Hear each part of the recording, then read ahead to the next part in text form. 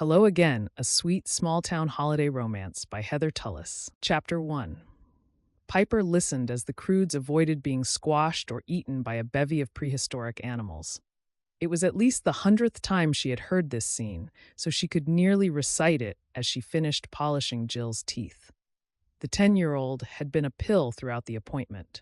Now she whined and fidgeted as Piper finished the last tooth. She could not wait for the dentist to come in for the final checkup. The x-rays looked fine to Piper, and if Dr. Danzy agreed, Jill wouldn't be back for 6 months. Hallelujah. "Piper, someone on the phone for you," Lorna called from the front desk. "He said it's important." "Just a minute." Piper rinsed the teeth, having Jill spit back into the suction. "All done with that part," she told the little girl when she was sure the residue was gone. "Wait here for the doctor to come talk to you, okay? After he has a chance to talk to you and your mom, we'll get you a prize up front." She said this brightly, like it would be a big treat to pick out a sticker or cheap spider ring. Only one more patient, and she could clean up for the day. She liked kids, most of the time, but her workday began with a biter and hadn't improved from there. She gestured to Dr. Danzy, an easygoing 40-something with a forehead that had been gaining ground on his hairline for the past few decades. "Jill's ready when you are," she said. He nodded in acknowledgement over his other patient, midway through cracking one of his signature lame jokes. Piper asked Lorna to let Jill's mom know they were nearly done and to go on back, then picked up the phone. "Sorry about the wait," Piper said, glad to see the person on the other end of the line hadn't hung up. "This is Piper. Can I help you?" "This is Officer Belliston of the Crystal Creek Police Department. I have Spencer in my car." Piper closed her eyes. What happened? Spencer was a good brother who didn't generally do anything that could get him into trouble, but his autism meant sometimes he had impulse control issues. At 14, he did better at managing impulses than he used to, but when his friends were around, sometimes he slipped. He and some friends thought it would be fun to break windows in an empty apartment building on Walnut Avenue. You know the one near Dequan's Chinese place? She knew it well as she often walked past it. Yes, the 6-story that's falling apart. It had been empty for 4 or 5 years, since the city condemned it. Rumor was that the building was worth fixing, but whomever owned it hadn't bothered. "That's the one," Officer Belliston said. "I spoke with your mother on the phone, but she can't get off work, and I can't take him home without a responsible adult present." Piper managed not to growl, but barely. Of course, her mom wanted Piper to drop everything to handle the problem. A peek into the waiting room showed her final patient of the day was already there, dashing her hopes that he would canceled so she could leave early. "I'll figure something out and meet you there. Give me 10 minutes. It was only 3 or 4 minutes to her house, but she would have to make arrangements for someone to take her patient. She turned to Lorna. "Anyone have the next little bit free?" Lorna pushed back her stylish brown bob and consulted the schedule on her monitor. "Heidi has a 20-minute window. Good luck." Piper frowned. She would need the luck. Heidi did not like working with children, even if Chandler was 15 now and barely qualified as a kid anymore. Piper checked on Jill and her mom, but the doctor hadn't gotten to her yet. Glad she had a few minutes, she slid into the employee lounge area where Heidi was sitting at the table, reading a fashion magazine. "Heidi, how are you doing? You have a break right now, don't you? I'm not covering for you." Heidi lifted her hand to brush her raven curls over her shoulder. "I don't do kids." Piper bit back a groan. "How did you know what I was going to ask? I heard you saying you'd be home soon. It's not my problem." She wagged her finger in the air, though she didn't look up. "He's 15, not a kid. He doesn't bite or spit or anything. I really have to get home. You say that now, but the second they sit in my chair, they start to spit and bite and stuff." Pointedly, she licked a finger and flipped a magazine page. "Come on, please. I'll owe you, I know, but I have to get home to strangle my little brother." Piper took the hard wooden chair beside Heidi. Heidi glanced up, but she appeared only mildly curious. "If I work for you so you can kill your brother, does that make me an accessory?" "Only if I get caught, but I'll probably make him do extra chores instead. Dr. Danzy might frown on a child killer working in his office." Heidi set down the magazine, which was open to a page with models in retro 1920s outfits. I'll cover the kid for you under one condition. She paused for effect. I want you to fill in for me on Friday afternoon. We're going to Branson, and I need to cut out of here early. Though Piper cherished her few hours of peace and quiet on Friday afternoons, she was desperate. Fine, but you have to clean up after Jill's appointment and set up for Chandler so I can go in a few minutes. Done. How long? Danzy's about to go in to see Jill now. I'll make sure her mom gets her goodie bag and let you know when I leave. Piper didn't wait for a response, hurrying back to the main hallway. Dr. Danzy was just preparing to go in to Jill and her mom. Ready? Piper asked cheerily. Anything I should know? What was left of Dr. Danzy's light brown hair was shot with gray and feathered over his ears. It was time for a haircut. She didn't bite me this time. Piper smiled manically, but was grateful Jill had behaved at least that much. Good, my workman's comp was getting steep. He flashed her a grin before entering the room and greeting Jill. 15 minutes later, Piper rushed out the door, sliding into her coat as she hoofed it to the parking lot. She frequently walked to work, but the sky had been spitting at Kansas City's suburb of Crystal Creek when she left that morning, so she'd driven instead. Which was good, because while the apartment she shared with her mom and brother was in walking distance of work, she wasn't sure how patient Officer Belliston was going to be. Almost 20 minutes after her phone call, Piper pulled into the old run-down apartment building her family had been living in since she was a senior in high school and found a parking spot. The black and white was parked in their family slot in front of the building, with Officer Belliston and Spencer still sitting in the front. At least Spencer wasn't in the back seat. Piper glanced at the apartments in time to see the manager, Ida, part the curtains a few inches to peer out at the police car. Perfect. Piper had been saving money for first and last month's rent at a nicer place, but thanks to some unexpected expenses, it would take another month or so, and the last thing they needed was to be kicked out over something stupid like this. But Ida sometimes evicted tenants for less. Officer Belliston stood and Piper recognized him. He was friends with her best friend Maddie's brother. She'd known Ben was a cop, but hadn't put two and two together when he introduced himself on the phone. She apologized before he could say anything. Sorry, it took longer to finish up with my patient than I expected. He was a tall, blonde, and gorgeous. The planes and angles of his face would turn many a woman's head. Surprisingly, he didn't act as though he was aware of his good looks. No problem. Your mom was afraid she'd lose her job if she left now. Are you surprised? It is the plastics plant.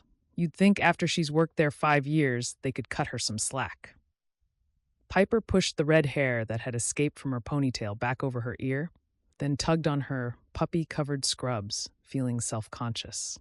Spencer pushed out of the passenger's side of the front seat. Am I going to be grounded? His eyes were downcast. His arms hung straight at his side, and his fingers tapped nervously on the legs of his threadbare, oversized jeans, which were just the way he liked them. His hair hung down, covering his eyes at this angle. She wasn't looking forward to nagging and badgering him into another haircut. Only until you're 32. That brought a quick smile to his lips, as it was a common joke of theirs, but his fingers kept tapping and his shoulders hunched. Piper draped an arm around his shoulder and gave him a quick squeeze. We'll talk about what happened when we get inside. Her mom worked swing shift, so other than a few minutes at breakfast, she wouldn't actually see Spencer for the next several days. This left the discussion about his behavior firmly in Piper's hands. She looked back at Officer Belliston. Give me the lowdown. What are we looking at damage-wise? He pushed back his cowboy hat a little. We still need to talk with the property owner, but there were several windows broken. We only did 3 of them, Spencer said, as if he'd said it before, but no one had listened. His gaze didn't meet hers. It rarely did. The others were already broken. We only broke 3. Okay. Piper tightened her arm on his shoulder. As usual, the compression on his body seemed to help calm him. Do you need me to sign anything? She asked the officer. A few minutes later, she ushered Spencer into the apartment, thankful Ida hadn't accosted them in the hallway, and sat him on the sofa. The tapping continued, and he'd started humming under his breath a little. So she got out the compression vest she'd made for him and slid it over his head and onto his shoulders.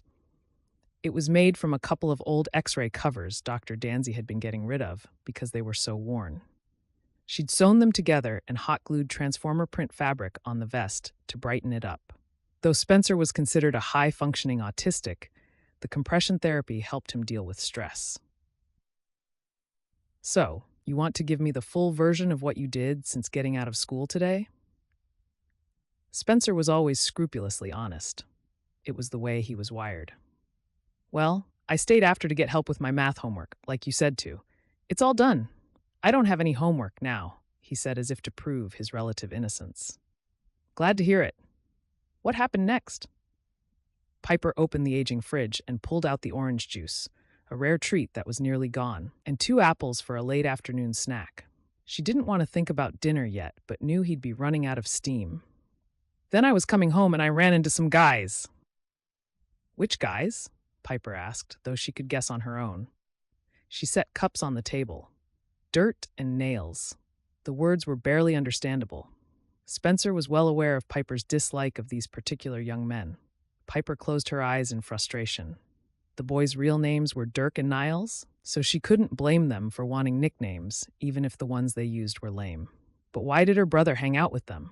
They were nothing but trouble. Go on.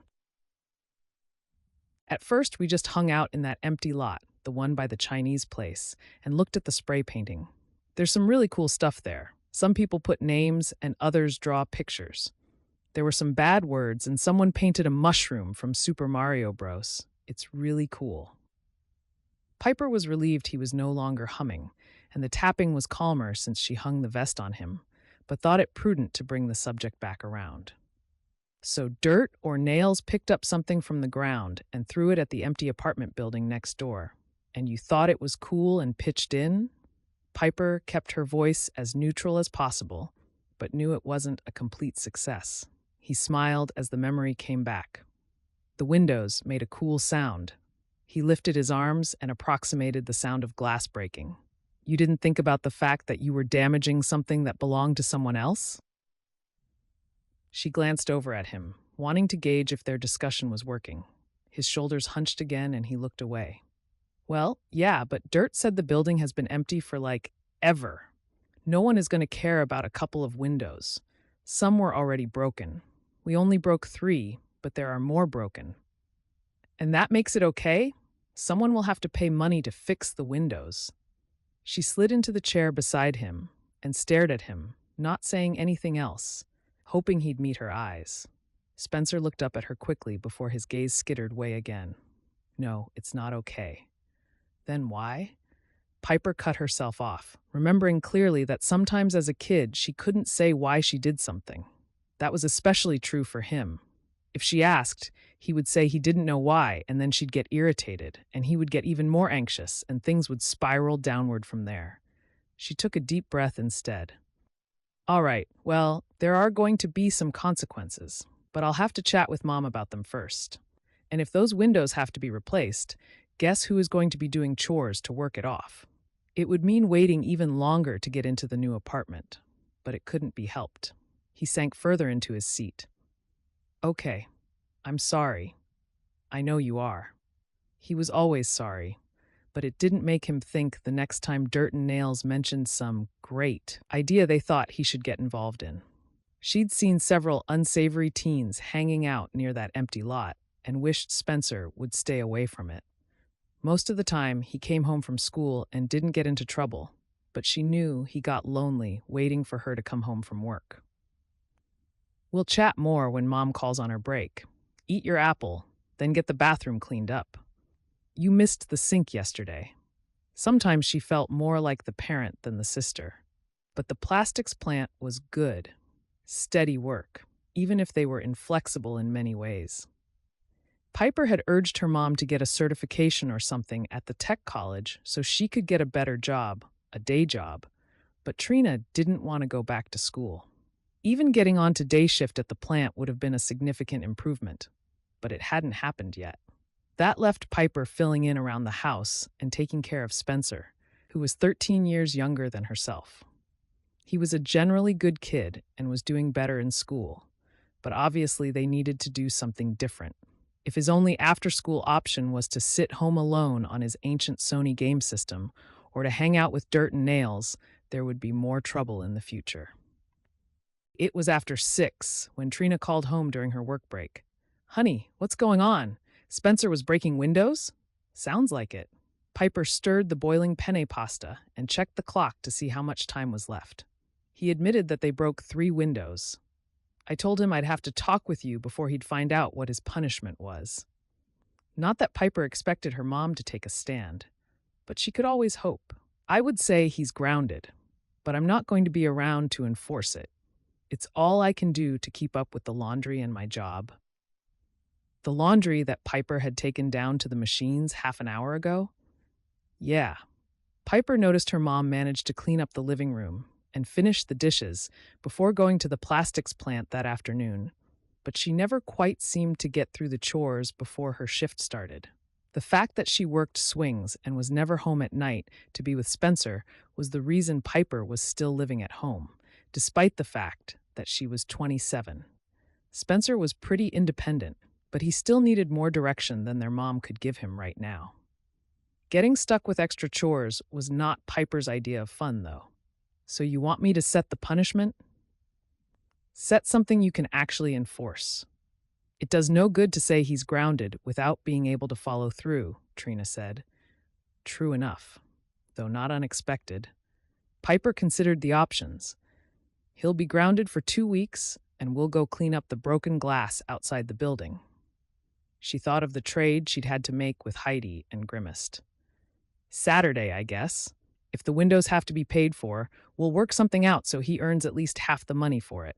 She would cover the rest. He'd probably be working around the house to pay for the repairs, so she'd end up paying for all of it, but at least he would have to deal with some of the responsibility." She knew enough about Dirk and Niles' family situations to be sure they would get away with 0 consequences from their own parents. "Thank you, honey," Trina said. "I don't know what I would do without you. I have to get back to work. My break ends in a couple of minutes." "I'll talk to you when I get home tonight. Bye, hon." "Goodbye, Mom." Piper hung up with a sigh. She knew Trina had to stash the phone in her locker and be on the floor before her break time ended. The lady in charge used a time chart to make sure no one went over on their breaks. Anyone coming back even a minute late got written up. To think working conditions were actually better since the previous owner died almost a year earlier. Piper hated that place, and that was only partly because of the working conditions. The fact that it was owned by the Stone family was plenty of reason all by itself. She spooned up a piece of pasta and blew on it to cool it. 2 weeks? Spencer asked from the doorway. Though her hand bobbled in surprise, Piper managed not to drop the pasta back in the pan, plus cleanup and possible restitution. He slouched against the door jamb. "The other guys probably won't have to do anything." The other guy's parents ought to take more interest in how their kids are turning out. She bit her lip rather than continue. Criticizing his friend's parents wasn't going to make the situation better. Plus, he might innocently repeat what she said, which would cause hard feelings. "Saturday we'll clean up the glass you broke." "Why? There's so much junk there." "I'll go with you and help." She loved when his punishments became her punishments too. "No one uses that space. It's sitting there empty. No one cares. People dump stuff there all the time." All the more reason not to add to the problem. Piper tested the pasta and found it was perfectly cooked. She turned off the heat and took the pan to the sink to drain the water. "We'll eat in a few minutes. Set the table, please." Spencer did as he was asked, but moped through the work and dinner. If this was a sign of how things were going to be for the next 2 weeks, Piper wasn't looking forward to it. Chapter 2. I wish you didn't have to leave. Layla Jennings reached up to fiddle with the lapels of Reece Stone's suit jacket, even though he knew the jacket looked fine. Her hands smoothed the fabric and came to rest on his chest. She shifted closer so their faces were only inches apart. Reece took her hands off his chest and gave them a friendly squeeze. "Sorry, I have to leave early tomorrow for Houston. Thanks for dinner. It was a nice night. He knew she was hoping for more, but despite the fact that this was their third date, sort of, and that she was beautiful, he wasn't even a little interested in kissing her. Layla was bright and blonde, blue-eyed and bronzed. She'd mentioned to the other women at the small dinner party that she owned a tanning bed so she could maintain her perfect coloring year-round, which was fine as far as it went. But in the next breath, she was talking about how much time and money she spent to keep her skin looking young. Somehow there seemed to be a disconnect in her head between cause and effect. That was one of the many reasons he couldn't get as excited about her as his mom thought he should be. She wasn't the least bit shy about showing off the all-over tan, as her low neckline and tiny skirt could attest. The other two men in the room had let their eyes wander away from their dates and to her enhanced silhouette several times during the dinner. If Reece had really been interested, he would have been irritated that they couldn't keep their eyes on their own women. Instead, he was glad the evening was ending. Layla was nice enough, smart in a general sense, aware of what was on the news and going on in the world, but he found her too self-absorbed for his taste.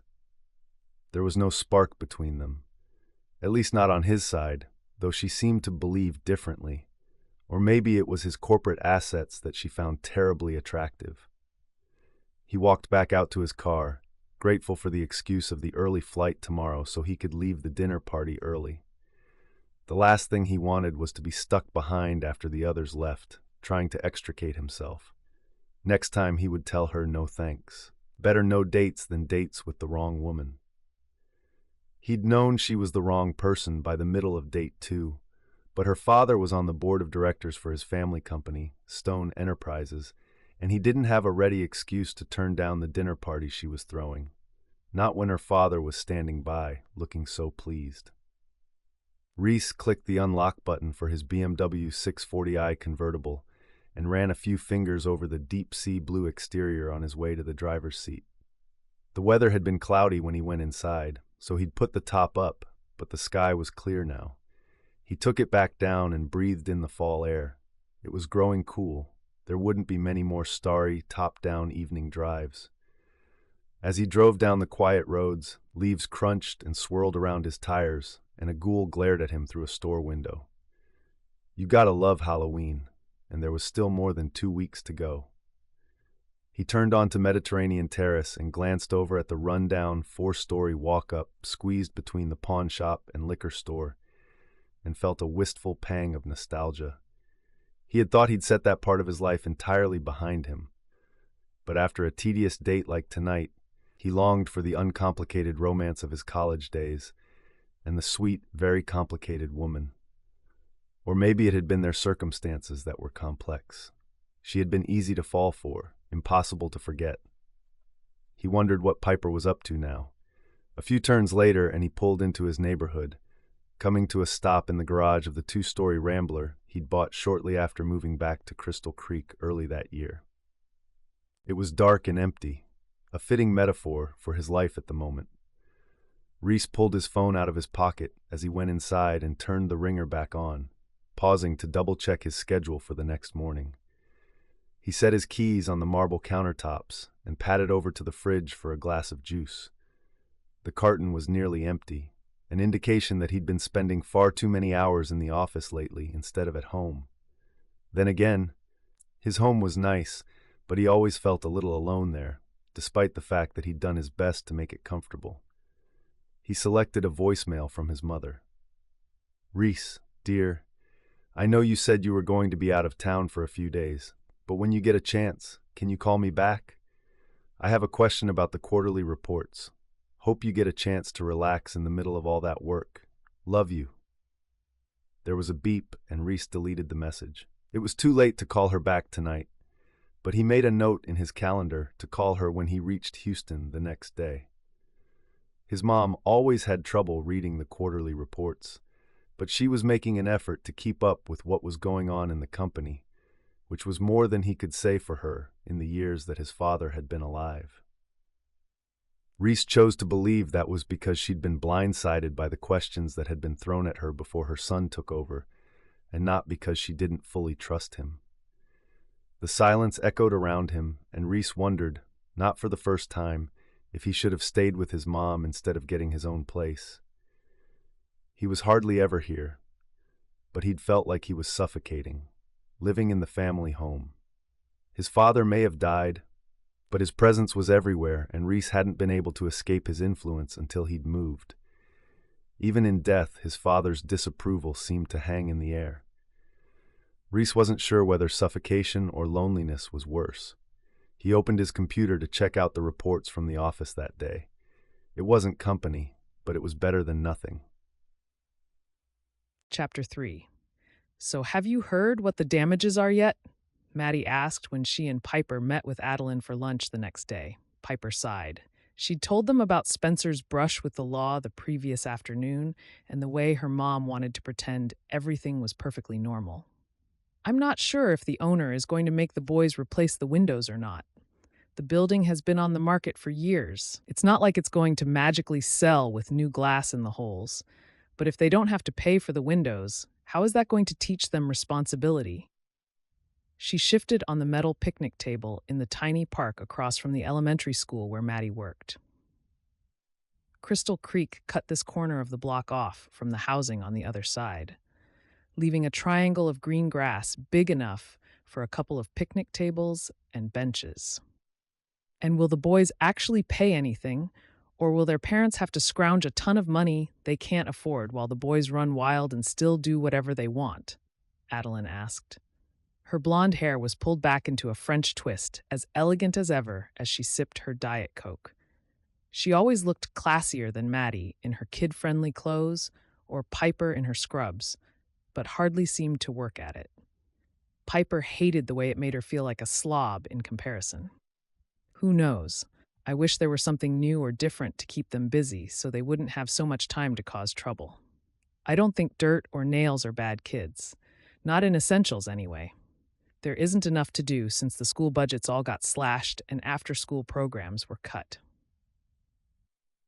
It had bothered Piper for a while now. Boredom and lack of direction led to gangs, drugs, and a multitude of other problems. Gangs weren't rampant in their area, but they weren't completely absent either. Spencer's lack of impulse control and tendency to follow along with others didn't help. The city has noticed a difference too, Adeline said. More skateboard damage lately, not helped by the fact that the skate park is so far away. We need something more central. As the city's economic development director, Adeline heard about everything new going on around town. We need something, that's for sure. Maddie pushed her long braid behind her shoulder. The highlights in her brown hair caught the sunlight. She picked at her PB&J. Even my third graders seem to be getting in more trouble in the afternoons. We'd love to do a few activities after school, but unless the PTA can raise more money, that's not going to happen. What do I do? Piper asked. Mom's so busy with work that she's never around. It's pretty much up to me if I want to keep Spencer involved in something else. And that's not exactly easy when he gets out of school 2 hours before I get off work. He was too old for a babysitter, and he did pretty well at staying on task and entertaining himself most of the time. But she knew being alone in their apartment was hard for him sometimes. Maddie smiled. I could always use a grunt to pound erasers and wipe the board. You don't have a chalkboard.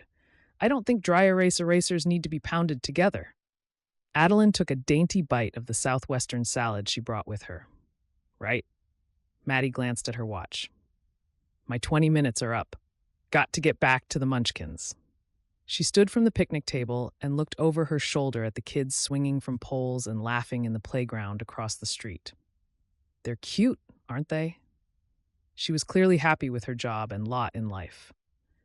Piper made a mumbling noise that would sound like agreement, then glanced down the street of dilapidated buildings to the one her brother had vandalized the previous day. There must be a solution. Adeline picked up her empty soda can along with the Tupperware from her salad and stuffed them back in her insulated bag she used every day. I better get back to work. You want a lift? Nah, I have time to walk. It'll be good for me after all those fries. It wasn't often she splurged on fast food for lunch, but it had been one of those mornings. Piper collected her trash and walked with Adeline to the parking lot, stopping to toss the garbage in the trash can at the edge of the school playground. She waved goodbye to her friend, then strolled across the street to check out the broken windows up close. There was a small hole in one, just enough to make it easy for large bugs to enter, but another window was missing half its glass, and two others were already boarded up. It had been such a beautiful building once, with marble pillars and the fancy stonework along the rooftop, and several other features Maddie referred to as neoclassical, whatever that meant. Now it sported gang symbols, broken windows, and the front porch stairs were crumbling.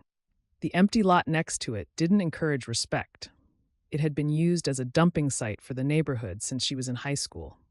It was riddled with old tires, cement someone removed from their yard, garbage, and probably drug paraphernalia strewn amid the weeds and trash trees that cropped up like weeds in rainy eastern Kansas. She could imagine if they had been nice trees and bushes and didn't have the garbage, it could have been great, a benefit to the neighborhood. But she couldn't recall the owner making any attempts to clean it out in the past decade. She wandered back to work, noticing sagging awnings, dirty windows, garbage, and more gang symbols through the neighborhood. Few people seemed to take pride in their property and neighborhood anymore, but she remembered when it had been better. She felt a tug of longing for back when her family lived in the country, and she'd grown up among the trees and gardens, digging her hands in the dirt. She missed it. She missed her father too, but she couldn't have either of them back, so she put it from her mind. She steeled herself to focus on work again and pushed through the door of the dentist's office, which always had a faint undertone of fluoride treatments floating through the air along with the hum of computers and voices. The real world was not so cut and dried, and its demands were relentless. "Piper, glad you're back. The Johnsons came early. Can you take Johnny back now?" Lorna asked as soon as Piper came into view. She turned to answer the phone, looking harried. Piper held back a sigh. "No problem. Give me a sec to stash my purse." Time wouldn't turn back for her, so she might as well be satisfied with what she had. "Why do I have to do this?" Spencer asked again as they picked up glass in the vacant lot Saturday morning. "No one cares about the glass." Spencer looked at the garbage surrounding them. He kicked at a pile of leaves that had blown against the wall of the building. "It doesn't matter if no one else cares if you pick up the glass. Little kids come down this street. Wouldn't you feel bad if one of them got cut on the glass you broke?" she asked. She hadn't thought about all of the dead plants and leaves that would make it harder to find the glass. She nudged back a soda cup and wrinkled her nose at the unmentionable items underneath, then let it fall back in place. She wasn't going there. He frowned and threw two more pieces in the bag she'd brought along. "Well, yeah, but the other guys aren't helping. They broke the windows too. How their parents decide to deal with it has nothing to do with how we deal with it." Plus, she'd called the other boys' moms and told them they were cleaning up the glass today if they wanted to send the boys over to help. Both seemed to think she was crazy. "This place is pretty cool." Spencer picked up several other pieces of glass. "Someone should do something with it." "Like what?" Piper asked. "I don't know. Something fun, so it's not so messy. It's so boring around here." Boredom was, no doubt, a big part of what caused the boys to vandalize in the first place. She wished someone would do something too.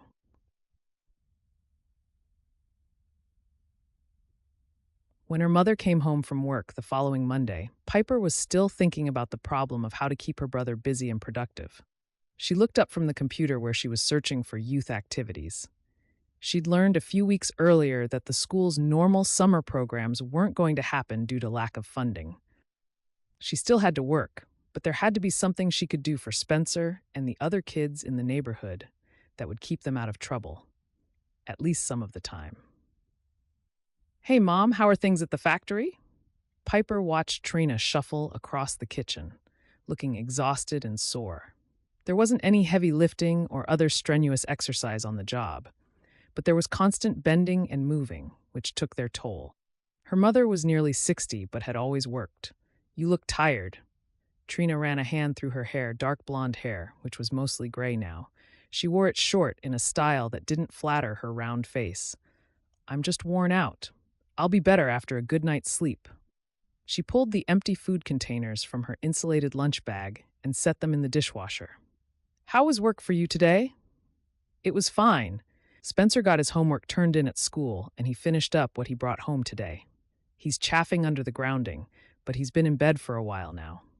She didn't know if he was actually asleep, but his light had been off when she walked past his door earlier. "I want to talk to you about something." Trina shot her a long-suffering look. "Honey, I want to get horizontal right now. Can it wait?" Piper saw how tired her mom was, but she'd been putting it off. "Mom, someone needs to be here when he gets out of school. I can't do that. Can you check again to see if you could switch to day shifts? You would be able to spend a lot more time with him than you do now." She couldn't remember the last time her mother and brother spent quality time with no one else around. "It could take months for me to get a morning position, and he won't be grounded for that long." Trina brushed at a few flyaway hairs and yawned. "Can we talk about it tomorrow? Or over the weekend after I've caught up on my sleep?" She shuffled to the room they shared. Piper let her go. She'd known it would be useless, but hadn't been able to help herself. It wasn't the first time Piper had brought up Trina trying to change her schedule. Trina insisted that she couldn't get on to the day shift, but Piper couldn't help thinking that if she tried a little harder, something would come up eventually. "I'll talk to both of you in the morning. Have a good night." Trina walked into the bedroom they shared and shut the door behind her. "Night, Mom?" Piper sighed. She should be getting to sleep as well, had already changed for bed for the night, but her mind wouldn't stop. Spencer was unhappy about the rules. When his friend Alan invited him to his apartment to play video games, he'd been upset that she'd said no. Spencer spent the evening working through his disappointment in his room. She couldn't blame him for not being happy. He struggled to deal with disappointment appropriately, but mumbling and making noises in his room was far better than the all-out temper tantrums he used to have so frequently. He still had tantrums occasionally, but they were less severe and further between than when he was younger. Piper wanted to tell her mom that Spencer needed her, and she needed to step up and take responsibility. But it wasn't like her mom was being a slacker. She had a job, worked hard, and helped around the house. If Piper felt put upon, she needed to get over it. Families worked together, so she would do what needed to be done. She turned back to the computer and skimmed the rest of the article she'd been reading, then followed a link with ideas for activities to keep teens out of trouble. She nearly went cross-eyed as she saw the list of sports, video games, after-school programs, community gardens, and clubs. She stopped. Community gardens? Was that a possibility? She remembered taking him to the Arboretum in Overland Park a couple of years ago. Spencer has been really interested in the plants and trees and asked about them for months. She opened a new tab in her web browser and searched for community gardens in Kansas City. But the closest one to Crystal Creek was 15 miles away. Too far to take Spencer to with any regularity, and he definitely couldn't get involved on his own. If she got him a bus pass to go to the nearest garden, he would end up getting lost. And he didn't do well when he was disoriented or outside his comfort zone. If only they had a garden nearby. The empty property across from the elementary school flashed into her mind, followed by several other empty lots within a mile of her house. It was a shame those spaces couldn't be utilized rather than collecting trash. She delved deeper into information about gardens, staying at the computer until nearly 1 o'clock. She wasn't sure if she was just catching on to one possibility out of desperation, or if this was actually a viable option, but she couldn't let it go. That night, she dreamed of tomato plants heavy with red fruit and onions spiking out of the earth. Chapter 4. Piper spent more time on the computer reading about gardens in the classrooms and all of the benefits to a community. She even read about a community garden in a small town nearby where students raised most of the vegetables and donated a portion to the local food pantry. The more she read, the more her brain spun with the possibilities. Piper looked at all of the empty lots again. trying to decide which ones would be the best locations and which owners might consider allowing her to use the property for free or for a very small fee. Adeline could help to arrange funding, she was sure of it, and Maddie would be out of school all summer, so she might be able to help with a lot of the organization. Her head was so full of possibilities that she wasn't sure where to start. Needing some people to brainstorm with, she invited Maddie and Adeline over for dinner. She needed to hash this out with two people who could help her look at it realistically. She didn't want to go off half-cocked on a plan that might fail, and it definitely wasn't something she could do on her own. She wouldn't even know where to begin. "Okay, so what's going on?" Maddie asked when she arrived at 5:30. Piper smiled and returned to the taco meat she was browning on the stove. "You'll have to wait for Adeline to get here. I don't want to have to say it twice." "Hi, Maddie." Spencer got up from the table, where he'd been working on math, and came over. She was one of his favorite people. "She's been making plans all week. She won't say what, scribbling notes and hogging the computer." "Math, Spencer." Piper pointed back to the table. He frowned at the books. "I'm done. Can I play Mario Kart now?" He wanted some other games, but budget? His sensitivity to noise and flashing lights, and Piper's limits on game ratings had left him with only a few to choose from. She made a mental note to look for something different at the used game shop for Christmas. Piper picked up his homework, studying the equations one by one. "Redo this one." She pointed to number 5. "It's wrong. The rest look good." She handed it back to him, ignoring his groan as the doorbell rang again. "That would be Adeline. I'll get it," Maddie said. "Sorry," Adeline said as she rushed in, patting her pale blonde hair as if she was afraid some of it might be out of place. It looked perfect, of course. "I got stuck handling something for one of the city councilmen and finding a way to turn down another dinner invitation. I swear the man never gives up." "Which makes him an ideal public servant on a professional level," Maddie said, "and a nuisance on a personal level," Piper added. "Exactly." Adeline set her purse on the end of the counter. "Whatever you made, it smells divine. I picked up cupcakes from Sweet Confections on my way here. I figured it would make up for me running behind." "Well, you did leave us waiting a long time," Maddie said, walking over to peek into the bakery box. "But I guess I'll forgive you for dulce de leche cupcakes." Piper shot Maddie a dirty look. "Give me a break. You've only been here 2 minutes longer than Adeline. She would have beat you if she didn't stop for dessert." "Where's your excuse?" Maddie grinned. "No excuse needed. Another time I'll bring the food, or we can eat at my place. I was brainstorming ideas with the other second-grade teachers about plans for the second half of the year. We want to switch things up this year and do something new. We still haven't landed on an idea we love yet." "I have one for you," Piper said as she pulled the meat from the stove and carried it to the table, setting it on a hot pad she had previously set down. "It might solve both of our dilemmas." "I'm all ears." "Done." Spencer stood up and smashed the notebook into his school book. "Can I play a video game now?" "Not yet. Go wash up. We're going to eat in a few minutes." Piper saw the scowl coming and elaborated to head off complaints. "You can play after dinner as long as you keep it turned down so we can talk." He cleared up his stuff, though he muttered under his breath. Piper decided compliance was more important than a good attitude right now. Without being asked, Maddie reached into the cupboard and started setting the table. She didn't have to ask where anything was. Their long friendship had made her familiar with where things were kept. "So seriously, now that we're both here, you have to tell us what's going on." "Grab the shredded cheese, will you?" Piper asked as she picked up the bowls of chopped lettuce and tomato. "I was thinking about that vacant lot by Dequan's. The one where the boys got into trouble?" Adeline set the ice-filled pitcher next to the broccoli. "That's the one. It's a major eyesore, don't you think? And right across from the school," Maddie added. "We could use more parking." Piper rolled her eyes. "I was thinking of something a little nicer looking than that, and more useful." Spencer came back into the room, wiping his damp hands on his jeans. Piper almost sent him back in to wash again, but decided it wasn't worth the fight this time. She needed to take a load of jeans to the laundry room as soon as he went to bed tonight. "Grab the tortillas and we can sit to eat," she told Maddie. A moment later, they were sitting around the table, passing the taco ingredients back and forth. So? Not that I don't enjoy spending time with my buddy Spencer here, she nudged him, and he nudged back. But are you going to get to the point? A community garden. There isn't one around here, Adeline said. Nope, Piper said.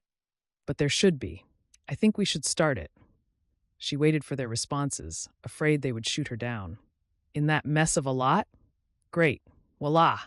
Maddie waved her arms theatrically. So let it be done. She sent Piper an exasperated look. How are we going to get permission? What kind of paperwork would we need to file? Do you have any idea what it would take to make it happen? Enormous amounts of work at the least. I don't know all of the specifics, but I'm sure it can be done. Gardens are popping up all over the place. Piper scooped some warmed refried beans onto her cheese. We already have a park, Spencer scoffed, and it has skate ramps and everything. I'm not talking about a park, and the skate park isn't close enough to here anyway, Piper said, feeling defensive. I'm talking about fruits and vegetables, flowers, herbs, something to keep the youth busy during the summer, to give them pride and make the neighborhood look nicer. Maddie and Adeline both lived in a nicer part of town, not near Piper, whose neighborhood was falling into ruin, but they had to have noticed the way things were falling apart and hate it as acutely as she did. They both worked near the garbage-strewn lot. It'll be a refuge, somewhere students can learn about growing things, bugs, the way the sun works. Piper turned to Maddie. If it was in walking distance of the elementary school, you could take your class over for mini field trips. It would make for a great science lesson in the spring as the kids plant stuff, and in the fall as they save seeds, pick food, and I don't know. Maybe we could even get a greenhouse or something makeshift that would do the job for a year or two until we could afford the greenhouse. That way, you could have spring and fall classes out there. It might discourage kids from defacing buildings. She sent her brother a look of disapproval, which he had the sense to at least appear shamefaced over. I think it's a brilliant idea, Adeline said. Is that the only place you could use? There are several, but that one is my favorite. If we can get it. It's been empty for so long, I'm hoping the owner will be willing to arrange a long-term lease in exchange for the tax deduction or something. It would save them the hassle of cleaning it up. The City Beautification Committee is compiling a list or properties that need to be cleaned up, Adeline added. Maddie seemed to be considering the idea. A planting and harvesting module would be interesting for my class. She nodded her head thoughtfully. If it were right across the street, it would be doable. Getting buses is a major issue, but if we could walk there, that would eliminate the field trip expenses. A greenhouse would extend the growing season both directions. What about during the summer, though? Who's going to run the program? Her eyes lit with excitement and curiosity. She was always looking for a little fun. Piper elaborated a little more. One of the community gardens in Kansas has an army of kids who help weed and pick the unrented beds in the summer in exchange for veggies. They even donate some to the food pantry, which benefits the community as a whole. We have a lot of kids in this area who run loose during the summer, who might like to get involved. I'm sure there will be some families who want to rent plots. Of course, there's always community service for the juvenile delinquents. She shot a pointed look at her brother, but he was fully focused on his food and whatever else was going on in his mind, not on their conversation. I think it's a brilliant idea. Adeline nodded to herself. Her brown eyes took on the faraway look that meant she was already making plans. It's good for the locals, for the kids, and the community. I'm sure I can get the city council to back it. Especially if you cozy up to one city councilman in particular, Maddie teased. Adeline ignored her. How can we help? I have a list of places that we might check into, and I have no idea what kind of forms I'll have to fill out or how to find out who owns the empty lots around here. Well, I happen to know a few things about that. Tell me where you want me to start. Adeline pulled out her phone and opened a note app, setting it between them. She was a demon with a spreadsheet. Count me in too. It sounds like a great idea. Maddie grinned as she dumped salsa on her taco. As soon as we can tie down a property, I can start looking for grant money for a greenhouse. Piper smiled to herself and began talking about the ideas percolating in her mind. It had taken nearly half an hour to get through the lines at the Register of Deeds office to find out who owned the property across the street from the elementary school. But Piper did her best not to show her growing irritation as the last woman in front of her moved away. "What can we help you with today?" the 50-something man behind the counter asked when it was finally Piper's turn. "Hi, we're trying to put together a community garden, and I needed to check on the owner and zoning for the lot we're hoping to acquire." The man brightened. "There's a community garden a few blocks from my house. It's so nice, and the neighbors love it." "Where is the property located?" Piper told him, and he tracked down the address on the computer. It took a moment for Piper to recognize the neighborhood from the satellite image, since it was a different perspective than normal. 314 is the property to the east, Piper said as they looked at the street. There used to be a big department store there, but it's been torn down for years. Well, it looks like it's zoned commercial/residential. It shouldn't be hard to get spot zoning for the garden in that area. Most planning commissions are thrilled to incorporate green space like this into neighborhoods. That area has a lot of older structures, doesn't it? Yes, the apartment building here, she pointed to one to the east, is empty and falling apart. Can you tell me who currently owns the property? It's been vacant for a long time. I'm hoping they'll like the tax write-off and be willing to let us use it. That sounds ambitious, he said, but everyone loves a tax break. Give me a minute here. He clicked a few more buttons, then nodded. Yes, here it is. Piper leaned forward, pen in hand, but when the city records finally came up, her heart dropped. Stone Enterprises. She sighed even as she jotted it down. That was the last thing she wanted to hear right now. She thanked the clerk and headed out the door and down the front steps of the building, then pulled out her phone, glancing at the time on the display before speed dialing Maddie. School had only been out for 10 minutes, but she might have her phone ringer turned back on by now. We're going to have to find a different property, she told Maddie as soon as she answered. Why? What's wrong with the one you found? Is it in the wrong zone? No, it's... Maddie didn't wait for her to explain. Did you check with the city to see if they would let us use it that way if we get permission? Can't we get special zoning or something? Maddie finally paused, most likely to catch her breath. Yes, the zoning is probably fine, but we'll never get permission to use the property. Piper should have known. Stone Enterprises owned everything else in the town, practically, and they weren't known for being overly generous, especially... She cut that thought off and focused on what Maddie was saying. Who owns it? Stone Enterprises. Of course, she said the last part under her breath. Well, it could be worse. Big company, big need for tax write-offs, right? If only it were that simple. Now, Piper really wished she'd told Adeline and Maddie about her relationship with Reece Stone. It had all happened while her friends were on vacation the summer before their senior year of high school. She hadn't, though, and how could she tell them about it now? What's not simple about it? I know Old Man Stone was bad about not giving back to the community, but I hear his son is making changes. Take the proposal to him. See what he has to say. The worst he can say is no. It wasn't being told no that bothered Piper. It was what else might happen. Emotionally, she wasn't sure she could handle seeing him and his disinterest again. Not yet. She stopped in the parking lot in front of her beat-up Hyundai and played with her keys. I guess there's nothing else to be done. She should tell Adeline and Maddie about Reece now. But she wasn't going to. Chances were, he probably didn't see these kinds of requests anyway. And if he did, he probably wouldn't remember her. It was obvious she had only been an interesting distraction. She would create the presentation, send it to his office, and hope for the best. There was no reason she even needed to see the jerk, right? Chapter 5. Board Meetings. Always gave Reece a headache. He had thought that after almost a year of running his father's empire, plus the decade in other positions, he would be used to the high-stress meetings where no one seemed to agree about anything. There were a couple of weeks before the board met again, and he was grateful for the break. He returned to his spacious office, which boasted comfortable furniture, a decent view, and a jumble of mail and notes piled on his desk. He sighed.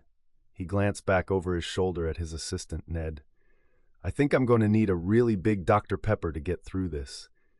Ned grinned, creases forming at the sides of his eyes. "I'm one step ahead of you. There are a half-dozen bottles chilling in your mini-fridge. No wonder I keep you around." He smiled at the older man who had worked as his father's assistant for over a decade before Reece took over. "Don't you forget it," Ned said before the door shut behind him.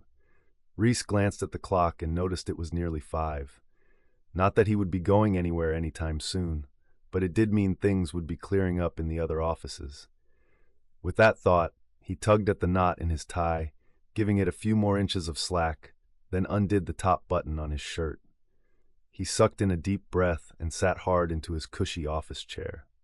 He twisted back to open the mini-fridge hidden behind his father's massive desk, probably as a symbol of his power, and grabbed one of the 20-ounce bottles of Dr. Pepper Ned always stocked there.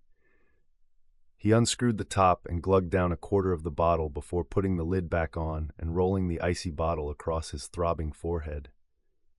He needed Tylenol, dinner, and time to relax. He wasn't going to get the last one, but he took the medicine and promised himself that he would eat soon. With a tired sigh, he turned back to the stack of papers on his desk. Reece worked steadily through the pile for the first hour, took a break to answer some email, then returned to that day's proposals, forms, and letters. He set aside some interesting requests for donations to community organizations. They deserved more consideration. When he was nearly to the bottom of the stack, he found the manila envelope with a return address stating that it was from Crystal Creek Community Garden. It was after 7 already, and Ned had long since gone home for the night. Reece decided that after this envelope, he would grab something to eat and head home as well. He scanned the letter, thinking the organization sounded nice enough, but not at all convinced about why he should donate land, or that the garden would do what they claimed for the community. When he caught the name at the bottom of the letter, his gaze faltered. Piper Daniels. He let out a long breath. Could it be the same Piper? It wasn't a common name, but he thought she had moved out of the area years earlier. Could she be back? On impulse, he pulled up Facebook and typed her name in the people search, along with Crystal Creek. It only took a moment for her beautiful face and fiery red hair to pop onto his screen. He clicked on her picture and followed it to her page, which was private, but he got a better look at her picture. His throat clogged as he remembered dating her during that summer break before his senior year of college, and the way she had captivated him. He'd regretted the way he'd ended things with her, and wondered what would have happened between them if their parents hadn't interfered. Was she involved with someone now? She was still using her maiden name, but that didn't necessarily mean anything. He reread the proposal for the empty lot he owned on Walnut Ave. On impulse, he sent Ned a note to have Piper come in to discuss the project in more detail. Whether he decided to donate space for her garden or not, he wanted to see her again. Piper was trying not to think about the fact that she hadn't heard back on the proposal for the garden. It had only been a day, and surely she wouldn't hear back from Stone Enterprises for at least a week, if ever. Jimmy Sanders was doing his best to distract her from thoughts of the garden. And Reece. At 8 years old, he was even more wiggly than he'd been the last time he'd been in her chair, and cleaning his teeth was no picnic. "Why do I work on the kids again?" She asked Lorna when the polishing was done, and she was waiting for the dentist to check the x-rays. "Because you love kids and are good with them. Besides, no one else would work with Jimmy." Lorna lifted a note in her direction. "You missed a call. I thought you might like to get this one soon." There was a curious twinkle in her eyes. Piper took the note, and her heart nearly stopped when she read Lorna's twisty scrawl. "Mr. Stone would like to meet you regarding your proposal. Please call back for an appointment." A phone number followed, and she nearly stopped breathing as she read the 2 sentences again. "Mr. Stone? Would that be Reece Stone?" Lorna asked. Her voice was light and curious. No doubt she was already making connections that didn't exist. Yeah. He wanted to see her? He wanted to see her? She was going to have to see him? "You proposed to him?" Lorna asked teasingly. It was a thing for the community garden I'm trying to start for next summer. His company owns the land we want to use. He wanted to meet in person? Like an interview? Like a presentation? What would she wear? Should she get a haircut first? Well, call him back and make the appointment, Lorna nudged. And while you have his undivided attention, ask the man out. You don't get out often enough, and he's a real catch. Oh, right. Piper's hands shook slightly as she pulled out her cell phone and dialed. He was a catch. Right. Clearly, she should throw herself at him, because it had worked so well the first time she'd been desperately in love with him. Of course, now that he was older and wiser, he was totally going to fall into her arms. Whatever. An older man's voice answered on the line. Stone Enterprises, Mr. Stone's office. She'd gotten his personal assistant? Yeah. This is Piper Daniels. I got a message to call Mr. Stone? Could she sound any less professional? Of course, Mr. Stone was intrigued by the proposal you sent him and would like to meet with you to discuss it further. Could you meet with him sometime tomorrow? Tomorrow? That was way too soon. I work every day until 4, but maybe Friday afternoon. I'm available anytime after 1. Let me see. The man made a humming sound in his throat. He's pretty busy, but I could work you in tomorrow at 5 o'clock. Would that be okay for you? Yeah, sure. Piper felt her throat close. She was going to meet with him, personally. At the office on Main Street? Yes, I've added it to his schedule. We'll see you tomorrow. Thanks. Piper said goodbye and hung up. She tried to act unaffected for Lorna's sake, but wasn't sure she carried it off. I have a meeting tomorrow. Her head spun. What would she wear? How was she going to get an outfit and a presentation together in one night? She should have asked for the appointment to be moved back a few days. She glanced toward the room where she'd left Jimmy. First things first. I better go see if the doctor is in there yet. She would call in Adeline and Maddie for emergency assistance when she got a break. She breezed down the hall as if nothing could touch her. But inside, she couldn't stop thinking that this was a very bad idea. Chapter 6. Stone Enterprises owned half the town of Crystal Creek, but their offices were in an old 3-story brick building with an unimpressive entrance. They didn't dress things up like a company that was raking in the dough. Or that was what Piper had thought, until she actually stepped inside and saw the thick carpets, brass fixtures, marble pillars, and hardwood reception desk. She was instantly overwhelmed by the opulence and nearly shook with nerves as she approached the main receptionist. Hello, I'm Piper Daniels. I have an appointment with Mr. Stone. Just a moment. Let me call up. The blonde couldn't have been much older than Piper, but they hadn't gone to school together, or Piper would have recognized her. She dialed something and paused. Yes, there's a Piper Daniels here to see Mr. Stone. Okay, I'll bring her up. She hung up and stood. Follow me. Piper tried not to be offended that the receptionist called first to verify whether or not Piper actually had an appointment. Did she look that out of place in this setting? She tugged on her blouse, smoothing it self-consciously. They entered a mirrored elevator, and the receptionist pushed the button for the 3rd floor, then gave Piper a sideways glance, her eyes taking in every detail, as if calculating whether she belonged and why Reece would want to talk to her. I haven't seen you here before. Piper reined in her irritation, not wanting to show it. I've never been in the building before. Piper shut down the train of thought before she started picking apart every word she said. Focus. She was there for the garden and absolutely nothing else. The woman's brows lifted slightly, but the doors to the elevator opened and she gestured down the hall. His office is through the 3rd door on the right. Piper nodded. Thank you. She held her head higher as she walked toward the door, her heels clicking against the marble tiles and her hands shaking as she gripped the folder she'd brought with all of the stats she'd gathered for the meeting.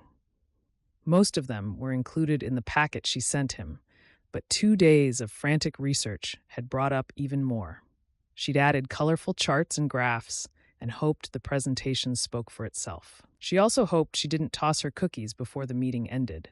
She shook back her hair, smiled, and pushed open the door the receptionist had indicated. Several doors were on each side of the room, and a man in his 50s sat at a desk in the middle, a huge mahogany double door behind him. Apparently, that was Reece's office. The man stood and greeted her with a handshake. "You must be Ms. Daniels. I'm pleased to meet you. I let Mr. Stone know you were on your way up. He should be out soon. Please take a seat." He gestured to the comfortable-looking leather chairs along the wall. Piper took a nearby seat and crossed her ankles. She managed to refrain from pulling out her phone to check the time or for messages. She didn't want to appear fidgety, even if she felt fidgety. But maybe staring at the wall was worse? What did it say about her? That she had nothing better to do than sit there, waiting for his royal beneficence to shine on her? Thankfully, the door behind Ned opened and Reece walked out in a perfectly pressed charcoal suit. His coat was buttoned and a red power tie snugged up against the bottom of his neck. As he approached, she could see the glint of gold on the tie was a saxophone-shaped tack. His honey-colored curls were still in disarray, the same as always. He was as beautiful as she remembered. She stood smoothly as he walked straight to her, smiling with that adorable dip above his top lip that had always drawn her eye and made her crazy to kiss him. Reese's smile was full of welcome. "Piper, it's been a while." Did he think the way he'd left her was long forgiven and forgotten? "Yes, it has. Congratulations on your new position, though I'm sorry about how it happened." She hadn't been impressed with his father, but she knew Reece had always longed for his father's approval and rarely found it. She wondered if he'd managed to get it before his father died. "Thank you. Please join me in my office." He gestured for her to go ahead. Piper tried to walk straight and not let her heels catch on the soft carpet below her feet. These were Adeline's shoes, and though the heels were only 2 inches, she wasn't used to wearing anything with a heel. Reece's office was enormous, with his desk on the right and several plush chairs in front of it. On the other side of the room was a gleaming mahogany table with more chairs, and a small seating area with a couple of sofas and chairs around a coffee table. He gestured to this last arrangement. "Please, take a seat on one of the sofas. Can I get you anything to drink?" He pulled his office doors closed behind him. Piper glanced back warily when she heard the snick of the door closing. He stood casually in front of it, studying her reaction. "You never seemed nervous to be alone with me before." There was no censure in his voice, just consideration. "I was 17 and stupid." It was the closest she would come to discussing their relationship. He nodded, though whether in acknowledgement that things were different now, or because he thought she had been stupid, he didn't say. "I have a selection of sodas, or I can pour you some coffee." He spoke lightly, as if there were no painful memories between them. Maybe there weren't on his side. "I'll take a soda. Coke if you have one." "Diet with lemon?" he asked. Piper nearly tripped in surprise that he remembered, but set a hand on the back of the sofa she was passing. She only let her stride hitch for half a second and hoped he didn't see. "Yes, that would be great. Thanks." She sat carefully and opened her folder on the coffee table. Reece returned with a small tray holding 2 clear glasses with ice, a can each of Dr. Pepper and Diet Coke, and some fresh lemon wedges. Then he took the spot on the sofa beside her. Was he trying to set her off balance by his nearness? Because it was working. She had always found him attractive, but age had been good to him, and she found him even more compelling now than before. "I've looked more closely at your plans for the garden," he said when she was shakily pouring soda into her glass. "They're very interesting, but I want to know why my property." He filled his glass, then picked it up and leaned back in the corner of the sofa to watch her. Surely there are plenty of other properties that would work as well. Well, yes and no. There are other plots that are sitting vacant, but you noticed, I'm sure, the information about gardening in the classroom? She waited for him to nod his confirmation. "We considered several other sites when we were first considering the idea, and your property is the only one close enough to the elementary school for the teachers to use on a regular basis. If we went with one of the other sites, it would require teachers to reserve and pay for buses, which would significantly increase the cost of the school program. Since we have several teachers who have indicated that they would love to have an outdoor classroom, being close to the school is important."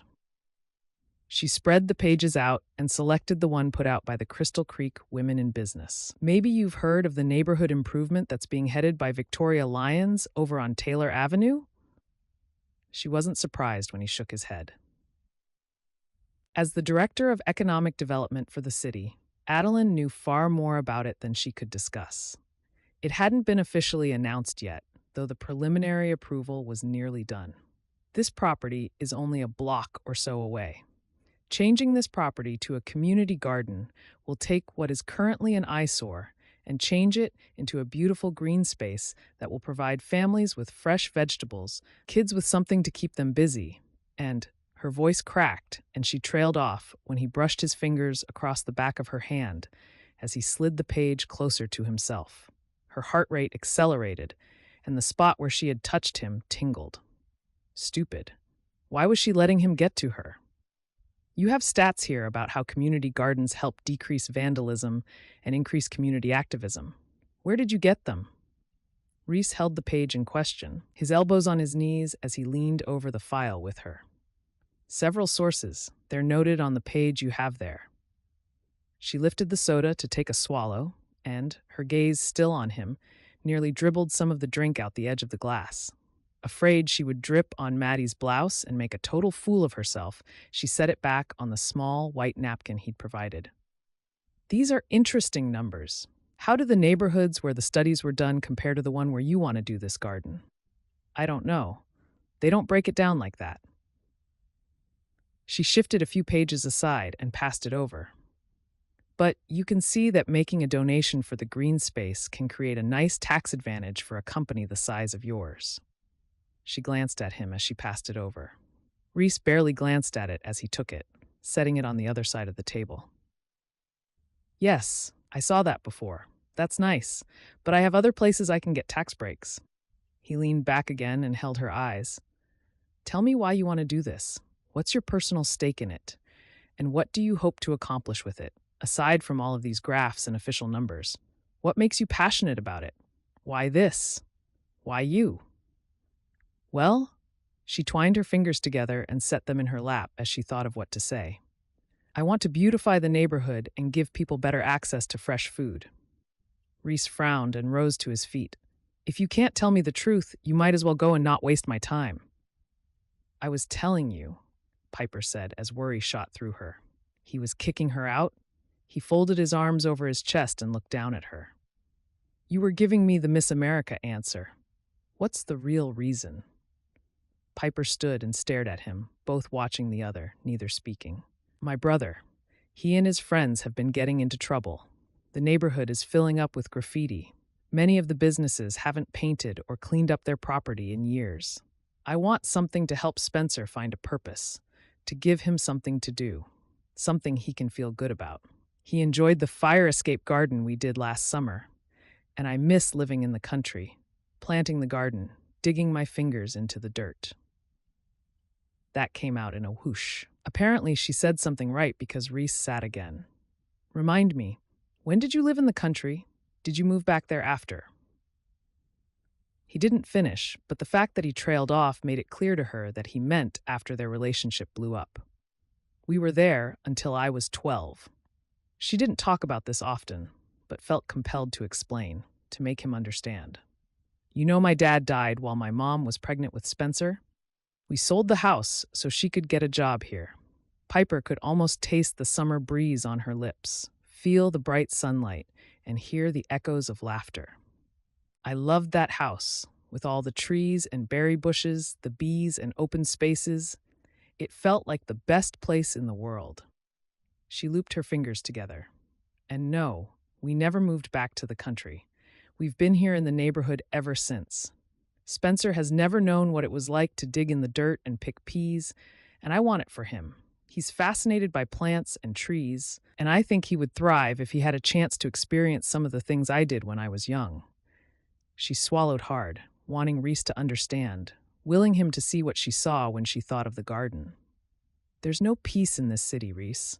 We all need a place to feel peace, don't you think? He stopped a couple of feet in front of her, studying her face. Yes, I do. All of that other stuff you said about tax advantages and schools and whatever, that's all well and good, but it wasn't enough. This was what I wanted to know. Relief poured through her, but he held up a finger. My approval is conditional, and I'm not the only one who decides what to do with the property. This proposal still has to go before the board, but there's a good chance they'll accept, since the land is just sitting there eating up taxes right now. It desperately needs to be cleaned up. I'll need to see actual plans for the property. See if you can make this work before I'll take it to the board to try to get the approval. Piper's shoulders relaxed a little.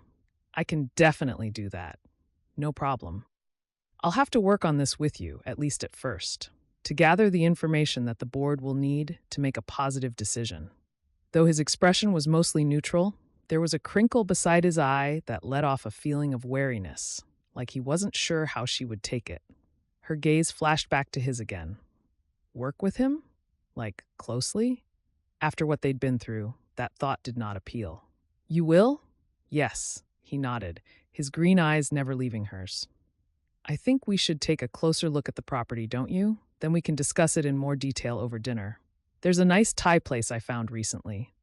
You still like spicy food, don't you? When she froze, looking for a way out of it, he added, on a purely business level, of course.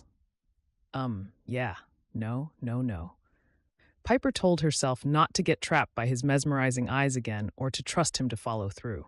He never actually promised to let her use the property, and until his signature was on the dotted line, she wasn't going to take any of it for granted. It would be far too easy for him to withdraw his conditional approval. His terrific, entirely too kissable lips smiled. Great, give me a chance to shut down my computer and we can go. He turned back to his desk, and Piper sat again, her legs shaky, and collected the pages, in case they needed to discuss it more later. Did she agree to have dinner with him? Heaven help her. Chapter 7. Reece was glad to find out Piper lived nearby and had walked to his office. That meant she didn't have an excuse to turn him down when he offered to drive her to the property in question. Of course, he'd driven past it that morning to take another look from the street. It was only a few blocks away, but he didn't have time to get out for a closer look. He remembered the old building that had been there for most of his childhood. By the time he became a teen, it had been beyond repair and was torn down. The lot had been empty ever since. There had been interest in it in the past, but his father wanted more for it than the offers. Reece wanted a closer look now. He also wanted an excuse to get Piper in his car so she wouldn't skitter off too soon. He hadn't been able to resist doing more research into the garden when he saw her name on the introductory letter. If it had been anyone else, he would have forwarded the proposal to the appropriate staff member to look over the bottom line, and then he would have forgotten about it. But her name stopped him and made him look closer. Now that he'd been in the same space as her, found that the attraction he'd felt for her before was still there, as strong as ever, he couldn't imagine walking away without seeing if there was a chance to rekindle their old romance. He needed to see if his feelings were real or temporary, brought back by memories of their former closeness. Had they become so different in the past decade that the attraction would fade as they got to know each other, or would it grow stronger? He needed to know. Piper had grown up, becoming even more beautiful. She had only been 17 before, staying home to work and tend her brother while her friends were out on vacation. He had been home for the summer break and unable to stop himself from talking to her, despite knowing she was too young. Being with her had been so much fun. Kissing her, earth-shattering. He wanted to know if it would still be that way between them. And then he'd had to go. He didn't explain what had happened when he broke up with her. She wouldn't answer his letters or calls when he tried to explain later. She had been sweet, full of plans and dreams, tender, and devastated when he ended their relationship. When he went home at Thanksgiving, determined to beg her forgiveness and make her listen to him, she didn't live there anymore, and the neighbors wouldn't tell him anything. She was no young, impressionable girl now. She had definitely filled out in all the right places. The skirt she'd worn to his office, while passably demure and entirely appropriate for business, still showed enough leg to have his heart pounding double time. As they pulled up to the sidewalk in front of the empty lot, Reece took a deep breath, enjoying the soft, musky fragrance of Piper's perfume in the closed car. They came to the property and he wrinkled his nose. He wondered how he ever let it get so bad. He didn't routinely drive down this street, but still should have noticed the way the garbage heaps were piling up. The weeds had grown out of control, and was that a sofa someone dumped in the corner? To the left, Dequan's Chinese restaurant, with living space above, sported peeling paint. A large, abandoned apartment building sat on the right. Both buildings dated back to the early 1900s, and were in need of at least some repair, though the apartment building would need a major overhaul to be habitable again, with its broken windows letting in the weather and crumbling front steps. He would be surprised if the roof didn't need to be redone as well. The empty lot was a large one, nearly 100 feet across and over 300 feet deep. It would take a lot of work to clean up, but it had a lot of possibilities for the garden. The land's salability wasn't helped by the fact that the neighborhood was falling into decline, despite the bustling city only a couple of miles away. It had been hard enough keeping his other business interests afloat through the market downturn without trying to figure out what to do with this albatross of an empty lot in a dying neighborhood. This wasn't their only property that was costing exorbitant taxes for no return, but it was one of the most visible ones. The tax breaks for donating space to the garden would fix the appearance and the tax expenses, at least. Watching the earnest excitement cross Piper's face as she talked about the garden made him want to give her that dream, even without the business or community incentives. Reece got out of the car and came around to let Piper out, but she didn't wait for him. She'd been stiff on the way over, sending out strong stay-away vibes. Telling himself she was entitled to be mad at him and he would need to proceed with patience and care, he studied the neighborhood and saw what Piper meant about vandalism. There were gang tags on the restaurant's wall, along with other spray-painted pictures. It's going to take a lot of work to clean up. He didn't want to discourage her, but he did want her to be realistic about it. Piper nodded. Then it's a good thing we're starting this fall, right? It'll give us time to do some site prep so we can dig in and get right to work next spring. So what are your plans? He had a few ideas, just looking at it from the main sidewalk, but knew she would have something more concrete before contacting him. Paint over the gang symbols for sure.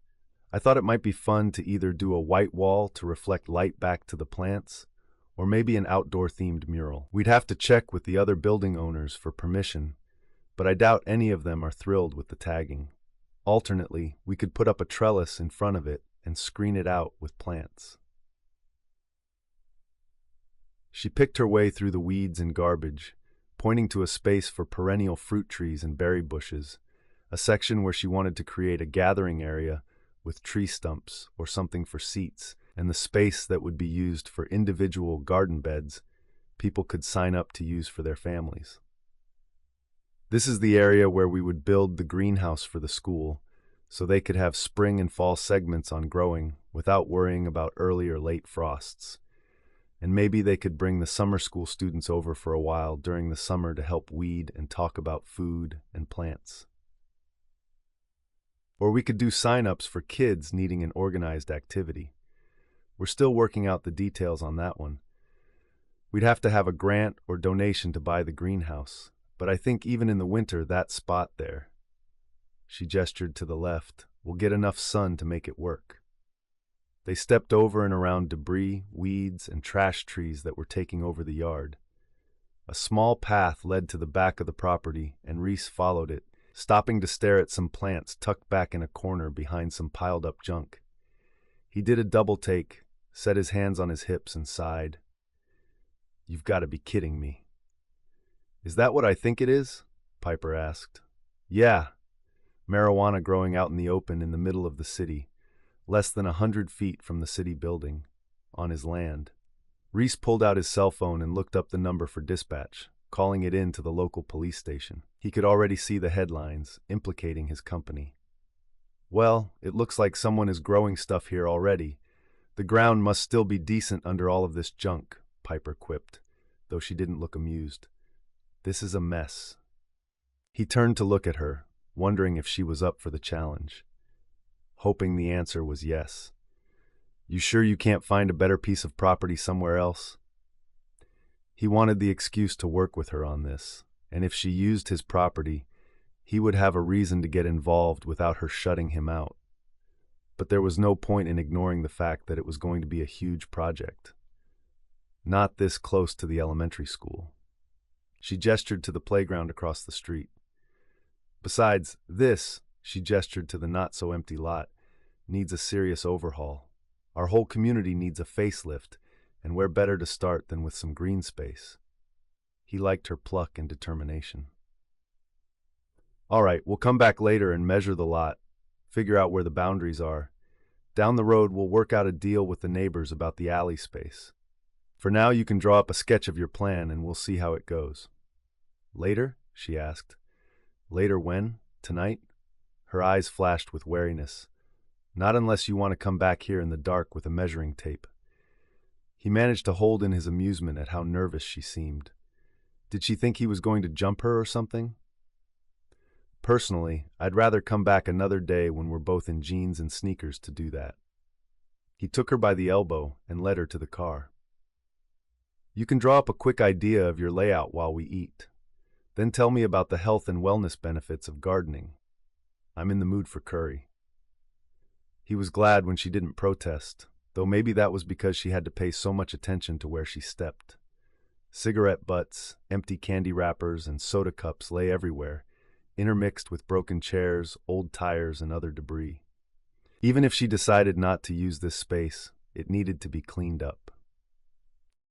The Thai place Reece had told Piper about was 20 minutes away in Kansas City. She spent the drive talking about the garden, the ideas and plans she and her friends had concocted together, and the list of resources she thought she could draw on to make it work. He enjoyed her enthusiasm, the way she smiled and gushed about the garden plans.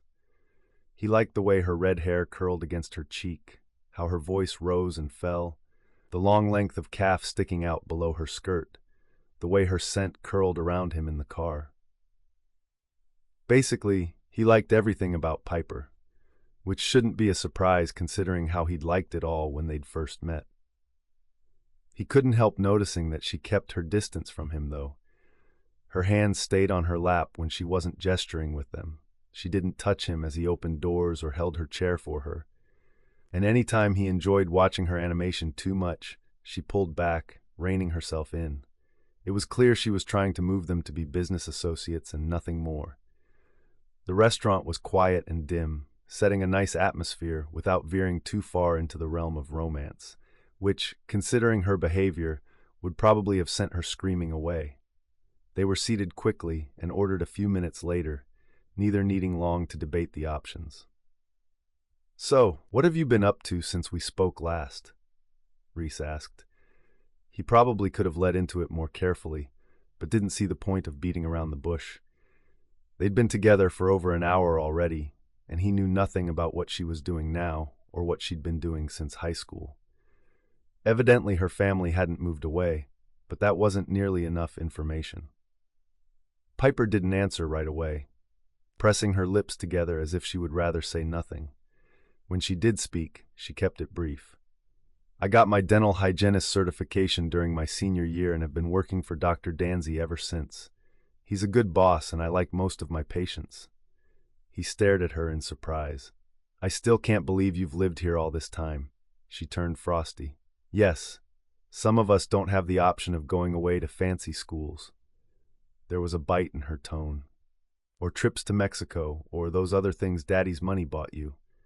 Her tone stung, and Reece found himself responding in kind. "So it's my fault I could go away to school? I didn't realize that was a crime now." He bit back a curse when she flushed, and he regretted not ignoring the barb. Piper's eyes closed, and he could see self-recriminations crossing her face. "Sorry, I don't know why I do that." She looked at her water glass instead of at him. "It's not your fault I had fewer options than you did." Reece knew why she'd sniped at him. Exactly why. He'd seen the way she'd lived before and knew the pressure she was under, but he decided to let it go, for now. You moved after that summer. I never knew if you left the area or moved across town. A wrinkle formed between her eyebrows. How did you know I moved? You checked up on me after you dumped me? He opened his mouth to disabuse her of the notion that he'd left her voluntarily when someone stopped at their table. Reece, I've been meaning to contact you. Trent Miner gestured to him with a manicured hand. We need to get together to discuss the Sanderson deal. Reece wanted to swear at the interruption, but he forced himself to be pleasant instead. I think I have time next Tuesday. Let me send my assistant a note to contact you to set something up. He pulled out his phone and sent a quick email to Ned so he could focus on Piper as soon as Trent left them. I don't think I've met your friend. Trent studied Piper, who had a vague, pleasant expression on her face. Piper Daniels. She held out a hand for him to shake. He took it, cupping it between both of his. He may have been old enough to be her father, but clearly he wasn't immune to her charms. I'm pleased to meet you. I'm Trent Miner. Are you a business associate of Reese's? You could say that. A smile teased the edges of her lips. It was the smile Reece remembered, but still hadn't seen thrown his way that evening. He wanted to have her turn it on him. We're old friends, Reece said, wondering if Trent was ever going to release her hand. We've been catching up and talking about a project she's putting together. What do you think of community gardens? I think they're a lovely idea. Trent reluctantly released her hand. Do you run one? I'm putting one together in Crystal Creek. I'm negotiating with Reece to use an empty lot he owns. He's a shark when it comes to business. Trent grinned, which is one of the reasons we're friends. I'm sure she could use support from businesses to get everything set up. Everything takes funding, Reece said, knowing Trent didn't give often or much to organizations in the city. He wanted the man to leave them alone. We're going to provide classes for elementary students to teach them about plants and the environment, Piper said enthusiastically. We'll also have activities for kids in the summer to keep them out of trouble, get them involved in the community, and foster community spirit. There's proof that these kinds of activities can reduce gang activity and vandalism. She was on a roll now. Trent backed away from the table. Well, that sounds like a commendable plan. Let me know if you get it to all come together. He looked at Reece. Call me. Will do. Reece smiled in satisfaction as he watched Trent hurry away. Good riddance. He's not going to donate anything, is he? Piper asked with a hint of bemusement as she watched the retreat.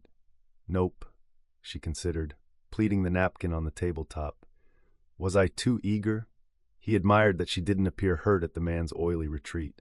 She was so excited about this project, so determined. He had never seen her like that before, and it intrigued him. Had he missed it before, or had it come with maturity? He wanted to find out. Asking would be a mistake, though, so he answered her question instead. No, you were just earnest enough. He didn't want to explain, but decided something was in order. He's not big on giving back. It doesn't matter how you approached him, he wouldn't have come up with a donation. I know you won't have trouble getting nearly anyone else in your pocket. I know a few movers and shakers, and I can help you make connections. He realized what he was saying. If you have firm enough plans to get the board to agree, that is, we'll have to work on plans for making it a nonprofit, too. We? She paled. Reece squelched the part of him that felt let down, that she didn't want to spend time with him. He wanted this chance to get to know her, and had the funny feeling she wouldn't come willingly. Unless you're familiar with the paperwork and want to handle it yourself. He'd never seen the paperwork either. He made a mental note to look it over and get information from his accountant if necessary so he'd be ready before they met to discuss it.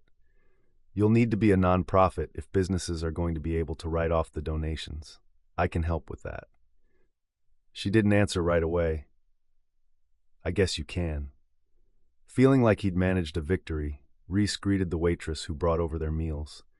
This was the chance he needed. He needed to show her that she could let him pass the wall she kept between them. Chapter 8. The next morning.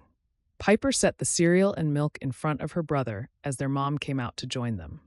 He was too old for that night's Halloween celebrations, but jabbered all morning about a friend's party that he was going to instead.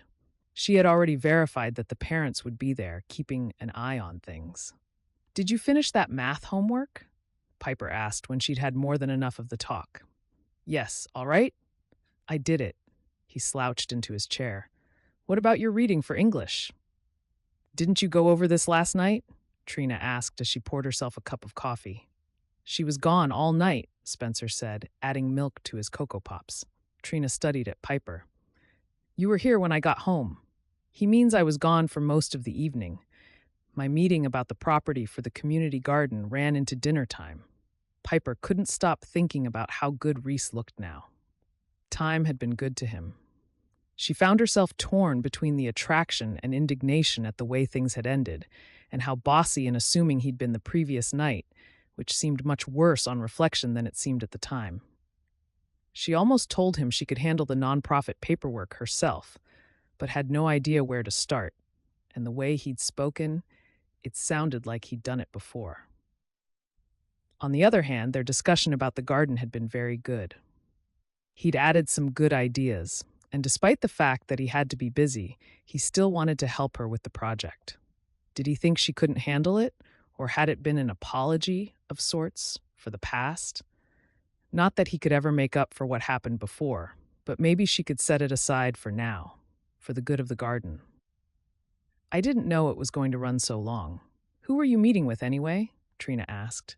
Piper dragged her attention back to the conversation she was supposed to be participating in. The property owner had some concerns he wanted to go over before taking it to the board of directors to discuss letting us use the land. Piper hoped her mom would be distracted from her question. "Who did you meet with?" Trina asked again. "It sounds like he's pretty much on my wavelength. We just need to get the plans more solid to present to the board." Piper grabbed her toast as it came out of the toaster and opened the peanut butter. "He said he'd help with getting the nonprofit paperwork ready to file as well, which will be a big relief since I don't know what I'm doing there." Trina set a hand on Piper's shoulder and turned her around, glaring. "Who owns the land?" "Reece Stone." Piper pulled away and focused on spreading peanut butter, keeping her eyes diverted from her mother. "He hasn't made any promises, but he seems pretty interested in helping us make this happen." "Reece Stone, as in Stone Enterprises?" "The same." Piper bit into the toast, turning casually toward her mother, even while her stomach tied up in knots. In the past, Trina had made it more than clear how she felt about Reece, and Piper didn't expect that to change. Ever. "It's a business transaction. Just be careful." Trina's lips thinned, like she wanted to say a few choice words, but held herself back. Finally, she grunted. "I hope it works out. A garden would be good. I remember how much you enjoyed working in the dirt with your dad." She buried her face in her cup. Piper figured the less said on the subject, the better. So while she was surprised by her mother's reticence, she wasn't going to argue. She looked at the stove clock and then at her brother. "You better inhale that. Mrs. Mackley is going to be here in 3 minutes. Is your stuff all in your backpack?" "Don't forget your umbrella," Trina added. "It's supposed to rain today. It's like having two moms." Spencer grumbled around the food in his mouth, stuffed in the final spoonful of puffs with what was already in there, and grabbed his backpack, heading out the door. Piper leaned against the counter, watching him go. It felt like she was the mother most of the time. When he went out, she noticed he didn't have the umbrella with him. She glanced over and saw it hanging from the peg by the door. Too late, she thought as the Mackleys' Suburban pulled in front of the building. Spencer hopped in and slammed the door closed. "He's going to get soaked walking home this afternoon," Trina said over her cup of coffee. "He'll probably like it." Rain hadn't hurt him yet, so Piper sat in his vacated seat to finish her breakfast. She already wished the workday was over. There were 20 minutes before she rushed out the door herself. She was going to enjoy the silence first. "So you had a dinner meeting with Mr. Stone?" Or no silence. Piper knew her mom wouldn't be able to keep her mouth shut on the subject. "Yes, we walked over the property and then called the cops to clear out the marijuana patch someone was growing in the back of it. At this time of year, I'm surprised it hadn't been hit by frost yet. We ate while I sketched ideas for the garden. It was business." Don't forget the way he dumped you last time. He's not any more serious about women now than he was then. I hear the gossip at work. He's all about the lovin' and leavin'. I'm not likely to forget. Piper hated the snippy tone in her voice, but she didn't need any reminders. She'd spent the past few days thinking of little else. Trina didn't say anything more, and Piper didn't bother to try breaking the silence. She was going to take the day off from thinking about Reece or the garden. Tonight, it would be her and the girls at the local haunted house and then going out for hot chocolate and donuts. Reece Stone would have no part of her Halloween festivities. "So tell us about your dinner last night," Maddie said when they had settled down for their post-scare celebration. It was just food. She paused and considered. "Actually, it was really good Thai. I definitely want to go back there again." Piper picked at her donut, ripping off a piece as she did her best to act neutral about the evening. The pad Thai was fabulous. But Reece Stone, what's he like? Is he as hot after you've had a conversation with him? I don't know anyone who's been on a date with him. Maddie propped her chin on her hand. Her happy pink top somehow looked great with the orange jacket and sparkling blue earrings, though Piper was at a loss to know why. Maybe because they matched her dynamic, sparkling personality. "Yeah, dish. So he's on board and going to help with the garden, right?" Adeline asked. "Sounds like it." Piper's guilt pressed in on her. She'd thought it wasn't that big of a deal, had convinced herself that it didn't even matter anymore, and she didn't need to tell her friends about what happened with her and Reece. Now it was all coming back to bite her. She wanted to tell them everything, but she didn't know how. But keeping it a secret still, it was only getting harder. Would they hate her for not saying something before? Neither Adeline nor Maddie knew that there had been anything going on between 17-year-old Piper and 21-year-old Reece. If they had, they wouldn't have let it go. It was easier to mourn in private anyway. Not that she'd managed to hide the fact that she was upset, but she'd done her best to pretend she was fine, and after unsuccessfully badgering her for weeks, they'd finally given up. So the date? Maddie propped her chin on her fist, focusing on Piper. She always did want to hear every gritty detail. It wasn't a date. Piper pushed her red hair back over her shoulder. It was a meeting between two people with a common business interest. "Over dinner," Maddie reminded. "That makes it a date." "And you were wearing that smart outfit we helped you put together, right?" Of course, he was in one of the very well put-together suits he always wears. Adeline added, with a bit of a sigh. "How do you know what he always wears?" Piper asked. Did Adeline know Reece? Was there a chance she would find out about them indirectly? "I've seen him from afar at a few city or county events," Adeline said. "The man has style." Piper couldn't argue with that. Yes, we talked, we ate, we plotted, we wore nice clothes and ate dinner. Still not a date. Piper had reached the end of her tether.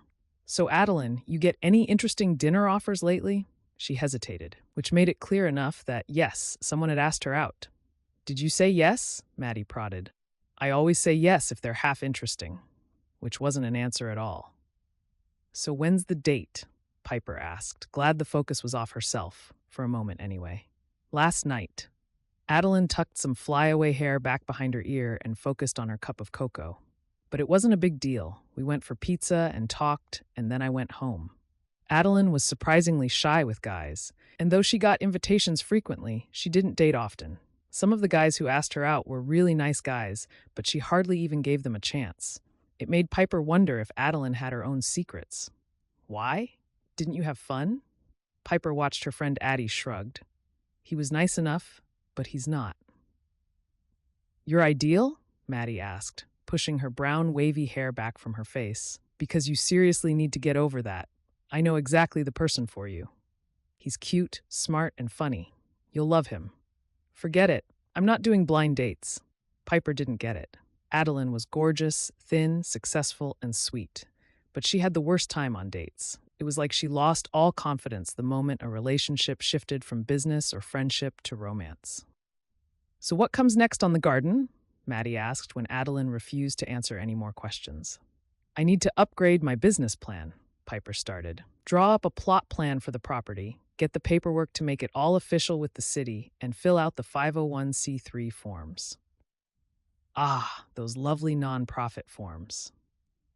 Maddie shuddered theatrically. I'm a little too familiar with them. Me too, Adeline said. But that's a great idea. Then, when you solicit donations from businesses, they'll be able to write them off, which will make more business sense for them and might open a few extra doors. Now I need to figure out how to design it, Piper continued. I definitely want some perennials in one area and maybe a reading space. I guess I need to research landscaping and see what I can figure out. This is a little out of my scope of experience. Maybe you don't have to learn landscape architecture overnight, Maddie said.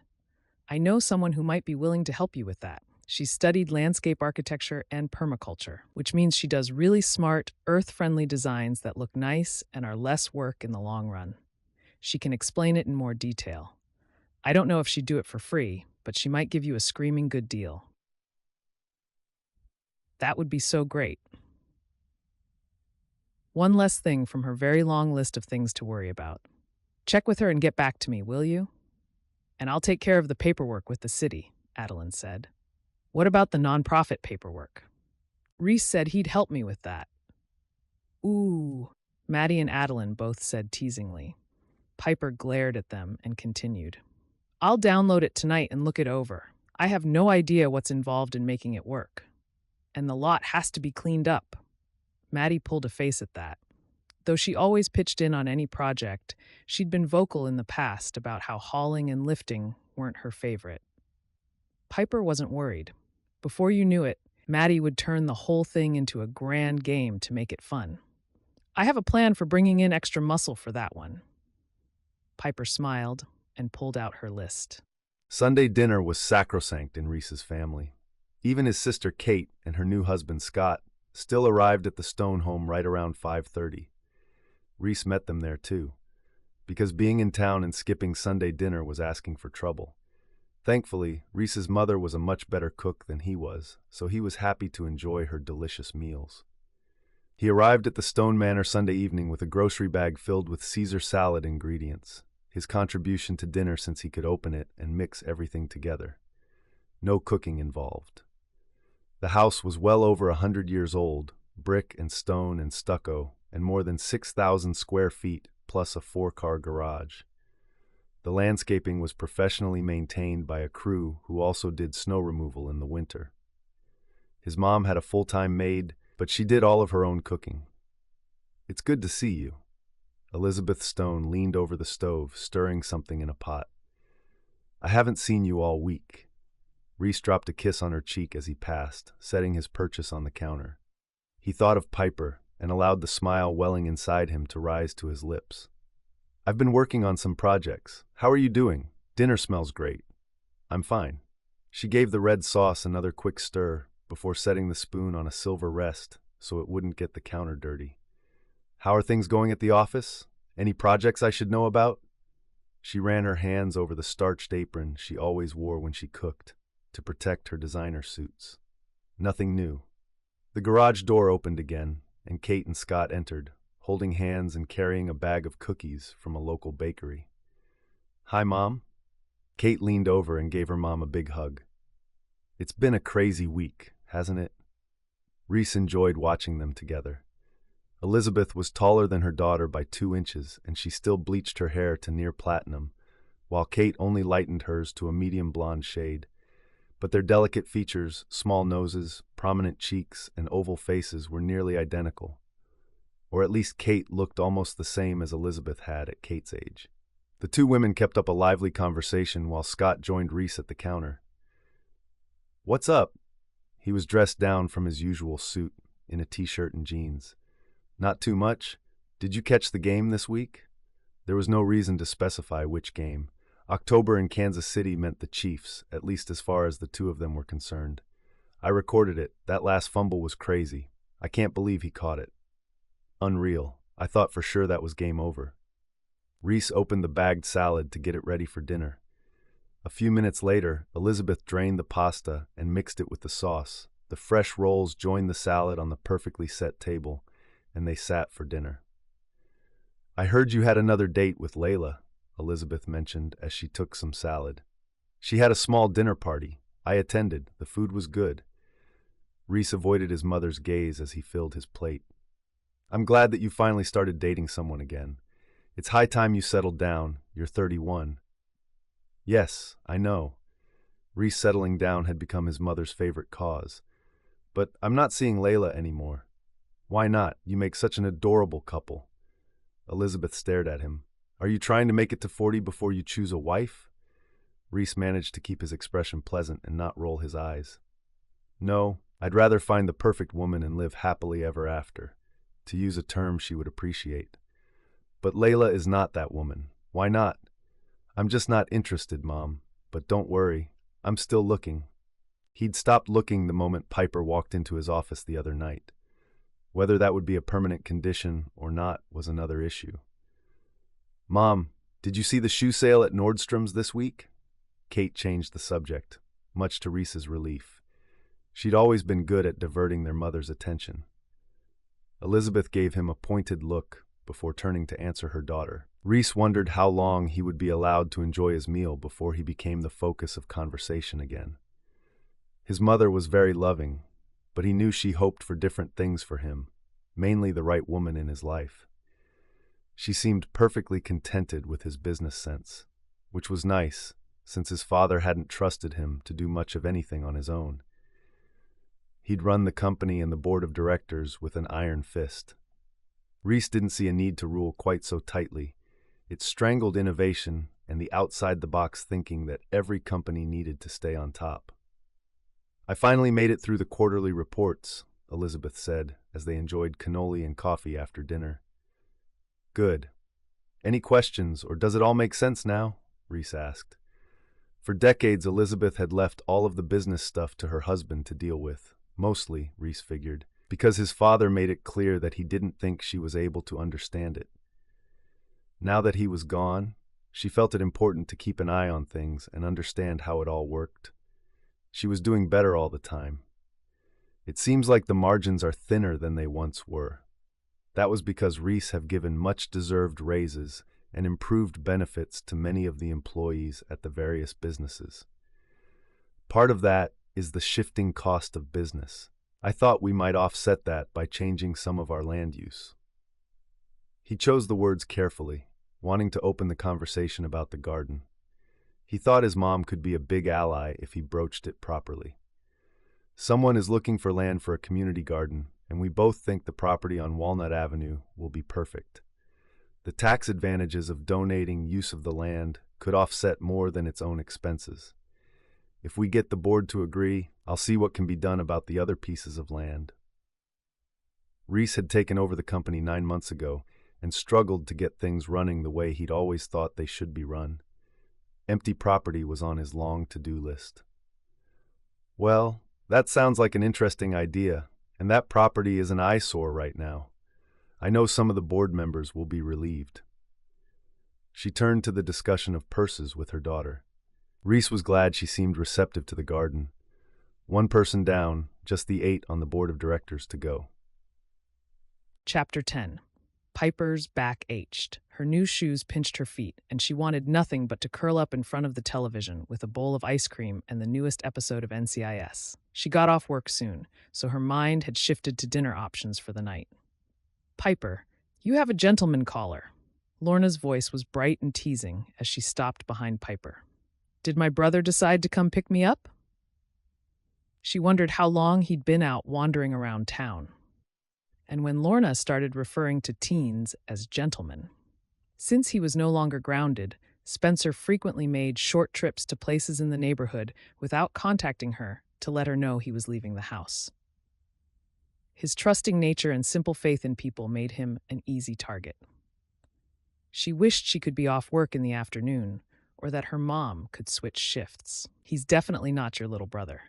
Unless Spencer suddenly grew more than a foot, lowered his voice, bought a really sharp suit, and became insanely handsome. Piper froze for 2 heartbeats as she realized that the only person she knew who fit that description and who would have any reason whatsoever to track her down was Reece.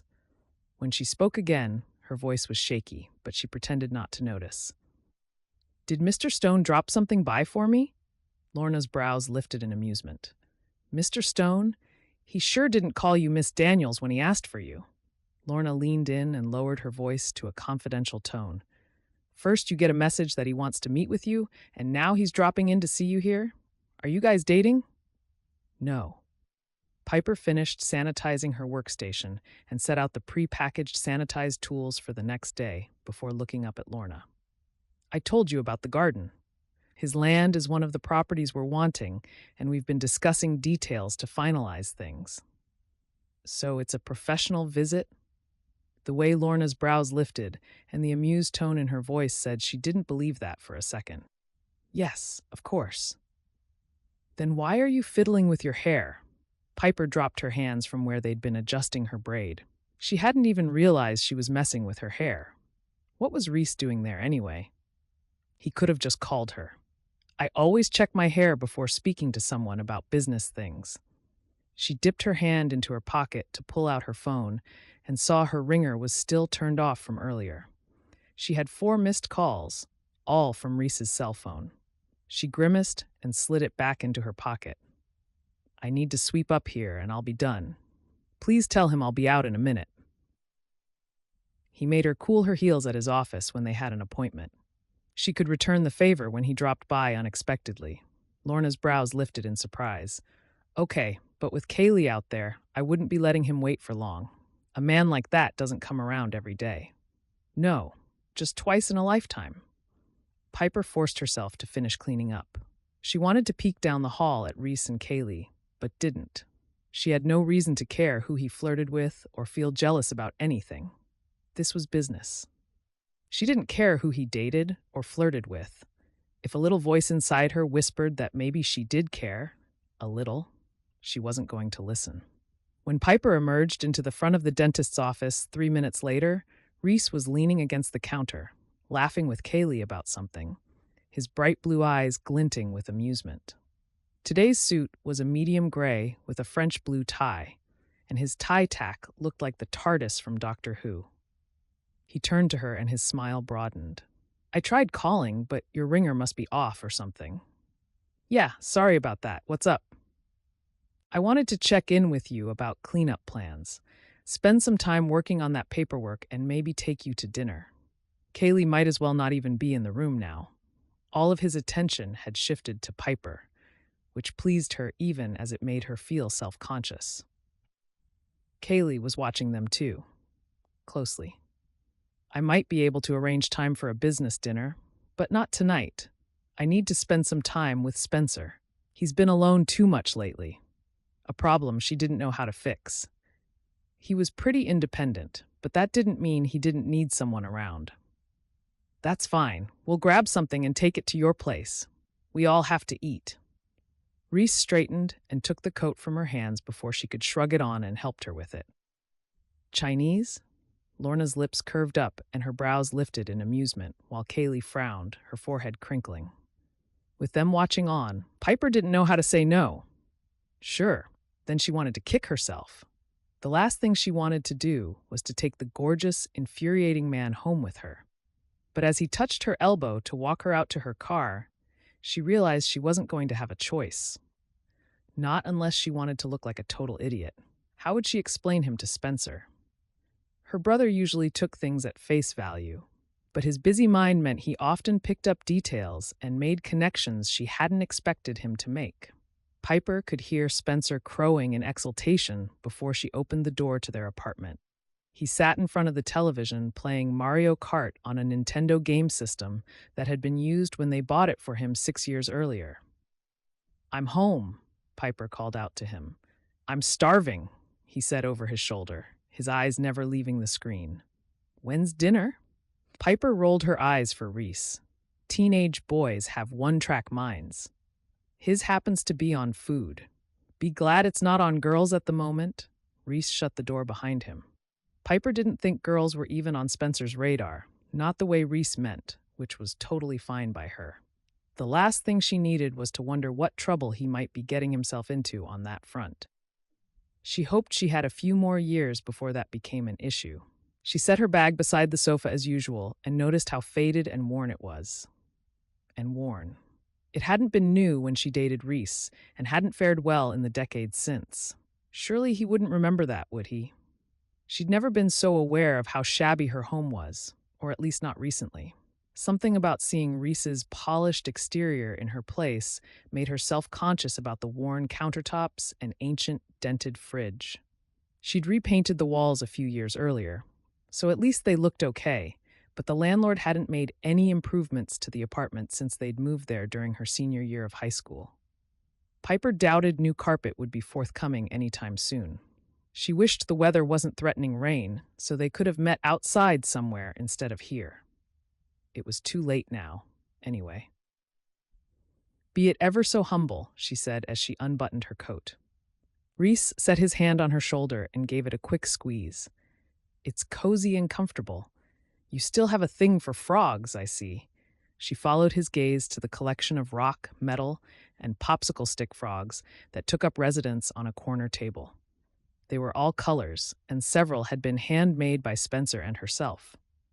Reese's response was almost like going back 10 years to the one time she'd brought him to her previous residence. She'd fallen all over herself to make excuses for the dive they'd lived in at the time. It had been worse than this. She didn't know what to say to his social lie, so she sent him a weak smile and allowed him to help her with her coat, if a little grudgingly. She was being touchy and wished she could brazen it out as if nothing bothered her. Reece didn't act as if he'd even noticed the edge to her response. Spencer still hadn't looked up from his game. "Who'd you bring with you? Is Jason going to make the toilet work?" "Jason?" Reese's brows lowered into a scowl. "McCormick, my best friend's brother. He works in construction and sometimes helps us out when the landlord drags her feet." Piper turned back to Spencer. "Pause the game. Just a minute." Spencer did a shimmy, as if it would help his icon accomplish his goal better. "Not a minute. Now. You don't have to turn it off. Pause it." She put all the no-nonsense she could into her tone. Spencer groaned, but a few seconds later the game froze. The noise cut off, and he looked their direction, eyeing Reece. "Who are you?" "Reece Stone. We met before, a long time ago." Reece pulled off his own jacket, folding it over a chair at the table. "You've grown since then." He shot Spencer an easy grin and slid his hands into his pockets. Unlike their first meeting, Spencer didn't grin and become Reese's best friend right from the start. Instead, his eyes narrowed, and he studied Reece, unsmiling. "I don't remember you." "I'm not surprised. You were only 4. What are you doing here?" Spencer tipped his head and tapped his fingers against his leg. "Spencer, be nice." Embarrassment colored Piper's tone. Most people didn't understand her brother's straightforward honesty, or that he didn't realize he was being rude. "What?" Confusion filled Spencer's face. Reece managed to look as if the reaction hadn't bothered him. "I've come over to help your sister with some garden plans." Spencer's finger tapping increased. "Are you dating her?" "Not at the moment, but I'd like to." Reece shot her a look that was part challenge, part amusement. Not sure if he was teasing her or not, Piper quickly ended the topic, focusing on her brother. "Did you get your homework done?" "Yeah." But Spencer looked guilty. He was useless at any kind of deception. She lifted her brows at him. "All of it? You don't have any unfinished assignments in any of your classes?" "A report? But I have a week still. It's not due tomorrow." Piper studied his body language and hoped he was telling the truth. "You have 20 minutes to play games, and then you need to set the table. After dinner, you're starting work on the report." Spencer groaned. "I have a whole week." Yeah, I'm a slave driver. You can thank me when you're not scrambling to finish it the night before it's due. Turn down the volume on the television." She managed to hold back her smile until she turned away so he couldn't see. "Fine." He muttered something under his breath that Piper couldn't understand and thought she was better off not knowing. When the beeps of the game filled the air again, a bit quieter this time than last, Piper shot Reece a glance. "You could play with him if you like." She remembered that he liked video games and could use a break from his overwhelming presence around her. "Nah, this game is better solo. Plus, we have things to discuss. I do have a great game for multiple players I haven't had out in years. I'll bring it next time." He touched her back, turning her toward the table. I called in an order for dinner. It'll be here soon. Get off your feet and let's talk schedules. Piper's brows lifted even as the heat of his hand burned through the back of her shirt. Was he serious about garden plans, or was this about getting back together with her? Was this all a ploy? If she didn't date him, would he pull support for the garden? She didn't think he was that kind of guy, but he'd surprised her before. Reece sat next to her, pulling out a notebook and pen. He clicked the pen to extend the nub and looked up at her expectantly. So, what's your plan? Piper swallowed, confused by his sudden all-business attitude. What was with the guy that he could flirt 1 minute and in the next act, as if he'd never thought of her as anything but a client? And why was she complaining about him turning all business again when that's what she wanted? We have a cleanup day scheduled on Saturday the 16th. There are 2 Boy Scout troops already committed, a church group that is discussing it, and a probation officer who is coordinating some people who need community service hours. So you'll have criminals, saints, and impressionable young men. Great. Reece made notes. Way to cover all the demographics. I try. When his lips twitched, she continued. The parolees will mostly be shoplifters and the like. No one we need to worry about mixing with the boys, and they will be supervised. I told Nancy, the parole officer, we'd have kids and to choose carefully who to approach. She has a number of people who could use the hours, and we need the extra hands. I also contacted the pastor at St. Mary's. He knows a few people with trucks who might be willing to donate time and gas to haul things off. And Adeline spoke with someone at the city. They'll arrange for the dump loads to be free, and she arranged for someone to be there to accept the loads. Sounds like you've got that all under control. His pen scrawled across the paper, turning her words into chicken scratch. Or at least they looked like chicken scratch to Piper, who wasn't able to decipher a single word. That's the idea. She kinked her neck, trying to get a better look at what he was writing. How does anyone read your notes when your writing is so bad? It's my personal shorthand. My assistant has learned how to read it. Plus, I usually type things. But don't worry, these notes are for me, and I can read them fine. He tapped her nose with the back end of his pen. I guess that's good for you. She decided to move along to the next issue. I have the paperwork for filing the property as a community garden with the city. Once we get the approval from Stone Enterprises, of course. There was a knock at the door, and Spencer jumped up from his game and greeted the delivery girl in about 2 seconds flat. I love Chinese, he said as he took the containers from the delivery girl. He would eat Chinese or pizza every meal, every day if he had the choice. Reece passed some bills over Spencer's shoulder to the 20-something in Daquan's red and yellow delivery uniform. Keep the change. The blonde's eyes widened as she counted the money. Thanks. You have a good night. You too. Reece shut the door and turned back to Piper, who stared at him, studying his expression. What? Looks like that was some tip. Piper stood, moving to the cupboards to get plates for the food. Spencer was already opening containers on the other side of the small, round table. The delivery was fast, and she had to climb 2 flights of stairs. I'd say she earned it. Reece leaned over and collected his papers from the table. We'll get back to the notes later. Piper set plates onto the table, supervised the food being passed out, primarily to keep Spencer from taking all of the sweet and sour chicken for himself, and finally took her seat between the 2 guys. We don't get Chinese often enough, she said to Reece. Thanks. No problem. He took a bite and chewed before speaking again. How long have you lived here? Since my senior year of high school, so about a zillion years. She poked her fork at the chow mein on her plate, avoiding his gaze as memories of their summer weeks together invaded her head. I see. I got the impression that you'd moved out of the area, more than 2 blocks over.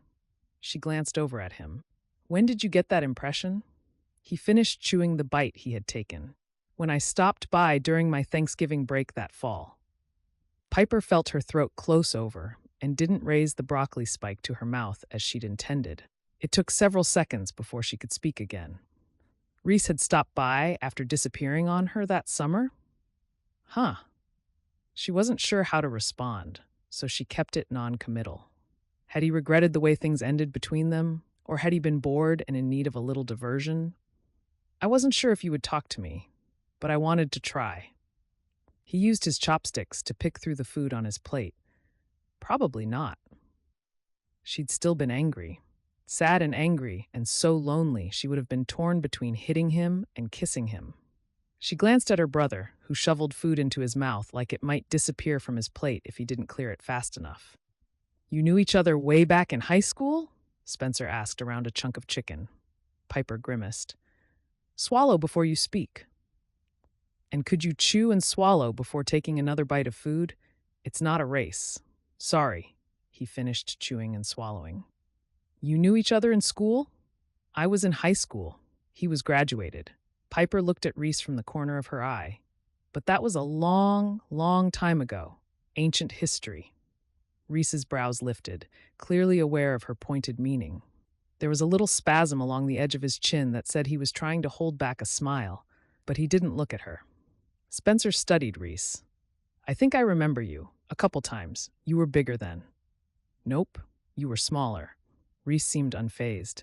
You came over and we met at the park. You played with me. Piper was surprised he'd remembered the park. You were fun to play with, and your sister is really pretty. I couldn't help finding a way to see her. Reece's matter-of-fact voice made Piper's face heat and her heart pound. She remembered how she'd pined for him, grieved, and eventually given up. Then he changed his mind and went back to school. Piper ended the line of discussion. Did you get your homework done? You already asked, Spencer said. Avoidance. Hers as much as his. After dinner, I want to see your assignments. He slumped into his chair and muttered something under his breath. His index finger tapped on the end of his fork. Piper ignored it. She still had to get through discussing plans for the garden with Reece when they finished eating. Why had she thought it would be okay to invite him over? Oh yeah, she didn't invite him. He'd invited himself. So do you have a layout planned for the garden? Reece asked. I have a basic sketch, and we found someone who might be willing to draw up a more formal plan. She still needed to make that visit to talk to the designer. I'll get back to you on that. Sounds like you're good at bringing in people to help. Reece's voice held approval. That's good. It's a big project, so the more help you can get, the better. Crystal Creek is a friendly place, very neighborhood-centric, or at least parts of it are, and I've lived here a long time. She glanced up at him. You know how people pull together when there's a need. Yeah, I'm familiar with the concept. His phone rang and he pulled it out to look at the screen. I'll keep working that end of things. Don't worry, I'll make it happen, Piper said. Good. Hold on a sec, will you? I have to take this. Reece looked apologetic. Piper nodded and he answered the phone, walking across the small room for a little privacy. He went through a series of questions and grunts. Okay, yeah, I'll be there. Reece's gaze lifted to meet Piper's, frowning. I have an emergency at the plant. I have to go. My mom? Piper asked, seeing visions of mangled arms and burning equipment. She's fine, I'm sure. Reece touched her cheek with his palm, making her skin tingle and her mouth go dry. It's not that kind of emergency. When do you want to meet to start the 501c3 paperwork? Never. But that wasn't the right answer, so she forced a smile. Maybe next week sometime. I'll get back to you. I'll call if I don't hear from you. I'm sure you will. She kept her face impassive as he stood, sliding back into his coat. You coming over again? Spencer asked before stuffing another piece of sweet and sour chicken in his mouth. Maybe. I've got some games for that console. We could have a smackdown. Spencer grinned and talked with his mouth full. That would be cool. I only have 2, but I'm getting another one for Christmas. Piper said so. We could play together. You could bring Chinese again and next time bring orange chicken. Piper wanted to disappear into the floor. Reece appeared unfazed. Sounds like fun? He looked at Piper as he stood, then shrugged back into his jacket. His expression indicated he wanted to say something. But he stopped at, have a good night. You too. Good luck with your emergency. She opened the door for him and he brushed his hand against hers before exiting into the musty hallway. She shut the door, the sense imprint of his hand still on hers and her heart pounding. That was not a good sign. Chapter 11. Reece picked up his coffee cup and sighed when he realized it was still empty. just like the last 3 times he'd tried to take a drink. He'd get up and refill it soon, he decided as he set it back to the side of his keyboard. There was a knock at his door, and Mike, the VP over accounting, walked in, papers in hand. "Good, you're not busy." Reece lifted his brows. "Right, all this stuff in front of me is a smokescreen." He knew he wouldn't get Mike to leave without hearing what he had to say, though, so he leaned back in his chair. "What's going on?" "I was chatting with the real estate agent, Clive Sotheby. He has an investor on the hook looking for property in the area. I told him we had a few empty lots and that old warehouse on 27th that are sucking up funds right now. He came back with an offer on one of the properties." He set the paper in front of Reece. Unloading useless property would be fine in Reece's opinion, unless he held in a groan when he realized the address on the paper was for the lot that Piper had her eyes on. The offer was severely lowball. 2 months ago he would have considered it, and at least countered with something unreasonable. But now, how did he say to go ahead and negotiate? And how did he explain that he wanted them to donate the land for minor tax advantages and moderate PR reasons when they could sell it and be done with it? He hadn't even brought the garden up with the board yet. What's wrong? Mike sat in the comfy chair across the desk. He was rail-thin and prematurely gray. Though he was only a few years older than Reece, very little of his once dark hair remained, making him look a lot older than he was. "I wish they were interested in any of the other properties. We have other plans in the works for the lot on Walnut Avenue, or at least I do." "What kind of plans?" Mike asked. "I haven't heard anything." "That's because the proposal hasn't been finalized yet. I've been working out a plan to donate it for a new community garden. I've been preparing with the woman organizing everything to present it to the board on Friday. That's why there's a property cleanup coming in a couple of weeks. It went out in a memo a few days ago." Mike stared at him. "You would rather give it away than sell it?" "It would, technically, still belong to us. There are tax advantages, and we could use the goodwill in the community." Reece fought to keep his expression impassive and his voice unruffled. Inside, he was trying to figure out how he was going to handle this. "There are advantages to selling it, too. Let them find somewhere else to do the garden. Give her a different one, any other one. Or better yet, send her to someone else to give away perfectly good property," Mike said. "None of our other properties are in that neighborhood or convenient to the people who need the garden most. This is part of the new community initiative we're working on." He referenced what had previously been a vague idea Reece hoped to develop for the company, but hadn't been able to solidify it before. It sounded like he would have to move ahead with it sooner rather than later, though. "We need to clean up the image my father planted of us being hardcore evil." "So it's about goodwill." Mike also showed derision for that concept, which was easy for him with his mid-six-figure income and company car. "There was nothing wrong with the way your father did business. It's what made you rich today, isn't it? Bad enough your largesse has eaten into profits at most of the businesses, offering raises, improving benefits. The rate of turnover has decreased in the past year, hasn't it? As has the number of on-the-job injuries. Which means the cost of training has gone down, and insurance costs should follow," Reece pointed out. It irked him that the bean counters at his company couldn't see the advantage of happy employees. Productivity had increased, and it seemed like job satisfaction had gone up in general among the employees. The company still made a healthy profit the past 2 quarters, even if the stockholders didn't come out as far ahead as they may have wanted. In the long run, they would make more money, which should please them. "We didn't have a problem before, and profits are down. Temporarily, barely, but they're already starting to pick up again because of gains in other areas. I'll be presenting information about the garden at the board meeting on Friday, and I'll be presenting the offer from Clive's investor." Mike stood and took the paper back from Reece. "We'll see what the board thinks about possible tax advantages versus selling the place entirely." He huffed out of the office, shutting the door loudly behind him. Reece closed his eyes. Mike had been one of his father's right-hand men for a reason. He was savvy, hardworking, and kept the company's finances highly organized. It was hard to ignore that. But he was also stubborn and clearly wanted to sell the property, which made him a formidable problem to overcome. Reece pulled out his cell phone and flipped to his favorites list, clicking on Piper's picture. He hadn't intended to make the presentation to the board until next month, when they had time to pull the plans together and have the donations on board. He'd have to step up his game, though. At least that would give him an excuse to see Piper again soon. And often. He clicked through his calendar on the computer screen as the phone rang in his ear. When he got Piper's voicemail, he was glad to have more time to consider the right way to approach her. "Piper, we need to step things up on that lot on Walnut. The company received an offer on the property today. We need to get everything for the garden finalized so it can be presented at the board meeting on Friday. Call me so we can coordinate our schedules." He liked what he was hearing about the garden and wanted to be able to give that to the community, and more especially to her. If they didn't come at it full throttle, though, she could lose her dream.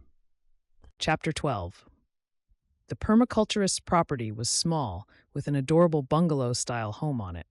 Trees, bushes, and a few late autumn flowers still crammed the tiny yard, which was brightened by random reflection balls, miniature ponds, and other decorative elements.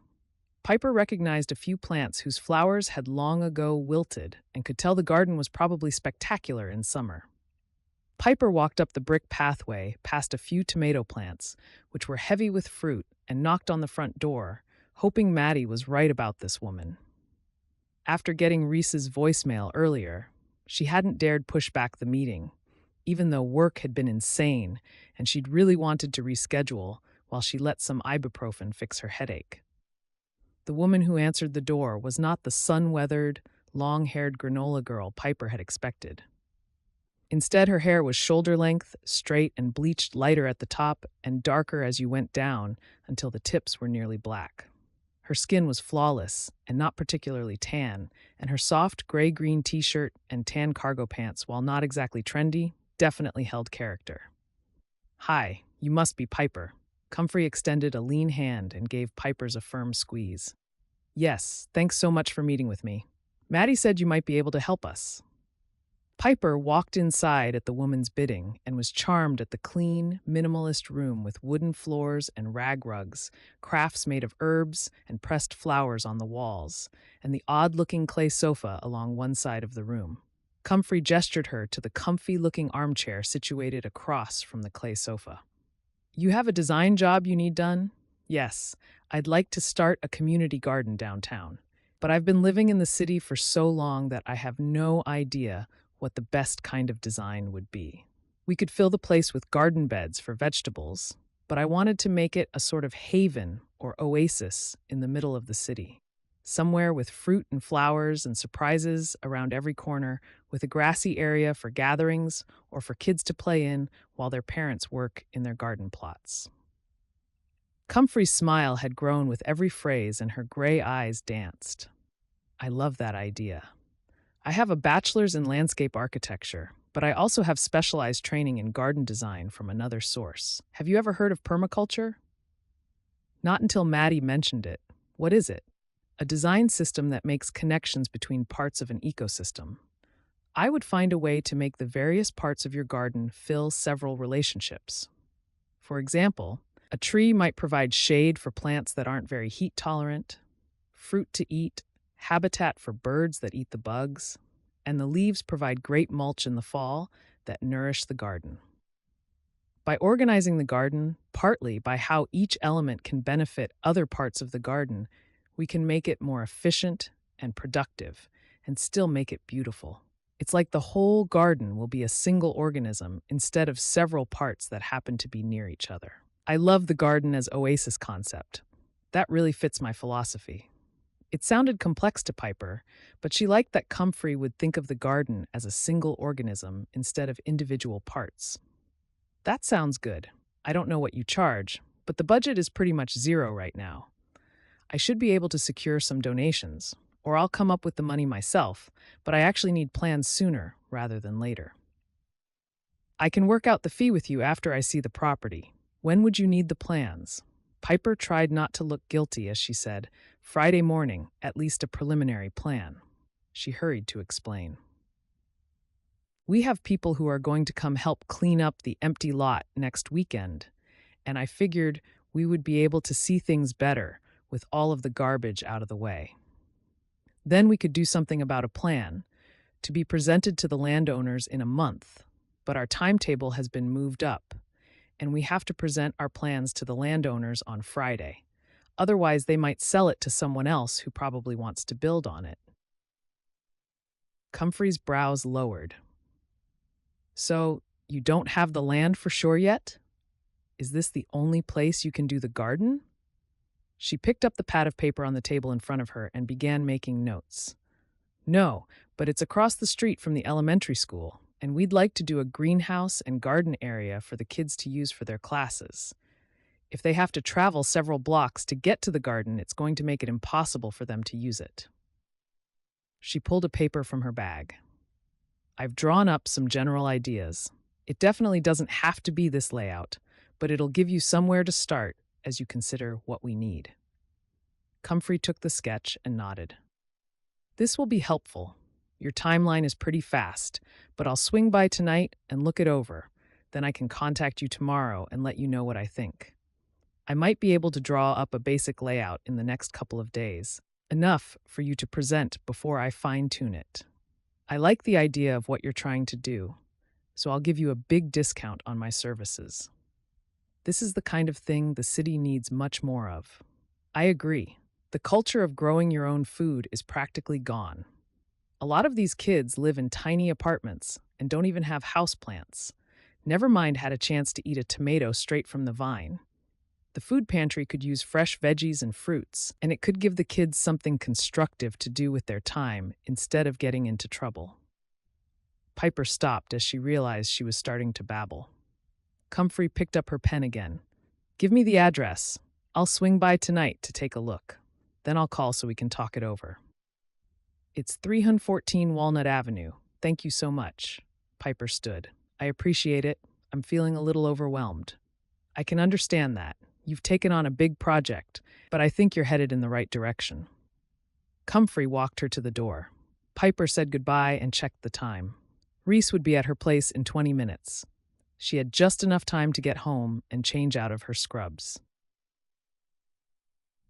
You're back again? Spencer's question when he opened the door to Reece made Piper cringe in embarrassment. Did you bring your game?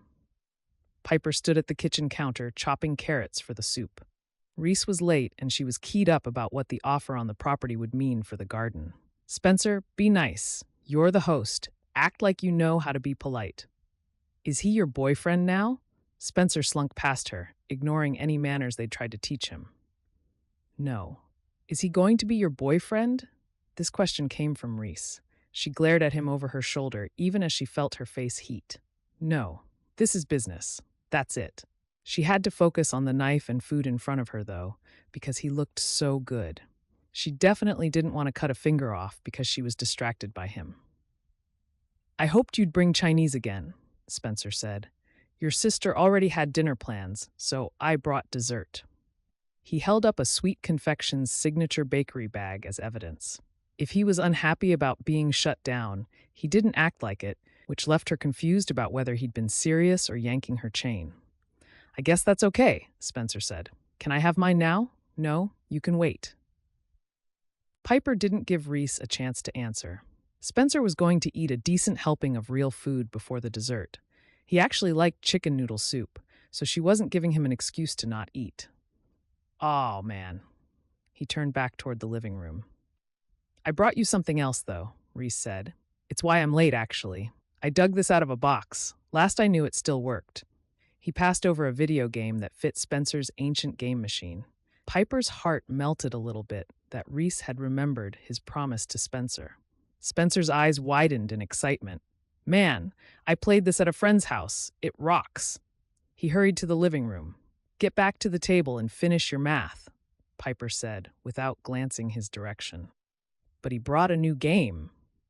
Spencer was never afraid of a good whine.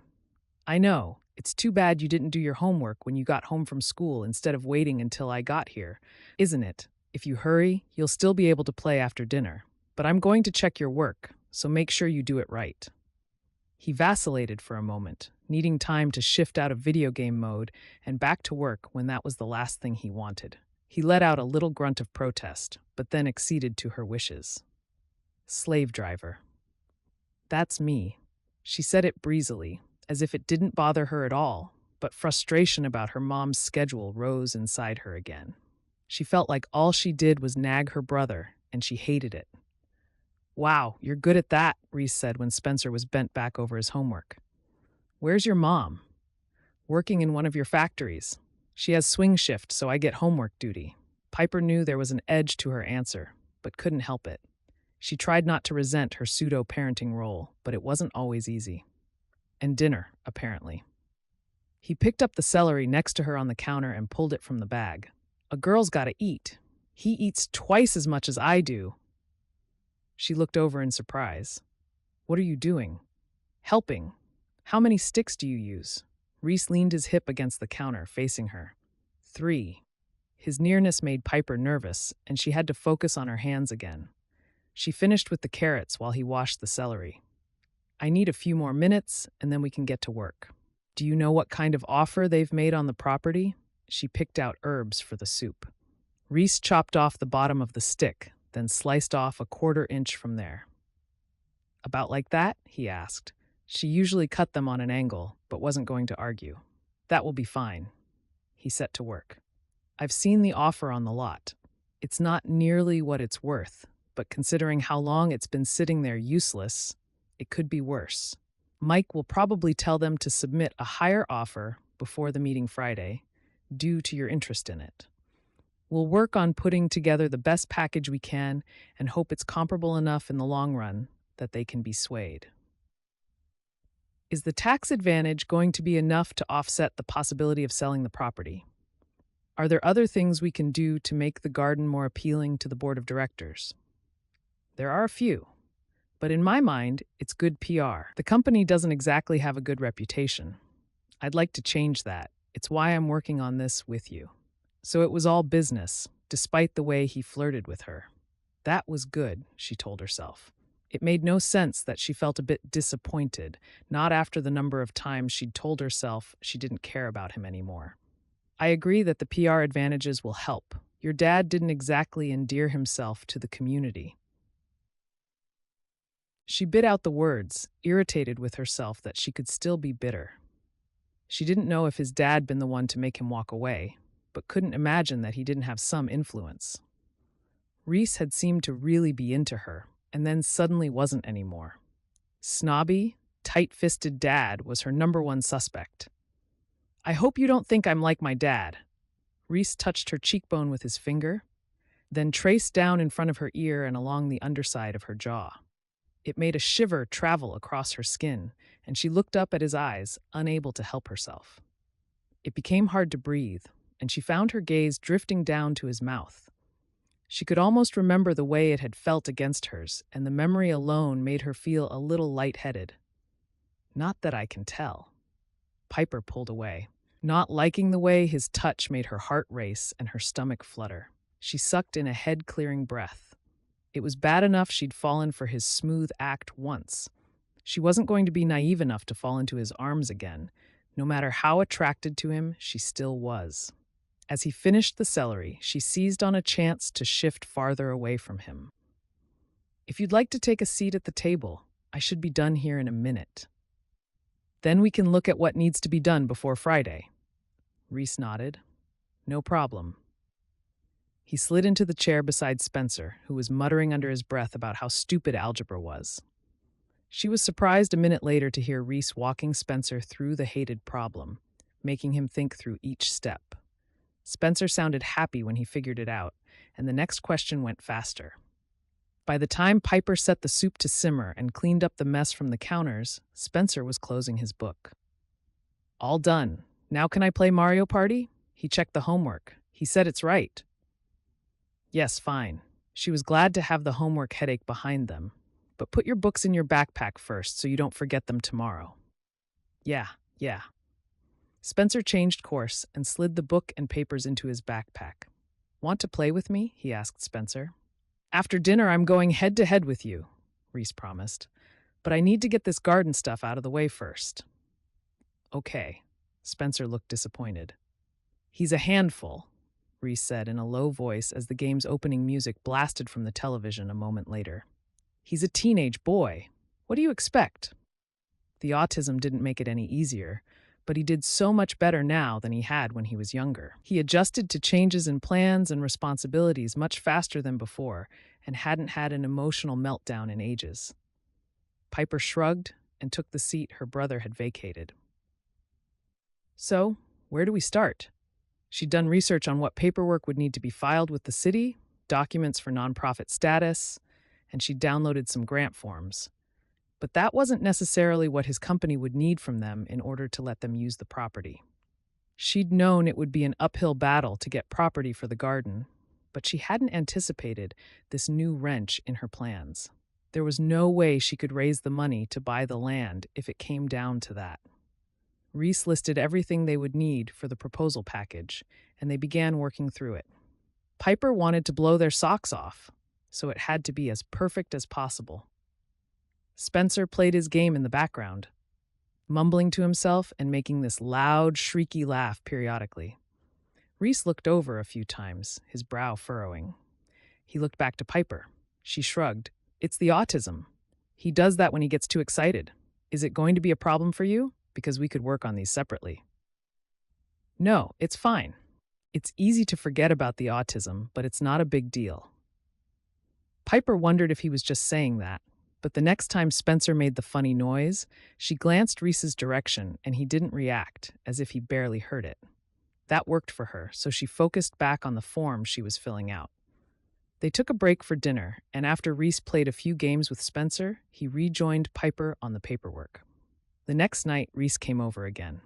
Wednesday, she got hung up at work, and Reece was already playing games with Spencer when she arrived. She watched them trash talk each other, grinning while their fingers moved lightning quick as she folded the laundry she'd washed the previous night. She liked watching them together. It was clear Spencer liked Reece. She hoped he wouldn't feel abandoned when Reece stopped coming around. By Thursday night, everything was ready for the presentation, and Comfrey had gotten Piper a rough plot sketch to show the board of directors. It would be enough for a start. She hoped it would convince the members of the board. Standing in front of the mirror in the teacher's bathroom at the elementary school, Piper tugged at the gray pencil skirt again, wondering why she'd thought she could get away with borrowing Adeline's outfit. She was several inches taller than Adeline, and the skirt felt way too short. Or maybe it was that she wasn't used to wearing anything so professional and rarely wore a skirt at all. Piper had felt weird and a little embarrassed having Reece in their tiny, worn apartment, but going in front of the board of directors for his company was terrifying. How did anyone expect her to take them on? She was a nobody from the wrong side of town. She hadn't been to college or taken any public speaking classes or anything. So why did she think she could do this? "Stop pulling on that," Maddie said, taking Piper's hand away from the collar of the blouse she'd brought for the cause. "It looks great. You look great. You're going to blow them away." "I don't care about blowing them away." Piper didn't believe anything Maddie said right now, knowing her best friend would totally lie to her if it helped. It wasn't helping. "I want them to see what this garden could be and do for the community, how it could change the world for so many families. But they're businessmen. Of course they'll only see dollar signs. The tax advantages of the garden can't even compete." "Stop it." Maddie turned Piper to face her. Her earnest brown eyes bored into Piper's. "You're psyching yourself out of the game before you even start. Don't be such a dunce. Smile, give your information, and know what you have to say can change things for a lot of people, make their lives better. You have a goal, and it's a good one. If they say no, we'll find another lot somewhere else. It won't be as good for me, but it might be better in the long run. We'll make it work. But your classroom, we'll make do one way or another. Focus on staying calm and tell those men what you have to say. You can't control their decisions, no matter how much you might want to." She looked at her watch. I gotta get back to the gym. Their time with the PE teacher ends in 5 minutes. Piper grabbed her scrubs and stuffed them in the gym bag she'd brought in with her. Wish me luck. Luck and every other good thing. You'll do fine. Then you'll go out to celebrate with Reece. Her eyebrows wiggled. Doubtful. I don't think he's interested in me. Mostly I think he's just a big flirt. He was sending mixed signals. Besides, she didn't want to raise expectations in her friends. Then why is he helping you with the garden? Maddie walked her toward the front door. Because it's a great project. Yes, and because you're beautiful and smart and funny and all of those other great things that make a man chase after a woman. It's not like he's asked me out or anything. Piper still hadn't fessed up about before. She didn't know where to start, and it wasn't like they'd be getting back together. Was it? Piper took one more glance at her reflection as she passed a window with black butcher paper behind it and hitched the bag over her shoulder. Ready or not, here I come, she muttered to herself. Maddie nodded and waved goodbye. Text me when you're through. Okay. The drive to Stone Enterprises was even more nerve-wracking than the first one to speak with Reece had been. On that first visit, she'd been sure she would be turned down. Over the past 2 weeks, she'd started to hope that this might actually happen. She didn't want to fail in front of him. She had Reece's support, which helped a lot, but she had to convince a room full of people who didn't know who she was and couldn't care less. They'd probably rather sell the land. Stop it, she berated herself as she parked in the huge parking lot around company headquarters. Quit playing with your own head. She figured talking to herself was not a good sign, but didn't care about that right now. The 3-inch heels she wore were Maddie's, and they were half a size too small and pinched her toes. Not to mention the pressure of standing on the ball of her foot, which she was not used to. Why had she agreed to them to begin with? Oh yeah, they looked good and perfectly matched the lavender blouse she'd borrowed. Silver and purple beads circled her neck 3 times, tying the whole outfit together. Not one piece of which was her own, which showed how outclassed she was by her best friends, something she rarely let herself think about anymore, unlike when she was a kid. She shook back her hair and smiled as she entered the building, though. If she didn't feel confident, the next best option was to fake it. Faking it was something she'd perfected over the years. The same receptionist greeted her, and after checking the computer, led her straight up to the boardroom. Their heeled shoes clicked across the tile floors, slightly off-beat from each other in the quiet hallway. They should be reconvening in 10 minutes, so your timing is good, the blonde told her as they walked. The note by your name says something about a community garden. Where is it? I didn't realize Crystal Creek had one. We don't, yet. That's why I'm here. Stone Enterprises owns the property we're hoping to use. Ah, good luck. Her voice lowered to a more confidential tone. I'd be too intimidated to stand in front of the board of directors. Do you have any idea how much money they make? More than I do, but money doesn't mean that much anyway. Piper had always told herself that, even though it seemed to make a big difference for a lot of people. Not having enough to get by on really was a big deal. Well, good luck. Go ahead and take a seat. I'll pop my head into the room to let Mr. Stone know you're here. Thanks. I appreciate it. Piper slid into a seat in the executive office waiting area while the young woman disappeared into one of the rooms. She reemerged a few seconds later, smiling. Mr. Stone said he'd be out in a moment to get you. Thanks. You're welcome. Good luck. She left Piper alone again.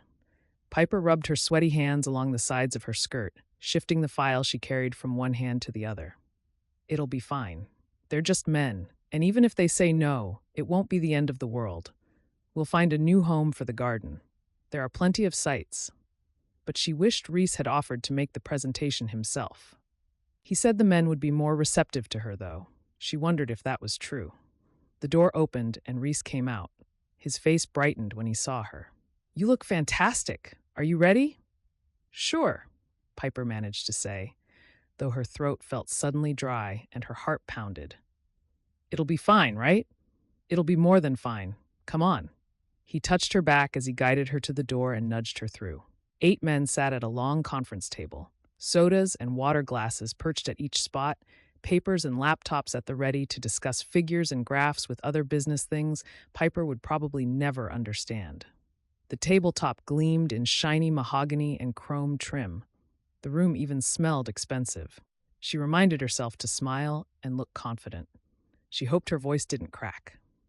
"Gentlemen, this is Piper Daniels. She's come to discuss another idea for the land on Walnut Avenue."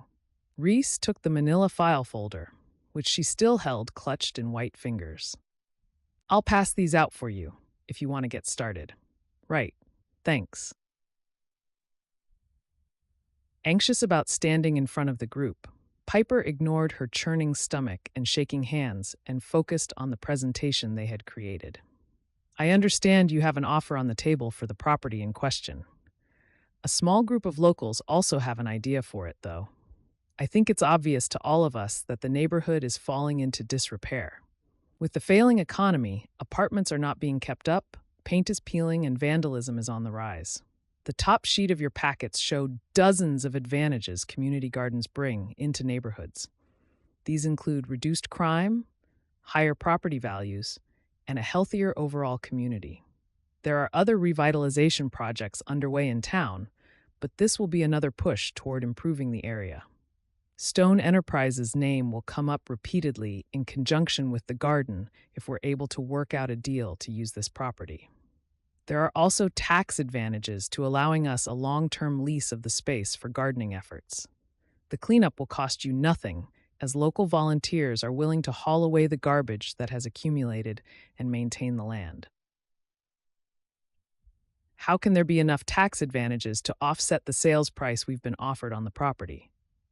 A man near the front asked. His expression was skeptical and even a touch hostile. "It won't the first year," she admitted. "But each year you donate the space, you get a write-off on your business taxes, beyond the property taxes themselves. The long-term financial advantages will accumulate to more than you've been offered. As a protection for you, if the garden ever stops functioning, the contract we've created will end, and the land will be available to Stone Enterprises again, so you'll be able to use or sell it. Hopefully, the property values will have increased by then as well. If you turn to page 3, you can see the financial advantages for this arrangement." "And if we'd rather take the short-term gain?" the man asked. Piper fought to keep her voice matter of fact. "That will be your decision. But the PR of partnering with us on this project would certainly do the company good locally." Piper's stomach quivered with nerves, and this man's questions weren't helping. "We have a great reputation in the community," he insisted. Piper's brows lifted at his cluelessness. She itched to shoot back with the actual reputation the company held, but decided discretion would be her friend on this occasion. "While the company does bring many jobs into the area, it hasn't been known for community spirit or for being the best place to work. At least the plastics plant isn't. Nor have any of the divisions been willing or able to make donations to community projects, which hasn't endeared them to the locals." "And you know this how?" "Carl," Reece frowned, as if not liking what he was saying, despite feeling compelled to speak. "You know there were mixed feelings in the community about my father. If you take a moment to look over the packet she gave you, I think it'll impress you." Carl scowled at Reece. "I don't think much of her pie-in-the-sky projections so far." Piper glanced at Reece. He nodded encouragingly for her to go on. "I've lived here since I was 11. I know a lot of people who work for you. I see things falling apart. Other companies, much smaller, less profitable ones, donating and helping in the community. Yours hasn't been among them. If you do, then you aren't making any of it public, which doesn't help you as much as it could. No offense, but before he came around, Stone Enterprises was known for being tight-fisted and unwilling to give anything back to the community or its workers." She sucked in a breath and pulled herself back. She could go on for hours about this, but it would only hurt her case. "I'm not saying the community is entitled to your profits, but a little goodwill can go a long way. This project could make a big difference in a lot of lives." Her mouth felt dry, but she tried not to focus on that. "I understand that you're businessmen.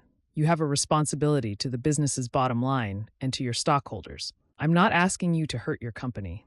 I'm asking you to look at this donation from a different angle, one that is not all financial on your side, but still has financial advantages. Not everything is about money. Giving back to the community has benefits as well.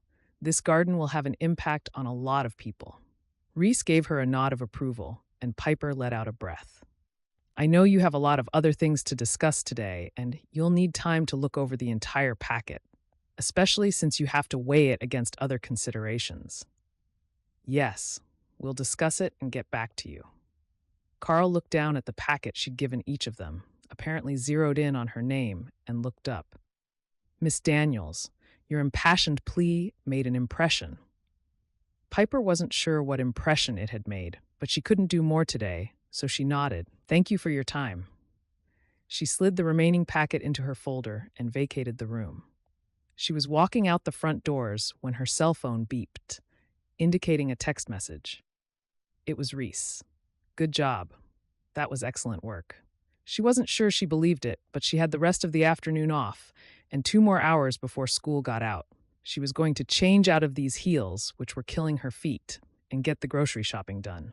Win or lose, tonight she was going to take it easy. Chapter 14. So we have two possibilities for the property, Reece said to the rest of the board when the door closed behind Piper. Thoughts? I'd like to have some time to look it over. Stan, a 50-something father of 3 from Albuquerque, was still flipping through the pages. I like the idea of a garden. It doesn't hurt that it would be something that comes back with our name on it over and over. She's right about the PR issue. I'm afraid the way we've drawn back from the community is hurting us when it comes to finding good, long-term employees. That's something we need to work on. There are other ways to accomplish that. Carl shifted the packet to the side. If you're determined to give her land, we can look at one of the other unused tracts we have instead of this one. But I disagree that we have a problem with our image. I'm impressed with her personally. She has spunk. But her enthusiasm isn't enough reason to give her a valuable piece of land we could profit off of. I think profit is a bit of a misnomer, isn't it? Reece quoted the offered price for the land. That's substantially below market value. Obviously, the buyer thinks we're desperate to get rid of it. We've been paying taxes on it with no return for over a decade, Mike pointed out. It's been nothing but a drain.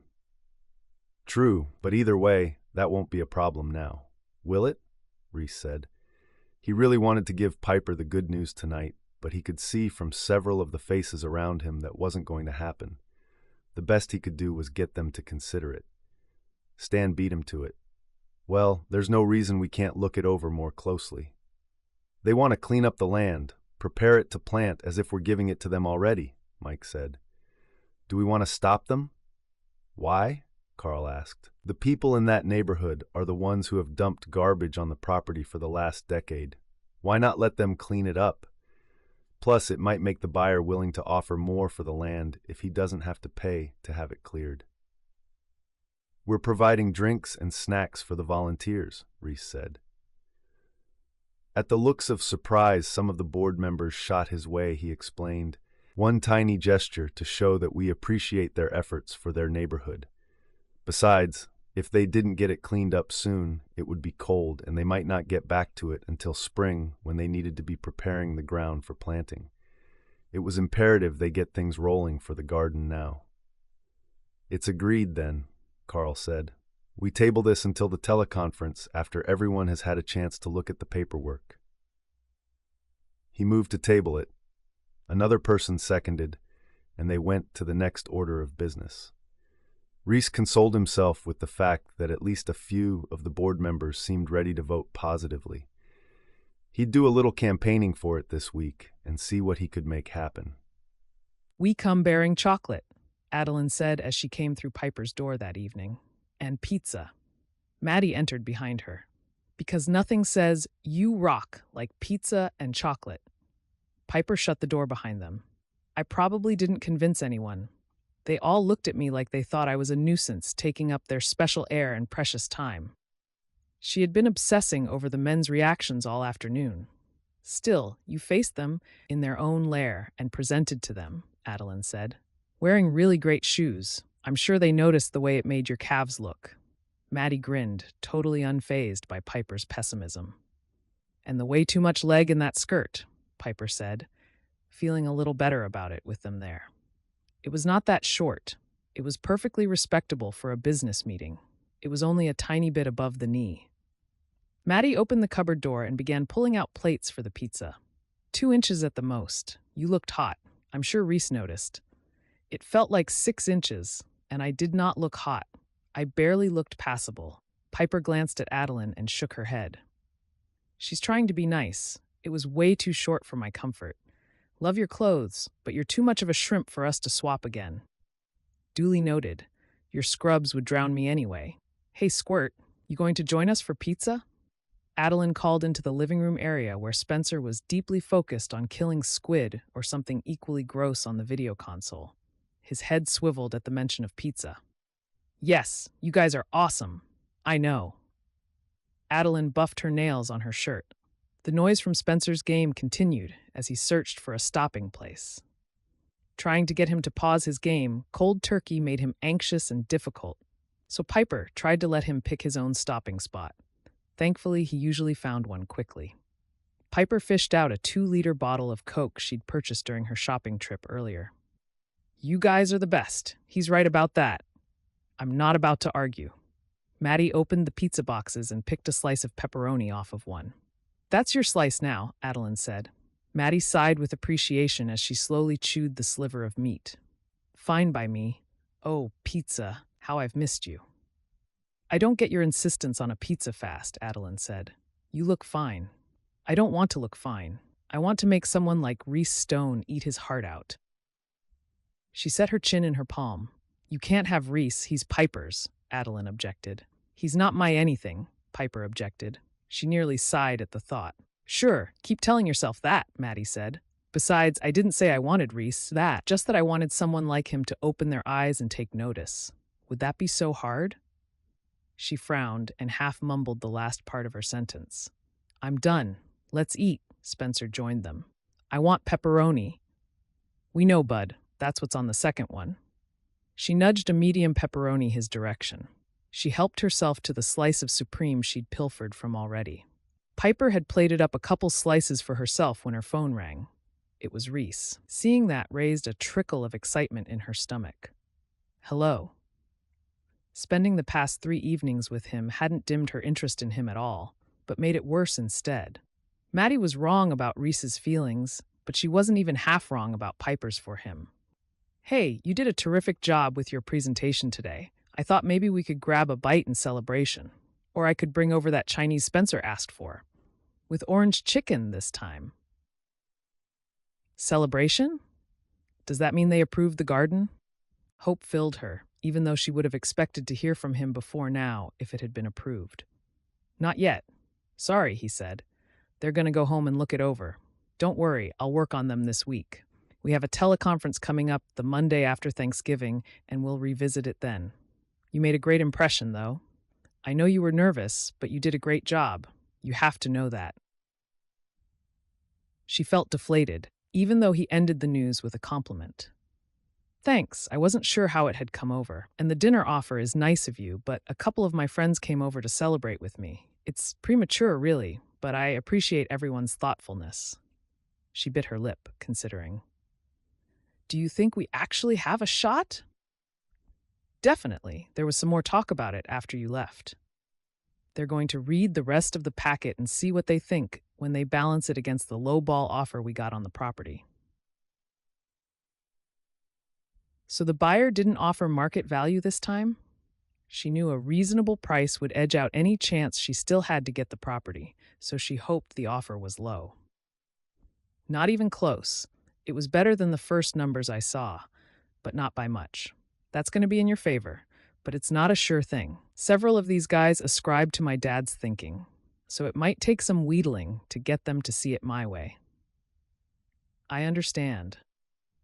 Piper wondered if he thought their cozy work sessions and dinner had turned them into something more than friends, business partners. She wanted to set him straight on that. It was bad enough that he'd worked his way back into her life. She could be pleasant and professional to him, but she wasn't giving him a way back into her heart. It was nice of you to call. She was starting to sound like a broken record, but emotional distance was the key to keeping herself from going crazy. No problem. Maybe we could do something tomorrow night instead. Are you available? The others watched and waited, Adeline and Maddie with too much curiosity. Piper wanted to tell him she wasn't interested in dating him, but knew Adeline and Maddie would badger her for a reason.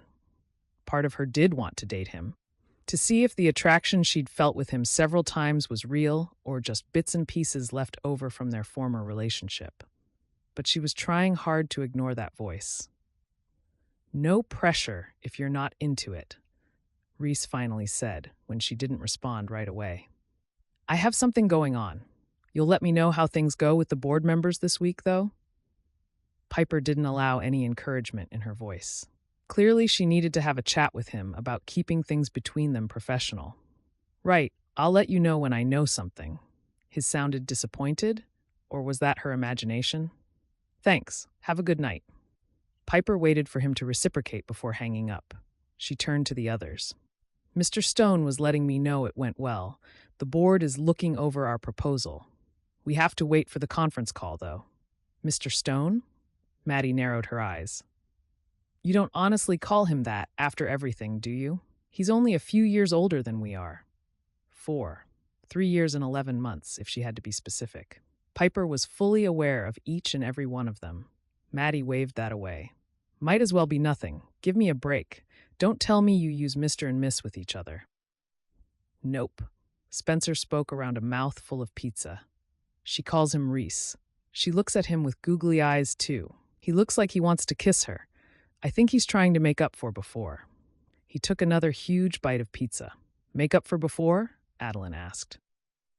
Intrigue filled her eyes. What before? The Stones don't exactly have a history of philanthropy, Piper rushed to answer before Spencer swallowed enough to speak again. Had he really remembered Reece from when they dated all those years ago? That one trip to the park, sure, but he couldn't remember what happened between them. Maybe her mom had talked about it to him when she found out Reece was helping with the garden. Trina did have a way of letting her thoughts all out if she wasn't happy about something. I don't think he has to make up for his father before someone would date him. I've seen recent pictures, Maddie said, pulling an olive from her pizza. H.O.T., that's what he is. I'd like to date him. Rich, handsome, and interested in your project. You could do worse. And he's sending you kissy looks. Adeline's brows rose teasingly. Did he ask you out and you turned him down just now? Why? It wasn't a real date. It was a congratulations thing. Except she was pretty sure that wasn't true, and she doubted her friends would think so either. Don't be an idiot, Adeline said with an eye roll. Finding a decent guy isn't as easy as one might think. Heaven knows I've been looking. Downright impossible, Maddie agreed. But it would be easier for you to find the right guy if you gave any of them half a chance.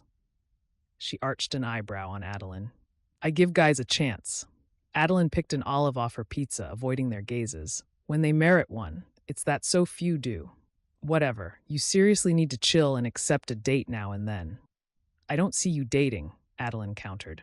Maddie scowled. Ryan seems to be the only one interested in me at the moment, which would be great if he weren't already married. The jerk. That's putting it mildly, Piper agreed. Men can be such idiots. Reece is totally into Piper. Spencer chimed in. It's gross. You guys are so old. He smiled as if baiting them, which he loved to do. Do you really want to be grounded for the next month? Piper asked him, only half teasing. She was not that old. Whatever. But he didn't say any more, probably thinking her response had been about the age comment. But she was more relieved he didn't mention that she and Reece had dated before.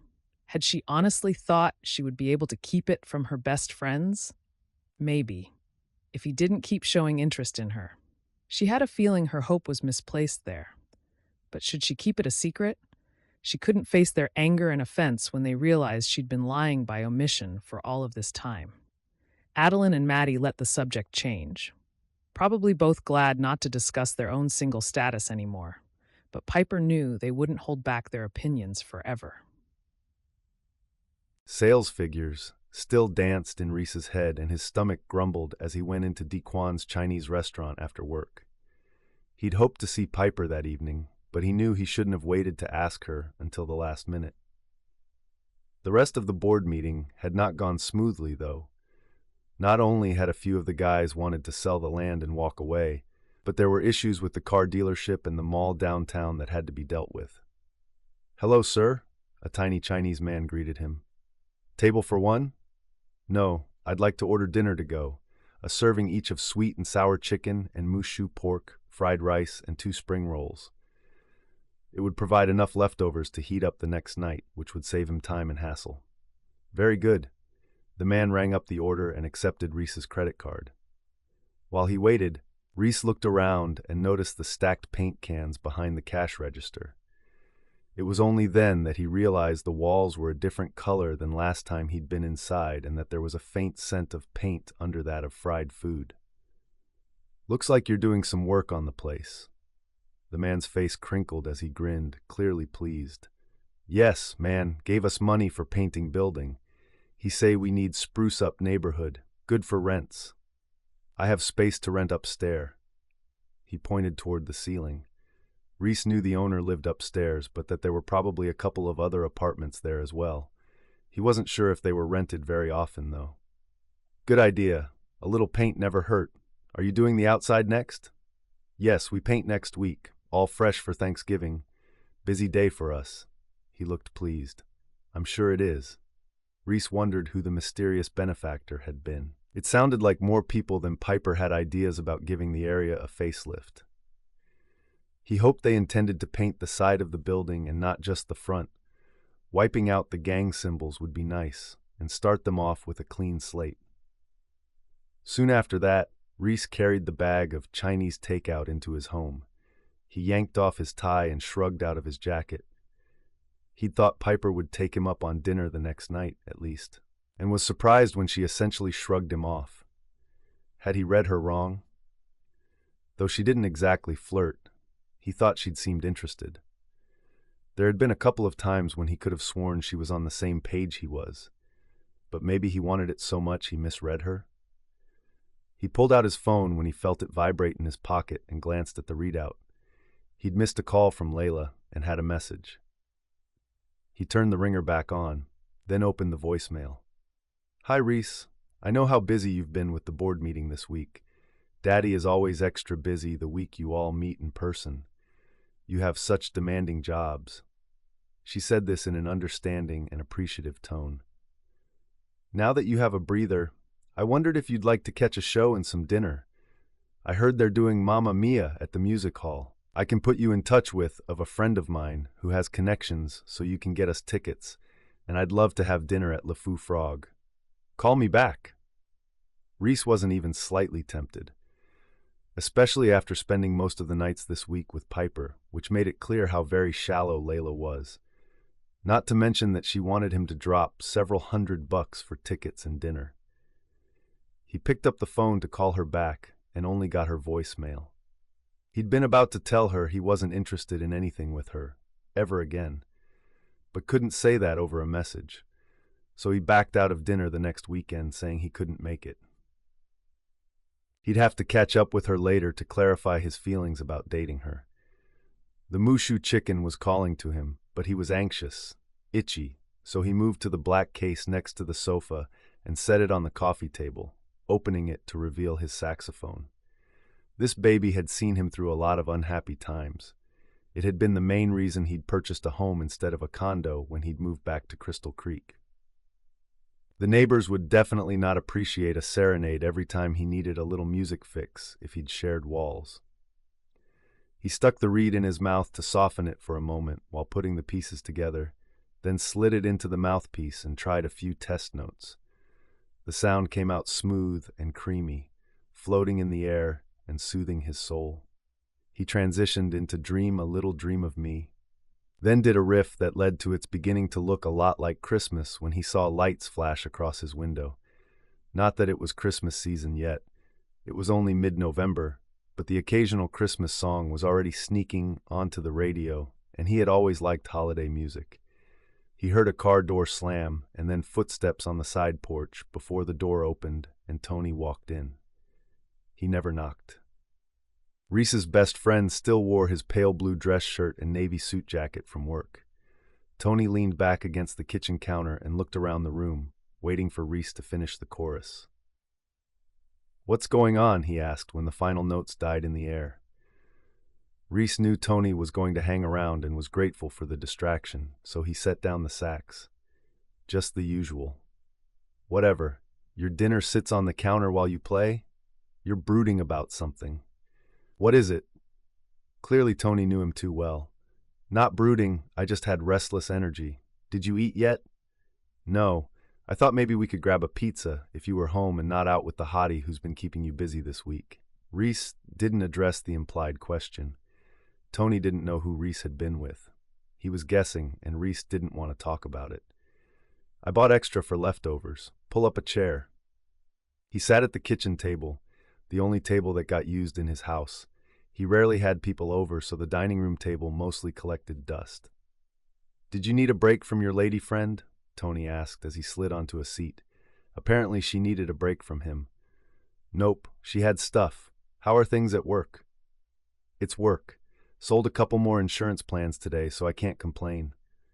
Tony snagged one of the takeout containers from the bag and opened it. "Sweet and sour chicken? Do you have anything else?" Reece snagged a piece of pork from the mushu container and passed it over, accepting the chicken instead. "You need to find a new job, maybe something you don't hate," says the man stuck working for Daddy's business. "I like what I'm doing, now anyway." There certainly had been times when Reece considered leaving. He was glad that he hadn't. "And the hottie?"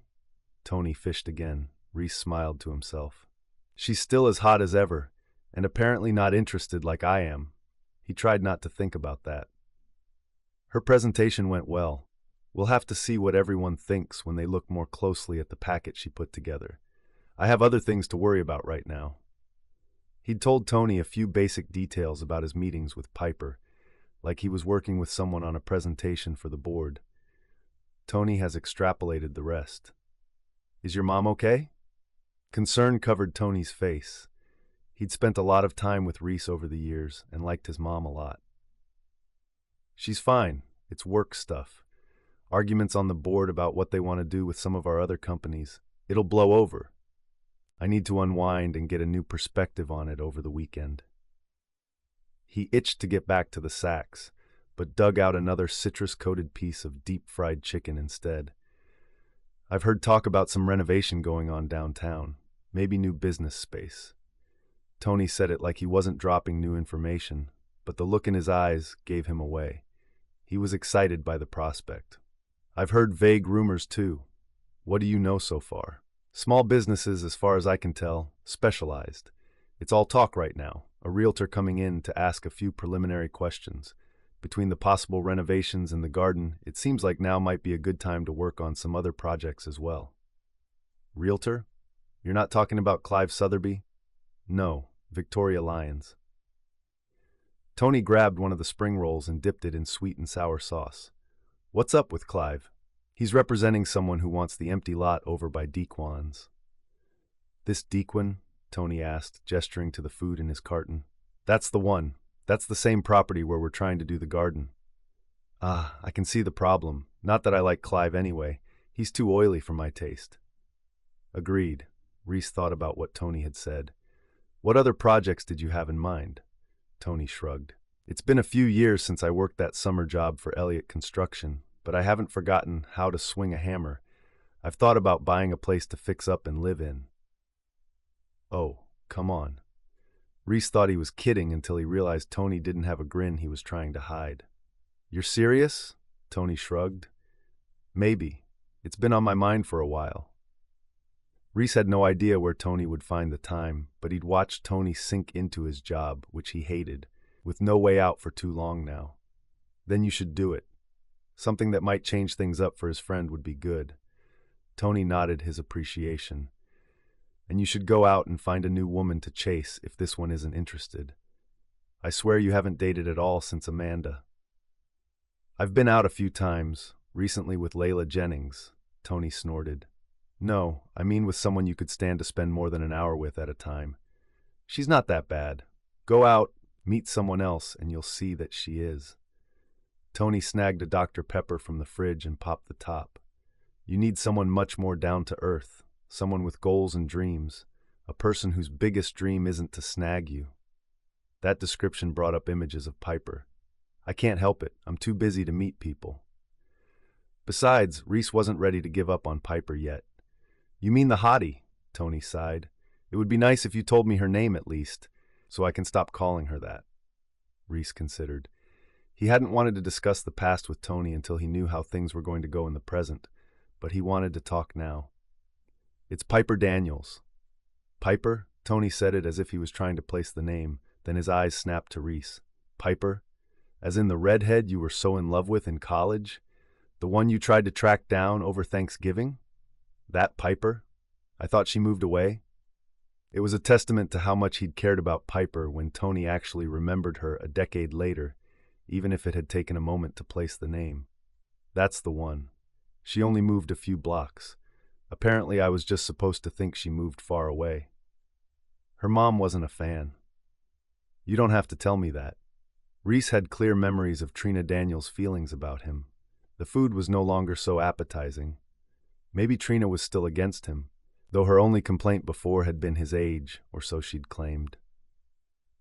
Well, how's Piper now? She's as beautiful as ever, smart and sassy and down to earth, with goals and dreams. Kind of sounds like the list you spouted, doesn't it? Tony groaned. I should have known that would come back to bite me. So you're still hooked, but she's not into you? Reece shrugged. You see my dilemma. There's definitely some attraction going both ways, but I don't think she's forgiven me for before. Did you explain? Reece shook his head. Frustrated. I haven't had a chance. Other than the first time I saw her again, we haven't been alone for 2 seconds. The first night was definitely too soon. Maybe I'm not built for relationships. Reece thought of the woman he'd bought an engagement ring for. Then she'd split with him a few days before he was going to propose. The ring still sat in one of his drawers. Live and learn. You should explain at least. She deserves to know what happened. If she still won't give you a chance, go find someone else. There are plenty of fish. Yeah, Reece agreed, not wanting to think about that. I'll be busy with this garden thing with her for the next week or two. We'll see how it goes. He'd survived losing Piper before. He could do it again. The ache in his chest at that thought was a little too familiar, so he changed the conversation to something else. He returned to the television screen. If he wanted her to let down her guard about his presence, it would be best if he didn't push her too much. Besides, the kid was fun. Spencer perked up at that. When did you order? Before I got here tonight. Reece queued up the next game. Spencer snorted. You knew you were going to lose. Were you even trying? He shot Reece a suspicious look. Of course I was. You think I want to lose to a squirt like you? Reece shot him an incredulous look and smiled when he chose a mini-game he'd always been good at. I'm not so short anymore. I'm ready when you are. Spencer laughed as Reece started it up. Have you done your homework yet? Piper asked over the beeps and bells on the screen. I don't have much. I'll do it after dinner. Spencer's gaze didn't leave the television screen. Yes, you will. Piper glared at Reece, then headed for a door that led to one of the back bedrooms and shut herself in. Reece held in the sigh of appreciation. How could any woman look that good in teddy bear scrubs? He forced himself to pay attention to the game before he was completely left in the dust. The doorbell rang, announcing their dinner's arrival before Reece saw Piper again. He'd had his hands full with the video game. Though his skills had been rusty when he arrived that night, they were getting better already. He would need a lot more practice before he'd beat Spencer. The kid was a demon on the video game console. Piper, food's here. Come on out. Spencer called when the door shut on the delivery guy 15 minutes later. The bedroom door opened and Piper came out in yoga pants and a pink t-shirt that molded to her figure. Reece had to consciously close his mouth. She looked terrific. Turn off the video game, she said. Don't just pause it. You're done for the night. But we're in the middle of a game, Spencer complained. We only have a minute left. 1 minute, and then it goes off. Now, if your homework had been done when you came home from school, I might have let you back on it after dinner. She left it at that. a pointed reminder of the priorities Spencer apparently didn't share with her.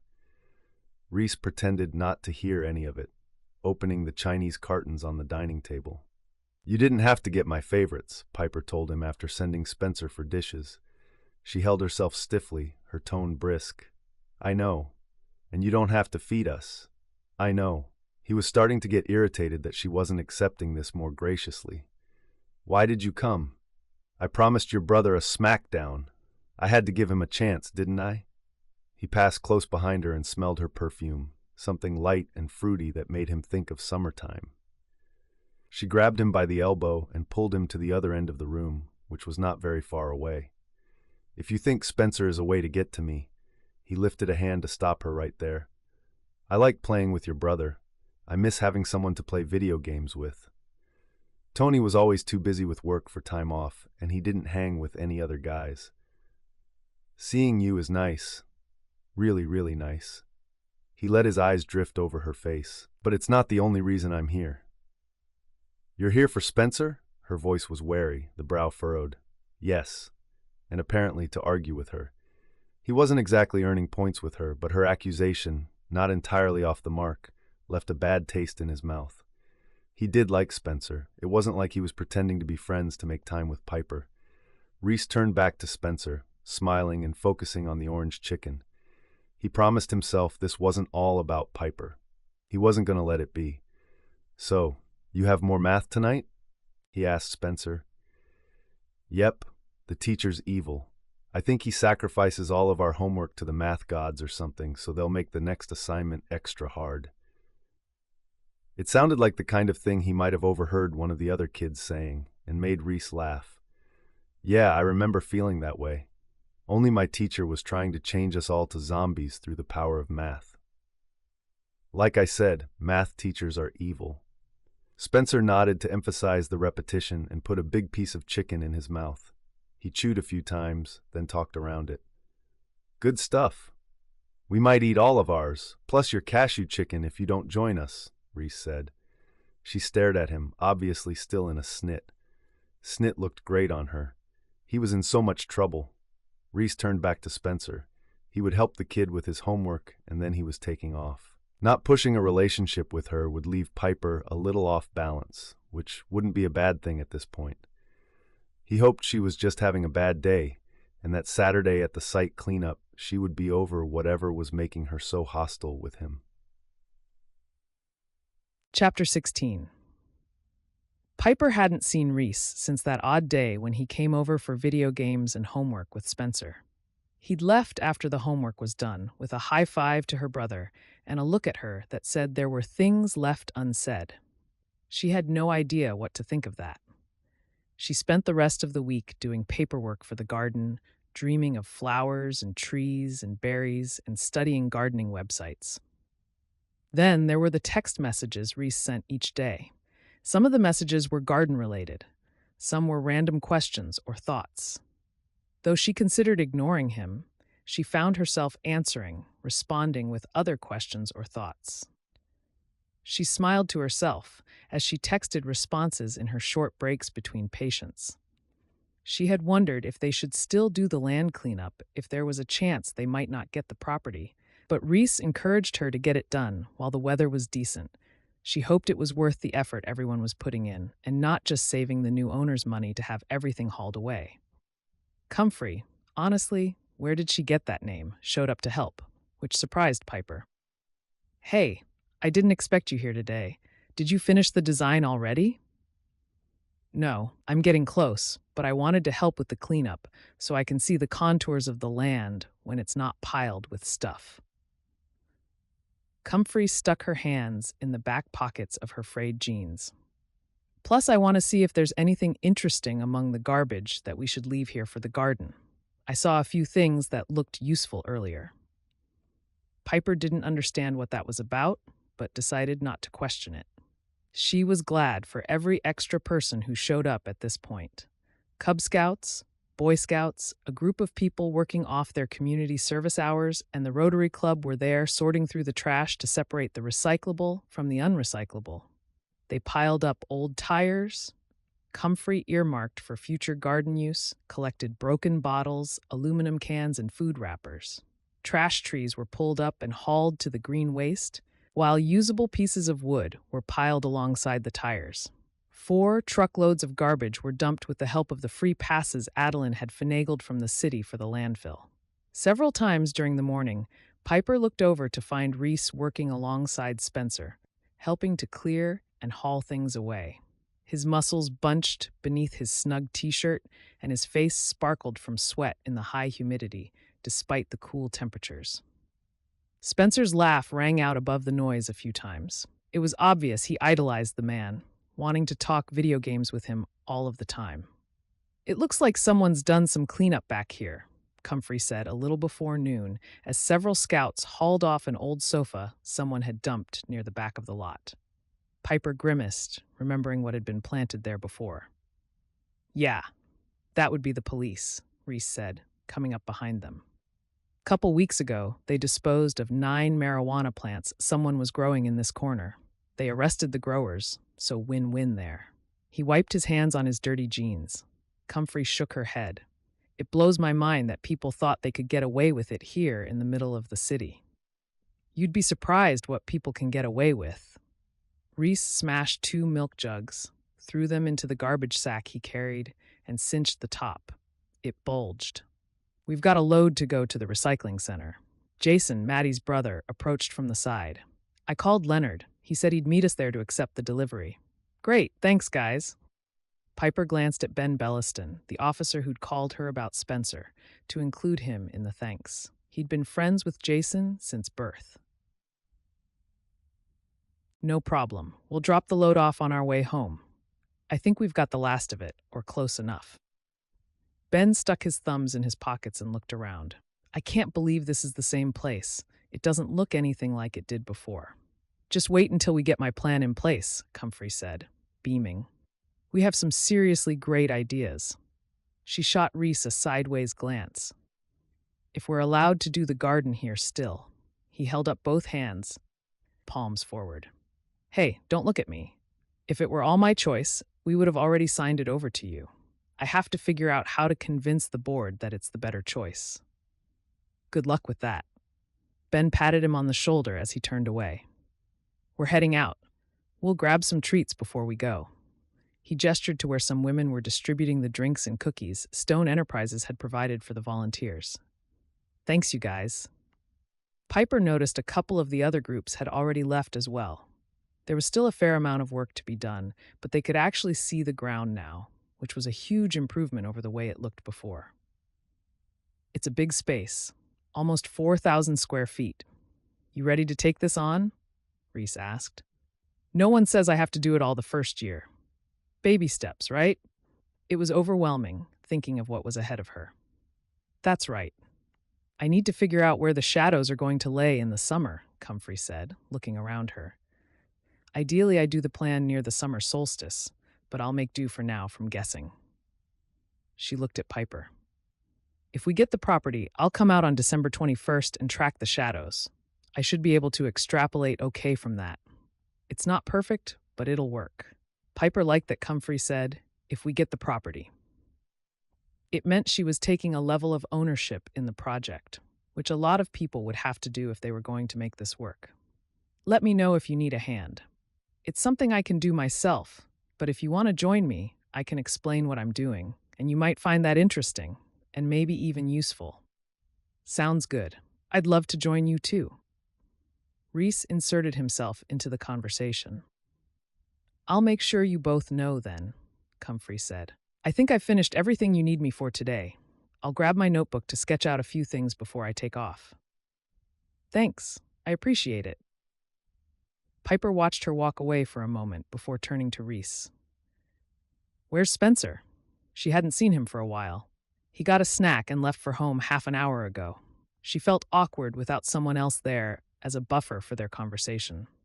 "Thank you for helping with cleanup today. You're good with Spencer too. It's nice of you to take the time. I never realized how much he needed a guy's attention. I like Spencer. I'm happy to lend a hand, both with him and the garden." Reece shoved his hands into his pockets and glanced over at her. Someone recently pointed out that I could stand to be more community-oriented. Embarrassment heated her cheeks. I wasn't talking about you, specifically. He shrugged. Whether you were or not, you are now, so let's go with it. He focused on her as if there wasn't anyone else around them. I think this is a great project, and I'm happy to help. I know how important it is to you. He let the comment hang in the air between them for a few seconds before shifting the discussion. I'll go with you to thank the others. This is technically my land, right? Right? Piper had hoped he would take off, expected him to. So why did she feel relieved that he decided to stay and hang out? And why was her heart racing? They walked up to the front of the property to find that the last 2 trucks of garbage were headed to the landfill, and the final stragglers were getting into cars. It was nearly noon, and her stomach was starting to rumble. I guess that's everything. I just need to finish up the 501c3 paperwork to be filed as soon as everything with the land is finalized. Reece looked around. Spencer said there was no way we'd get the garbage cleared today. I agreed with him. We were both wrong. They stood with their shoulders inches apart, looking back on the property. I didn't dare hope we'd get this much help. She couldn't do anything about how aware she was of him, and the way he looked with his hair curling, unruly on his forehead. He looked at her, saying nothing for a couple of seconds.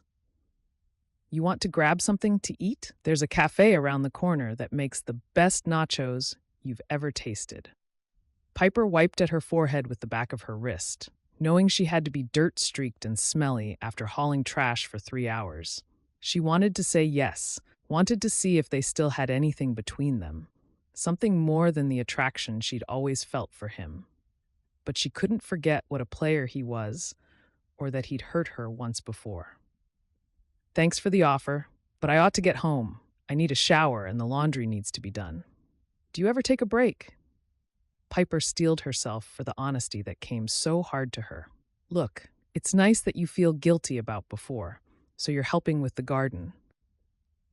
I don't feel guilty about what happened 10 years ago. Reece paused, as if reconsidering what he'd said, and held up a hand. Okay, so I should have handled it differently, and I do feel bad about that, but I did the right thing. This isn't about that. You did the right thing? Piper's voice rose slightly in pitch with her indignation. Yes. There was no room for question in his voice. That stung. Playing with me was the right thing? Never mind, she said when he protested.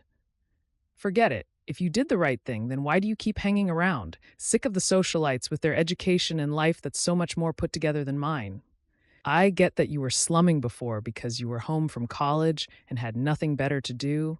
And hey, sticking it to your dad by dating someone he would have seen as beneath you must have been a blast, but that's all in the past and has nothing to do with now.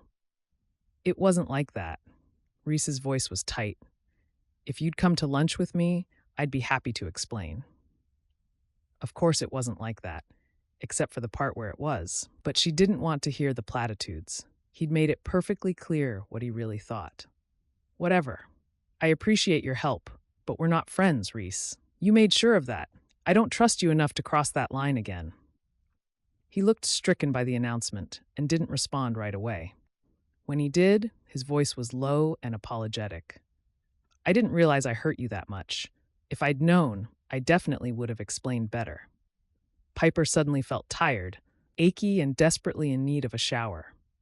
It's water under the bridge. She tried to move away from him, done with the discussion, but he grabbed her elbow. Obviously not. Not if you won't even listen to me. It wouldn't change what happened. No, but it might change the way you see what happened. Could he really think she didn't see it pretty clearly after all this time? She tugged at her elbow, and he released it. Your dad pressured you into calling things off. I get it. You had other plans for your summer. You told me that up front. It wasn't like I wasn't fully aware of it. She headed for her car. That's not it. Reece let out a huff of air. It wasn't? Piper didn't buy it. So you sat at home all summer after you broke things off with me? Because I know that isn't true. Come to lunch and let me tell you about it. He slid his hand into hers, giving it a squeeze. Piper felt herself wavering. She wanted him to make everything better. to wipe out the hurt, but she didn't believe it was possible, and she was afraid that anything he told her might be a lie anyway. How could he have said that leaving her with no explanation was the right thing to do? Please? She was about to give in when her phone rang. She fished it out of her pocket and looked at the display. She answered it partly to end her conversation with Reece. Hi, Mom. What's going on?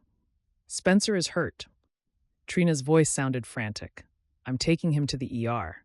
I think he broke his arm. Piper wanted to swear. I'll meet you there. She hung up. Family emergency. I gotta go. What's wrong? The concern in his voice was real enough to make her pause to answer. Mom thinks Spencer broke his arm. Piper tried to brush it off and not stress about it until she knew, but he'd never broken anything before, and she was worried about how he would handle the pain or the craziness of the hospital without her there to calm him. I hope he's okay. I'm sure he'll heal.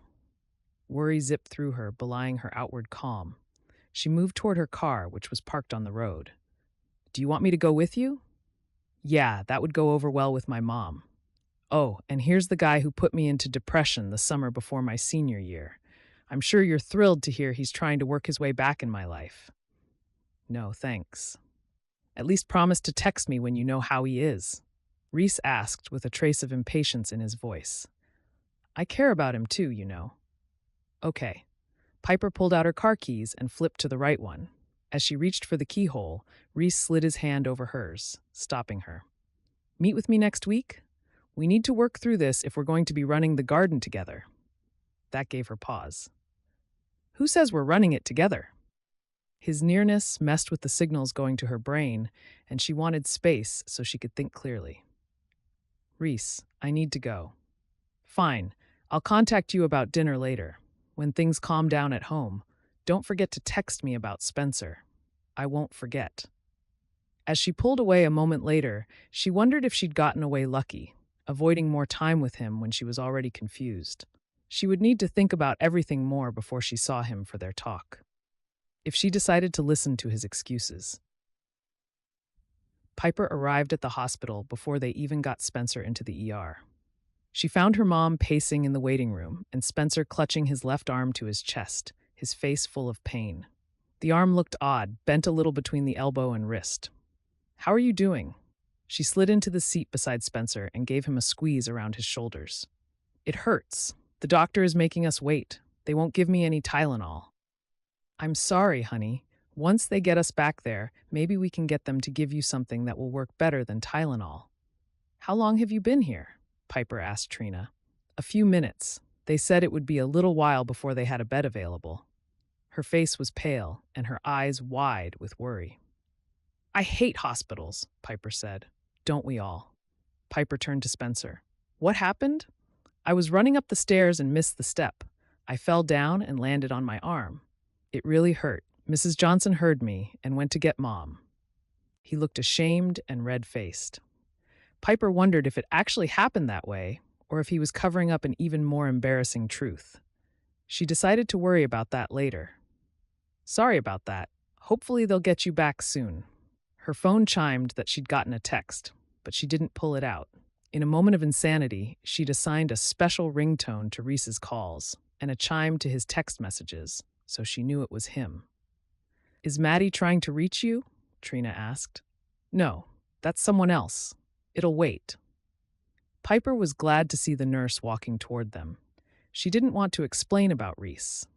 They hadn't brought him up recently, and considering Trina's reaction to them working together on the garden, Piper didn't want to get into it with her now.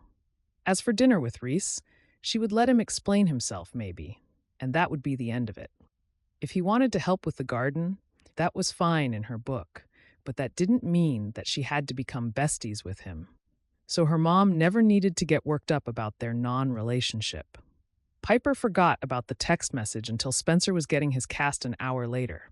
Even then, the only reason she remembered was the return of the chimes indicating a new text from Reece. Piper pulled out her phone and looked at the messages. How are things at the hospital? How is Spencer?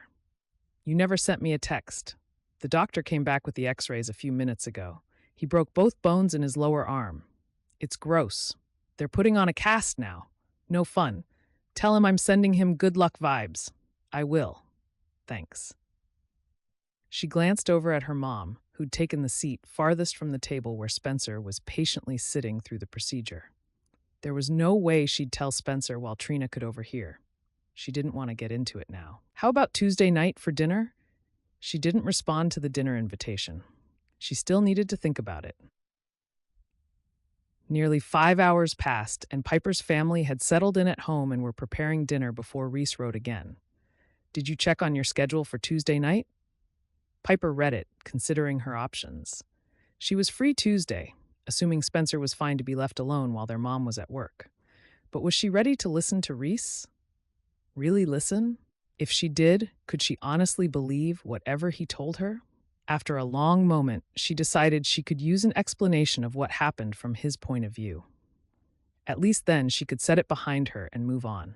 Pick me up at 6. I'll listen. She put away her phone, hoping she wasn't making a mistake. Chapter 17. I may have an alternate location for the garden if things fall through. Piper read the text from Reece Sunday night and wondered if this was his way of getting out of trouble with her if she didn't get his property. They just cleaned up the lot. Was he trying to upset her? Her first instinct was to make a snarky response, but she set down the phone and walked away to do the dishes. She wanted to believe his motives were pure, but it wasn't easy when she couldn't get over their past. By the time dishes were cleaned up and the kitchen was spotless again, she'd calmed down. She would give him the benefit of the doubt, at least until she heard him out Tuesday night. I guess a backup plan isn't a bad idea. Who are you texting now? Trina asked. She already wore her pajamas and was curled up in the battered, easy chair she preferred, flipping through the pages of Vogue. Probably her boyfriend. Spencer sat dejected in front of the television. It was difficult to maneuver the paddle for his Nintendo with one hand partially covered in the cast, and he'd given up after only a few minutes. He'd been moping around ever since. What boyfriend? I didn't know you were seeing someone. Trina looked both surprised and delighted. You should date more often. Why the big secret? Who is he? I'm not keeping secrets. I don't have a boyfriend. Piper slumped deeper in her chair. Reece. He plays video games with me sometimes. I like him. Spencer kicked his foot restlessly in front of an old episode of the A-Team. Apparently watching cars blow up wasn't as interesting as making them blow up. Reece Stone? Trina looked at Piper in concern. When did you start dating him? How long has this been going on? I thought he was just helping with the garden. We're not dating. Piper paused, considered their dinner plans later that week, and realized how closed-mouthed she'd been on the whole issue. Maybe some explanation was in order. He is helping with the garden. Someone approached them about buying the land shortly after I approached him about the garden. The basic paperwork I thought I'd have to get together to present to the board of directors ended up having to be a lot more detailed, and he's been by several times to work on it. You've been spending time with him when you should have been watching your brother at night, her mom asked. How many times have you left him alone? Spencer scowled. I'm almost 15. I can be alone for a couple hours. I'm not a baby. Piper ignored the complaint. Spencer had been saying the same thing for 2 years, more or less, and still proved himself wrong too often.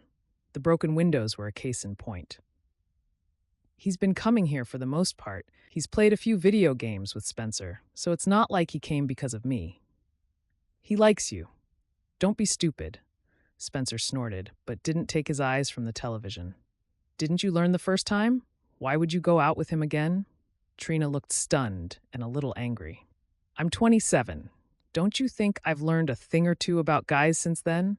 Piper folded her arms over her chest, annoyed that her mom was overreacting. He's helping with the garden. I don't know if anything else is going to happen or if I even want it to. Disapproval filled Trina's face. Spending time with him is asking for trouble. That's my decision. Piper stood and walked to the kitchen. Her mother scrambled after her. I'm entitled to give you advice.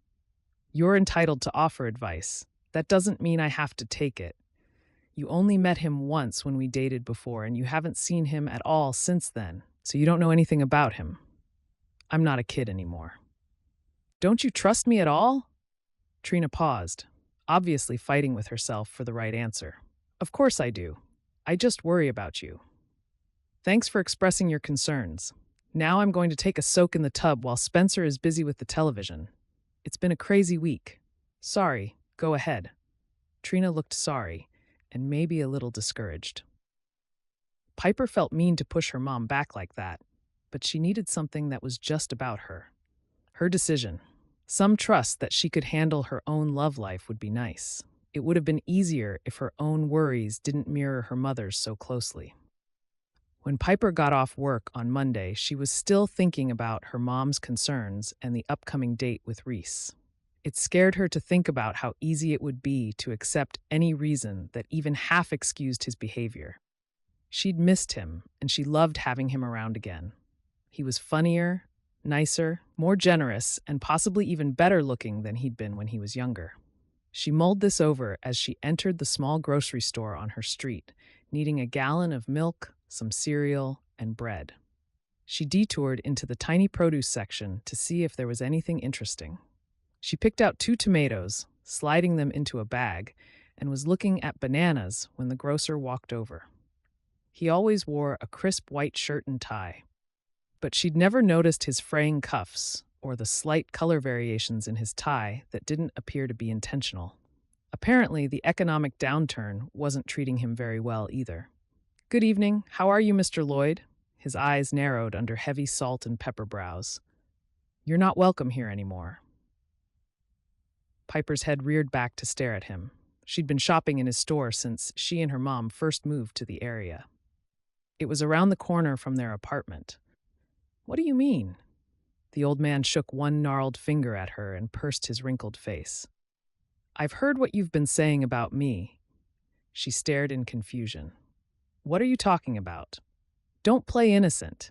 You've been telling people we need a garden because my produce is terrible and overpriced, and I do not spray it with extra chemicals to make it look good longer. I didn't realize you thought so badly of what I sell. You still shop here." Piper couldn't believe what she was hearing. "I've never said anything like that. I like your store. Who said that?" He pursed his lips, apparently unwilling to say where he heard the lies. "I don't have to serve you. Get out of my store." He pointed to the door. "And don't come back." Feeling betrayed, Piper stared. "I buy produce here all of the time. If I didn't think it was good, I would go to Walmart to do all of my shopping. It's not that far away." "Well, from now on you can go there, and all of your gardening friends can go there too. I will not be insulted." He folded his arms over his chest and stared her down. Not knowing what else to do, Piper set down the bag of tomatoes. "I didn't say anything bad about your store. I think you're terrific." "I don't like two-faced liars." He wasn't budging. Piper managed not to cry, though she felt like she'd been kicked out by a friend. She gave up on shopping and went home instead. Who would have spread such lies about her? Chapter 18, Tuesday. When Piper got off work, she wasn't sure what kind of dinner she and Reece would be having. Would it be casual or dressy? Not wanting to ask him, she decided to split the difference and settled for a navy skirt and white blouse that was nice enough to pass for a mid-quality restaurant, but not so nice that it would stand out at Taco Bell. Not that Taco Bell was exactly his style. She combed out her hair again. After having worn it back in a braid at work, she flattened the kinks with a straightener, wishing the kinks would for once actually turn into curls. She touched up her eyeshadow and was considering changing her earrings when Spencer came to the bathroom door and gave her a look of disbelief. "Are you finished yet? You're taking forever getting ready. I need to go to the bathroom." The perils of only having one bathroom. "Yes, I'm finished." The earrings were in her room anyway. By the time Reece showed up, Piper had changed her earrings 3 times and moved on to cleaning the kitchen, needing something to do with her hands. Otherwise, she might decide to switch her outfit again, and that would border on neurotic. Reece wore a pale green button-up shirt under the suit coat, with matching navy dress pants. As always, he looked amazing. The curl of his honey-colored hair made Piper want to touch it, but she tucked her hands at her side instead. Reece smiled at her appraisingly. "Hi, you look nice." "She should. She spent long enough getting ready." Spencer's muttered comment was barely loud enough to understand from his position in front of the television. He'd gotten better at managing the video game paddle despite his cast. Piper thought about throwing something at him, but decided it was better to pretend she didn't hear. "I'll check in on you later. Don't get into any trouble and call if you need something." "Yeah, Mom, no problem. I'm not a kid, you know." "Says you," she muttered under her breath. He'd taken to calling her Mom anytime he thought she was being bossy or overbearing. Sometimes she thought it was funny. Tonight, not so much. She was already tense about how the evening would go. Reece didn't quite smother his smile in response. "Catch you later, Spencer." "Yeah, be a gentleman and stuff." His eyes didn't even leave the video game. "I will. Be good so she won't be afraid to go out with me again." He closed the door on Spencer's mumble. Reece walked Piper down the musty staircase. "We can still hit the cafe for nachos if you want to, but Jack Stacks has been calling my name for a few days, and I could really go for some steak if you're up for it." "Sounds good to me. I'm always up for barbecue." It was something she rarely got at home, and most of her girls' night-out trips were on the cheap side. Jack Stacks wasn't super pricey, but it wasn't exactly budget-friendly either. "Have you heard anything from the board, or do we have to wait another 2 weeks?" "I've called for a vote during our teleconference next Monday. Right now, I think the vote is pretty much split, so we'll have to see which side they fall on." "Thanks. I've been wondering about it." "Unfortunately, you have to keep wondering about it over Thanksgiving." He opened the door to the front walk for her. "Are you guys doing anything special?" "You actually closed the plant this year, which I don't think has ever happened," Piper said, happy and willing to show her gratitude. "So Mom will be home all day, which will be a nice change." She invited a few neighbors over for dinner that night.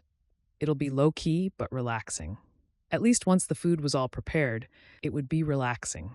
Getting everything ready was another story. "You, Mom, and I are going to her sister's in St. Louis," Reece said. He opened Piper's door, then came around and slid into the driver's seat. "I'm not thrilled. I'd rather stay here and watch football with Tony's family, but apparently my future holds boring conversation peppered with political arguments." Piper winced. "Man, glad it's you and not me. Isn't Tony the one you hung out with a lot when we were younger?" "Yes, you met once at the burger place." "I remember that vividly." Tony had been the main pal Reece spent time with that summer. He hadn't been outright rude the day they met, but he seemed condescending, probably because she'd been so young. The memory wasn't helping her mood. In her mind, he was partially to blame for the way things had ended with Reece. "You went with him to Mexico for half the summer, didn't you?" Her tone didn't come out quite as neutral as she would have liked. The car got suddenly silent as if her coolness frosted everything. "Yeah, with some other friends." "Was he part of the reason you left without an explanation?" she had to ask. It had bothered her for so long. He paused.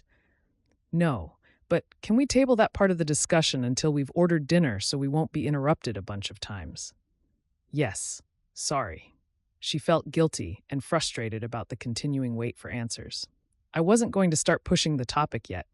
It just kind of happened." She also hadn't planned to be unkind about it. She wanted to be mature and understanding, even if his story didn't change her mind about dating him, but she wasn't succeeding very well. "I know." His hand came down to cover hers. "I don't want you to feel like I'm putting you off, but we'll be at the restaurant in a few minutes." "No problem." Piper looked out her side window and steered her mind in another direction. "Comfrey has plans for the stuff she had us hold out of the garbage pile, even if we have to move the garden somewhere else. You said you had another spot in mind if this doesn't work?"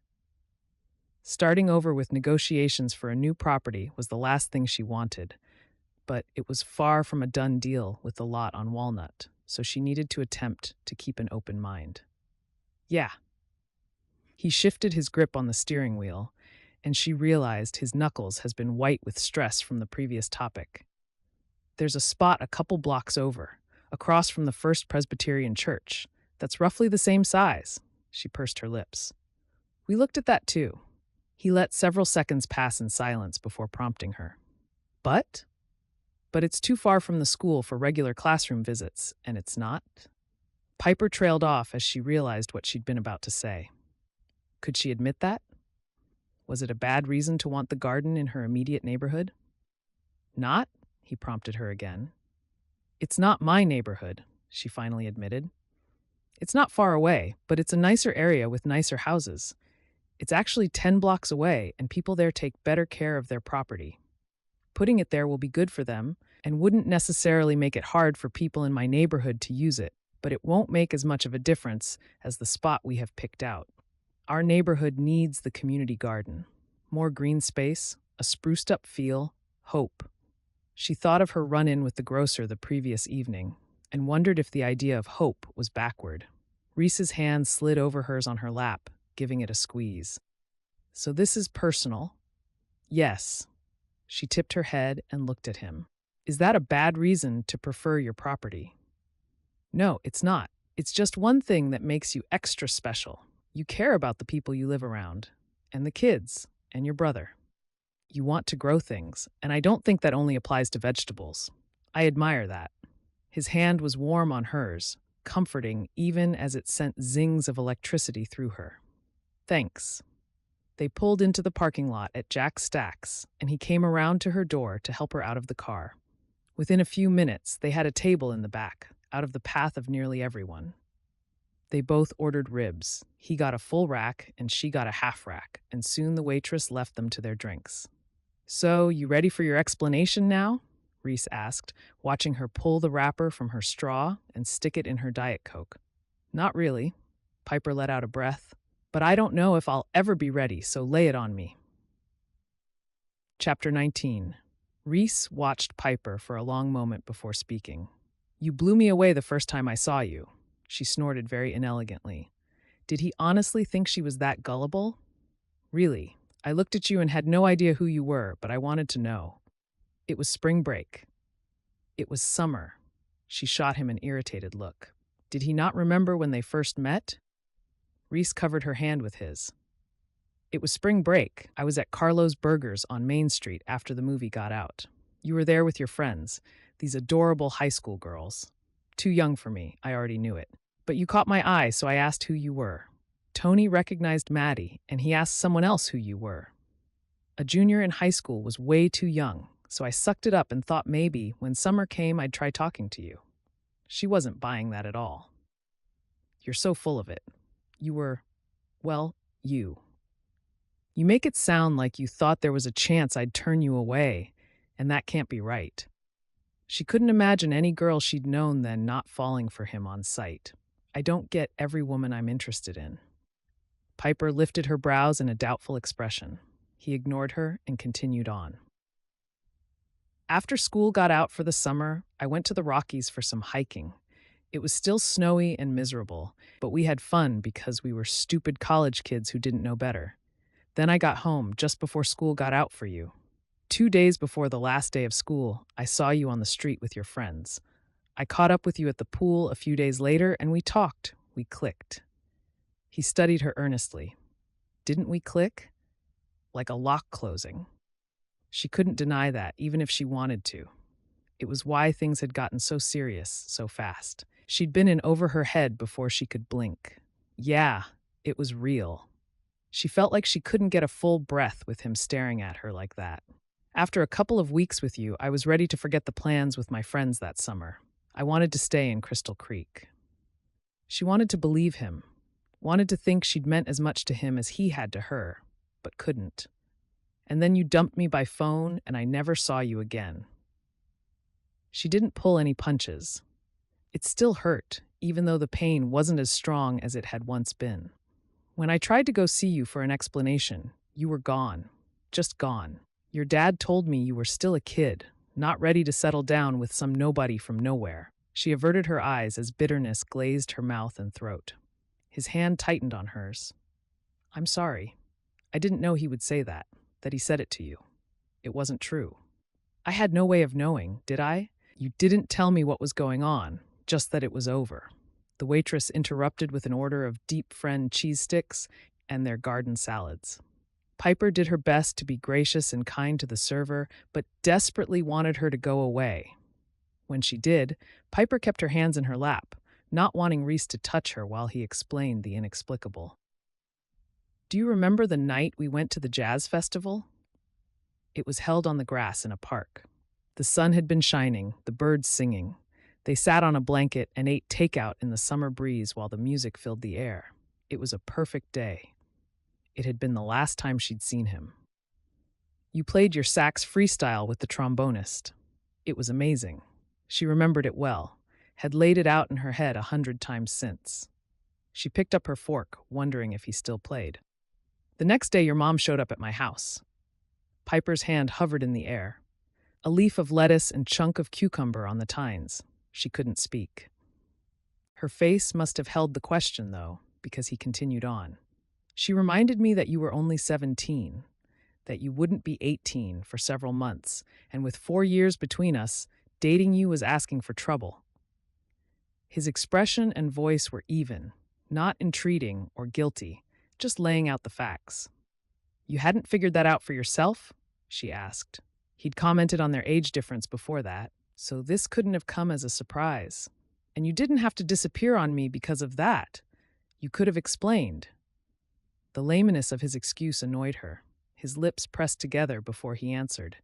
She threatened that if I didn't end the relationship then and there, that she'd go to the police and accuse me of statutory rape. Piper's arm fell onto the table and she stared at him, open-mouthed. That's not true. You're lying. Her mom wouldn't ruin her life, his life, by doing something like that. She couldn't. It's true. The skin between his brows pinched, and his voice sounded both pained and sincere. I've been trying to figure out how to tell you. You seem close to your mom, and I didn't want to cause problems. But you've been hating me all this time. I need you to know why. She would have told me. Piper had to believe that. It hurt too much to think that her mom threatened him like that, knowing it would devastate Piper. Are you sure? Feelings of betrayal flashed through her at the thought that her mom had essentially made Reece leave her. He had to be lying. There was no way her mom did that. The memory of how Trina reacted when she found out Reece was more than a peripheral part of Piper's life floated into her mind. Trina had been unhappy, even angry. She remembered how her mom looked when she found out Piper was working with Reece now. She'd seemed angry, but maybe she hadn't been. Maybe she'd been scared. His voice was low. I told her it wasn't true, that we'd kissed, sure, but that was it. We hadn't been alone for more than bits and snatches. She didn't care, though. She said she wanted me and my false promises out of your life.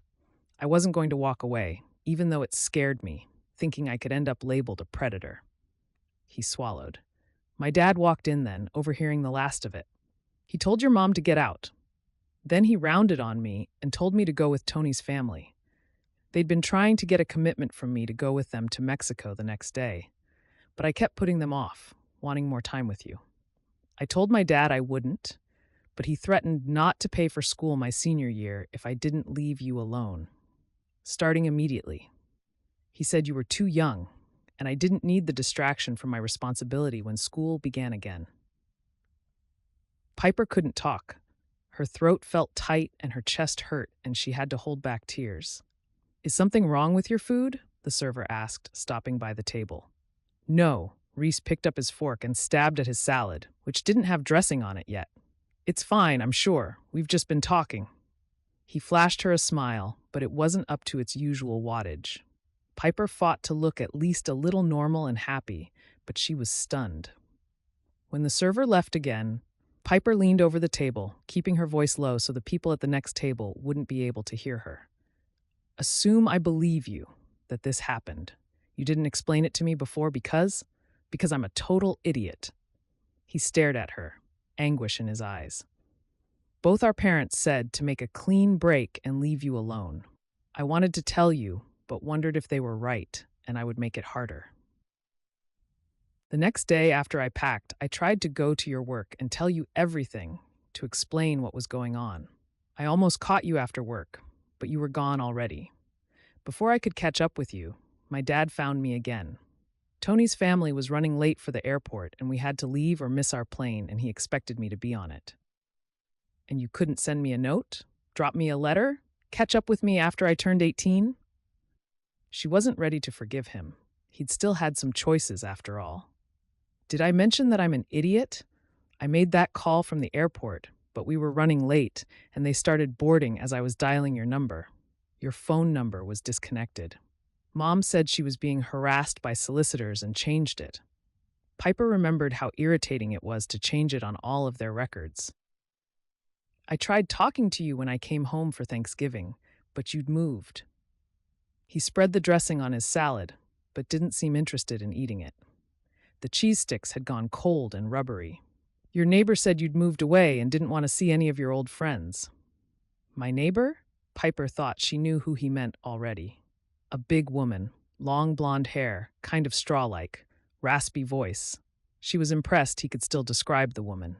Piper frowned, glad she wasn't hanging around anymore. I know the old battle axe. She and Mom were besties until she moved to St. Louis. She knew exactly where I was. Apparently she knew your mom didn't want me around. I thought you'd actually moved away. Like, away. You talked about how much you missed it in the country, how you thought your mom would go back sometime. I tried to stop by Dr. Danzy's to see if you were still around, but they were closed for the holiday weekend. When I got back to school, I almost called him to get a forwarding address. It seemed stupid of me to go chasing after someone who'd already moved on. Literally. He shook his head. I know, it's a bad excuse. Piper ate her first bite of salad and mulled over what he'd said. She was angry with her mom for interfering. She was angry that Trina had told Mrs. Sawyer to lie about them being gone. Piper was angry with herself for not trying harder to get back in touch with Reece. Her options had been limited, but there had been some options. She'd been shattered that he'd left her. One thing still bothered her. You think breaking up was the right thing, though? She finally said. He reached over the table and slid his fingers into her palm. You were young, way too young to be involved in a serious relationship, especially with someone who lived so far away during the school year. I wanted to try again after you were out of high school, but it was better that I gave you space to grow up before we tried it again. So yeah, I was sorry about how it ended, that I didn't catch up with you and explain. But after a long, long time, I could admit that it was probably better, even though I couldn't forget you. Right. So I'm the reason you're still single 10 years later? She asked, her brow lifted. He smiled. Who knows? Maybe my feelings for you are part of the reason. I've had other relationships, but they didn't pan out, even when I thought they would. Piper let that settle while they ate their salads in peace. The cheese sticks were fully congealed by the time she bit into one, but still tasted terrific. She finished her salad, setting the plate aside for her entree before continuing the conversation, trying to place all of the pieces in her head and wrap her mind around what he'd said was boggling her more than a little. No serious relationships in your past? His lips twitched. One? Well, I thought it was serious. She didn't. I didn't get a chance to offer her the ring I bought. That was a few years back. I don't feel bad about it falling apart now. She was right. It would have been a mistake. Why do you say that? Piper wondered what woman was stupid enough not to jump at the chance to keep him around. He stared at the fork in his hand, his voice going soft. She never made me feel the way you did, the way you do. My life is so much better with you in it. He shook his head. That sounds like such a line. Sorry, but it's true. Piper filled her mouth with the last bite of salad to give her a chance to think of the appropriate response. It did sound like a line, but he seemed earnest. Could she trust him? She chewed and swallowed. We barely know each other. His hand covered hers. I knew it the first day, when you came to my office and I roped you into dinner.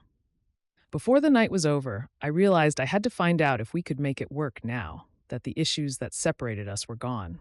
I wouldn't be able to get you out of my head until I at least gave it a real try. I knew it before we even sat at the restaurant table. Please, give me a chance.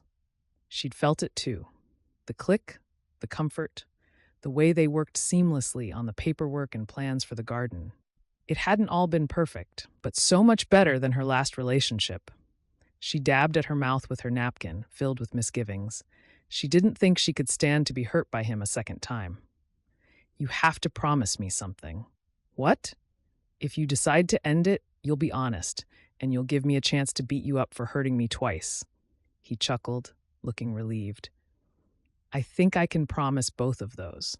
She nodded, feeling her throat tighten, terrified about the step she was taking. "Okay, then, I'll think about it." Her stomach clenched at the thought of putting herself out there to get hurt again. "I'm going to have words with my mom to verify what you said." Don't go too hard on her. She was looking out for her only daughter. Was he for real? She narrowed her eyes on him. "You're being awfully generous." "I didn't feel this way right away," he admitted. "She was right to separate us, even if she was wrong about how she did it. Plus, she's your mom. Holding a grudge against her is going to make it harder for you. My only regret is that I didn't realize sooner that you were still in town. I would have asked you out again once you were older." She tried to imagine how different her life would have been if he'd shown up at her place that Thanksgiving, but couldn't. What would have happened to Spencer if she hadn't been there? But she did regret not having Reece around. "I wish you had too." 20 Piper went to bed early that night and pretended to be asleep when her mom came in from work. She needed time to think about everything Reece had said to her. He'd looked like he wanted to kiss her when he dropped her off, but he'd only brushed his lips across her cheek, which was just as well. By the end of their painful conversation, she'd been inclined to believe him. But she needed to talk to her mom before she jumped into the relationship full bore. The next morning, Trina appeared from their room only minutes before Spencer had to run for the bus, as usual. It was often the only time she saw her son on school days. The timing suited Piper fine, since she wanted a chance to speak with her mom without her brother around to overhear, and this morning would be her best chance. "I'm going back to bed," Trina said after the door to the hall slammed shut. "I must have watched one too many shows on Netflix after work last night. I'm exhausted. Can you give me a moment before I go to work?" Piper finished off her cup of coffee and turned to her mom. "What is it? Do you need the shopping list for tomorrow?" She brushed her dark hair back from her face. "I found it. I have a question that's not related to Thanksgiving, about when I was 17 and dating Reece Stone." She held her mother's gaze, looking for any sign that her responses might not be honest. Trina's brows furrowed. "What about it? He dated you a couple times and then took off." Her eyes darted away. "We're lucky he's grown to be so much more responsible now, at least in business matters." She shot Piper a tired look, but there was wariness in her gaze. Piper tried not to let her mother's reaction convict her before she had a chance to defend herself. "Is it true you threatened to have him arrested for statutory rape if he didn't walk away and leave me alone?" Piper didn't see any option but bluntness. Trina froze. "Is that what he told you? When did you talk to him?" "We had a date last night, mostly so he could explain what happened in our past. I didn't think there was anything he could say that would make me reconsider a possible relationship with him. I think I was wrong. Be honest, Mom. Are you responsible for breaking us up?" Trina hesitated, then nodded.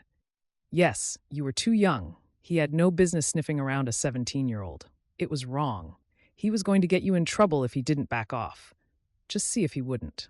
You'd fallen fast and hard. You knew it was a mistake. You didn't even tell your friends about him. There has to be something wrong if you were too ashamed to tell your best friends." "I wasn't ashamed. They were gone on vacation.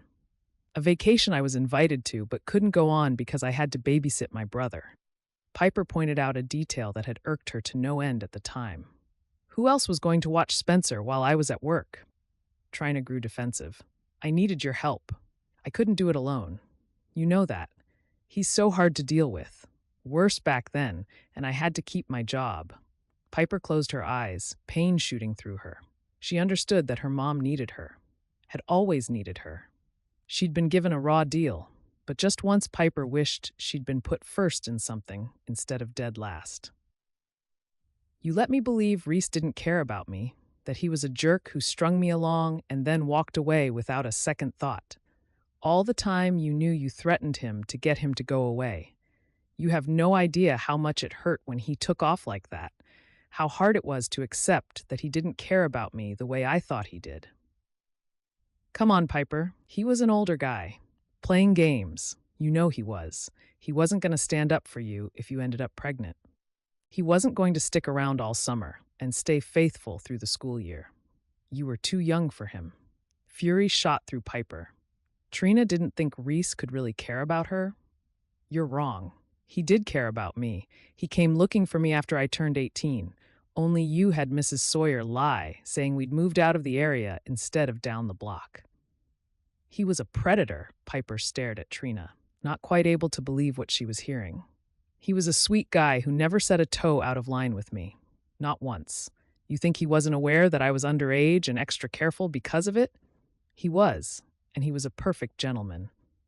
Trina's lips pursed for a long moment. I couldn't know that. I'm glad to know he didn't twist you into sleeping with him, but I still say it wouldn't have lasted for long. He was a college boy, and you know his type don't get serious about people like us. Piper felt an itch between her shoulder blades when she saw the reverse snobbery, especially since she knew she'd been guilty of it herself on more than one occasion. That was largely due to believing Reece had played her and moved on, though.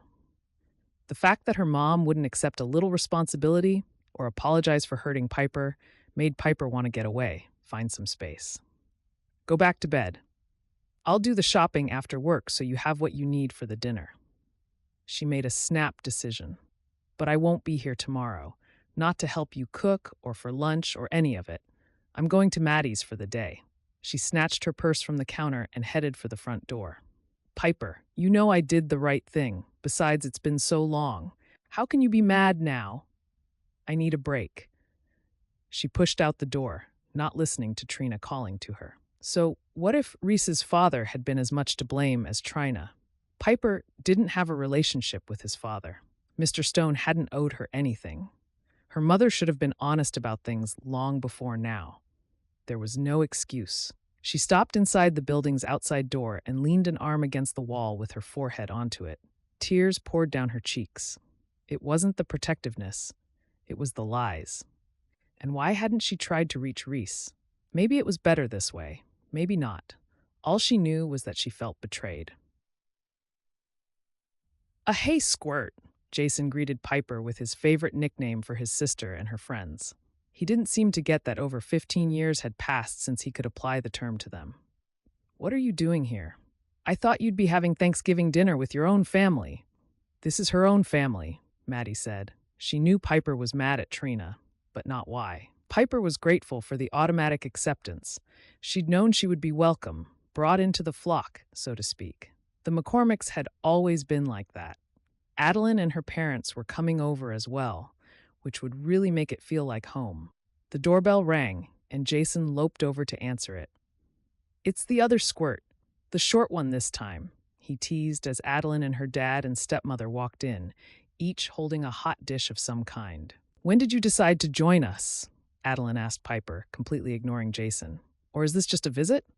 Nope, I'm staying for dinner. Piper closed the top on the pressure cooker and set the petcock to the right pressure on the stove. Adeline looked around, obviously. Only you? No, you and your family are here, as are several of Maddie's cousins. Is your eyesight faulty? It was hard to act innocent when a tiny voice kept telling her she should have been at home. Ha ha! You know what I mean. Your family is enjoying a celebration without me. Piper nodded, as if her determination could make it so. And I get to spend the day with people I'm not mad at. What happened? I don't want to talk about it. Mom and I had a blow-up. Enough said. Adeline's eyes widened. No, really not enough said. You and your mom never fight. What's going on? Adeline asked in a low hiss. Piper glanced meaningfully at Adeline's mom, as if that was why she wasn't talking, but she didn't want to get into it. Then her best friends would be getting after her too, and she didn't want to deal right now. Isn't that why she was there for Thanksgiving? So she could not deal if she didn't want to? Apparently not. Adeline's mom leaned in. Are we sharing secrets? She asked in a stage whisper. No, and that's the problem. Adeline sent Piper a mullish glare. Maddie shot Piper a look of triumph. She'd been trying to wheedle out the truth since Piper had sent a text message that morning saying that she was coming over. She smiled brightly at her mom. We have the rolls in the oven, the potatoes cooking in the pressure cooker, and the sides are ready to go. Do you mind watching things while we drag Piper upstairs and interrogate her? No problem.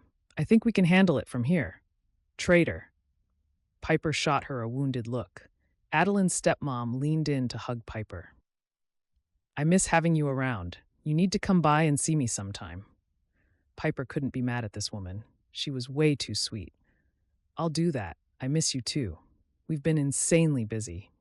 With the garden plans, I hear. That's terrific. How's it coming? Hoping she could get out of the private chat, Piper began talking about the land on Walnut Avenue. We have to wait until next week to find out if we get the property or not, but we're hopeful. Maddie cut off Piper after 15 seconds and grabbing her by the wrist as if they were still 12. Sorry, more details later. Let me know if there's anything I can do. Adeline's mom patted Piper on the shoulder. Maddie tugged Piper down the hall to her old bedroom. Thanks again. We won't be long. That's what you think. Piper kept her voice low, but Adeline caught her gaze and lifted a brow. Obviously, she'd heard. Spill? Maddie demanded the second the door closed behind them. Her childhood bedroom was still decorated with posters of Usher and Hoobastank from their high school years. She hadn't lived there for several years, but her parents hadn't made any plans for the empty room. Today isn't the time. Piper tried to put them off, already knowing it wouldn't work. Maddie crossed her arms over her chest. If it weren't the time, you'd be with your family. This is obviously a big deal because you're here and they're not. Tell us what's going on. Piper turned away from them, touching her stomach, which felt twisted in knots. Fear about their responses poured through her, making her pulse pound in her hands. She faced them again. Okay, here's the thing. The summer before our senior year, Reece Stone flirted with me. Then you guys went on vacation, and when you got back, I said nothing happened. He left town, remember? Yeah? Adeline looked at her calmly. The truth is, we dated. Quite a few times. Piper couldn't leave it there. Now that she was talking about it, she wanted to get it all out before she lost her nerve. I was totally in love with him and convinced he felt the same way about me. It was getting serious. She'd told herself over the years that it wasn't nearly as big of a deal as she'd made herself believe. But now she knew she'd been wrong. She'd been way more than half in love with Reece when things ended. I know, Adeline said. When Piper and Maddie both gaped at her, Adeline shrugged. Or rather, I guessed, mostly. I heard you'd been seen around together. Then you weren't together anymore. You were broody and upset and a little manic to cover it up. Like you wanted to pretend everything was fine, but it wasn't. I couldn't get you to talk about it, but after a while you seemed to snap out of it, so I let it go. Now I feel like an idiot, Maddie said. Don't. I didn't want to talk about it, Piper admitted. I just wanted to forget it. Forget him. So why are you dating him now? Maddie asked. When Piper started to demur, Maddie rolled over her. I know there's more than business between you. I saw the way you kept shooting looks at each other the day we cleaned up the garden area. She was right, so Piper decided to come totally clean. Her friends seemed more curious than mad, so the whole reveal was going much better than she'd expected. I think so. He still has feelings for me. It kind of freaks me out, actually, after so long of being mad at him. Her hands clasped together, twisting as she continued. Here's the thing. My mom was responsible for his leaving. She went into the whole explanation of her conversation with her mom earlier, and her best friends responded perfectly. That's so wrong. I can't believe she did that to you, Maddie said, sitting next to her on the bed. Did she know how much you liked him? Yes, I told her that I'd never felt that way about a guy, that he was special, different from anyone else. Piper pulled a face. That sounds so cheesy in high school. Sorry. Afterwards, I was upset, like really unhappy for a long time. She saw how it affected me. Of course, I barely went anywhere because I was always home with Spencer. Piper's shoulder and arm muscles went limp. Do you think, she said she couldn't handle Spencer alone. Do you think she separated me and Reece because she was afraid I'd leave her to deal with him full time? Silence filled the air for a long moment before Adeline broke it. Maybe, if she was desperate, she couldn't get childcare for her whole shift at work, and she never was very good with Spencer. It would have been a selfish and cowardly thing for her to do, but that doesn't mean it's not what she was thinking. Torn between understanding that her mother hadn't been in a position to handle everything alone with a sometimes unpredictable autistic son, Piper tried to see it from her mother's point of view, but she hurt too much to do it. "Why didn't you tell us?" Maddie asked. I was hurting and embarrassed. Thinking that I had been a joke to him, something easy to walk away from, shook me. Now I find out that wasn't how it went, that she forced us apart. It's killing me all over again. Adeline, always the practical, level-headed one, spoke next, her voice soft and filled with empathy. "You have to forgive her." Piper stared in surprise. "Why?" "She lied to me. She should have been honest with you. But Reece should have been honest with you too, but he wasn't. You're willing to forgive him. Why not your mom? She was dead right about how you shouldn't have been dating someone who was so much older while you were still in high school." Indignation filled Piper, and she stared at her best friend. "I can't believe you're siding with her. She hurt me, and you have no idea how much I love him." "Whoa, hold on there. Love, as in present tense?" Maddie asked, her eyes grown huge. "Loved. Past. I barely know him now." But Piper wondered all the same. "I'm not sure I totally trust him, even though Mom admitted that he was telling the truth." She couldn't think about that right now, though, so she whirled back on Adeline. "She doesn't deserve to just be forgiven overnight. Why are you siding with her?" "I'm not. I'm siding with what is right, which means she should apologize for keeping the truth a secret, but eventually you'll have to let it go. She's your mom, and she was alone, trying to raise two of you. She did what she thought was best. She totally handled it badly, but you were way too young to be getting that serious with him. Should she have told you the truth sooner? Absolutely. Should you have told us the truth sooner? Oh yeah, you totally should." She shot Piper a dirty look now to show her displeasure. "But I'm not going to rake you over the coals for it." "Speak for yourself," Maddie said. She rounded on Piper. "I can't believe you kept this a secret for so long. I thought we were best friends." "Best friends don't keep these kinds of secrets from each other." Piper knew she'd screwed up, but hoped she could help them understand. "I'm sorry." She tugged at the ruffle around a throw pillow on Maddie's bed. "At first, it seemed like this warm, fun secret. I couldn't wait to tell you everything when you got home, but then he left, and it felt like my world fell off its axis or something." She glared at Maddie when she snorted in response. "That's how I felt, even if it was melodramatic. Talking, even thinking about it, hurt too much. It seemed stupid to tell you about it when I was doing okay, or I was going through the motions anyway. When I was finally in a place where I could discuss the whole mess, it had been so long since it happened that coming clean seemed pointless. Plus, I knew you'd be mad that I kept it a secret." She fingered the ruffle some more and dropped her voice. "I've been trying to figure out how to tell you since I found out he owned the property. And that's why you were so upset when you found out. I should have guessed it was more than his dad's reputation," Maddie said. "And now you're together again?" Adeline asked. "Sort of. Maybe. I don't know." Piper set the pillow aside, stood, and paced across the room. "I keep thinking he's going to realize it's all a mistake and kick me to the curb again. I'm terrified I'm going to get in way, way over my head with him again and he'll decide he was wrong about us." "Don't be an idiot."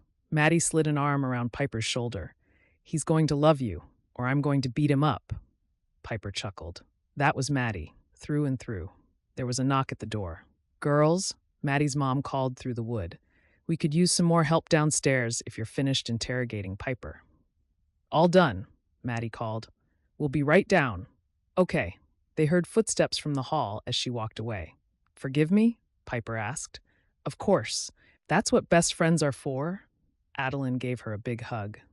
"But you're going to owe us a play-by-play of your relationship with Reece when we've finished eating." Maddie was big on getting the juicy details. "Yes, ma'am." Piper was so relieved to have that over with, she would be happy to deal with any of it. If only dealing with her mom could be that easy. Chapter 21. Though Piper was tempted to stay at Maddie's until late, she knew she shouldn't. So after they'd eaten their pie and she'd filled her friends in on all of the details of her earlier relationship, or at least the highlights, she went home. There were still a few neighbors at the apartment, laughing with her mom around the worn table. Spencer sat across the room, playing video games while two toddlers pounded blocks against each other on the floor nearby. "I didn't know if we'd see you today," Trina greeted Piper coolly when she came in. Piper knew it was the hurt talking, but she didn't want to get dragged into a conversation about her love life with the neighborhood watching on, even though Trina probably already filled them in on part of it. They would discuss it later.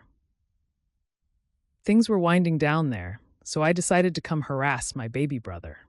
Piper crossed to where Spencer sprawled on the sofa. He didn't look up at her, focused on the video game.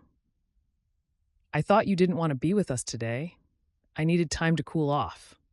She pushed his feet off the sofa so she could plop down beside him and poked him in the side with one finger. "Looks like you didn't eat enough pie. I can still feel your ribs." He squirmed away, extremely ticklish. "Stop it." His thumbs moved like lightning on the controller. Piper poked him several more times. "I think you need at least 2 more pieces, maybe 3. His avatar on the screen jumped the wrong direction, and he let out a mumble of frustration, trying to get away from her. "Stop it. You're going to mess me up." "Then you better pause it." She poked him again, and he huffed and paused the game, which of course signaled her for an all-out tickle war. He protested and yelped and, laughing, told her to stop while she made him squirm. But he didn't push her away. This had always been a game between them, something he loved and asked for when he was little. She paid close attention, giving him breaks to breathe and pulling back before he'd had too much. They both loved it. It was one of the few ways she could still make him beg. She hadn't given in to the temptation to tickle him for a long time. She wondered why she let the everyday work and worries push the fun away. They used to hang out and have a good time together. When he was breathing hard and they were both resting a couple of minutes later, he leaned his head against her shoulder, all of the anger gone. "Why did you go to Maddie's today? It wasn't the same without you." "I was mad at Mom. I should have sucked it up, but I needed a little space, and for my friends to tell me I needed to get over it." "What did Mom do? You're not moving out, are you?" He looked worried about it, despite the fact that he sometimes complained that she was too bossy. Piper realized it was deathly quiet at the nearby table and turned to see everyone looking their direction. She and Spencer had been speaking in low voices, but the room wasn't all that big. "It's old news. Well, new to me, but way in the past. No, I'm not moving out. I needed to take a break and deal with it. You're not getting rid of me that easily," she reassured him. Trina looked relieved and smiled before she started up the conversation with her friends again. Piper wondered what her mom would do if she did decide to move out. In another couple of months, they would have Spencer's medical bills paid off. She'd paid off her car and put aside a nice little cash reserve. She could do it. She could probably move in with one of her friends, even. There were times when she wanted nothing more than to have her own space and time, but when she looked at Spencer, she knew she couldn't do it. He took a lot of her time and energy, but he needed her, and she couldn't ignore that. She played a few Mario Party games against Spencer, beating him for the first time ever on any game, then ceding a handicap bonus to him because of his hand, which nudged him over her winning score. She couldn't help it.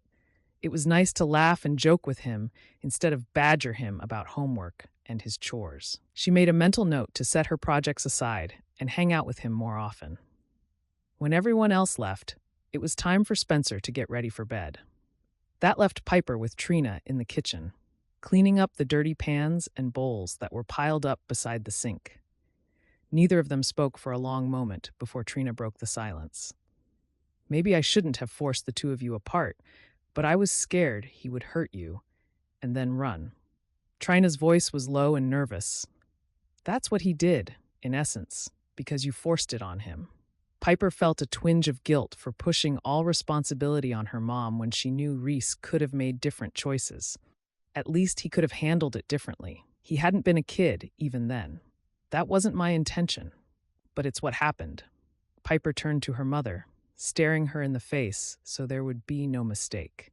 "I get that I was young, that you were concerned for me.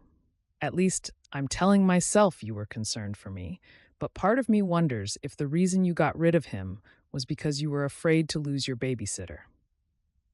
Trina shook her head. Of course not.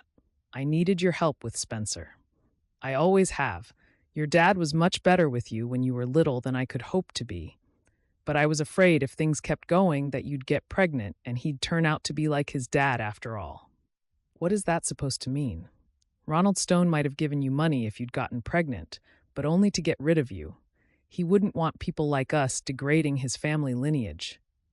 There was a hint of self-loathing in her voice. I was trying to protect you. Whatever Ronald Stone might have been inclined to do or not do, Piper knew Reece wouldn't have gone along with it. Protection is fine. That's not what bothers me. What bothers me are the lies. You lied to me. He was bound to leave you eventually. He's just like his father. That's an excuse. You had to threaten Reece with jail and a record that would haunt him his entire life to get him to leave me. You let me think he didn't care about me when he really did. Piper's eyes were dry, but her throat closed from emotion. I've given up a lot to stay here and help you out. Even then, you couldn't be honest with me about what happened. Trina didn't respond right away. I'm sorry I didn't tell you about it sooner. I didn't realize you still had feelings for him when you graduated. Never mind now. I thought I hated him. Piper lifted her hand from the sudsy water and used the back of her wrist to push away a lock of hair that kept falling into her face. I had hearts dancing in circles around my head every time I thought of him, and then he called to say he couldn't see me anymore and was going to Mexico. He didn't even wait for me to respond before he hung up. Not that I could have formed actual sentences. I was so shocked, I didn't understand. Just the day before, he'd been talking about plans for us that coming weekend. I figured you'd move on soon enough. Trina slowly moved the drying cloth over a large serving bowl. You hadn't been dating that long yet, and young love seems so strong and desperately real when you're in the middle of it. I remember it well. I didn't think it would last. She kept rubbing the rim of the stainless steel bowl long after it should have been dry. But you never dated anyone else after that. I dated. At least a handful of guys in the past decade. Here and there. I always thought you saw the guys you dated more as buddies. The ones who really liked you. You only dated once or twice, and then you kicked them to the curb, like you were afraid to get hurt again. Piper looked up in surprise, and Trina shot her a knowing look. You think I don't pay attention to you, but I do. It bothered Piper that Trina might be right about her not letting herself get serious. Not about her situation with Reece. There, she was wrong. So wrong. Had she been holding out for the impossible love she'd lost so young? Could she recapture it with Reece now? She knew it wouldn't be the same. Couldn't be. Could it? But being around him for the past month or so taught her the connection between them. That element that had drawn them to each other from the first had definitely not been lost. Clearly, he felt the same way. Piper wasn't ready to forgive and forget with her mom. She felt betrayed, and the fact that it had been a big secret for so long wasn't helping. She wasn't sure how she felt about any of it. She hadn't exactly encouraged Reece, and he didn't push anything between them after she let him explain. She knew, though, that if she didn't take a chance with him, see if a real relationship could be everything she'd once dreamed it would be, she would regret it. It terrified her, the thought of taking that risk. Could she do it? Would she end up even more hurt this time than last time? I liked other guys, she finally answered, mostly because she had to say something. But once we started seeing each other, it turned out that they didn't grab my interest the way Reece used to. I really tried with Robbie, but we couldn't connect. She'd never considered the possibility that her relationship with the guy who delivered the nitrous oxide at work hadn't succeeded because of what happened with Reece. Thinking about it now, she wondered if it may have influenced her. Though whether she ended things because subconsciously she knew it would never be as good as it had been with Reece, or because she feared being hurt, she didn't know. Trina's lips pursed for a long moment before she shifted the focus of the conversation. So he's back. Now what? Piper shrugged. I don't know. I'm not sure if I want to give him another try. He did actually take off without explaining, but things and people change. Being around him still set her pulse racing, so not everything changed. Do you still like him? Yeah. Could she like him as much as before, though? That was a question she would have to consider. 2 full days at his aunt's house in St. Louis was enough to drive Reece to load his and his mother's bags into his car almost as soon as breakfast ended Saturday morning. His Aunt Chris was a very sweet woman, but her husband's rants about the government and big business were more than Reece could take in large doses. "Chris, it was good to see you," he said honestly as he leaned in for a hug goodbye. "Well, don't take so long to come back next time. You finally move home, and then you can't bother to visit your Auntie Chris?" She lifted her eyebrows in mock censure. "And bring your mom with you. She doesn't get out here often enough either." He could tell Chris to come visit them for a change, but he knew it would be problematic with her husband, who didn't like to go anywhere for anything unless he was going to work or a sporting event. "I'll try to do that." Reece kissed her cheek and helped his mom into the passenger's seat of his car. "We'll talk to you later." When they pulled onto the road, he was already thinking about the email he'd gotten that morning from Mike about the latest offer on the property Piper wanted. The offer was almost in the realm of realistic now, which made him nervous. "I got an interesting email from Carl." Elizabeth interrupted her son's thoughts. "He said he heard from some of the other board members that the woman trying to convince you to donate that land has been bad-mouthing us in public. It was as if she'd been waiting to get him alone to discuss it." Reece looked at her, turning back at the road in time to stop at the red light. When he was stopped, he stared at her. "What? They're totally wrong. Piper is not bad-mouthing us. Who told them that?" "I don't know, but if several people told him, then there must be some truth to it. I don't think you should give her the land." The car behind them honked, and Reece realized the light had changed to green. "She is not bad-mouthing our company. She mentioned in the meeting that it might be smart for us to cultivate an image of generosity to the community to overcome the stigma of Dad's lack of generosity." His mother did believe in giving back, but she wouldn't cotton to anyone talking badly about her deceased husband, so Reece found himself coding Piper's comment in more careful wording. But, though it gave him a pang to admit it, he didn't have a problem with what she'd said in the meeting. "If she came right out to our own board of directors, accusing your father of not being generous enough, who knows what she's been saying to others? I won't have her dragging our name in the mud, especially if she thinks she's going to get such a huge donation from us." "Mom, I swear, there's no way the rumors are true." But he better get on the phone as soon as he got home to track down where it had come from and fix it before the board's teleconference on Monday. "Why are you defending her? I get that you think the garden is a good idea, but you hardly know this woman." "I do know her." He gripped the steering wheel tighter as he entered the freeway, not wanting to get into this yet, but knowing the time was now.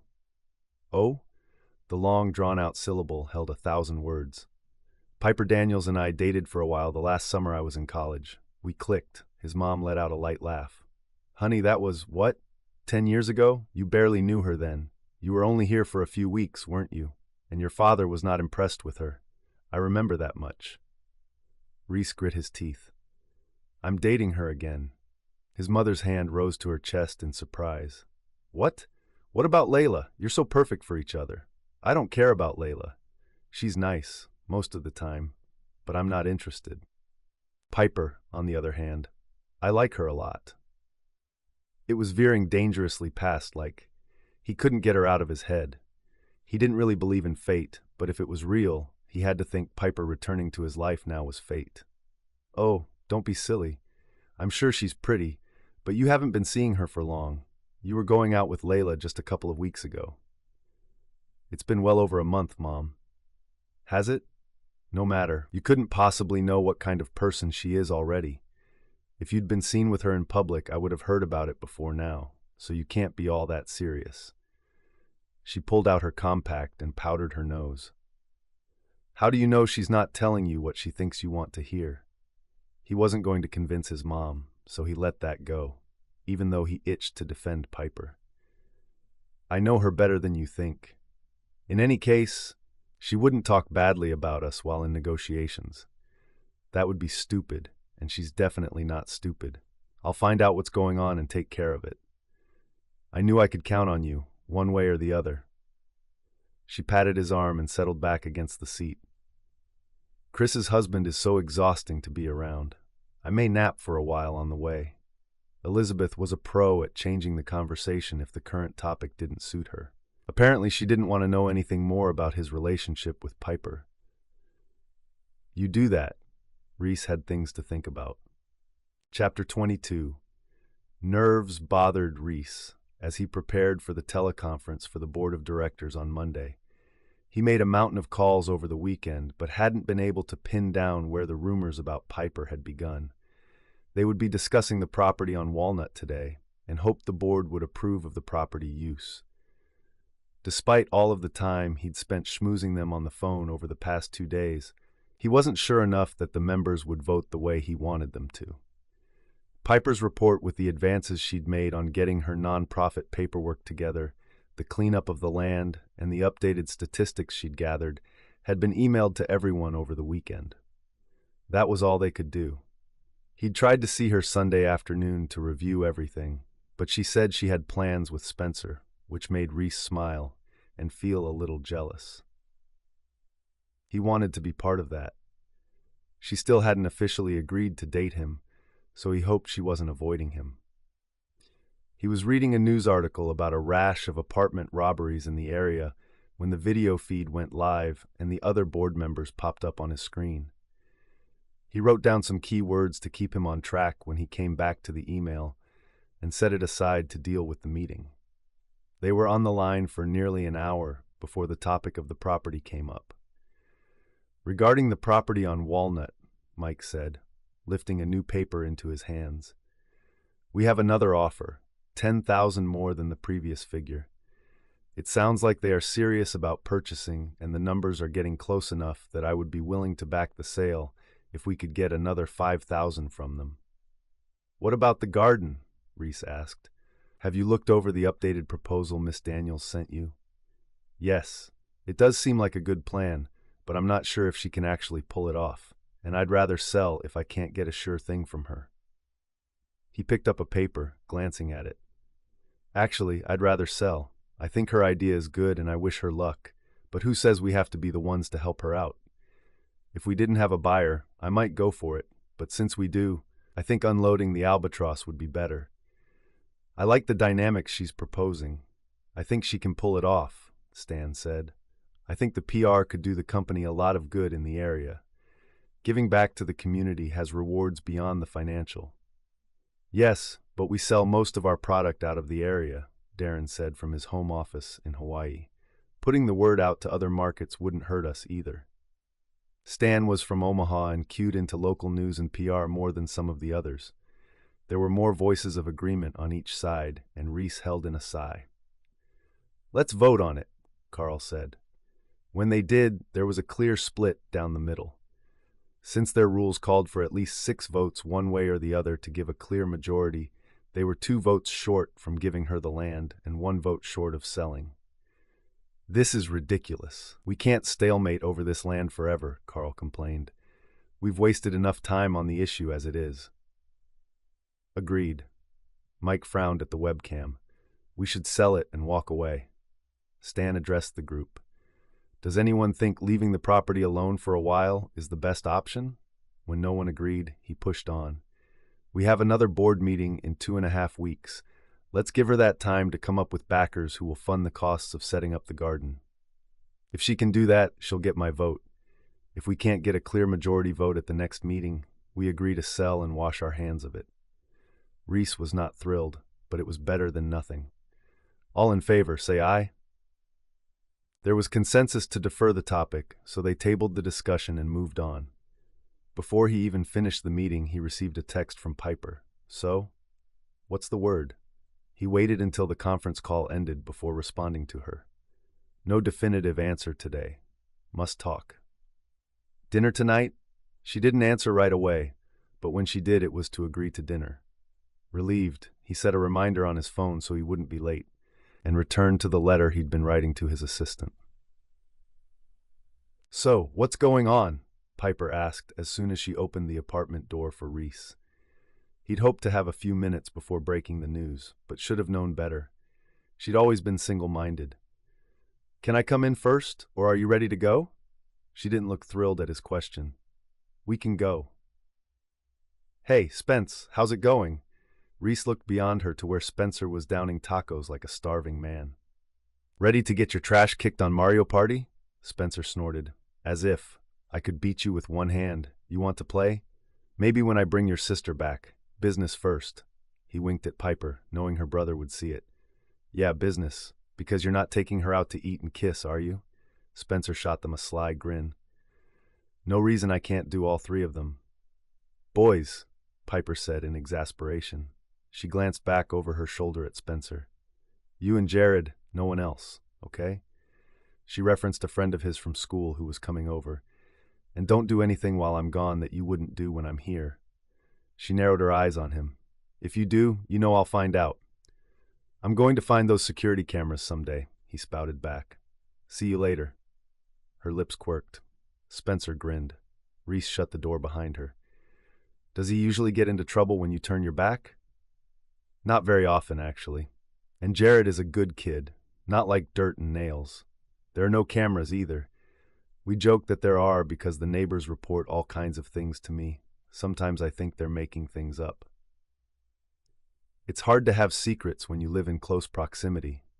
I remember college housing.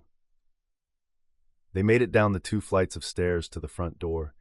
She was doing up buttons and winding the scarf around her neck every step, preparing for the unusually cold night outside. She stepped over a puddle inside the front door where snow had been tracked in earlier. I'm hoping to move us soon. This place is a dive. Where to? Reece asked. Crystal Creek Apartments. It's 3 blocks that direction. She gestured to the west. The apartment building over by the creek. I did a walkthrough on an empty apartment 6 months ago. I've been saving for first and last month's rent ever since. If we could stop having financial emergencies, we'll get there soon. It's a little more money per month, but well worth it considering the living conditions here. Reece would like to see the change in residence soon. He wouldn't say as much, but he agreed. Her current apartment was a dive. How close are you to having the deposit? Not as close as we were before Spencer broke his arm. Piper frowned. Give me a few months and we'll be out of here. Reece thought about that, wanting to help her out, wondering if she would be offended if he offered to help with the deposit or pull strings for her. His car was parked in front of the building and he helped her sit before going around to his own side. Tonight was casual, but he had plans to see her in something that showed off those gorgeous calves again soon. Very soon. So, she asked as soon as he'd maneuvered onto the street, what happened in the meeting today? We have a split. We're just shy of the votes we need to let the garden have the property. Her face fell. So what does that mean? Is that it? We have one more chance. You need to line up some donors, people who will ensure that you have the resources to make the garden work. If we do that, I think we can get 2 more of the guys on board, and we'll have a quorum to let you use the property. I think we can do that. He worried, though, that a couple of the men on the board seemed strongly in favor of selling instead. But how long will they let us use the property? Piper bit her bottom lip. Her very kissable bottom lip. I was thinking about that this weekend. I got some unhappy looks when I mentioned the long-term lease, which makes me wonder if they'll want it to be only a few years, and then renewable. So they let us use it. We install beds, plant trees and flowers, build up support from the community, numbering, and then someone comes forward with a bigger offer for the space. Then what? Reece gripped the steering wheel. We'll work something out. I think they like the idea of it reverting if the garden doesn't get used for an entire summer, but some of them weren't as excited on the length of, well, forever, basically. I think we can do that, but we still need to get donors in place. Regardless of where we do the garden, we'll need donors. I can check around, but I don't know. Piper's lips pressed together unhappily. I'm not sure how I can get around to the right people and get commitments that fast. Maybe you can help me create a list. You know people who have money they can donate, right? I can do one better. I can take you to a social gathering where you'll have a chance to talk up the garden to people who are already civic-minded and have scads of money. She looked at him in surprise and excitement. Really? When? Where? The hospital benefit is this weekend, the Festival of Trees. Piper froze. You mean the black tie, super formal event? That's it. Yes. He glanced over and saw that she looked queasy. I don't have a dress that's appropriate for that. Seriously, it's way too fancy. I wouldn't know what to do or how to act anyway. They're not exactly my people.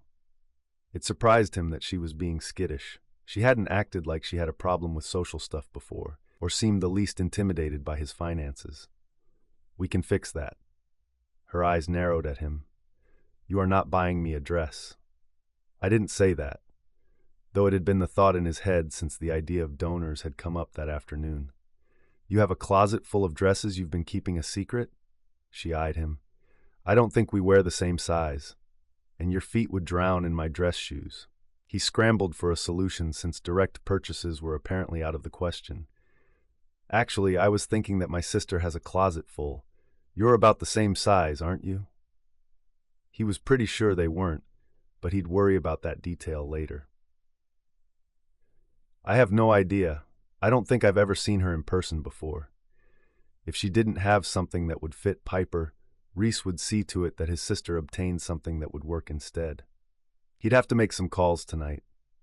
Don't worry about it. We'll take care of it. He hoped Piper would go along with it. He'd really like to have her company at the party. If she got some donations for the garden while they were there, that was frosting as far as he was concerned. In the meantime, there are people closer to home whom you can hit up for donations, right? Right. She seemed a lot less certain of that. What's wrong? He pulled into the parking lot at the restaurant and found a spot not too far from the front door. She still hadn't spoken when he pulled the key from the ignition, so he turned toward her and waited for an answer. She pursed her lips. I was at the grocery store last week.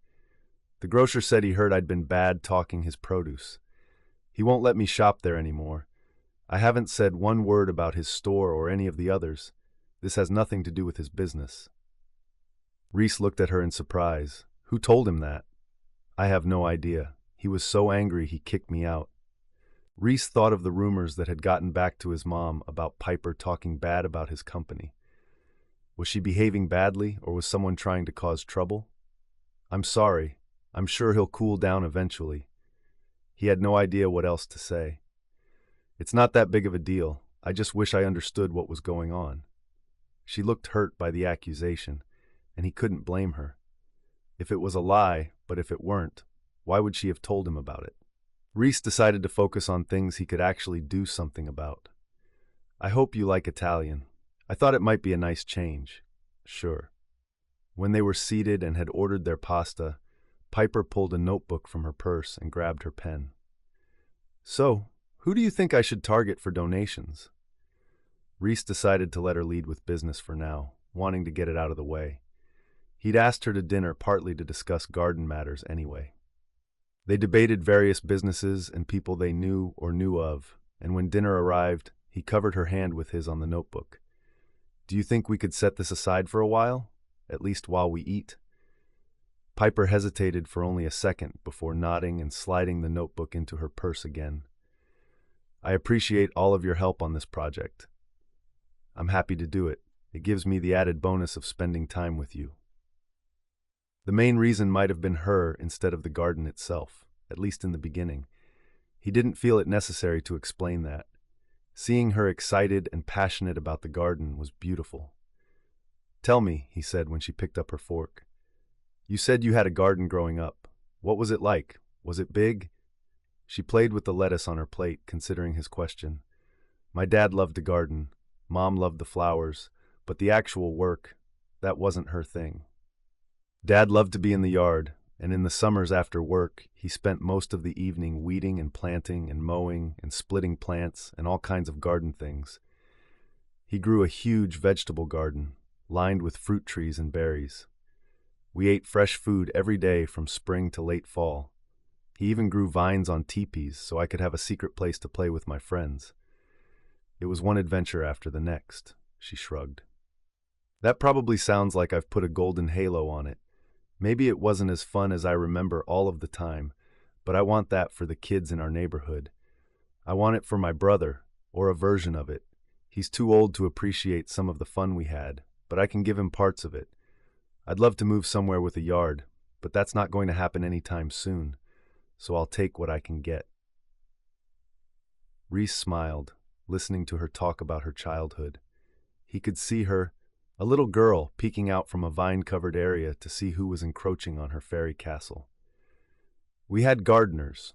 When I was young, Dad usually didn't come home until it was nearly my bedtime.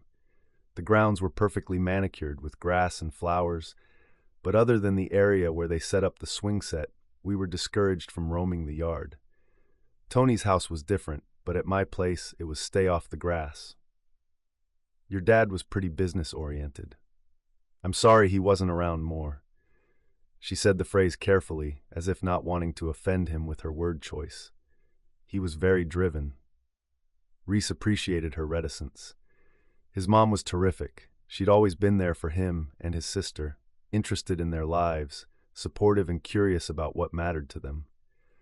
Reece always thought it was odd that she'd fallen so deeply for her husband, who neglected them all in his pursuit of money and power. Or it had seemed that way to Reece.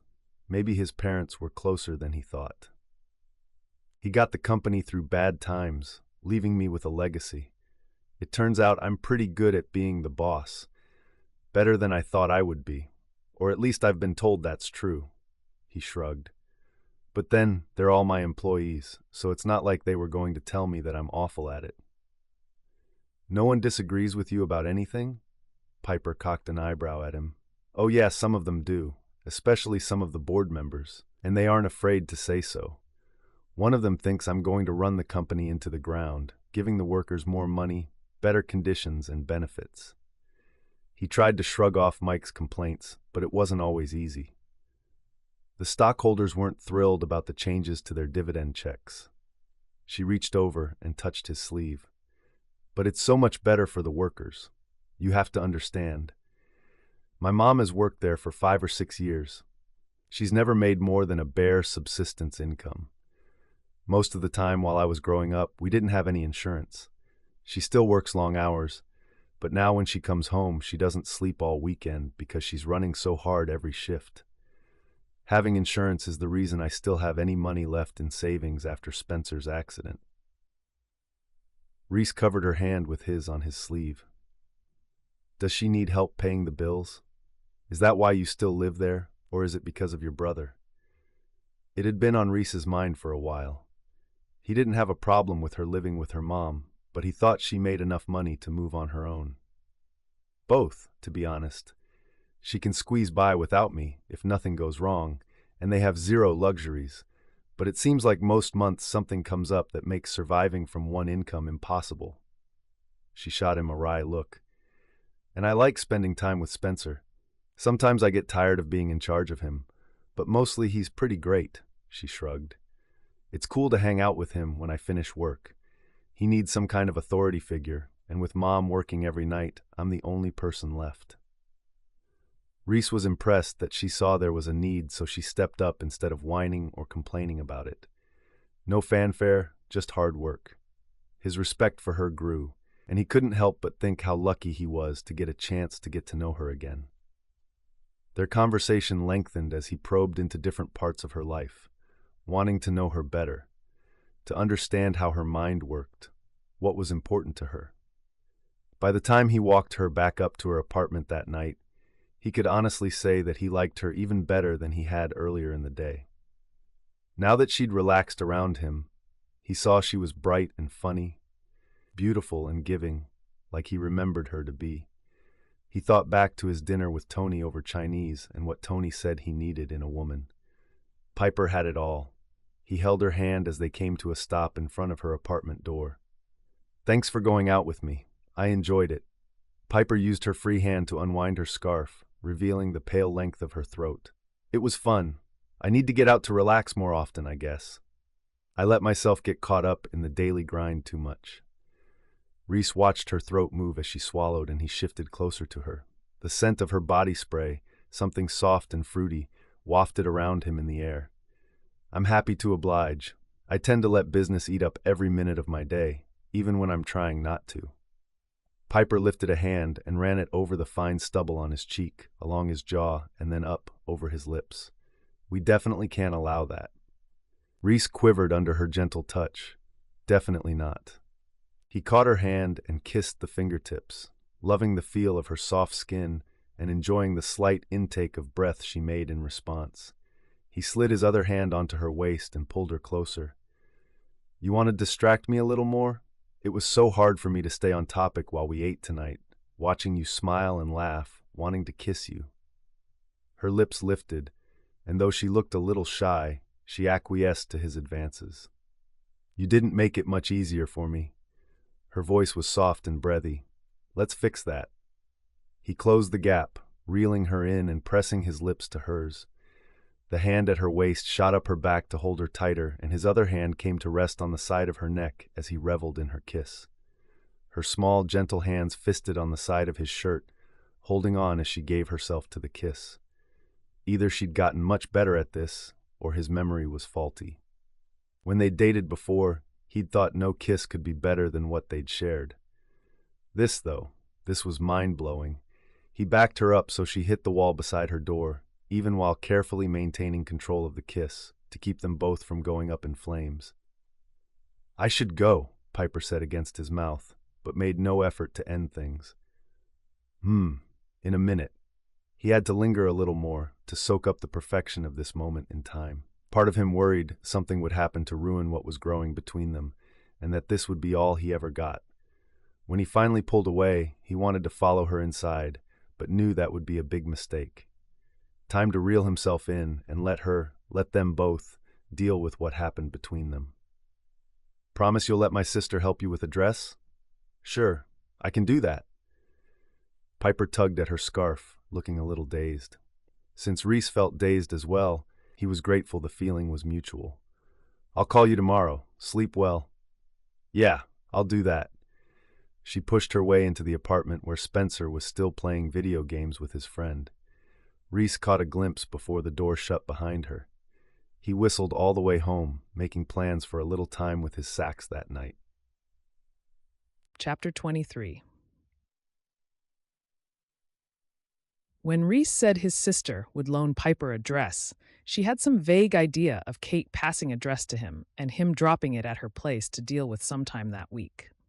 She hadn't expected a call from Kate, which she realized later had been short-sighted. Reece must have picked up the phone as soon as he got home after the date, though, because Piper's phone rang before she saw her first patient the next morning. Hi, this is Kate, Reece's sister, a perky female introduced. He said you need a dress for the benefit on Friday. I'm your girl. When are you available to come pick something out? Piper blinked in surprise. She almost hadn't answered the phone call because she didn't know the number, but apparently Kate wasn't shy about jumping right in. I don't get off work until about 5 tonight or tomorrow. I have a thing with Scott tomorrow, but I can definitely do today. Let me give you my address. She rattled it off along with some basic directions, making sure Piper had it down right before saying goodbye. Piper felt almost like she'd been run over and wondered if Kate had just been in a hurry, or if she was always like that. She had only vague memories of Kate from school. They were 2 years apart in age, and Piper hadn't given the Stones any thought until she ran into Reece a full year after Kate had graduated. That evening, when Piper showed up to the nice, middle-class neighborhood with rows of mature oak trees lining both sides of the street and a curving sidewalk to the front door, Piper knew she was in over her head. The house seemed almost as intimidating as she expected Kate to be, and it wasn't the largest in the neighborhood. Kate must have been waiting nearby because she answered the door in seconds. Oh, good. You must be Piper. Come in. I've been so excited to meet you. Reece never seems to bring his girlfriends around. I was starting to wonder if he had sworn off women entirely. She gesticulated with every phrase.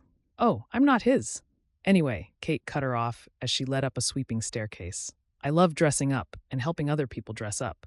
I think I have just the thing for you, if it's the right size. I love your red hair. Thanks. In total bemusement, Piper followed Kate down a hall and into a lavish bedroom suite. A door was open on the right, leading into a walk-in closet that was larger than the bedroom Piper shared with her mother. And it was packed with clothes. At least a third of the space appeared to be formal dresses. Some had beads or glitter. Others were awash in chiffon, but silk and satin seemed to be the favorites. Wow, that's quite a collection.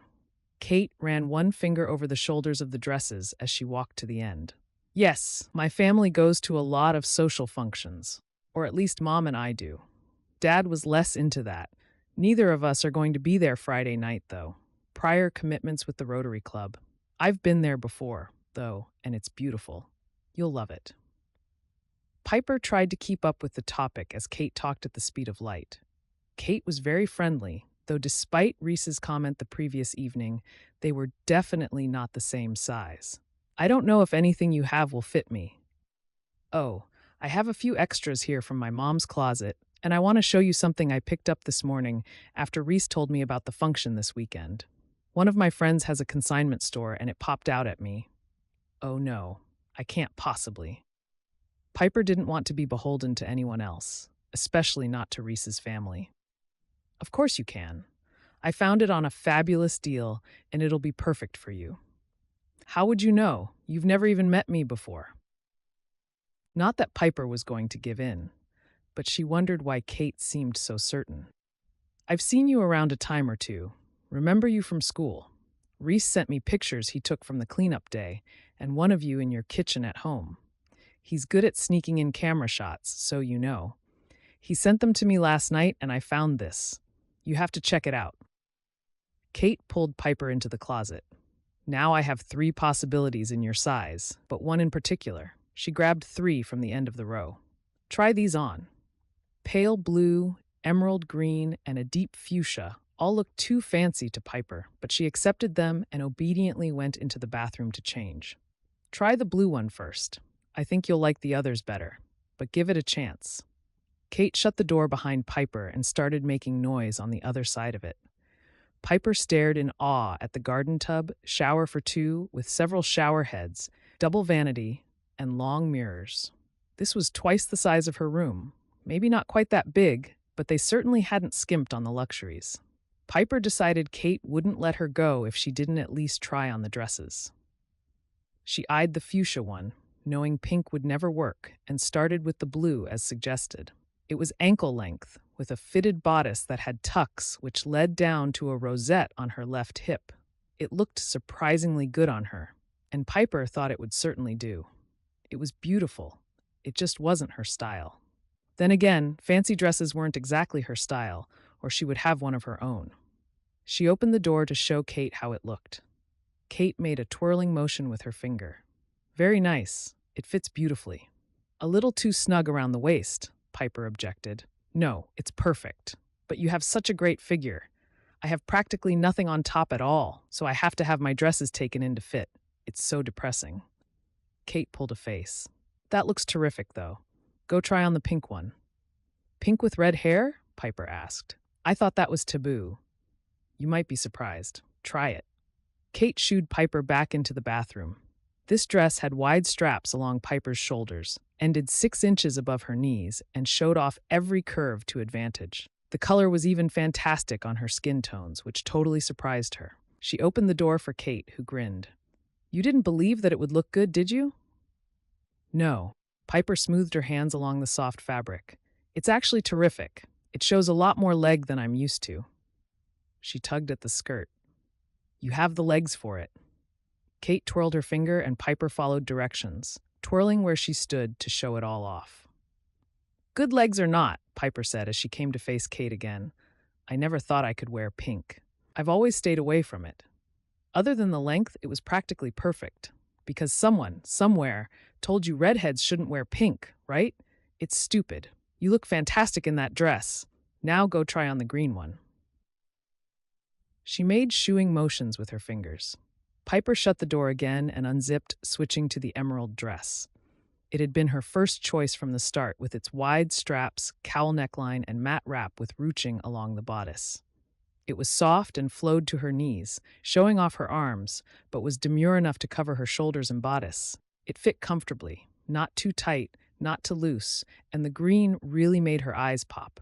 Though they normally looked blue with a touch of gray, in this dress they took on almost an aqua color. Piper opened the door, hoping Kate would feel the same way about the dress. Kate grinned. "That's perfect. I knew it would be." "Then why did you have me try the others on first?" Piper asked. "We had to give them a fair shot. Plus, it made this one that much better when you like the others, and this blew them out of the water, didn't it?" Kate twirled her finger again, and after Piper followed suit, rushed back to the closet. "I have the perfect shoes. You'll die at how perfect they are." She came out holding a pair of strappy heels. Only 2-inch heels, so they wouldn't kill her feet in 5 minutes, and they glittered green and gold. "These will be perfect." Will they fit though? I wear a 7, 7.5. Try them on." Kate passed them over, and Piper sat on the edge of the king-sized bed, sinking into the thick comforter. Wow, sleeping in it would be like being cradled. She slipped the shoes onto her bare feet and stood to walk in them. After a few steps, she stopped to look at Kate. "Where did you get these, and how come every shoe company doesn't make ones that are this comfortable? I could actually walk in these for a few hours." "I know. Aren't they amazing? Worth every penny I paid for them. And while you're at it, check these out." She passed over a cotton-lined box that had a gold chain with a pendant of 3 emerald teardrops and matching teardrop earrings. That was crossing the line and brought Piper back to earth with a little bump. "No way. I can't borrow your jewelry." "Do you have something that will work better?" Kate asked. She pulled the necklace out of the box and undid the clasp, holding it up in front of Piper so she could see it in the mirror. It landed right across the clavicle, the perfect height for the neckline. "No, but I can get something. I couldn't possibly take a chance at losing your jewelry." Piper took Kate's hands and moved them away, even though she thought the necklace was perfect. There had to be limits. She studied herself in the mirror. She didn't look like herself in that dress. It was too fancy and classy. Who was she trying to fool anyway? "Don't be stupid. It's costume jewelry, and you're busy with your brother and stuff at home, getting things up and ready for the board. You know you don't have time to look for something appropriate." Kate walked around behind her as she said this and slid the necklace back on, doing up the clasp. Then she twisted Piper to face the mirror, grabbed one of the earrings and hung it by Piper's ear so she could see how it would look. "Do the sides of your hair up on top and let it tumble down the back. You'll have Reece salivating." "I doubt it." Piper looked at Kate through the mirror. "How much did he tell you about me, anyway?" She grinned. "Let's just say he gave me a few of the highlights, and that I love seeing him so excited about a woman. Because it's been a long time since I could say that. I don't know if it's going to go anywhere." Piper didn't want Kate to start getting ideas. "Whatever. You might as well save your breath because I won't believe you." She returned the earring to the cotton. "Reece has been alone a long time now." "What, a whole couple months?" Piper asked, thinking of how popular he'd always been. "I don't imagine he goes long without women throwing themselves at him." She fingered the necklace, loving the way it sparkled and shone. Kate unclasped the necklace, adding it to the cotton and closing the box. "They do sometimes throw themselves at him, but it's been nearly 2 years since he dated anyone. I mean, really dated. I was afraid that relationship was actually going somewhere, and then it didn't. Thank goodness. I don't know the details, but I was glad when it didn't work out. I can't stand the last woman he went out with before you. I hope it works with you." Piper stared at Kate. "You don't even know me." "I read people pretty quickly. He knows you, and apparently he thinks pretty highly of you. You're obviously not some status-conscious socialite looking for arm candy or a fat bank account. You seem genuinely nice, so that's fine by me. Go ahead and change back into your regular clothes." She gave Piper a nudge toward the bathroom again. Piper walked into the bathroom, confused, intimidated by the welcome she'd received, and wondering what the catch was. Wasn't there one? It seemed like with everyone except for Adeline and Maddie, there had always been some kind of catch or a drawback. It might have taken a while before she saw it, but it was there. somewhere. The question was whether she was willing to meet the price when she didn't know what it would be. Would it be giving up part of who she was to pretend to be someone she wasn't? When she came back out, carrying all 3 dresses, Piper had decided not to take any of them. She would figure out how to get a dress for herself. Somehow. She still had 3 days. She could find a rental place. Thanks for being willing to lend me something, but I don't think it's a good idea. I'll find something on my own. She laid them across the bottom of the bed. You can't, Kate protested. You're right, Piper pretended to misunderstand. I can't take your generosity. I appreciate it, though. Especially since this is a new dress. It was the green one, right? I can't possibly do that. She headed for the hall, seeing the protest in Kate's expression. But thanks for the thought. Really, I'll tell Reece so he isn't unhappy with you. She walked into the entryway, leaving as fast as she could, and reached for the handle. The front door opened to reveal Reece. He smiled. Good. I was afraid I wouldn't get here before you left. He looked at her arms, and his brows furrowed. Didn't you find something you like? Yes, she found 3 things she likes, Kate answered. One in particular, but she won't borrow anything. It's not your sister's responsibility to dress me. Piper was humiliated to be having this conversation standing in the foyer. A woman walking her baby on the sidewalk out front eyed them with curiosity. Piper felt her face heat and actually stepped back when Reece nudged her in again, closing the door behind him as he entered. What is it? None of them are quite right, Piper tried to explain. Kate folded her arms. That's not true. The green one is totally perfect. Your eyes are going to fall out of their sockets, she said to Reece. She won't listen to me, though. See what you can do. She headed into the kitchen. I ought to go. Piper didn't belong here. She didn't know what she'd been thinking in the first place. This was all way above her. Not until you explain what's wrong. Reece took her elbow and led her into the sitting area. Come on. Kate said you liked the dress. Apparently it fits. Why won't you borrow it? Piper twisted her fingers together in front of her, not sure how to explain. She said it was new. Well, new to her anyway. Like she saw it somewhere and bought it for me.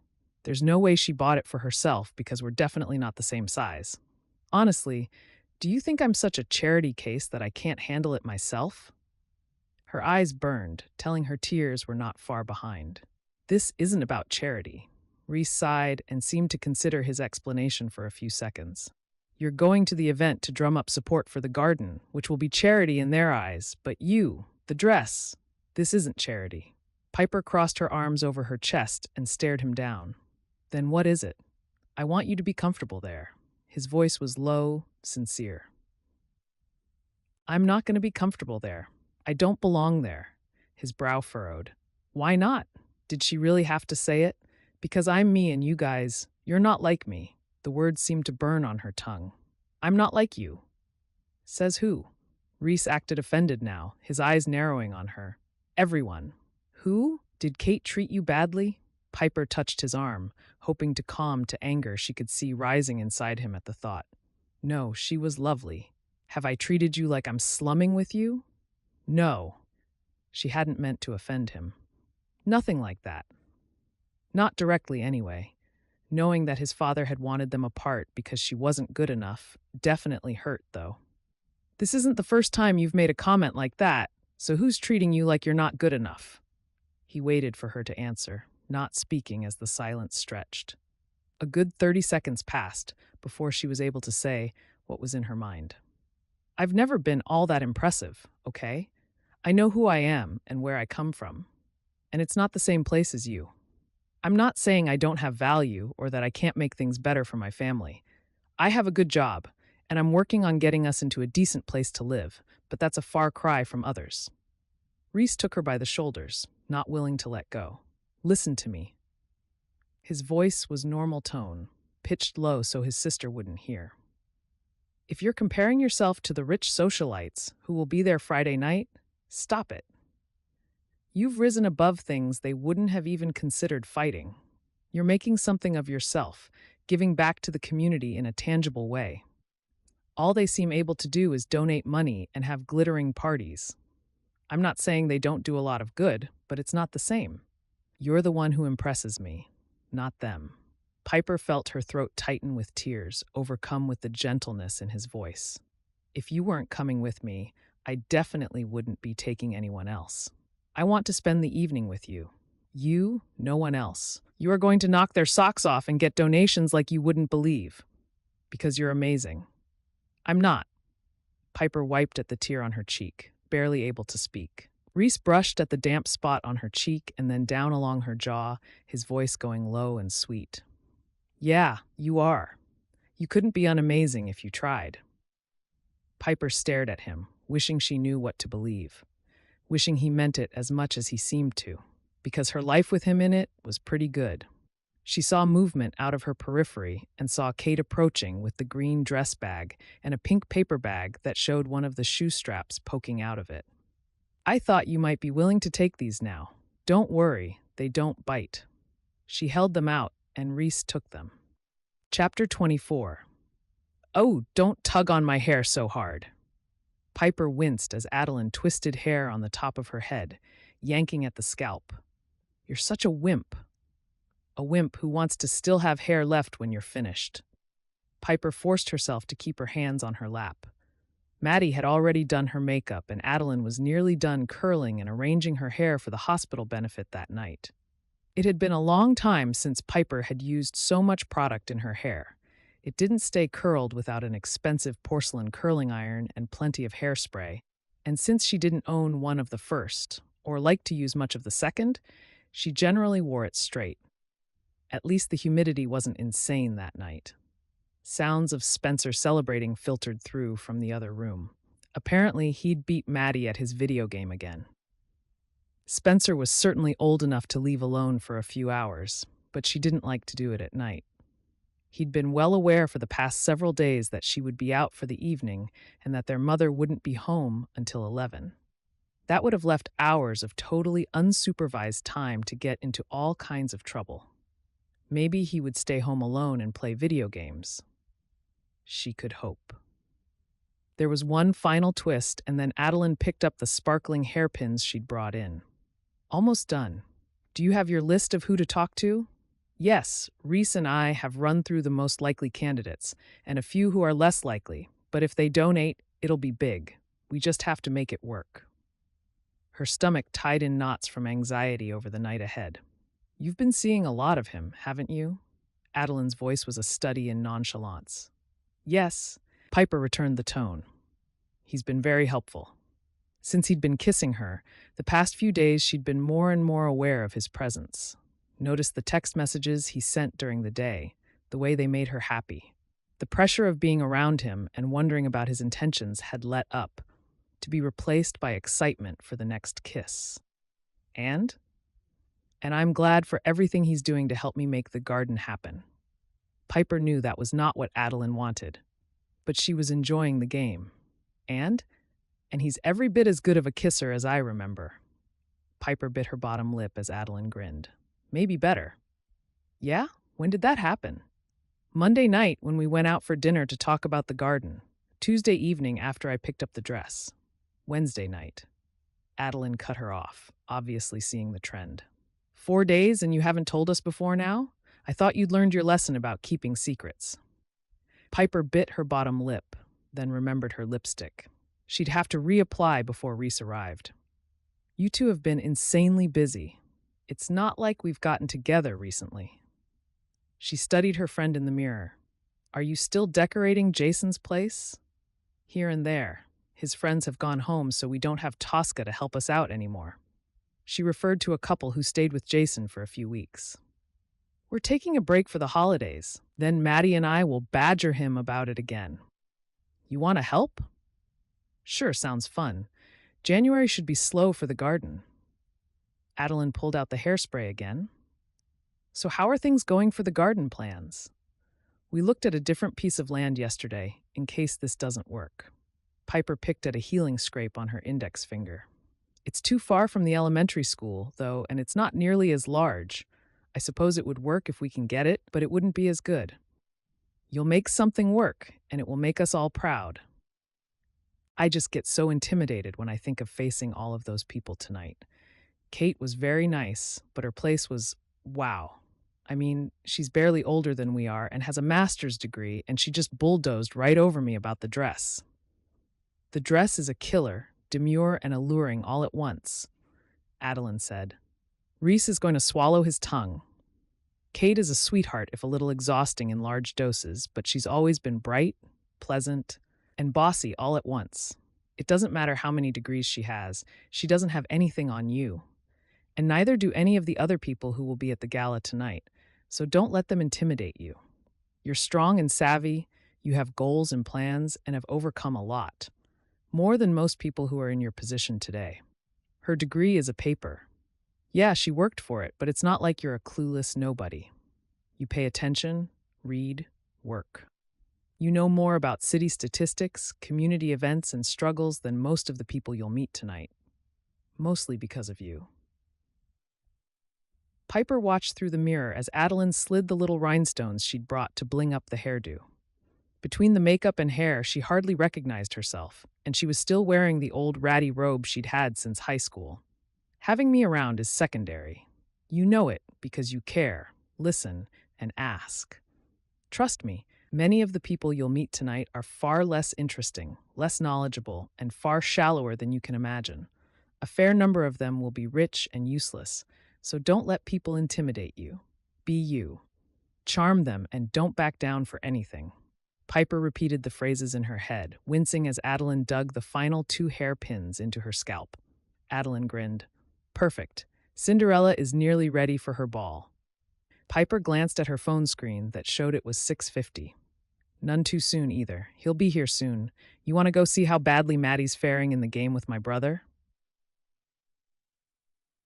You need any help with the dress? Just the zipper. I'll come out to let you help me with it.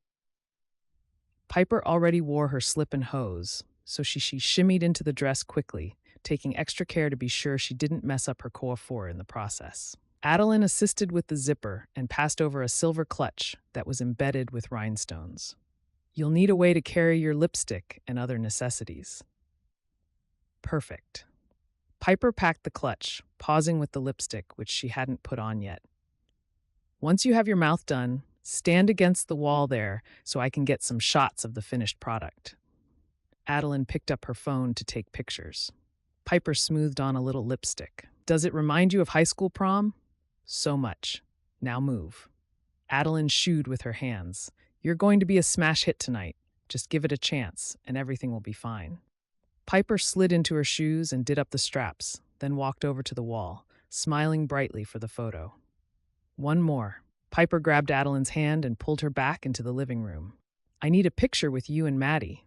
But we're not dressed up, Adeline protested. Who cares? Whoa, you look fantastic, Maddie said, looking up from the controller.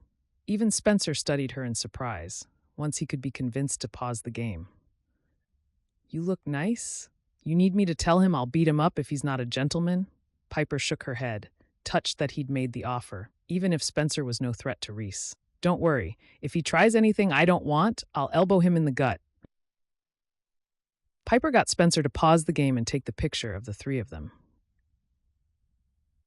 Then he and Maddie settled back into their places to play, and Piper got a couple shots of them as well. This is it. Adeline gave Piper's hand a quick squeeze, and then went to open the door. Hi, Reece. Come on in. We just finished with Piper's hair. Reece looked amazing in a black tux and emerald bow tie. His curly hair looked artfully tousled instead of like he'd run his hand through it a dozen times that day. Piper didn't realize she'd been quietly checking him out until several seconds passed, and she noticed he'd been doing the same to her. You look quite dashing, she finally said, though the words hot and sexy screamed through her head. His mouth had fallen slightly open as he looked her over. You look amazing in that dress. Promise not to leave my side tonight? I don't know if I can stand seeing you dance with anyone else. A smile lit his face as he approached her. Behind him, Adeline mouthed, I told you so. Your coat, he asked. Over here. Piper moved to pick up the nice coat Maddie had loaned her. Reece took the coat and helped her with it. His fingertips lingered on the bare skin where her shoulders met her neck, causing a multitude of tingles to shoot across her skin. Hey, be a gentleman, Spencer said, a teasing glint in his eye. Reece nodded. I always am. You behaved tonight, so she won't refuse to go out and leave you to your own devices again." "Are all adults killjoys?" Spencer asked. "Only the cool ones," Maddie said. "You ready?" Adeline asked her. "I need 2 minutes to finish the game with Spence, and then we can head out," Maddie answered. "You're leaving too?" Spencer donned a put-upon expression. "It's too hard on my ego to have a kid with only one hand still beat the pants off me in a video game. What can I say? I am a delicate flower." She ruffled his hair. "Good night. Thanks for helping me," Piper said to her friends, then looked at Spencer. "Have fun, be responsible, and I have my phone if you need me." Spencer brushed his hair back the way he liked it. Yeah, I'm a big boy, you know." Yes, he was, and enjoying Maddie's attention too much, maybe.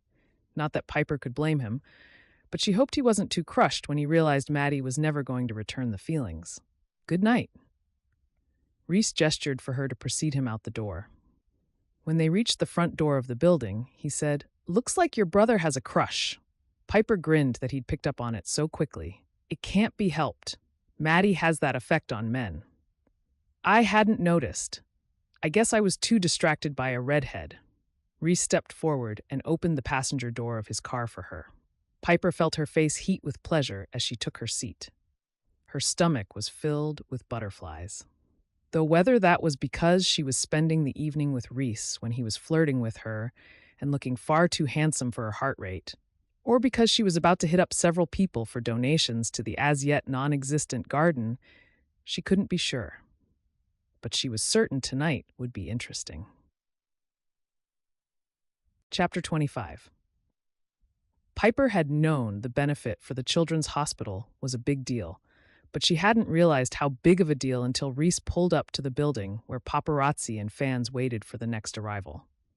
"Holy cow, this is just... wow," she said, as they inched up the line and she saw the couple 2 cars ahead of them get out of their limo and smile for the camera, waving to the crowd before going in. "Sorry, I didn't think to warn you. I haven't been in years.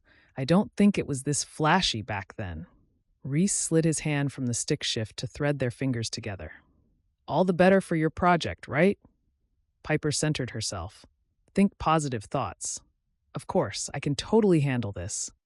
Hopefully she wouldn't make a fool of herself along the way. "I wouldn't have brought you if I didn't think you'd be fine." He squeezed her hand before switching back to the stick shift. When they reached the front of the line, a valet stepped up to the car door and opened it for Reece. Reece came around and helped Piper out of the passenger's side, taking her hand. "Smile for the cameras," he said. She did, and while he smiled and waved once on their way through, he didn't linger. Though there were several flashes, most of the people were more interested in whomever was in the car behind them, for which Piper was grateful. She definitely didn't care about being in the spotlight. 1 or 2 reporters who actually recognized Reece stopped him to ask questions, but again, they mostly passed through the line of reporters unmolested. The ballroom was amazing. The first thing Piper saw was a proliferation of twinkle lights, wrapped around marble pillars and along the swags.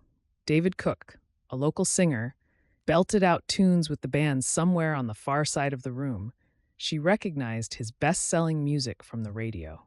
Christmas trees, decorated for bidding, lined areas of the room and dotted the dance floor. The smallest one would barely fit in Piper's apartment and held a proliferation of red and gold decorations. Though it glittered and shone, it was still outstripped by nearly all of the other trees several times over. The largest tree was nearly 20 feet tall. She couldn't imagine what it would take to transport and reset it at the buyer's residence or business. "Wow. Yup, definitely wow," Reece said as they walked slowly down the line of trees. "Don't you think Stone Enterprises could use something to dress up the foyer? Did your dad usually buy a tree here?" she asked. "No, the company has an old 12-foot tree and ornaments, all of which were purchased when I was still in junior high. They've already set it up in the entrance, but I'm thinking a change of scenery would be good. What do you think of that one?" He pointed to a colorful delight that was Western-themed, boasting miniature 10-gallon hats and boots, small cows and horses, prairie chickens, ears of corn, and blue ribbons that might have represented rivers. Little red-brown bottles with KC Masterpiece labels made her chuckle. It's very Kansas City-centric, Piper agreed, but I don't know what the board of directors would think of that, especially since it's only 10 feet tall. You're right, I can't downsize. Well, maybe there will be something else here that will suit the business better. I'm going to bid on this one for myself. She looked at him in surprise. I've never seen you wear a cowboy hat or boots. That's because I usually come over after work and don't change first. Maybe I should take you out to my place tomorrow so you can see what my non-work life is like. Piper looked into his eyes and couldn't help but think that sounded terrific. I'd like that. Good. He stared into her eyes, and Piper felt her cheeks blush with the kiss they promised, but then he looked away, studying the crowd. Before we start bidding, let's drum up some donations for the garden. As they walked through the crowd, they were offered flutes of champagne and hors d'oeuvres. Piper opted for a glass of water instead of the champagne, not wanting to get tipsy when she'd come with a mission. She accepted several bits of food, delighting over stuffed mushroom caps, cheese puffs, and several things she couldn't identify, but which made her taste buds sing. Reece stopped to speak with several people, including some who agreed to donate to the garden fund, and one who loved the idea of the greenhouse for the school students and wanted to meet with Piper to discuss more about it later. As soon as they walked away from each group, Piper would make a note in her phone about who had offered what, so she could get back in touch with them the following week. It was starting to look as though they would make the garden happen. If all they needed was appropriate donations, they had it in the bag. Finally, Reece approached a woman in her 70s who wore ropes of sparkling gems in every color and a silk sheath that kissed the ground as she walked.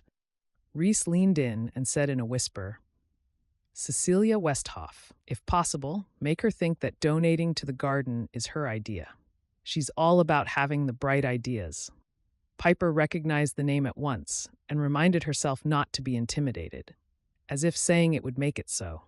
The Westhoffs owned several businesses in the area, including a huge nursery a few miles from the garden lot. Cecilia was avid in the community garden club and helped organize a garden tour every summer. Piper had no idea how she was supposed to convince the older woman that anything was her idea. Reece Stone, I'm glad to see at least one member of your family showed up here, Cecilia greeted him first, and that you're living up to your social obligations. Your father rarely came to these kinds of things. Is your mother around? Mrs. Westhoff, you know how little my father liked social events. Mother and Kate were going to come, but they had other commitments this weekend. Reece took her hand between both of his and smiled engagingly. I was hoping to run into you this evening. You were? Yes, let me introduce my date, Piper Daniels. She lives in Crystal Creek and is organizing a community garden across from Crystal Creek Elementary. The woman brightened even more. That's wonderful. What a terrific idea. That part of town could definitely use some sprucing up. Cecilia's hands were strong and firm as she greeted Piper. I don't think I know anyone with your last name. Who are your people? Piper wondered if this would be the end of her hopes. Would her lack of the proper progenitors prevent Cecilia from making a donation? My father was from St. Louis and passed away when I was 11. My mother moved us here a year later, but she's originally from Minnesota.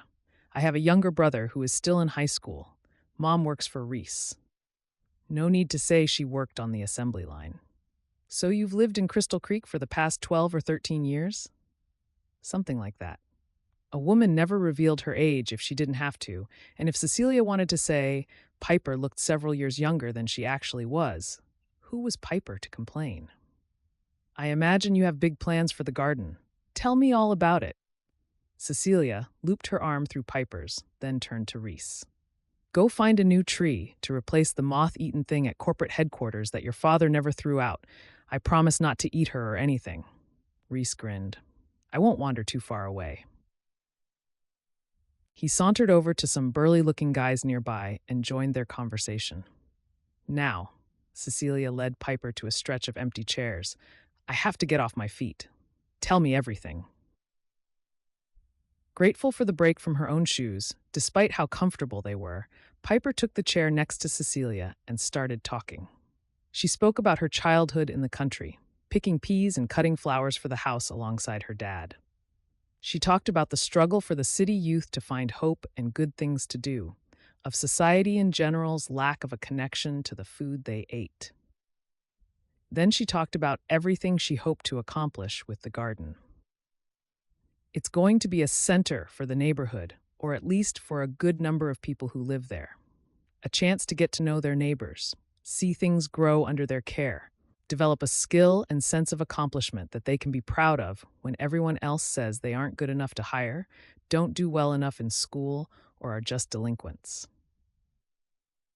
Seeing that Mrs. Westhoff didn't appear the least bored of the discussion, Piper continued, I'm so excited about the greenhouse we're trying to set up. It will be a huge boon to the school classes, giving them a chance to play in the dirt and understand how nature actually works.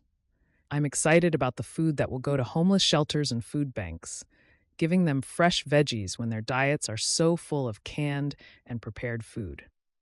There are studies that prove kids are more likely to eat vegetables if they grow them. There are so many advantages to community gardens, and the best ones don't even have to do with what's growing in the ground. You don't have to convince me, honey. I've been expounding the advantages of gardening for years. Mrs. Westhoff adjusted her skirt as she shifted positions. So what exactly do you have planned? Just vegetable beds for people to sign up to use? That for sure, though I'm certain there will be empty plots to raise food for the food pantry, since it could take a while to catch on. But we're also planning the greenhouse for the school kids, a perennial area along the city building where we'll grow fruit and berries with a path and ground cover. There's a section that gets too much shade to grow vegetables well, but we're going to set up some flower beds and a seating area for people to gather to talk in. A chance for them to congregate. Since people will be in and out of the garden often, tending their plots, and the city offices overlook the area, we don't anticipate that it'll become a place for kids to hang out when they ditch school. She drew a map with her finger on her knee to demonstrate what she meant as she described the space. I'd like to send you a drawing our designer has been working on. Wondering if she'd gotten ahead of herself, Piper decided she needed to pull back. But of course, we won't be able to do any of this if we don't convince Stone Enterprises to allow us the use of the land instead of selling it to someone else.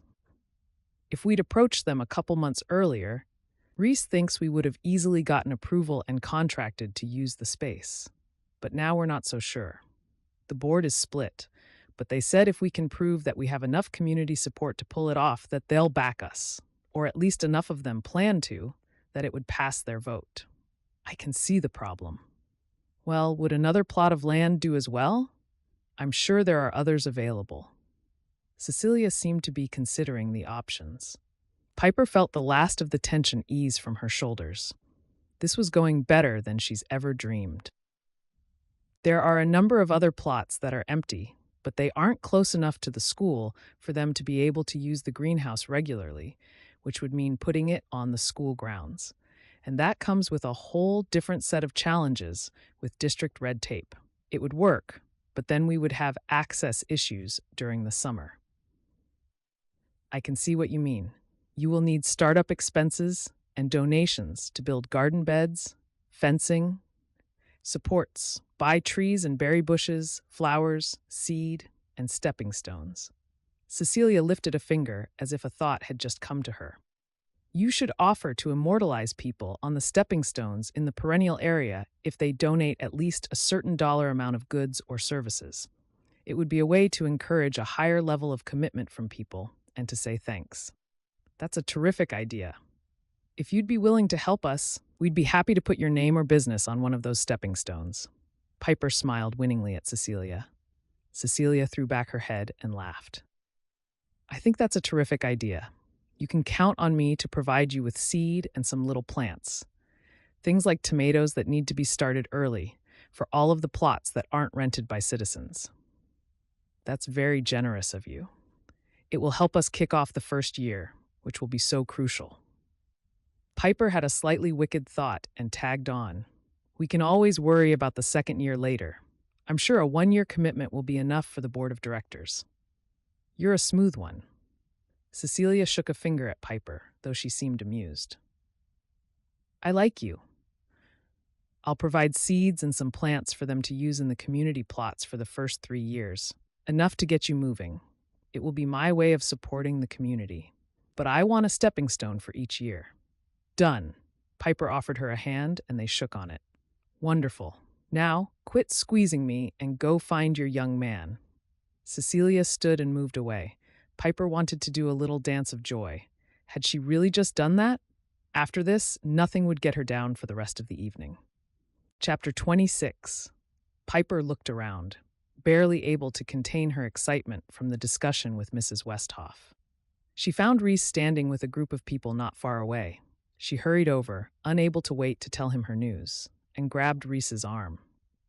Guess what I just did? I convinced Old Lady Westhoff to donate all the plants and vegetable seeds. Reece's smile widened, becoming a full-blown. I'm sure Cecilia Westhoff let you sweet-talk her into the donation. Oh, I sweet-talked her into 3 years of donations. I may have led her to believe she came up with the idea of a walkway filled with stepping stones with the donors' names on them. One of which will have her name on it, naturally. Piper batted her eyelashes as if it were no trouble at all. Reece turned back to the group. Have you met my partner in crime, Piper Daniels? From Crystal Creek? The other woman in the group asked. Yes. Piper looked at the woman more closely and realized they knew each other. Wait, you're Rachel, right? You were a few years ahead of me in high school. It was nice to see a familiar face, though this wasn't one she would have expected. We had the same study hall one year and spent most of it hiding in the library. I never told you, but I was so grateful to have someone else hiding out with me, even if we were across the room from each other, Rachel replied. I remember that. What are you up to now? I own a bakery in Crystal Creek. Sweet Confections. That's your place? Dr. Danzy brings in treats for the staff each week. They're incredible, and the sole reason I walk to work when the weather is good. She had to work off the extra fat and calories somehow. Rachel chuckled. I've teased him several times about serving cookies to his clients to get more business. I love that he's a dentist with a sweet tooth. A reporter joined them, asking for an interview with her date, Graydon Green, the famous former hockey player, and his friend Amelio. They excused themselves, leaving Rachel with Reece and Piper. So tell me more about the donation from Mrs. Westhoff, Rachel said. It sounds like you're planning something fun. Piper launched into all of her plans for the garden and what it could mean for the community, with Reece adding interesting tidbits along the way. She hooked her arm through his and enjoyed being out with him. The evening had been far more productive than she dared hope. The gardens are an excellent idea. You should come to Crystal Creek's Women in Business meeting next month, Rachel suggested. We do a lot of community work, and the ladies there have a lot of contacts. Bring some brochures, and I'm sure we can get you 5 minutes to tell us about the project. That would be fantastic. Piper and Rachel pulled their cell phones out of their beaded bags and swapped contact information. I can hook you up with someone to do the brochure. We should have thought of that before, Reece said. Needing a restroom, Piper cleared her throat. I need to go check my makeup. Would you excuse me? Rachel looked a little relieved. Would you mind if I followed you? I haven't figured out a good way to escape all these people, and now seems to be the best time without a reporter to make note of me asking to use the restroom. Reece and Piper both laughed. I felt the same way, Piper confided. After Reece agreed to wait for Graydon to return, the two women navigated their way through the glamorously clad people, discreetly asked a waiter for directions, then finally found their destination. The hall where the event was being held was enormous. The bathroom was broken into 2 sections. First was a sitting room filled with luxurious chairs, benches, and mirrors for touching up makeup. Then a small archway led to the actual bathroom portion. The two split up in the second section, then met back at the sinks. While they washed their hands, a group of women entered the sitting room, talking about the event. Did you see what Clarice Taylor is wearing? That Vera Wang was so last season, one woman said in a nasally tone. Rachel and Piper shot each other knowing glances. They were stuck listening to the gossip queens. Sometimes Piper liked listening to conversations of strangers out of curiosity, but she didn't like listening to people tear others down. Oh, and Stella Wixom's lips. The augmentation that was supposed to make them sumptuously plump turned out to look like a big old bee sting, another woman said. She sounded older than the other two, closer to 50 or 60. More like a hive of yellow jackets had attacked it, a third woman said. Piper rolled her eyes, disgusted. What a bunch of hypocrites. I bet every one of them has had some type of work done, she whispered, wondering how many of the women they were making fun of now considered them friends. Rachel nodded and dried her hands. Worst of all, that poor Graydon Green. Did you see that cow he brought? Piper looked over at Rachel, who'd frozen a step from the doorway. Now, she flattened her back against the wall and squeezed her eyes shut tight. Fury blazed through Piper. One of the women snickered. How many more slices of cake do you think she could eat before she explodes out of that dress? I mean, some women have no respect for their bodies. Rachel's hand gripped the loose material at her waist. While she was not rail thin, she was not in any way chubby. Piper could overlook slights to herself and be intimidated by people like Cecilia Westhoff, but she was not standing by and listening to her new friend be slandered by catty, useless women. Straightening her spine, she walked past the frozen Rachel and into the other room. Well, look who we have here. Tweedledum, Tweedledummer, and Tweedledipstick. 3 blondes were lined up at the cabinet primping. 2 who were probably a few years older than herself and an older woman. At a glance, she would peg the older woman as a mother to at least one of the younger ones. She hated them all on sight. And you are? One of the women sneered, letting the question dangle, unfinished. Apparently the only woman in this room who knows how to exercise her brain, Piper continued. I recommend that you hold your tongue, young lady, the oldest one said through narrowed eyes. You have no idea who you're talking to. Piper's gritted her teeth and all self-control fled. You're the ones who should be holding your tongues. Don't you have anything better to talk about than gossiping and ripping apart other women? Because if all you're good for is to be a useless ornament on some guy's arm and to tear others down, well, that's a waste of the brains God gave you. She paused for effect. That's assuming you're capable of doing something useful with your time. Why you? What I suggest, ladies, Piper said, her irritation rising, is that you grow up and learn how to say something nice or just shut up, period. One of the women gasped, and in concert, they returned to the ballroom, undoubtedly to spread the word about the nobody who told them off. Piper couldn't care less. She looked back to the other room to see Rachel still covering her eyes, but with a look of horror on her face. Are you okay? Piper asked, placing her hand on Rachel's arm. What were you thinking? Why would you do something like that? Those stupid women. Rachel cut her off, removed her hand from her eyes, and stared angrily at Piper. Are probably out in the ballroom, telling all their friends about the crazy woman in the bathroom, and they're all waiting to see who comes out. When they see us, there will just be more taunting. Piper couldn't believe it. You're worried about them teasing you more? Aren't you disgusted by what they said about you? Rachel looked away, and her voice softened. It's not any different than high school or college. Piper grabbed Rachel's arm. This is the real world. We're adults who don't have to take anyone else's crap. Why had she forgotten that when she was preparing to come here? No more. Rachel twisted her arm out of Piper's grasp. Because what? I'm going to march out there and say my size 10 body is as sexy as their skinny mini ones? Compared to them, I am a cow. Piper stepped back, feeling bad that Rachel couldn't see how beautiful she was and wishing she could make Rachel understand. You believe them? They're ignorant, spoiled brats who have no happiness or joy in life, so they put other people down. You, on the other hand, are so much more than them. They waste their time with their brunches and their tennis lessons while you make something wonderful with your sweat and blood. Besides, you're gorgeous. Rachel appeared unconvinced, and Piper didn't know what more to say. But I can't make you see that. You have to see it for yourself. Piper picked up her handbag. I'm going back out to join Reece. Are you coming? Rachel closed her eyes. A moment passed before Piper grabbed her hand. She wasn't going to let Rachel hide in here. Going out in public would show her that the entire world wasn't studying her every move. Come on, I'll take you back to Graydon. The guys were talking where they'd left Reece, and Piper was glad to see Graydon's eyes light up when Rachel approached. He took her hand, looking genuinely pleased to have her back with him again. Either he was an amazing actor or he was completely smitten. Piper hoped what happened in the bathroom wasn't a sign of what was coming up for them and silently wished them luck. I thought maybe you ladies got lost, Reece teased as he threaded his fingers through Piper's. We did at first, but we found someone who could give us directions.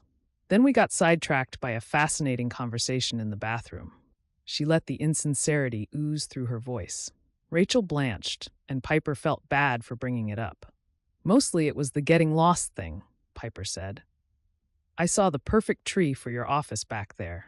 We should look at it before the auction begins. It was good to meet you, Graydon said to Piper, and good to see you again. We'll catch up, he added to Reece. Definitely. I'll call you about the Women in Business meeting, Piper told Rachel. Great, we'd love to have you. Rachel hadn't returned to her perky self since the bathroom incident, but she seemed to be a little better now she was back with Graydon. Piper hoped she could set it behind her and forget the catty women. Reece and Piper walked among the rest of the trees, and he made notes about a few he liked before the auction began. Buoyed from the success with Cecilia Westhoff, Piper spoke to several more people, garnering additional interest and support for the garden. With the donors she'd already arranged, surely the board would have to see that this was going to work out. Excitement filled her as she and Reece found a seat for the auction. Bidding was fast and furious. Piper was astounded at the amount of money people would pay for a Christmas tree. Of course, it was all going to help a children's hospital, but it still blew her away. As she saw a month of her salary, and sometimes more, dropped on something that would decorate their home for a few weeks, Piper realized this was another world. And then Reece bought not one, but 2 trees, one for his home and another for the business. Both were beautiful, but expensive, making her wonder exactly how much money he had to play with. He paid for the trees and arranged to take delivery for them the next day. Shall we go, or are you hoping to track down a few more potential donors? I'm done for tonight, partly because her feet were killing her. No matter how well made the shoes were, she wasn't used to walking in heels for hours. Okay. He slid his hand into hers again, and they walked through the thinning crowd toward the door. He let the valet know they were ready to go, and a few minutes later, they were on their way. I'd say it was a successful night, Reece said as he pulled onto the freeway, headed toward Crystal Creek. Definitely. Loads of money was raised for the hospital, lots of contacts for the garden, and you have 2 new trees. Both of which I paid plenty for, he admitted with a grin. But since it's for the hospital, and tax deductible, it's fine. His fingers threaded through hers. Did something happen while you and Rachel were gone? She seemed kind of subdued when you got back. Piper pressed her lips together. Just some cats being catty. Some women are like that. Nothing either of us can do about it. You may hear about me setting them straight. If not, then I was a perfect angel who never put a toe out of line. And if I do hear something, he asked, I was totally justified. She tried to act unconcerned, even though she worried a little about his response. So what happened? You can't leave it like that. Some women came into the other part of the room and didn't see us. They were verbally tearing apart people they knew and then moved on to Rachel. They were obviously jealous that Graydon prefers her company over theirs. The muscle along his jaw ticked a few times, so she knew he was holding back a smile. I'll consider myself forewarned. I hate people like them. We all do, Piper. Just some of us aren't as vocal about it. Are you saying I should have kept my mouth shut? Piper bit her lip, hoping she didn't make things harder for him. Nope. I like that you're willing to take a stand, especially if they were being rude about Rachel. I can tell Graydon's getting serious about her. He's a good guy. Glad to hear it. She's a nice girl. Piper felt a little mollified, but she still wondered if she and Reece would be able to find common ground beyond the garden. When this was over, would he disappear from her life again? She didn't think he would take off like last time, But there were lots of other ways for him to break her heart. Reese's fingers slid across hers, caressing them, and she noticed again how small the car was, how good his cologne smelled. She couldn't help but notice how he'd stayed with her when she needed it and stepped back to let her do her thing that evening. Had she ever dated someone who'd known what she needed like that, who'd been so invested in helping her reach her dreams? Who had even cared about what she wanted? Could that spill over into other parts of their lives?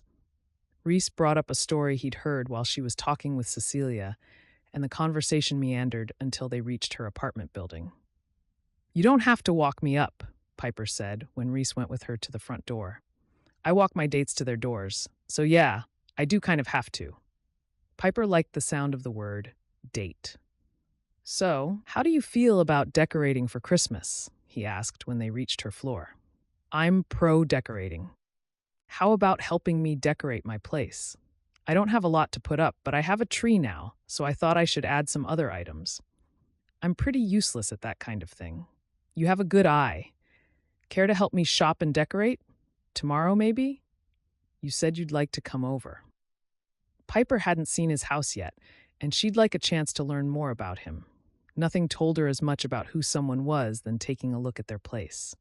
"I think I could get behind that. It would give them a chance to see if they had more to talk about than the garden." "Good." He turned to face her in front of the door. "I had a good time today. Thanks for coming with me." "You're welcome. It was nice." He took both of her hands, threading their fingers together. "I wondered if you'd let people intimidate you, but you held your own. Better than I thought, if you had to warn me about your chat with the catty ladies." Piper wondered if she was blushing at the approval in his eyes. "I was intimidated. I just didn't let it stop me." He shifted closer so their toes nearly touched. "I call that a win." He leaned forward. "And in case I haven't mentioned it enough tonight, you do look fantastic. Have I told you how much I like tall women?" His mouth hovered over hers, hovering inches away. Piper licked her lips and struggled to breathe as her lungs tightened in anticipation. "You didn't mention it, but I'm happy to oblige, especially since I couldn't change my height if I wanted to. I kind of like tall men, too." "Know what I like most?" His lips hovered millimeters above hers. "No, what?" Anticipation thrummed through her, ratcheting up as seconds passed. "You." He kissed her. At first it was soft and gentle, exploratory, and then she tilted her head and moved in, wondering how it could really be better every time they kissed. One of his hands dropped hers, and it trailed up her spine to settle on her neck. She pressed against him as the anticipation caught fire inside her. This was what she'd been dreaming about. The thing that had been so evidently missing in her kisses with other men. The reason she'd eventually broken things off with them. None of them were Reece. No one else could be. She clung to him as he kissed all other thoughts from her mind. Eventually, he drew back. "What time can I pick you up tomorrow? You want to start with breakfast?" His voice was low and husky, sending another shiver down her back. "Oh, yes. Can't." She sucked in a breath, trying to think about the next day's schedule. "Can we move it to 11? I have a few errands to run for the house, and I need to have a chat with Mom about the bills and shopping. There's never enough time during the week." "No problem. I'll miss you, but I'll be here to get you at 11. We can grab lunch and then go to my place so you can see it before we start buying decorations." "Sounds good. I'll clear the rest of my schedule for the day." She was excited by the prospect. "Good." He kissed her again, keeping it much shorter than before, but every bit as powerful. When Piper went back inside, she felt lightheaded and really excited to see him again the next day. She kicked her shoes off and stretched her feet, so glad to be out of them. After an evening of walking and dancing, her feet throbbed. It had been worth it, though. She hummed lightly to herself as she pulled the bobby pins and decorations from her hair. She had so much to tell Maddie and Adeline about, and by tomorrow night, she would have even more. She could hardly wait. Chapter 27. When Reece picked up Piper late the next morning, he apologized as soon as her apartment door closed behind her. "Sorry, we have to swing by the office for the tree delivery. They just called to say they were nearly there. Is that okay?" "It's fine. No problem at all." She waited while he opened her car door. So are you going to have two trees set up in your foyer at work? The old and the new? Only through the weekend. We'll have the old one taken down on Monday. He shut her in and went around to the driver's side. The delivery guy said the tree for my house is also on the truck, so we'll go back to my place for that, and you'll get a chance to see it. I keep wondering what kind of home you live in. Piper studied him as they drove. For a change, he wasn't in a suit, but wore a red sweater and jeans with brown and tan cowboy boots. She liked the look. The suit definitely looked fantastic on him, but this was very appealing as well, just in a different way. It's not that big of a deal. Kate's place is bigger and nicer. I only needed a spot to rest my head and play my sax. She considered his words and then shook her head. I don't believe that. Which part don't you believe? If you just needed a place to rest your head, you would have stayed at your mom's house like she wanted. You bought your own place, so it's going to be more than the address where you sleep. It might not be a castle, but it's something. I guess we'll see. A moment later, he pulled into the parking lot at his office building. A security guard waited inside the front door to let them in. Why did we have to be here if there's a security guard? She asked when Reece opened her door for her. Personal satisfaction, plus the side of me that wants to make sure that they deliver the right tree and there aren't any mistakes. He offered his hand and she slid hers inside it. Fair enough. The guard opened the front doors for them. Hello, Mr. Stone. We haven't seen them yet. Apparently, he'd been apprised of the delivery before Reece picked her up. It may be a few minutes. Piper passed the time by examining the existing tree. It was about 12 foot, artificial, and looked kind of shabby. Some of the lights had a white cord and some a green one. The ribbons looked like they had been folded and unfolded a few times too many. The glass balls were still in excellent condition, and the other assorted decorations looked okay, but they definitely didn't fit with the upscale interior of the rest of the building. Past its prime, isn't it? Reece asked, stopping at her shoulder. The tree itself could be replaced, and some of the decorations could stand to be thrown out, but some of them are fine still. What are you going to do with it? I don't know. Get rid of it. He touched some of the decorations. We could save the good stuff, either use it somewhere else in the building or donate it to charity. That's what I would do. I know several people who can't afford a tree or decorations. I'd hate to see everything go in the dumpster. How many 6-foot trees do you think the good ornaments would decorate? Reece asked. 3, maybe 4. She walked around it, looking at it from every side, bright greens and reds mixed with the faded golden ribbons. Some of the items were still in terrific condition, while some were dated or had been scratched. Depends. You'd have to separate out the things that can't be saved and see how much is left. Hey, Mike, Reece said to the guard. Do you work Monday? Yes, sir. Make sure whomever comes to take this one down has spoken to me first about what to do with it. Would you? No problem. Mike directed the 3 men who were bringing in the replacement tree, pointing to a spot near the first one.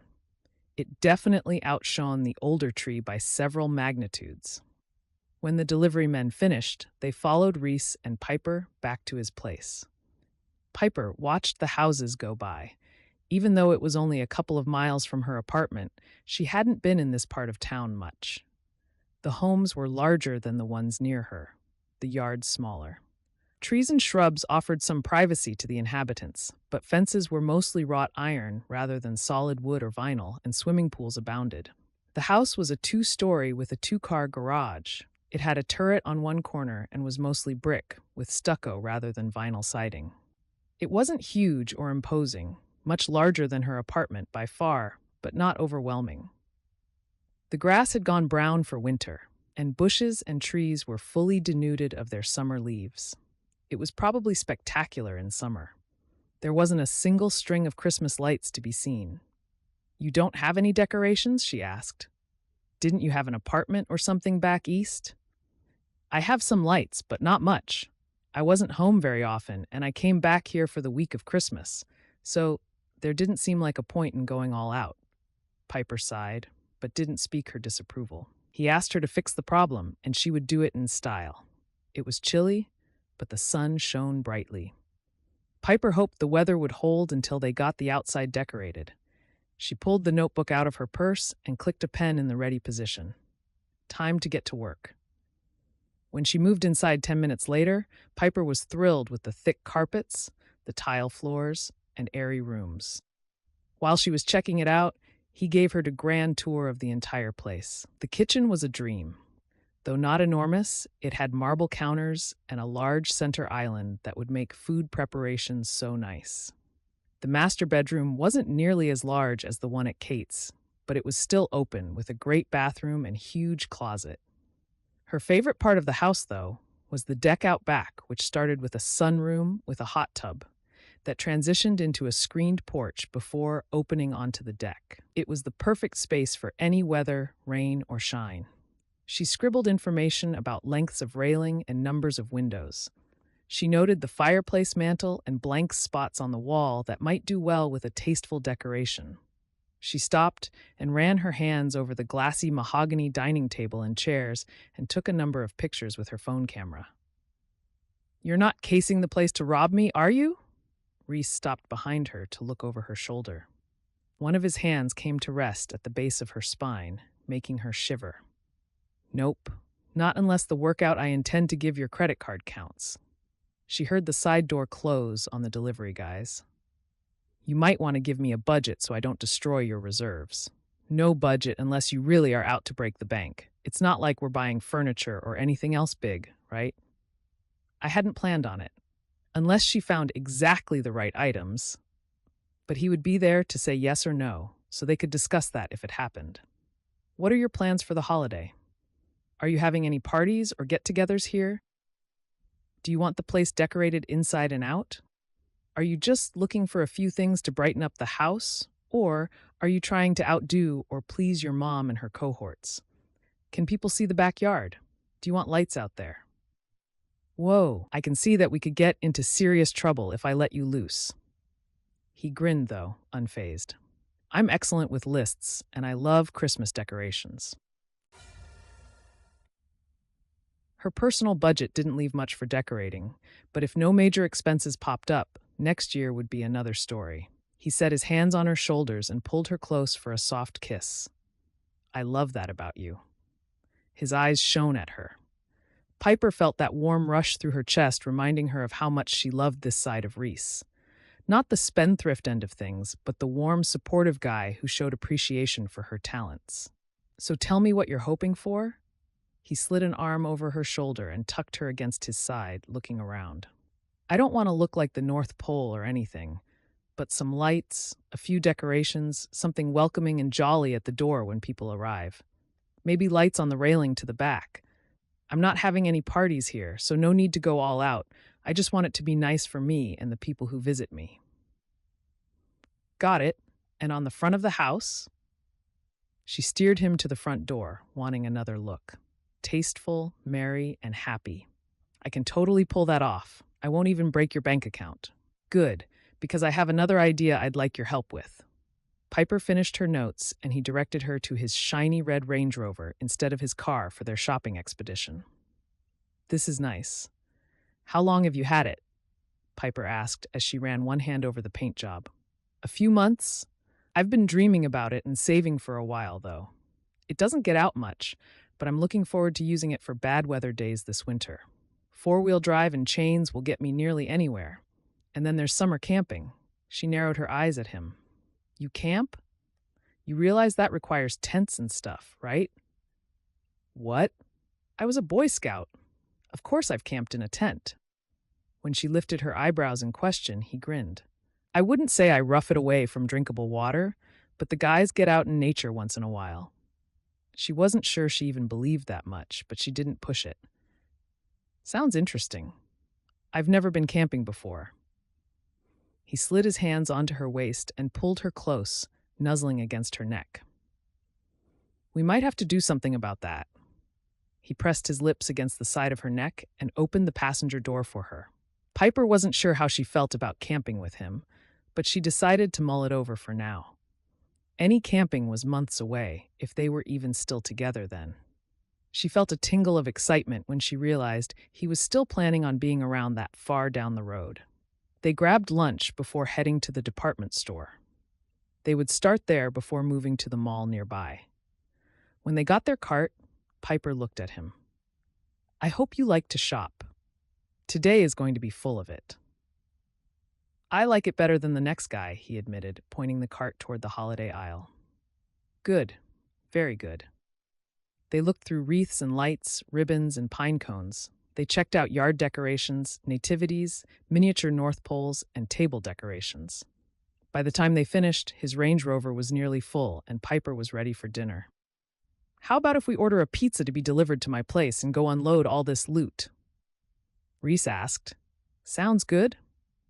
She had to admit, he was totally cool about the mounting bills and added to them as they discussed the pros and cons of every decorating choice. But they had fun. They'd talked about all kinds of things while they walked through the stores, and she felt closer to him than ever. Reece brought in the last of the bags after they both made several trips from the Range Rover. When the bags and boxes littered the living and dining areas, Piper seemed fired up to get started. Reece was overwhelmed, looking at the chaos. Where do you even begin in this pile of stuff? Sort it out. Piper gestured as she spoke. Outside stuff goes by the door. Living room stuff on the sofa, dining room, and other rooms on the table. Go. Game for nearly anything. Reece got to work with her, sorting and stacking decorations. How had they ended up buying so much? He wondered if the house was going to end up looking like the Griswolds in National Lampoon's Christmas Vacation. But he trusted Piper not to do that to him, so he didn't let himself think about it. By the time the pizza arrived, they had emptied all of the bags, sorting the items by area, and hung the outside lights. Reece cleared one end of the table for the pizza and plates, and they sat to eat. Somehow the mess doesn't seem more manageable now than it did before, he said before taking his first bite of pizza that was loaded with everything but the kitchen sink. The flavor of pepperoni, sausage, and green peppers burst on his tongue, and he moaned a little in appreciation. He'd been ready for dinner for a good hour. It'll be fine. The thing that takes the longest at my house is decorating the tree, and you've already got that done, Piper pointed out. It made a nice centerpiece in the room, and he knew that the themed tree was what she'd used to plan everything else. Reece loved the down-home feel of the cowboy-themed tree, not caring that his mom would probably find it tacky. This was his space, and he'd enjoyed shopping for it with Piper. They saw eye to eye in so many ways. I think you might be too organized and good at this. You should quit your job and come work for me. I'll pay you more. He grinned at her. She shot him a sideways glance. I don't think that's a good idea. Then I'd be your employee. Doesn't the company have rules against that or something? Reece thought about that and then shook his head. No actual policies. He took a bite and chewed while he thought about the reactions to something like that. But people would talk. He'd rather not have those kinds of rumors buzzing around them. She had enough on her plate. Plus, you already have an office manager/personal assistant guy, and he probably wouldn't appreciate it. She wiped her mouth with the red and white napkin, the movement dainty and automatic.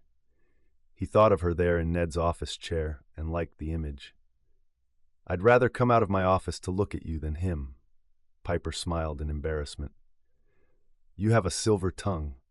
Only when it matters.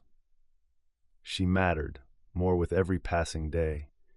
She didn't respond, though her expression said she wasn't buying into it.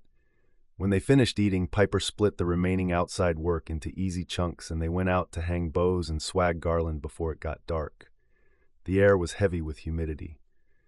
The wind bit through their gloves and down the necks of their coats, making Reece glad to come back inside to whip up some excellent hot cocoa before beginning work in the living room. As they removed packaging from the decorations they bought, holiday lights shone at them from the tree, making the house that normally seemed so empty feel warmer. Or maybe that was the woman sitting beside him. I remember doing this as a kid before my dad died, Piper said as Christmas music floated from his stereo system. He loved Perry Como. Classics can't be beat. Reece wanted to understand the dynamics of her home. He'd seen her with her brother several times now, but still didn't have a handle on the situation with her mom. You don't decorate with your mom and brother? With Spencer. Sometimes Mom pitches in. The evening shift takes a lot out of her and makes it hard sometimes. I guess lots of people want to get on day shift, though. She shrugged, but seemed unhappy. I can't blame people for wanting to be home with their family at night. Reece pressed his lips together to avoid saying what was on his mind. He'd learned something a few days earlier and wasn't sure if it would be better to talk about it or not. What? Piper took the string of lights he'd unraveled to decorate the mantel. I didn't say anything. She looked unconvinced. You have an expression on your face, like you have something you want to say. He didn't want to mess things up with her and was afraid she would be upset with what was on his mind, so he kept his voice level, neutral. I get the feeling that you blame the plant for your mom's work schedule. I'm not blaming you, she clarified, her tone light. I understand business is business, and you have well over 100 people working there. You don't make decisions about who works each shift. That's what your plant management is for. He finished winding the lights through the pine boughs they had bought earlier without further comment. He hadn't decided yet if it would be better or worse for her to know the truth. Would she blame him if he told her? What is it? Piper sounded annoyed this time. I thought I made it clear that I don't blame you. I might be irritated that after 5 years they still haven't been able to get my mom onto a day shift, and I might not be happy sometimes. Okay, often, that my mom is working while I'm raising my brother for her.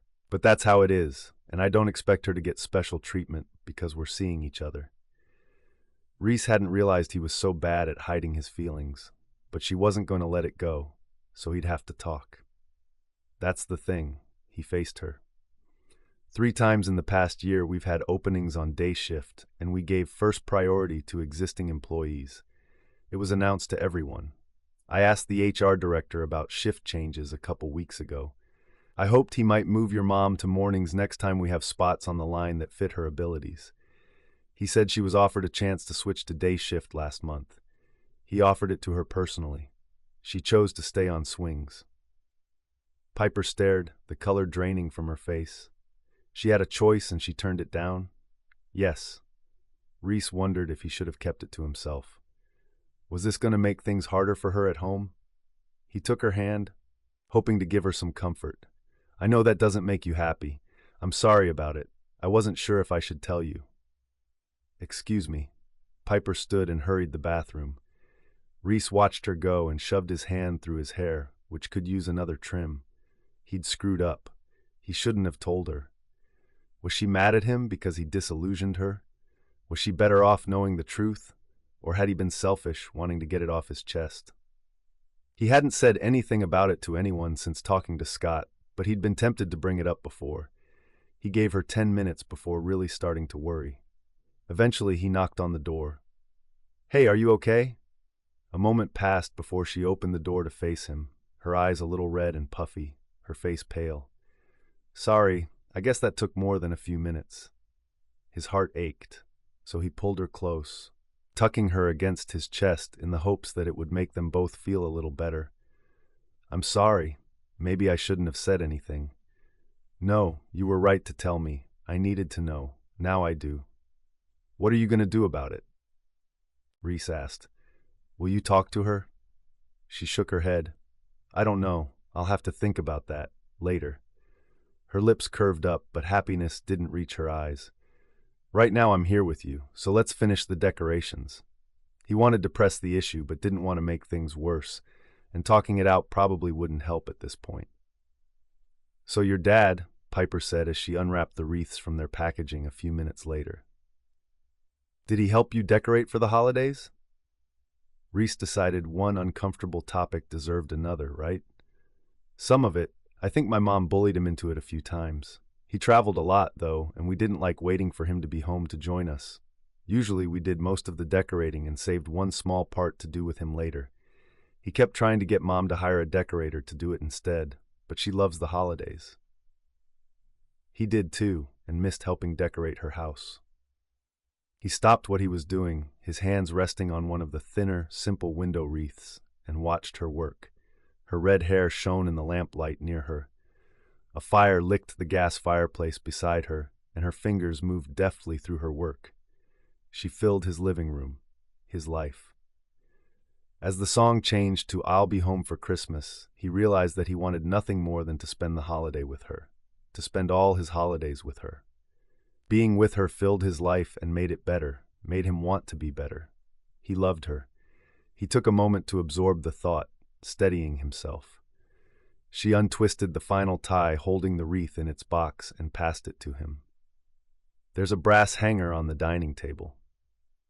Going through the motions, caught up in his thoughts, Reece found the hanger and hung the wreath on the front door while she prepared the ones for the windows. She started to hum, and he glanced over, saw her tweak another wreath, shifting it to center it better. She looked up and smiled at him, happiness crinkling her face. He came up behind her, setting both hands on her shoulders, giving them a squeeze. She made the house feel like home, like he could really be happy if she were his future. He would have to think about that some more too. Chapter 28. Monday evening. Piper returned home with her arms full of groceries to find Spencer and Reece playing video games. She set her hands on her hips and stared at the guys, shocked to see Reece. Both guys were oblivious to her arrival as they trash-talked each other and worked the controllers like their real lives depended on it.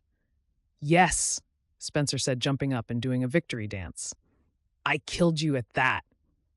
Reece laughed, then glanced over, noticing Piper. His smile softened, welcoming her. "I see you were here to observe my untimely demise. His car passed the finish line before yours. You're not dead. Good thing, too." Reece stood and walked over, plucked one of the grocery bags from her arms, and leaned in for a kiss. "Hello. I wondered what was taking you so long to get home. I don't remember having a date with you tonight." She'd been grumpy since getting back from his place 2 nights earlier, trying to decide what to say to her mom. She considered pretending Reece hadn't told her, but she didn't appreciate being lied to every time her mom made excuses about why she couldn't switch to day shift. Not wanting to blow up when it was fresh on her mind, she'd held her tongue for now. She would need to figure out how to bring the subject up with Trina. "We didn't, but I hoped you and Spencer could make time to help me with something." He carried the groceries to the kitchen counter. "Anything else in the car you need still?" "Yeah, some bags in the back seat." She turned to go back for them. Reece grabbed her wrist to stop her and plucked the keys from her fingers, tossing them to Spencer. "Go get the rest of the food, will you? Make sure you lock up after." For half a second, Spencer looked unhappy about leaving his game. But he was between races, so he grabbed the key. "Okay." He was out the door almost before Piper could protest. "Don't get any bright ideas," she called out before the door slammed. She looked over her shoulder to see Reece unloading groceries and juggling them into the fridge or on the counter. Giving him a set of keys, even just to get stuff from the car, might be dangerous. Come on, he turns 15 next month, and then he'll be eligible for his instruction permit. Piper shivered theatrically. "Don't remind me." "What are you going to do about a car for him?" Reece asked. "He's not driving until he's 21. Piper didn't even want to think about what it would do to their insurance rates. "And he can buy his own car and pay his own insurance." She was more than half serious. Reece shook his head and wedged her between the counter and himself, setting his hands on her hips. "You're cute when you're being ridiculous." He leaned in and covered her mouth with his. Piper ran her hands up along his muscular arms, then to the back of his neck. He sure knew how to sweeten her mood. Kissing him was pure pleasure, so she let it linger for several minutes. "Ugh, do you have to do that in the kitchen?" Spencer shut the front door behind him, carrying the last few bags over. Reece ignored him, lingering over the kiss for a few more seconds before stepping back. "Where would you rather I kissed your sister?" "Not where I can see you," Spencer smirked. "Are you going to tell us about tonight? You'll have to trust me and come along for the ride." "Wait, homework." Piper had to reorganize her thoughts after the kiss. "Math? Do you have some to do still?" "We handled that already," Reece said. "I called him when he got in from school to tell him to do it first. I checked it when I got here half an hour ago. It's good." "Really?" Piper didn't know what to think of that, but she wasn't going to complain. "Anything else you absolutely must do before we take off?" Reece asked Piper. Where are we going again? I seem to have missed that. She fished for answers. That's because I didn't say. If you don't have anything super pressing, I need your help. When she didn't protest, he grinned and pulled her hat back up to cover her head. Don't take that off. Grab your coat, Spencer. We're out of here. I get to ride in your car? Spencer looked excited, and Piper couldn't blame him, considering it was at least 100 times cooler than hers or her mom's. Yep, but your sister gets the front seat. I think I can handle one turn in the back so he can play with the buttons and knobs, Piper said. Yes, one ride, she clarified. He dashed for his coat, and she laughed. You'd think he was 8 or 10 sometimes with all of that enthusiasm. Piper retied her scarf around her neck. You can't blame a boy for being excited about a cool car, especially not a boy his age. Reece shrugged into his coat, then threaded his fingers through hers. You're really not going to tell us where we're going or what we're doing? She asked. Nope, but rest assured, you'll approve. He leaned in for a quick peck. Come on, Spencer said, already holding the door open. It took nearly half an hour to reach Oklahoma Joe's, one of the better-known barbecue chains in the area. Spencer had never eaten there before and was thrilled when Reece told him to get anything he wanted. He ordered a full rack of ribs and what ended up being an enormous portion of fries.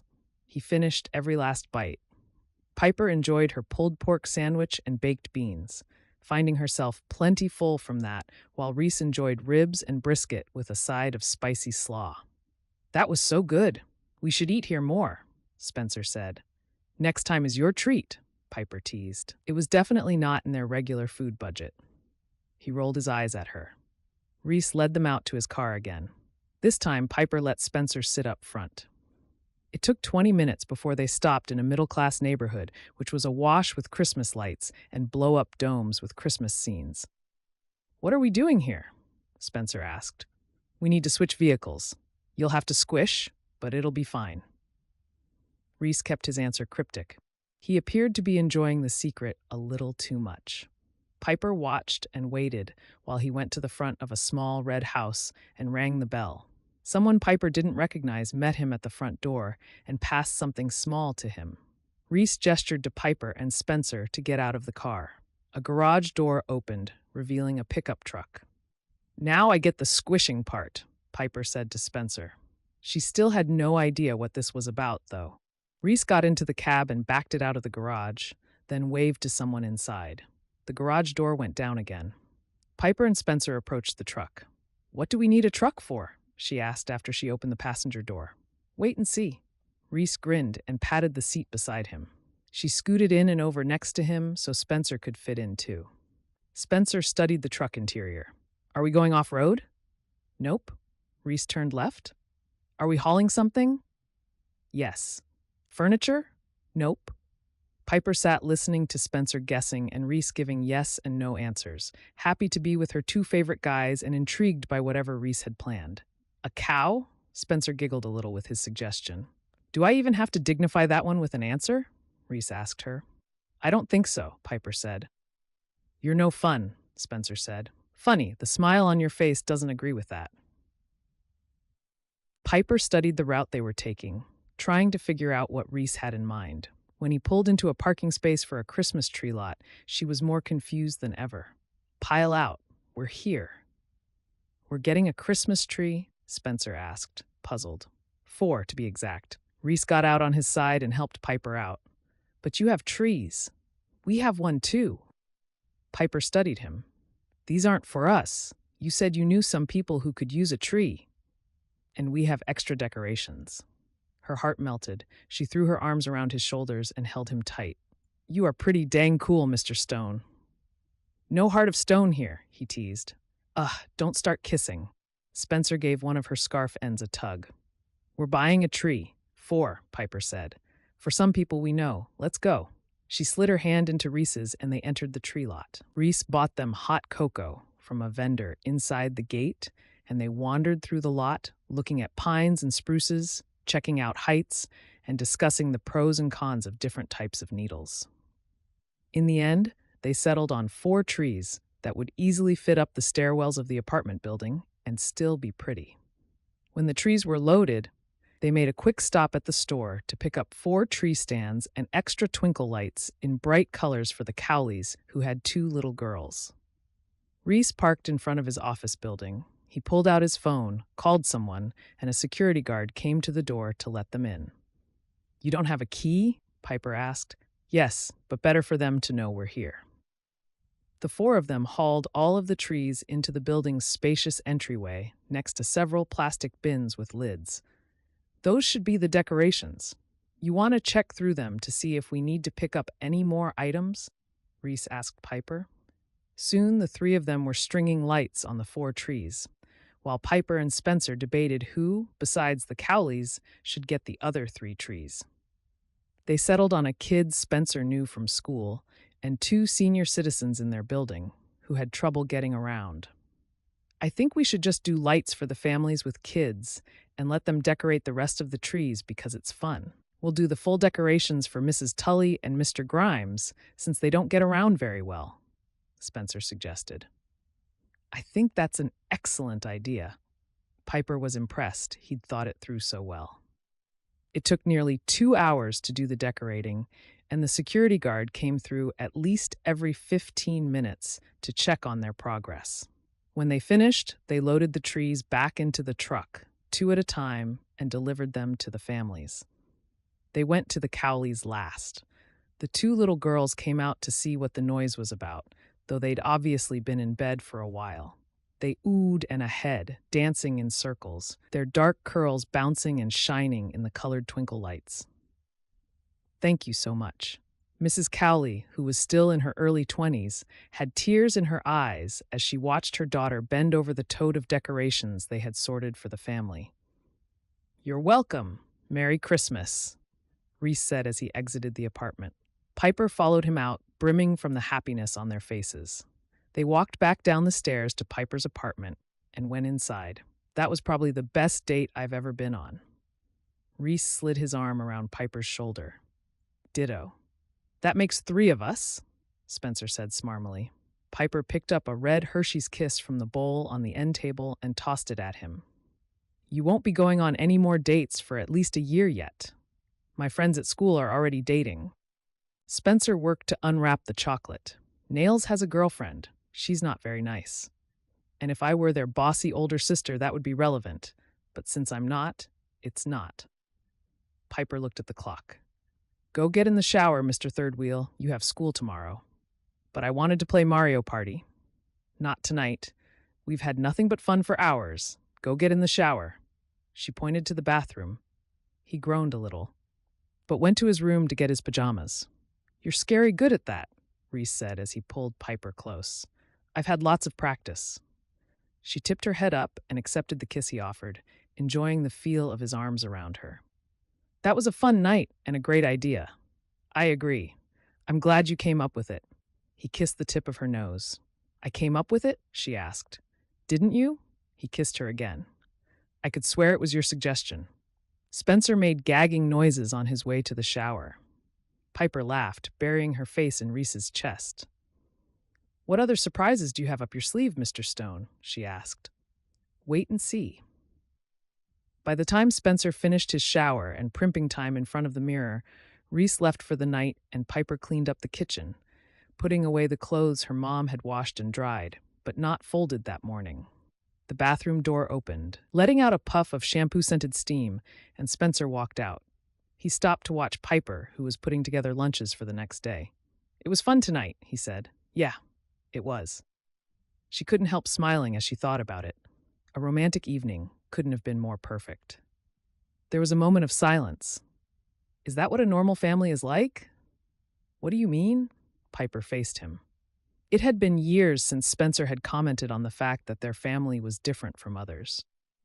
"Well, one where you have a dad, sort of, and the mom has fun and does stuff with you. Because mom doesn't do very much with us, you know? You're always worried about cleaning and homework, and you don't usually date guys. When you do, they aren't really that nice. But not Reece. He's really nice." Piper thought about that, about what Spencer did or didn't have, about what he'd been missing out on without a man around. She thought of their father, how he'd always been there for her, worked beside her, encouraged her. And how much like that Reece had been with Spencer. She thought getting involved with a guy, just so Spencer would have a good male figure in his life, would be a mistake. But obviously he needed one, and she hadn't thought about it in years. Yeah, sometimes. Some families play together and do fun things on top of the homework and housework and everyday stuff. Maddie's family did. Even Adeline's was more like that than theirs was. Was it like that with Dad? Spencer pushed the hair back from his face. Piper's throat tightened at the memory. Yeah, it was fun. He made it fun, even when it was hard work. I miss him sometimes. Me too, I miss him too. Spencer looked sad. I like Reece. He's a good guy. He thought about all of those people, not just himself. Yeah. She reached over and slid an arm around his shoulders, giving him a sideways hug. He is. Now you need to get to bed. School tomorrow. Good night. Good night, Spencer. She watched him go to his room and shut the door and turn back to the sandwiches she'd been preparing for the next day. Mom doesn't do very much with us, you know? Those words ran back through her head. So Spencer had noticed it too. She bit her lip, wondering what her choices were. Chapter 29. In the morning, as Piper got ready for work, she glanced out the window and noticed Spencer's carpool ride was pulling up to the building. Spencer, get moving. Mrs. Mackley is here. I'm ready. Just a minute. He shoveled one more spoonful of cereal into his mouth, then shrugged into his coat and grabbed his backpack. Don't forget you're going to Adam's tonight after school. I'll pick you up when I get back. Be good and do your homework. I will, he mumbled and headed for the door. Geez, it's like a Nazi Germany here, everyone telling you what to do. Not even close, Piper muttered back. They'd been studying World War II in school that year, and had recently finished a section on the Holocaust. She put away the leftover ingredients from her lunch sandwich. You're not going to be here after work? Trina asked over her coffee mug. I'm going shopping with Adeline and Maddie. I need to get my Christmas stuff. She hadn't the faintest clue what to buy for Reece and needed some feedback from her friends. While you're out, can you buy something for Spencer from me? Piper's irritation rose at the request. She closed the bag a little more firmly than necessary. It would be nice if you bought his gift from you yourself. Not that she minded shopping in general, but she was starting to realize that this was a pattern. When was the last time Trina had shopped for her son herself? Several years, at least. I never get him the right thing, Trina said. He hates my gifts. Maybe if you spent a little time with him, you'd understand him better. Piper knew she shouldn't have said it like that, but she didn't exactly feel bad when it was out. I spend time with him. Trina sputtered a little, taken by surprise. When? Piper narrowed her eyes on Trina. She had to leave for work soon, but now that the subject was broached, she didn't want to let it go. Her mom's lies about her work schedule and Spencer's comment the evening before had opened Piper's eyes about what was really going on at home and how little Trina actually interacted with Spencer. Thanksgiving. Funny, when I came home, you were talking with your friends and he was sitting with the toddlers in front of the television. Well, over the weekend, when you were gone, we were together. Did you play video games with him? Help him with his homework? Have conversations besides whether or not he wanted ketchup on his fries? Piper's voice rose slightly with each question, and she fought to keep her temper under control. Trina glared at her. He isn't a talker, you know that. Funny, I managed to hold conversations with him. Piper added her sandwich and apple into the insulated lunch bag to take to work. You're never around. Trina stood, anger spewing from her eyes. I have a job. I'm sorry I can't stay home and be the perfect 50s mother for you two. I didn't realize you needed a mommy to watch out for you. This is not about me. It's about you and Spencer. You could be working day shift, so you'd be home when he gets off school. You could be there for him in the evenings instead of only seeing him for a few minutes in the morning and on weekends. That is, when you're around on weekends. It's like you do your best to be gone most of the time. How many times do we have to go over this? I can't change my work hours on a whim. Piper let her voice drop from angry to cool. No, but you could have changed them at least 3 times in the past year. I know you could have. Reece checked into it for me. You keep saying that you can't change shifts, but he said HR has offered to switch you to days and you turned them down. Trina didn't respond right away. I'd have to be to work at 6 in the morning. You'd actually be around in the evenings, though. When Trina didn't say anything, Piper gave a huff of disgust. You aren't working swing shift because you don't have any other choice. You're doing it because you like having no real responsibilities. It's easy for you. I handle getting him up for school because you work so late. I deal with the homework and the chores, school shopping and meeting with teachers. I get stuck doing all of the discipline. Trina's eyes flashed. You don't want to do any of that? I didn't ask you to stay. I could do this on my own. No, you can't. Not because you're incapable, but because you aren't even trying. You practically ignore Spencer, and he needs you around. I don't get what your problem is. Deciding she should get out before she blew her stack, Piper stuffed things in her purse without caring if they went in the right pockets or not. Trina threw out her hands, her wild, sleep-compressed hair swirling with her movements. You have no idea what my life is like. If you don't like it here, go ahead and move out. You're probably just doing this because you want to move in with your boyfriend. Well, we'll see how long that lasts. He's going to drop you like a hot potato. That's how his kind work. They turn you against everyone you love and then crush you like a bug. Piper glared at her mom. You don't know him at all. Apparently you don't know me either. Tears stung her eyes, but she managed not to cry. Apparently not. I didn't realize you were so ungrateful, rude, and selfish. If you don't want to live here, get out. I don't need you. You can't afford for me to move out. Think it through, Mom. Piper grabbed her coat and bag, marching to the door. I have to go to work, but we're going to talk about this more. You think about what would really happen if I moved out. She slammed the door behind her and pounded down the stairs, adrenaline pumping through her veins. She wanted to stay and scream it all out, but that would be counterproductive, and she knew she had said too much already. Piper decided to walk to work. She was leaving early anyway and could use the time to work off the anger that zipped through her system. She stopped by a bagel shop to buy something for breakfast, then realized the lunch she'd prepared was still sitting on the counter.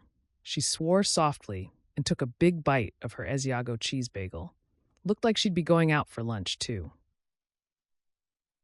Piper managed to get through her day at work and met up with Adeline and Maddie at the city offices as Adeline was shutting down her computer for the night. What's wrong? Adeline asked as soon as she came out to join them. Wrong? Piper asked.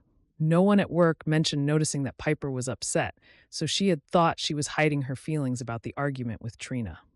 Apparently not. You look unhappy. Adeline seemed to notice everything, except for the monster crush Maddie's brother had on her. Or maybe she did notice and chose not to do anything about it. Piper would have to think more about that later. I don't want to talk about it. Is it Reece? Maddie asked. No. Reece is fine, great even. Last night was the most fun. Piper was ready to launch into a blow-by-blow account, if only to distract them, but Adeline cut her off. Great. I'll listen to that after you tell us what's wrong. They pushed out into the cold winter air. It's supposed to snow tomorrow, Piper said. Good thing you can walk to work then. The roads might be dangerous, Adeline said. But if you don't answer my question, you won't be going home tonight. Maddie chimed in. Come on, Piper. What is it? You know we're worried about you. Piper stopped on the sidewalk and sucked in a cold, refreshing blast of air. I had a big fight with my mom this morning. She asked me to do her shopping for Spencer again. I told her to do it herself. It devolved into an argument about how she never spends time with Spencer and doesn't know him well enough to shop for him. Seriously, he only has a few interests. How hard can it be? You confronted her about Spencer? She wasn't complaining about lack of time to do her shopping, was she? Maddie asked. Not really. It was just laziness where Spencer is concerned. Piper put out a hand, palm forward, to stave off comments while she calmed down a little. She felt stupid, like she was overreacting, except that it wasn't about the shopping. I don't have a problem with stepping up to help when she needs something, but I'm so frustrated. I found out this weekend that she had a chance to switch to day shift, and she chose to stay with swing. but she's been telling me how hard it is to get on day shift and how you have to time it right, which is true, except that she recently passed up the shift change when it was offered to her. When Adeline looked properly annoyed, Piper began to feel better. Her friends understood and empathized. While they went to Maddie's car and drove to a strip mall for dinner and shopping, Piper filled them in on the whole conversation with Trina. And she had the gall to say that Reece turned me against her, as if it were his devious plan all along to destroy our happy home. From her point of view, Maddie said, but that's because she's gotten used to taking you for granted. Piper stopped and considered. Her friends agreed with everything she'd said since they got in the car. Usually if she blew up over something, they sympathized, then helped her see the other side of the issue. Wait, you don't think I'm overreacting? You're way too late for that. She's been basically absent for the mothering part of her job for the past forever, Adeline said. Even when we were in junior high, you practically raised Spencer. That was a tough time, Piper excused. He's doing so much better now, and every parent needs a break. Absolutely true. She was in bad position with work and trying to keep food on the table. It was rough, no question, but you were the little mother even before he was old enough for school. Remind me, who found out about the preschool where they diagnosed him with autism? Maddie asked. Me, Piper admitted. And saw to it that you both ate regular meals? Adeline said, and had clean clothes to wear. Maddie counted the items off on her fingertips. And that the house wasn't a sty. Piper listened to her friends volley back and forth with the things that she'd always done for as long as she could remember. Had it always been like that? How long have you felt this way? She finally asked in a small voice. A long time, Adeline admitted. Since high school. We've tried to point out how much responsibility she's always given you, but you've always defended her, so we let it go. Plus, Spencer needs you, Maddie said. Piper nodded. He does need me, mostly because she won't step up. I'm so angry that she could have switched to days but refused. I love Spencer, but she's the mom, not me. She has responsibilities beyond keeping food on the table. Not that she managed that alone. Piper's income kept them out of poverty. I don't know how to change things, but I can't ignore it anymore either. Piper partly wished she'd sucked it up and not said those things to her mom. Another part of her wished she'd said something sooner. Would they be able to work through everything, or would her mom actually kick her out? She'd be happy to go, to take a stand, except that would leave Spencer fending for himself. And though he was pretty independent, she didn't think he was ready for that yet. There's no easy solution, Adeline agreed. After a long moment of silence, Piper waved her hand to clear the air. She needed a break from her swirling thoughts before she would be able to look at the situation logically. Okay, I'm not going to dwell on this all night. Let's eat, shop, gossip, and laugh while we can because I do have to pick up Spencer and get him home for bed in a few hours. She pushed out of the car and into the cold December air. When her friends joined her, they made a beeline for Chili's. Their chips and salsa appetizer had been delivered when Maddie brought the subject up again. Not to be a downer, but if things with your mom get too uncomfortable, I have an extra bedroom. I'm told the bed is pretty comfy. Piper hooked an arm around her friend's neck and leaned in for a side hug. You're awesome. Thanks. No problem. It's you. The female voice was unfamiliar and ticked off. When Piper looked up, she saw one of the snide blonde gossipers from the Festival of Trees on Friday night. A brunette was with her, looking every bit as stylish and snobby as the first one. It's me. She dropped her voice a few notches and gave the woman a bland stare. She hadn't expected to run into anyone from that night again, but the restaurant was packed with holiday shoppers. Can we help you with something? Adeline asked, ever the calming presence in their trio. The blonde sneered and flipped her curls over her shoulder. She insulted me, told lies about me, and stole my boyfriend. Layla, come on, she's not worth your time, the brunette said, tugging on Layla's arm. Reece had been dating her. Piper ignored the twinge of jealousy that caught in the back of her throat. I don't know how I could tell lies about you when I have no idea who you are. I didn't know Reece was dating anyone, but I didn't do any stealing. He had to wear down my resistance before I accepted a date from him. Are you sure he was your boyfriend? Fury poured from Layla. You're just a distraction for him. A guy's got a slum sometimes, but they always come back to women like me. Someone who is actually his equal. Layla stepped closer, which made it easier to hear her in the noisy restaurant. Her head tipped as if she realized something. You're the one doing the garden, too, aren't you? That's why he's so gung-ho about the project. He's going to be sorry, though. The company would be better off selling that land. You're causing trouble for us left and right. Her nose flared with anger. Well, you aren't going to get the land. And you can't have him, either. Layla, come on. Her friend yanked her arm, pulling her away. Piper waited until they had exited the building before slumping in her seat. That was great. He dated her before me. It's not hard to see why he jumped at the chance to date you again.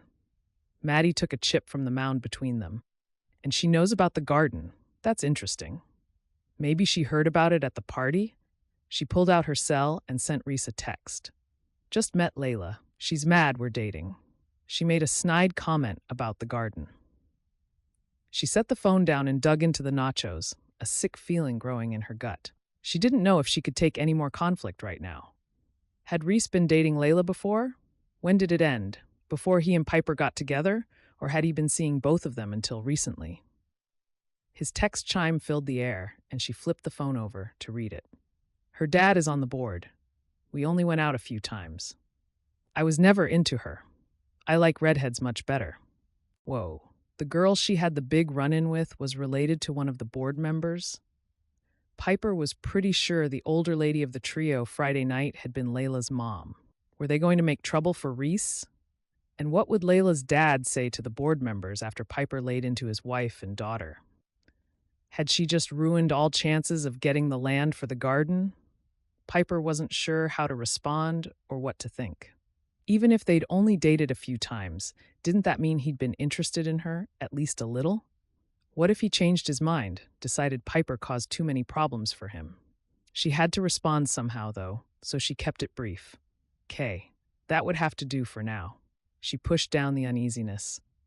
"I think I completely screwed things up." "What did he say?" Adeline asked from across the table. "Her dad is on the board of directors. Apparently he's not in my corner," Piper said with a wry smile. "And Reece says he never liked her much and prefers redheads." Maddie chuckled. "Of course he does." She nudged Piper's elbow. "What if the way I talk to her and her mom makes it so we don't get the land? What if he makes it harder for Reece to do the things he needs to do in the company because he's mad? Reece is dating me." Adeline shook her head. "She was crazy picking a fight with you when she could have just walked away." "But I kind of picked the fight on Friday," Piper said. "I mean, I was definitely provoked, but I could have let it go, and it started everything." "If she's crushing on Reece and he's dating you, you probably didn't have to do anything to become her mortal enemy," Maddie pointed out. "I still screwed up." Piper slumped in her seat. "Let it go. Try to have fun tonight. We're going shopping. It's going to be fun, and this will be fine. There are plenty of other members of the board, and you'll knock all of their socks off," Maddie promised. "You're right." She tucked her phone away and dug back into the nachos, doing her best to forget the incident. But she couldn't shake off the doom hanging over her head. Chapter 30 spreadsheets swam before. Reese's eyes when the door to his office opened, and Layla Jennings swanned in. He had been wondering how long it would take her to show up after her run-in with Piper the previous night. It hadn't taken nearly as long as he would have liked. Ned's voice still came from the front office. "Can't go in there." He showed up at the office door wearing an apologetic expression. Reece waved him off. He couldn't blame his assistant for not being able to stop someone like Layla when she was on the warpath. A glance at her was all he needed to know she had something stuck in her craw. "That woman you took to the Festival of Trees is going to ruin your life, you know," she said as she circled around the seating area and came to stand beside him. "Is that so? Would you care to explain?" She was going to do it anyway, so Reece saw no point in pretending otherwise. Besides, he had to know what her issue was before he could tell her to mind her own business. "First off, she's terribly rude. You know she accosted me and some others in the powder room at the party Friday night, and again last night at a restaurant. She had a couple of friends backing her up this time. She knows she's not good enough for you, and she's lashing out at anyone she thinks might be a rival for your attention. So that was what Piper had been talking about when she mentioned the catty behavior in the restroom. I doubt she had a clue who you were at the event Friday, so it's hardly likely she's seeing you as a rival, especially since all you and I ever had was a few casual dates. That's in the past, where it will stay. He decided now was as good of a time as any to clarify his feelings on that point. Her eyes widened, and her face wrinkled with hurt and confusion. What do you mean? We're so perfect for each other. She took a seat on the edge of his desk. We have so much in common. It's like we were made for each other. She reached out to set a hand on his shoulder, her expression revolving from hurt to allure, or what she probably thought was alluring. I know you like the idea of this garden too, but there are other places we could put it. Other land owned by Stone Enterprises, if you're really determined. Reece pulled her hand away, dropping it back in her lap. Layla, I'm in love with Piper. If I have my way, she's going to be a permanent part of my life. I'm sorry if that hurts you, but I think you should know that nothing is ever going to happen between you and me. I think the land we have is perfect for what she wants to do. I'm excited to work on it with her. Layla stared at him before standing and moving away. She doesn't appreciate you, you know. She's after your money and the power and prestige that can come from being with you. He couldn't help it. He had to laugh. He knew without a doubt that Piper wasn't interested in whatever power or prestige he had. The fact that he'd practically had to talk her into taking the dress for Friday night made that plenty clear. Layla, you need to stop projecting your own motives on others. It's not very attractive. If you'll excuse me, I have a lot of work to do. He gestured for the front door. Her eyes narrowed. You're making a mistake. Someday soon, you'll see her for who she really is. She flounced out of the room. Reece tipped his head back against the seat. He knew he had an uphill battle to make things work out with Piper, but he would take it one step at a time. Get her the garden, and then go full tilt into winning her over. Chapter 31. Piper checked the tooth. X-rays to make sure the shots were clear, then smiled at the 6-year-old in the dental chair. These look good. Good job with your brushing, Allie. Heidi tapped Piper on the shoulder. You have a call from home. Your brother sounds freaked out. Was he having a meltdown? He didn't have them very often anymore, but once in a while things got too out of control for him. She glanced at the clock as she took the call and noticed he should just be getting home from school. Did he miss his ride? He'd done it before, but it didn't usually make him panic. Hello? Spencer's voice was high-pitched, worried and hard to understand, but after telling him to slow down and repeat himself twice, she was able to figure out what was going on. The apartment is a wreck, he said. Someone broke in. They took the TV. You have to come home. Piper wanted to swear but managed not to. I'll be there as soon as I can. She turned to find Heidi standing nearby. Heidi must have seen it coming because she held up a hand. No way. I don't do kids. My apartment got broken into. Spencer is having a panic attack. I have to go. Dr. Danzy's voice came up behind her. Heidi, when's your next patient? Piper jumped and shifted to let him into the conversation. 20 minutes. She looked reluctant to admit it. Lorna, Dr. Danzy said, see what you can shift around. Piper needs to go home and take care of a problem. He sent Piper a look of understanding. Call to let me know how bad it is when you've had a chance to look it over. Thanks. Piper felt gratitude well up inside her. She had the best boss. Sorry, thanks, she said to Heidi and hurried to gather her coat and purse. When she got home a few minutes later, she found the place in shambles. The television and ancient Nintendo game system were gone, their belongings ripped or tossed. The sofa was useless with stuffing this way and that. Spencer was crying and rocking in the doorway to his bedroom, which looked equally trashed. Then her eyes fell on the table, which was on its side. She'd left the laptop on it this morning with the files for the presentation and all of her notes. If the ancient game console was gone, there was no way they'd left behind her laptop. Piper sent Reece a PowerPoint presentation with the information the previous week, but she would have lost the work she'd done since. How was she going to have time to do that and put the apartment back together enough to be livable when she only had 2 days until the presentation? Piper hurried over and pulled Spencer into a hug, cradling him against her. He didn't always allow it. So it made her realize how upset he was that he did now. I know, it's a mess and kind of scary, but we're okay. She hadn't heard about a break-in in their building for ages, but it was bound to happen sooner or later. This was brutal, though. The damage boggled her mind. She soothed and calmed Spencer for several minutes before she called the police, sent a text to her mom saying to call when she got a chance, and followed with a message to Maddie and Adeline. She wanted to include Reece in the message, wanted him there. A kernel of worry stuck in her chest, though. What could he do to help her now? He had work, meetings, important things to handle, and he'd stepped in, helping her with so many things in the past few weeks. Would she begin to feel like a burden to him? She didn't think she could take it, not when her heart was so wrapped up in him already. Anxious, she decided to wait and message him when the workday was nearly over instead. Spencer began to calm down a little, then looked up at the mess, and it set him off again. Piper decided he had to get out before he'd be able to calm down properly, so she took him to a neighbor's apartment while she dealt with the mess. Mrs. Norton was terrific with Spencer when he was upset. "Have you touched anything?" Officer Ben Belliston asked when he arrived at the apartment 10 minutes after she called. Piper ran a hand through her hair, her head pounded from the stress. "I haven't, but there's no telling if Spencer touched anything when he got home. I don't think he could tell you if he did either. He's pretty freaked out. One of the neighbors is working to calm him down, but it might take a while." "This is going to take a while anyway." He gestured to the disaster around him. Maddie reached the open door, then and gaped at the mess. "What are you doing here?" Officer Belliston's eyes narrowed slightly on her. "She's my best friend, Ben. She texted me, probably right after she called for you." Her eyes narrowed. "Do you have a problem with her asking for moral support?" "Of course not."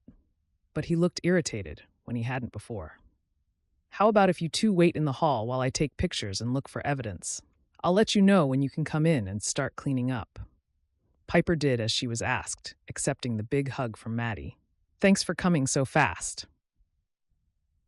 "No problem. Adeline texted that she'll be by as soon as she gets off from work." "Have you called your mom yet?" "No, but I should do that." Piper sent a text for her mom to call home.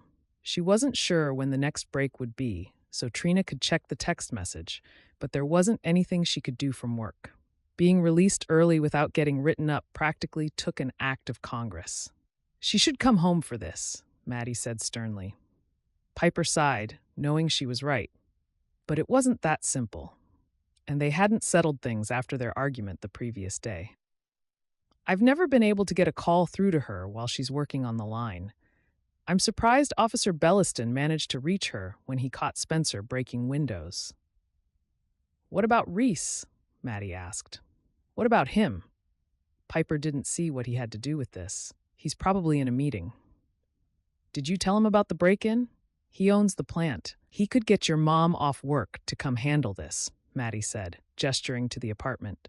"No." Their relationship was new. She didn't want to put pressure on him or look like she was taking advantage of their relationship. "You're dating him. Don't you think he'd want to know?" "It's not like I'm keeping it a secret," Piper said, annoyed. Partly because Maddie was right. "I'll tell him later, when I actually know something." Maddie folded her arms over her chest. "If you don't call him, I will," Piper snorted.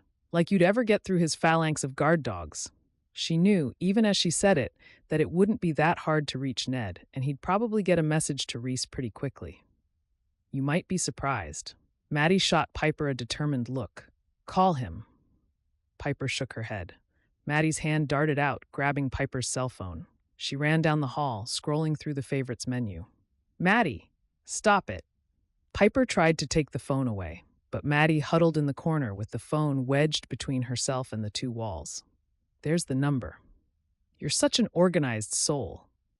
Maddie turned her head and listened to the phone, holding her other hand out to block Piper from grabbing it back.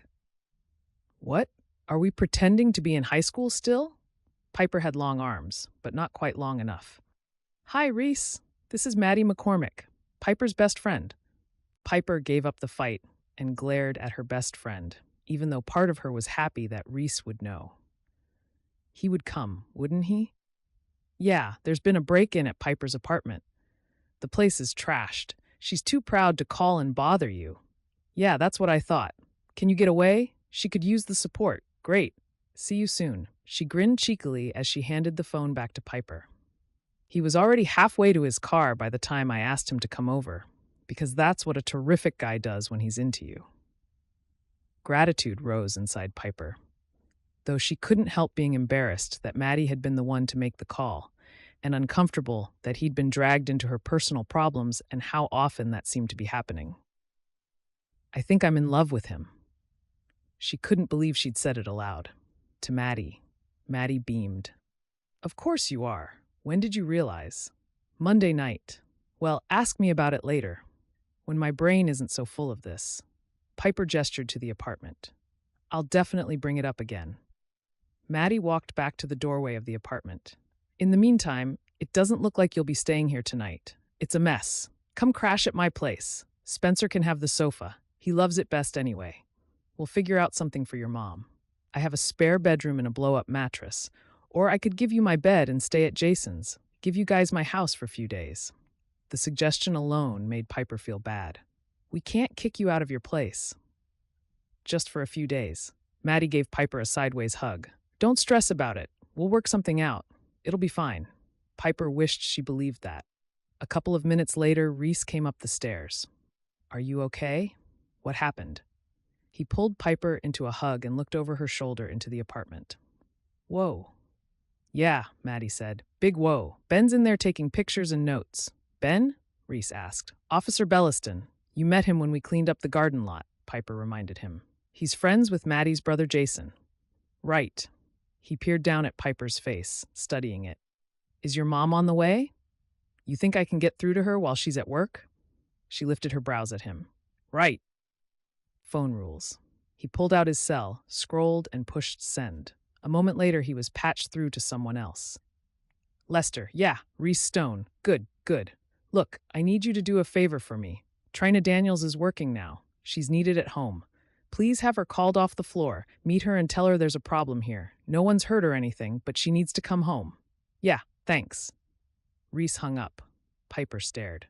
She knew she shouldn't be surprised that he'd done that for her, but couldn't help it. Thanks. He's the man with the power, Maddie said, clearly pleased by his actions. Definitely comes in handy. Reece scanned the hall ceiling. No cameras in the building? Not that I know of, Piper said. He shook his head in disgust. I wonder if Crystal Creek Apartments has any openings. Piper remembered mentioning to him that she'd check them out. It wouldn't matter if they do, since I don't have enough for the deposit yet. They have locks on the front door and cameras, he pointed out. And I don't have the full deposit saved, Piper reminded him. Is that your only objection to moving straight over there? That and they probably don't have an opening. Piper was starting to get annoyed. Reece pulled out his cell again, scrolled, then made a call. Hello, Rusty. It's Reece Stone. How are things going? Yeah? Any apartments open right now? Yeah, like ready to move into tonight? He laughed lightly. No, I don't need a place, but I know someone who does. How much is that? Great. Can you hold that for me? I'll contact you about it again later today. Are you going to be around the building? Great. Thanks. I'll be in touch. Let me guess. You own that building? Piper asked. He shrugged, not the least boastful. It helps when your company owns half the town. Piper wasn't sure how she felt about that. I told you I don't have the whole deposit. He gave her a quick peck on the lips. I think I might be able to arrange for you to pay what you can now and an extra chunk each month until you take care of it. He slid his hands onto her waist. You need to get out of here, and that is only partly because of what happened today. Why didn't you offer to change the terms of the deposit for me before? She asked, her eyes narrowing. You would have said no before. But your place is a mess, and your brother is traumatized. You know, he probably won't feel secure if he has to come back here to sleep. I know he doesn't deal well with change, but from what I can see, change is what he's getting, no matter where you live next week." She looked at him. "You aren't playing fair, using Spencer against me like that." He didn't answer, but didn't appear repentant. "She'll take it." Maddie glared back when Piper glared at her. "What? You know it's the best option. You've wanted out of this dump for ages. This is your chance, and the landlord is happy to work out terms with you. This gives you a great place to live, him a tenant who pays their rent on time and takes care of his property, and your boyfriend will have peace of mind. Win-win." Piper huffed, knowing she was beat. "Fine, we might as well pack as we clean things out here. I'll have to talk to Mom, but I don't think she'll balk too much. She liked the other apartment when we walked through it." "I don't know if we can get enough set for you to sleep there tonight," Reece said. "They can stay at my house," Maddie said.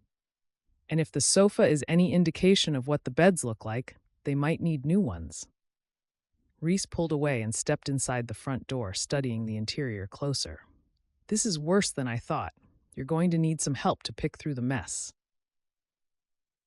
There were more footsteps on the stairs, and Piper looked down the stairwell in time to see her mother's head come into view. "Mom, that was fast. I practically ran to the car. They never let you go early, not without a death or something. He said you and Spencer are okay." "What?" She looked into the apartment and her jaw dropped. "What happened?" "Your guess is as good as mine. Spencer found it like this and called me." Piper gave Trina's shoulders a squeeze. "Where's Spencer?" "He was freaking out, so he's visiting Mrs. Norton. She's always been good with him, and he's comfortable there." Officer Belliston came to the door. "Hello, ma'am. Are you Piper's mom?" "Yes. How bad is it?" "Pretty much the same throughout, as you see in here." He gestured to the living room area. "I'm sorry this happened to you. Can you tell me who was here last?" "Me." Trina's hand went to her stomach as if she felt sick. "She goes to work about 2. Piper explained when her mom didn't say anything more. "Today I had lunch with Bertie before work. I haven't been back up here since noon." "Did you lock the door when you left?" he asked. "Yes, I always lock it." There was an edge of defensiveness to her voice. "Did you see anyone hanging around when you left your apartment?" he asked. "No, not that I remember." Trina paused, as if thinking back, but shook her head. "No." "Okay, I'll need about 15 more minutes here. Then I'll knock on doors in the building to see if any of your neighbors remember seeing or hearing anything." He didn't look too hopeful. "I'll need a full list of anything that's broken or stolen for the report." "Thanks," Piper said. "I'm going to run down to check on Spencer. Then we need to decide a few things." They went down 2 floors to apartment 208 and knocked. Mrs. Norton opened the door. "I'm glad you're here. He's calmed down some, but he needs to see you. He was worried about you," she said to Trina. They all crowded into the tiny apartment, and Trina went to Spencer. He brightened when he saw her, then went full wattage as he caught sight of Reece. "Reece, you're here." He touched Reece's sleeve. "Someone broke into the apartment and made a mess." "Yep, it's pretty bad, isn't it?" Reece spoke to Spencer in a soothing, understanding tone. "But it's going to be okay. Officer Belliston is there now. He's making notes and taking pictures." Piper glanced back at her mom and saw the disappointment in her eyes that Spencer focused on Reece instead of her. Though she sympathized, Piper felt like pointing out the fact that Reece had spent more time with Spencer in the past few weeks than his own mother. "Who is Officer Belliston?" Spencer asked. "He's the man who picked you up when you threw rocks through those windows. Remember?" Piper asked. "Oh yeah, he was kind of mad about that, but the television is gone and the video games. They took your game." He looked at Reece, his eyes downcast and his brows lowered. "Are you mad? Sorry?" "No, I'm not mad at you." Reece touched Spencer's shoulder. "It'll be okay. We'll take care of it. Are you okay?" "I was scared." "I bet you were," Piper said. "But you can see everyone's okay, and the rest of it is just stuff. We'll be fine." Trina said nothing from the other side of the coffee table. They talked for a few more minutes before Piper decided they needed to bring up the change of living situation with her mom. "Do you remember when we looked at the 2-bedroom over at Crystal Creek Apartments? Apparently, they have an opening right now. But we don't have enough saved for first month's rent, plus the deposit, Trina said, her brows furrowing. You told me we would need a few more months because of Spencer's arm. Now we're going to need that money to buy things to replace what was broken and stolen. Turns out the landlord is willing to work on it with you, Reece said, not indicating that the landlord was him, especially now that your door is damaged and the place was broken into. I know Piper would feel better somewhere with a keyed entry out front and cameras inside to minimize the chance of something like this from happening again. They might come back? Spencer's eyes grew wide. I don't want to stay here if they might come back. They might hurt us next time. It's a chance for a nicer place, sooner than we thought. It's more secure, and it's still close enough for Mrs. Mackley to pick up Spencer for school, Piper said. She looked down at Spencer. I don't think they'll come back. We don't have anything left to take. She grinned and poked him in the side, lightening the mood. He smiled lightly in response. I don't know. You talked about moving, but I like it here, Trina said. My friends are here. It's only 3 blocks away, Piper reminded her, and wondered why she sounded like the adult and her mom sounded like a kid. You don't have to make a decision this minute. Reece took Piper's hand. But if you'd like to walk through the unit that's available again to decide, we can do that. That will give Ben time to finish his investigation, Maddie added, and give us time to get some people here to help with the cleanup. Trina looked at the time on her phone. It's barely chapter 32. The apartment was beautiful. It was on the 3rd floor facing the creek with the park beyond it, and it was definitely nicer than the one Piper had toured before. The living room is bigger, and it has an extra half bath. You can't tell me this isn't more than the one we saw before. She quoted the rent for the other apartment she'd toured. Well, Rusty started to speak. Reece talked over him. It's only $20 more. You can still afford that, right? Assuming we don't have to replace every little thing in our old place. It didn't feel right to her, though. She could swear this was priced higher before. Trina studied both men, then turned to Rusty. Is that a special price because she's his girlfriend? His eyes darted to Reece and back. That's the price the owner has decided to charge for this apartment. And would he happen to be the owner? Trina asked, gesturing to Reece. Reece let the poor man off the hook. If you'd like to go back down to the office, Rusty, I'll make sure we lock up here when we leave and bring back the key. All right, that will be fine. He darted out of the apartment as fast as he could. Trina rounded on Reece. You are, aren't you? His expression remained pleasant. Yes, and your point is? What happens when you're finished getting your jollies with my daughter and dump her? Are you going to raise the rent on us? You like her fine now, but how long is that going to last? I won't accept your charity. We're staying in our old apartment. She flounced out of the room. I'm sorry about that. Piper wondered where her mom's attitude had come from and didn't know what else to say. She didn't feel great about Reece making an exception for them either, but Trina could have been kinder about it. Reece slid an arm around her shoulders. She's upset. She's wrong if she thinks I'm ever going to walk away from you. Delicious shivers skittered along Piper's skin as he bent over and brushed his lips over her ear and down to her neck. Did that mean he loved her too, or was she projecting on him? Spencer wandered back from the room that would be his. I can see all the way to the elementary school from here, and the garden will be real close. And did you see the balcony, Piper? It's so cool. Yeah, that's nice. Can you see the playground in the park from here? He'd relaxed as they walked into the building, taking in everything around them. They'd been talking about the move for a while, so this wasn't a new idea to him. I'll go see. He raced back to the window. You don't have to apologize for your mom. Reece ran his hands down Piper's arms, calming her. She's upset and worried about paying the bills if you move. I don't want you to feel like you have to give me a break on the rent because we're dating, Reece. We'll be fine at the other apartment. She hated the idea of going back there when this was waiting for them, but he was too generous. Once Trina dug in her heels, she was intractable. Maybe you will be fine, but why won't you take this? I'm not letting you move in rent-free. You're still going to have to pay. There was amusement in his eyes. But that wasn't the normal rent for this place, was it? She studied his face, loving that he was being so generous with her and her family, wishing she knew the right answer. He shook his head. No, but it's not that much less, and I can handle a little less profit. Trust me. He gave her a sweet kiss, lingering. I want you to be safe and comfortable. It'll give me peace of mind. Right now, I'm not sure your old place is either. Spencer came back into the room. I can see the top of the slide and the jungle gym. Can we go over for a while? Swinging hard and fast seemed to help him work out some of the kinks when he was feeling off balance. Maybe later, Spencer. We need to get back to our apartment and clean up. I thought we were moving here. He looked at one and then the other of them. I don't want to go back there. I'm scared the guys who broke in will come back.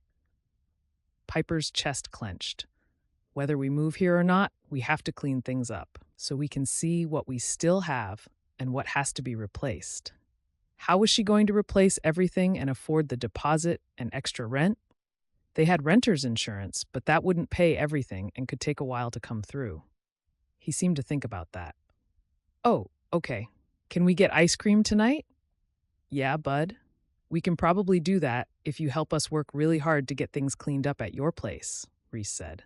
After they rode the elevator down to the main level, Reece took the key into the manager while they waited in the hall. He exchanged a few sentences with Rusty and rejoined Piper and Spencer to return to the apartment. They hadn't seen Trina along the way, but she wasn't there yet. Piper had a feeling Reece wasn't finished with trying to convince her to take the new place, but he let it go for now. Adeline showed up a few minutes later, bringing along industrial-sized garbage bags, and they started cleaning up. What few glass dishes they had were broken. The beds and linens were ripped or torn, the clothes were thrown around, and the beautiful dress Piper borrowed from Reece's sister Kate for the dance was ruined beyond repair. Piper held out the flowing skirt to get a better look at the jagged rip. There was no way to fix it. I'll pay for it, she told Reece with tears in her eyes. No, you won't. I've already paid her for it. He pulled her close so her shoulder hit his chest. I'd hope to see you wear it again, but it's not a big deal. It's just a dress. Don't worry about it. Jason arrived only moments after Adeline, stopping at the door to look around the havoc. Hey, wow, Maddie wasn't kidding about the mess. He still wore his work boots, jeans and t-shirt, as well as a light coating of sawdust from the construction job he'd been working. I brought my truck. Thanks so much. Piper gave him a big hug. She felt so lucky that Maddie's whole family seemed to have accepted her as one of their own. Jason was always there for them. We're making headway, as you can see. I really appreciate you helping out. No problem. He grabbed 2 full bags of trash. Just call me the garbage guy. He headed down to his truck with them. It was the first of many trips to his truck that night. Half an hour later, Trina showed up. Piper had been fuming, wondering what was keeping her, and she gritted her teeth now. What have you been up to, Mom? She asked as neutrally as possible. I needed to catch my breath. It's a lot to have sprung on a body at once. Plus, I had a long talk with Velma and she helped me calm down. A nice long talk, Maddie said under her breath, gritting her teeth. Piper hoped her mom didn't hear. It's been well over an hour since we got back from the other apartments. Mom. Spencer came out of his room at Trina's voice. You made it back. I thought maybe the bad men got you. I'm fine. Trina took off her coat, dropping it over the back of the ruined sofa, and went into the bathroom. Piper exchanged glances with Adeline and Maddie, seeing understanding in their eyes. Jason kept his expression studiously blank, and Reece's brows V-ed over his eyes, like he was trying to figure out the situation. Today was the first time he'd talked with Trina since the great breakup, and while he'd held his own, so far, he seemed happy enough letting Piper handle things with her mom. When Trina came back out, she looked around, her eyes wide and expression overwhelmed. I don't even know where to start. I know Maddie is making headway in the bedroom, removing stuff that's total junk. How about if you try to organize the rest and see what's left? Piper suggested. Right, I can do that. Trina disappeared again. Piper let out a long breath, calming the possibly unreasonable frustration racing through her. Yes, her mom was entitled to be upset, but did that mean she had to duck out of an hour's work while Piper dealt with reality? Occasional curses emitted from that room, but Piper tried to focus on the story Maddie told about one of her students. It was safer. They ordered pizza from down the street and kept working. When everyone cut out for the night, the truck was full, and there was another load waiting in the living room, along with the furniture that couldn't be salvaged. Duct tape, Maddie said, as she came out of the bedrooms, wielding a roll in bright green with pink polka dots. It's good for repairing mattresses, too. It's not a perfect solution, but it'll hold for now. We need to run for new sheets. And 100 other things. The thrift stores were closed, though, and Piper was too tired to go shopping now. Her budget wouldn't exactly stretch to replacing everything anyway, and she hated to use her one credit card. She didn't see any way around it. She was so exhausted. Well, you don't have to worry about that right this minute, Maddie reassured her. You should stay at my place tonight anyway. We can deal with the rest tomorrow. You promised ice cream, Spencer reminded Reece. Not tonight, Trina snapped at him. He's been generous enough. We're staying here tonight. She marched out of the room. Spencer's face crumpled and confusion shone in his eyes. But you said ice cream. He looked at Reece. It's fine with me, Reece said to Piper in a low voice. Just a minute. Piper went into the other room where her mom was pulling blankets onto the bed, even though they were ripped. She had refused to let them take the blankets away, even though they'd been past their prime several years earlier and were only fit for rags now. Spencer's been working hard to clean up because Reece promised him ice cream.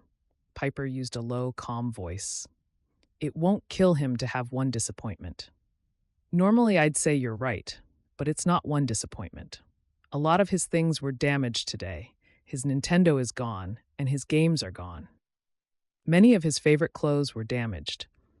He could have totally lost it half a dozen times tonight, but after the first shock, he kept it together. I don't think a little ice cream is too much to offer as a reward for trying so hard. If you don't want to come, that's fine, but I think you should let us go. There aren't enough blankets left for us here.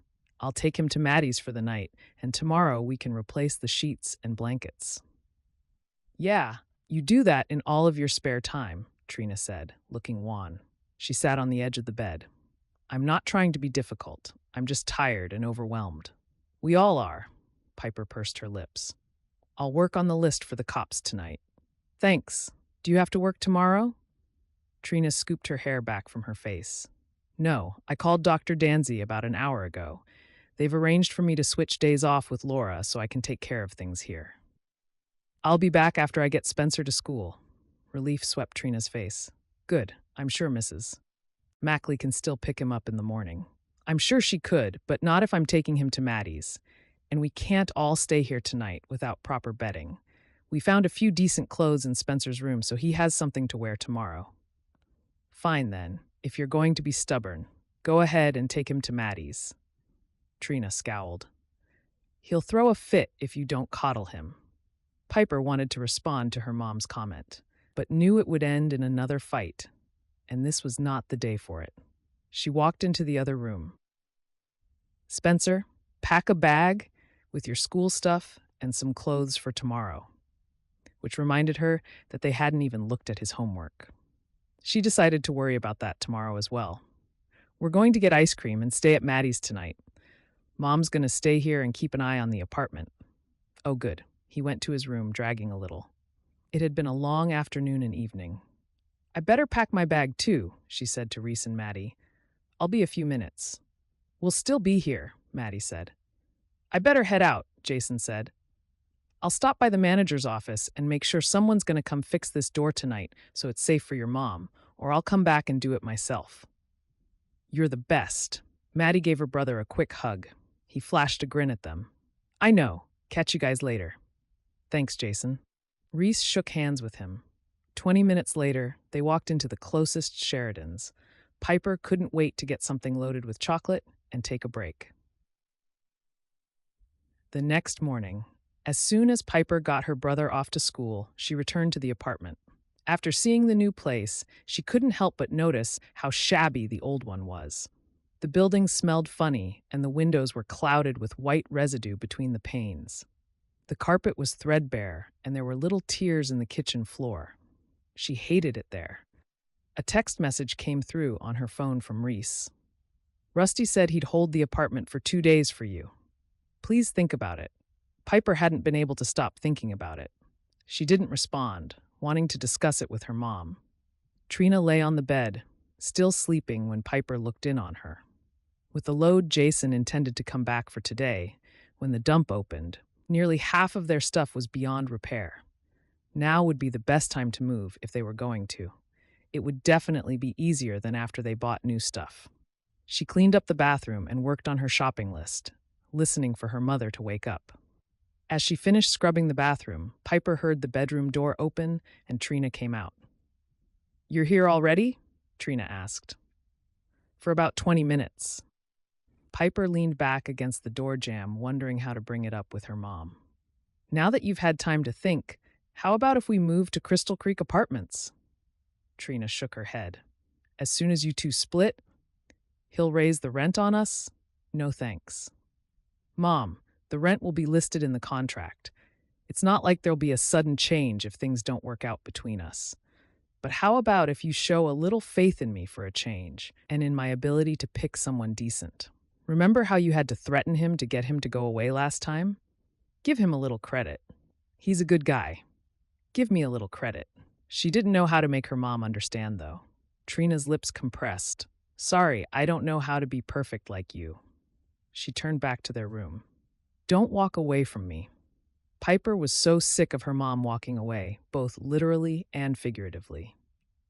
"I'm going to give notice downstairs and go sign the lease at the other building unless you give me a good reason to stay. I want out of here. We don't have to live like this." "Like what?" Trina's eyes flashed with anger, but she didn't say anything more. "In this dump, with questionable water pressure and stained ceiling from the water leak 5 years ago. I think the carpet is older than I am, and the linoleum in the kitchen is probably older than you are." "You just can't handle not being in control of things," Trina said. "You have to run the show. Well, guess what? It doesn't always work that way. I'm the mother. It would be nice if you started acting like it then." Piper clenched her teeth, wishing she'd kept that thought to herself. "We're moving. If you want to stay here, that's your call, I guess, but Spencer and I are getting out of here. You're welcome to join us if you want to." Piper threw a few things into her purse, including the shopping list. Finally, Trina responded. Her voice sounded hard, but it had no bite. "Fine, if that's what you want. You'll have to handle the move. I have things to do." She pulled her tattered robe tighter around her and breezed into the bathroom, slamming the door shut behind her. Piper wanted to punch someone, but she headed for the door instead. By the time she reached the bottom of the stairs, she'd sent text messages to Reece, Adeline, and Maddie. After she finished signing the lease for the new place, she checked her messages to see they had all reported back that they would be over to help her move starting that afternoon. She couldn't wait. Chapter 33. Piper checked her watch for the 4th time since she got home. She finished pulling the comb through her hair and slid the pearl and bead necklace set in rose gold that Maddie lent her over her head. She twitched it a little to adjust the length of the 2 layers and grabbed her lipstick. She could put it on in the car. Her last patient for the afternoon took longer than expected, mostly because the kid didn't like having fingers and tools in his mouth, and so he kicked up a fuss. She couldn't blame him for not liking the sound of the tooth polisher grinding the grit against his teeth. She wasn't too fond of it herself. But that meant she left the office 15 minutes later than her already tight schedule allowed, and getting ready at the new apartment had taken longer than anticipated. She finished the last touches on the PowerPoint presentation with Reece the evening before, and he had taken it into work to make sure it was loaded and ready to go when she arrived. Even though she knew everything, she obsessively reviewed her notes for the presentation during her breaks that day. This was her last shot, so she had to make it a good one, which being late wouldn't help. Reece put the garden issue last on the day's agenda, so she wouldn't have to miss work for it. Dr. Danzy had already been so generous about letting her miss some time that week because of the break-in, and she didn't want to press her luck. Reece knew she was running behind, but he could only hold back discussion on the topic for so long. She'd had plans of arriving early, calm and collected, but instead she'd be late, breathing hard and anxious. Oh joy. Reece had sent a text message half an hour earlier, saying they were running 10 minutes behind, so she thought she should just be able to make it if there weren't further complications. She paused with one hand on the wall while she slid into the new tan pumps she'd bought for a steal at the thrift store the previous night, while she was buying bedding and dishes to replace the ruined ones. They were the first new dress shoes she'd bought in years, and she felt pretty good about it. Piper grabbed her coat and purse and headed for the door, digging into her coat pocket to be sure she had her keys. She pulled the door closed and whipped the coat around her. Instead of the click of heels on worn and faded linoleum like it would have in her old place, the sound of her footsteps was muted by the dark carpets. She allowed herself a nanosecond of appreciation for her new home before focusing again on her presentation. 2 steps from the top of the stairs, she saw Officer Belliston and an older, balding officer walking up the flight toward her. "Oh, good. I wasn't sure if we'd catch you," Ben greeted her and took a glance around the hallway. "This is quite a step up from your old place. I hadn't realized that you'd already moved. Your landlady said you were pretty much out, though." Spencer was too freaked out to go back there. "We still have a few loads of things to bring over, but we're working on it." "Sorry, but I have a meeting I'm running late for," Piper said, pulling her hair out from under her coat collar. "Did you find out who destroyed our stuff?" Neither man said anything immediately, and Piper looked between Ben and the other cop, whose badge read G. Morelli, a feeling of uncertainty stealing over her. Ben looked unhappy. The other cop studied her with a wary eye. "We're not here about that," Ben said. "This is about another matter." "Can we go back into your place to talk?" Officer Morelli asked. Worry blossomed in her chest. "Can I catch up with you later? I have a thing I need to get to right now. If I don't leave immediately, I'll definitely be late, maybe miss it entirely." "We really need to do this now, miss," Morelli insisted. Piper checked her watch, hesitated, then glanced back at him. Seeing the implacable expression on his face, she decided she really didn't have a choice, so she turned back to the apartment. "I'm meeting with the board of directors at Stone Enterprises to discuss the community garden. If I'm not there, they might not give us the land. We could end up having to go find somewhere else to do it." She opened the door and let them in. "We'll try to keep this brief," Ben said as he followed his partner in. "But no promises," the other man said. Piper eyed the man and wondered why there were 2 of them. Couldn't Ben have handled it alone? Once the door was shut behind them, Ben glanced around the nearly empty apartment. "I'd ask if you'd like to sit for this, but it looks like you're still missing some furniture. We haven't replaced the big pieces that were shredded, and as I said, we have a few things left to move over here still. Why would I need to sit down? Is something wrong?" She leaned back against the wall and caught the scent of oranges from a nearby air freshener. "Can you tell us what you were doing last Friday evening?" Ben asked when they were all standing inside. Piper was surprised and confused. "I went to the Festival of the Trees fundraiser with Reece Stone." "Why?" Officer Morelli spoke up. "You had an altercation with some women Friday night. Tell us about that." Piper's brows lowered as she tried to figure out why they had to come talk to her about this. "Do you mean the incident in the bathroom?" She would hardly call it an altercation. "That's the one," Morelli said. "I went into the bathroom with a friend.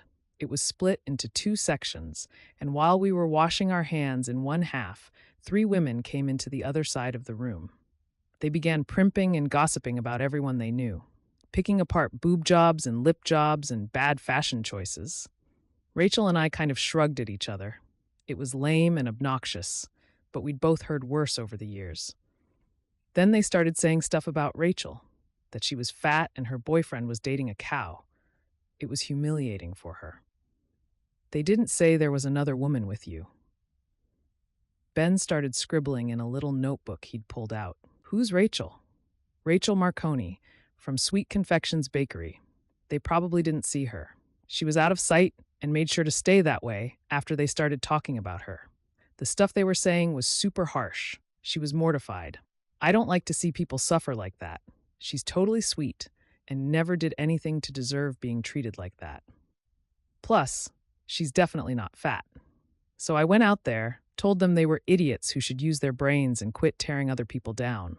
I guess they were cowed because they all went out, miffed. Rachel and I talked for a couple minutes, then left together.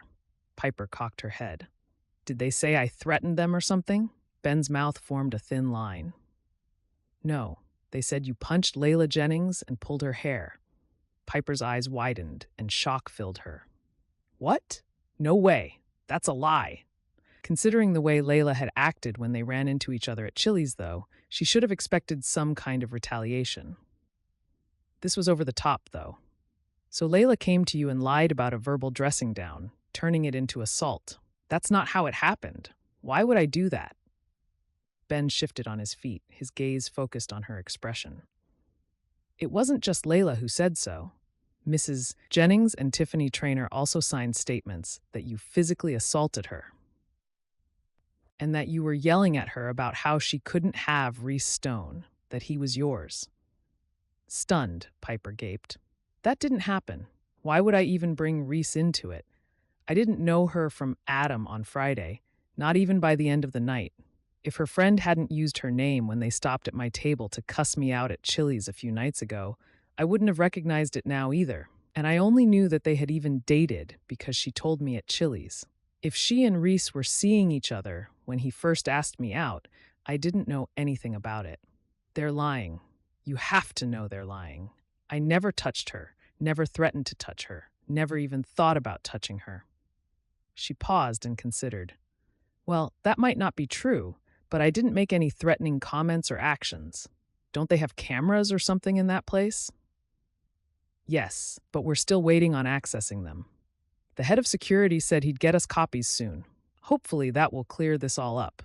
Ben closed his notebook. Officer Morelli didn't seem as satisfied about her explanation. I'd like more details about the encounter. Go back over it again, and don't leave anything out. Piper glanced at Ben, but though his brows furrowed as he shot a surprised glance at his partner, he didn't argue. She checked her watch and felt sick when she realized she was definitely going to miss the meeting. You mind if I send a text to let Reece know I'm not going to make it? She asked. Ben indicated she could, and she whipped out her phone. So sorry, I got stuck talking to the police. Can't get away in time. Layla told them I assaulted her. More details later. She felt like a jerk, but she pushed send and began her story again. Chapter 34. Reece couldn't figure out what was keeping Piper. He thought she was on her way out the door nearly 10 minutes earlier, which should have given her more than enough time to cross the few blocks from the apartment to his office, park, and make it up to the boardroom. He had prolonged discussion on the equipment upgrade at the plastic factory, but even he couldn't keep the discussion going much longer. Carl finally cut Reece off as he brought up another tangent on the topic. I think we've talked this to death already, haven't we? Can we move along to the final item on the agenda? I'd like to go home sometime tonight. Of course. Reece paused when his cell phone buzzed on the table. He picked it up and saw the note from Piper. She was talking to the police? What was going on? He wanted to bolt from his desk right then, but had to do the garden presentation if there was going to be a prayer of a chance at getting the land. Still torn, he projected the PowerPoint he and Piper had been working on to the screen. It seems Miss Daniels has been held up, so I'll go ahead and share the information she collected for you. Why isn't she here? Mike brushed donut crumbs from his power tie and looked vaguely annoyed. She knows we're discussing this today, but she can't be bothered to come do the presentation herself. She had something come up that was beyond her control, Reece said. Beyond her control? Oh, that's informative, Mike shot back. I heard she was arrested, Carl Jennings said. Violent behavior. I don't think this is the kind of woman we want connected to our company. Reece kept his expression calm, though he was worried and more than a little angry. He knew Piper wasn't violent, but if Layla pressed charges, Carl would know about it. I assure you, She's not the violent type. Whatever you heard is a lie. He hoped he was right about all of that. Not that she was violent, he knew that was a lie, but the arrest. She said she was talking to the police, not that she'd been arrested. He needed to focus on where he was now, though, and get this done so he could go to her. Now, about the garden. If you'll check the slide in front of you, you'll notice that she has received promises of donations from over a dozen people.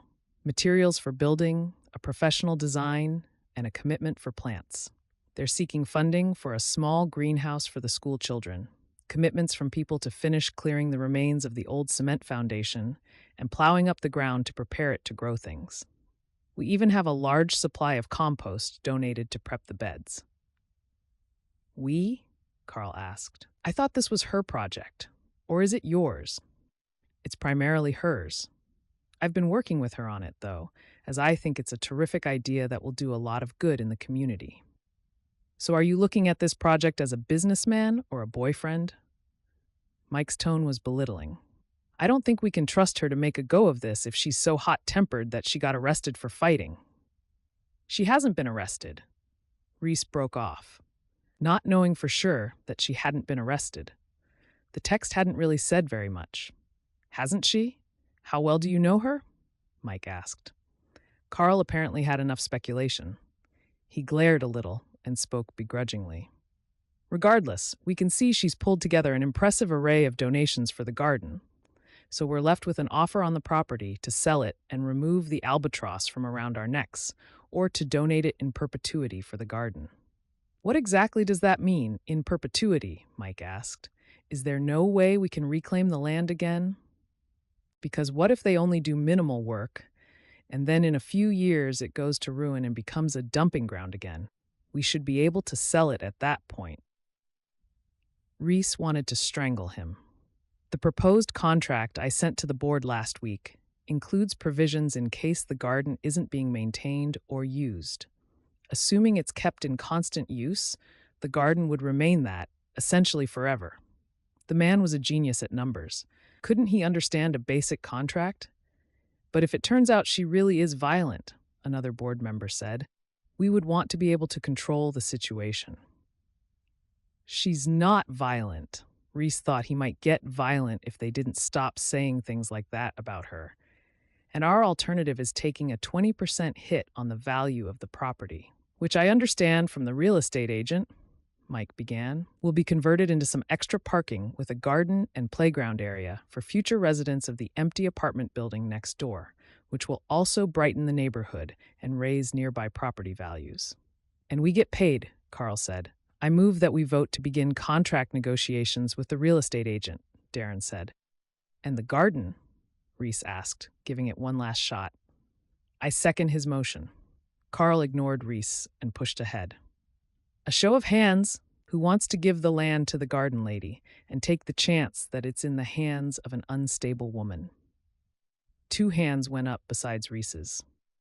And who votes that we discuss a sales price for the property instead? 6 hands went up. It was worse than before. Feeling sick, Reece nodded. Let the record show the board has decided to negotiate a sales price for the property at 314 Walnut Avenue. They wrapped up the meeting, and he checked his phone again. No message from Piper. It looked like he would have to track her down. It didn't take long to find her car parked in front of Crystal Creek Apartments, along with 2 black and whites parked nearby. They had to send 2 cops? Reece didn't wait for the elevator to the 2nd floor, choosing to take the steps instead. When she opened the door after his knock, he saw Ben Belliston and another officer he recognized from the neighborhood standing, facing Piper in the nearly empty room. Hi, we finished out meetings. I thought maybe you could use some moral support, he offered, sliding an arm around her waist.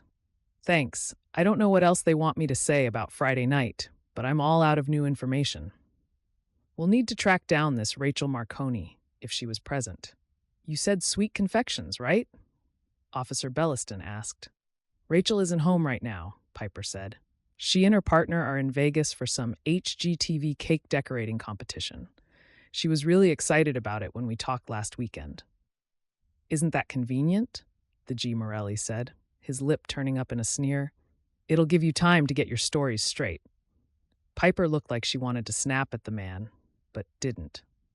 I don't need to get my story straight with her, since it's the truth. I don't have her number, but I'm sure someone at Sweet Confections does, Piper suggested.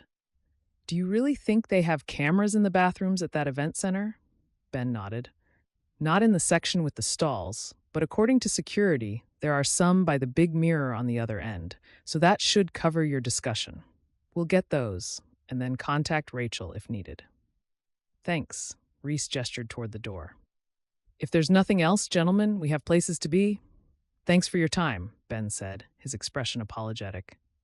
His partner simply swaggered out behind him, closing the door. Reece pulled Piper in for a tight hug. That was interesting. Yes, it was. She rested her head on his shoulder for a moment before sighing. I don't suppose the board voted to let me use the property, did they? She looked up at him with wide, sad eyes, and he shook his head, wishing he could tell her differently. No, sorry. They decided they want to sell. The hope in her face disappeared. Well, I knew it was a long shot. I guess we'll find somewhere else. Her disappointment was palpable, making Reece feel even guiltier about not being able to get her what she wanted. Of course we'll find a place, maybe a better one. Let's go get Spencer from his friend's house, and then we'll pick up the dinette set from your old place and see if we can find you a decent couch, okay? Piper had tears in her eyes when she nodded and pulled away, though they didn't escape to her cheeks. Let me go change out of this outfit. Reece felt terrible. What was going on with Carl's family, and why had they pressed charges against Piper? Chapter 35. Piper and Reece picked up Spencer, then the dining set from the old apartment, and took it to the new place before going back out to thrift store shop for a new sofa. Spencer opted to stay home instead. Hey, kiddo, Piper greeted him when they found him sitting at the table, putting together a 1,000-count jigsaw puzzle. Hey, he fiddled with the piece in his hands, fitting it against several pieces as he talked. You were gone a long time. Yes, sorry, we didn't find a couch either. Maybe this weekend. Did you get your homework done? Piper allowed Reece to help her with her coat, then hung it in the closet just inside the door. They had an actual coat closet. It was wonderful. She set her purse on the shelf above the coat for now. Yes, my homework's done, Spencer said. All of it? Piper lifted a brow at him. Yees. Even your math? Reece asked. Spencer turned for the first time and saw him, brightening. Apparently he hadn't expected Reece to come back tonight. I don't have math. I finished at school. Come see what I'm doing, Reece. Good. Piper smiled brightly for him, even though she didn't feel much like smiling. She'd lost the garden. They would find something else. It would be fine. Surely. But the disappointment weighed heavily on her. She felt defeated. Reece pulled up a seat next to Spencer. What are you making? Piper gave his shoulder a squeeze, then went into the kitchen to look into dinner. She really didn't want to cook after the day she'd had, and she certainly didn't feel like the celebratory frozen pizza that was in the freezer. She opened the fridge, but it only held the bare essentials, and she knew the cupboards were the same. Restocking after the break-in was going to take time, especially since whoever did it ruined a lot of their food. Some of it had still been in boxes. She hadn't heard back from the insurance adjuster yet. Just thinking about it made her want to cry. Would the insurance company cover the losses, or was she going to be out of luck? Instead, she sucked in a breath and reached for the eggs and bread. French toast would go over well enough, and it was quick and easy to make. Breakfast for dinner? Reece asked as she reached for a bowl in the cupboard. I make amazing French toast. She kept her hands busy, cracking eggs. She'd leaned on him all evening, but everything had been swirling in her head on the drive home, and now she couldn't figure out how she felt. Really? I don't think I've tried that yet. He tucked a lock of her hair behind her ear, baring her face to him. You seem distant. Is there something I can help with? You knew those people.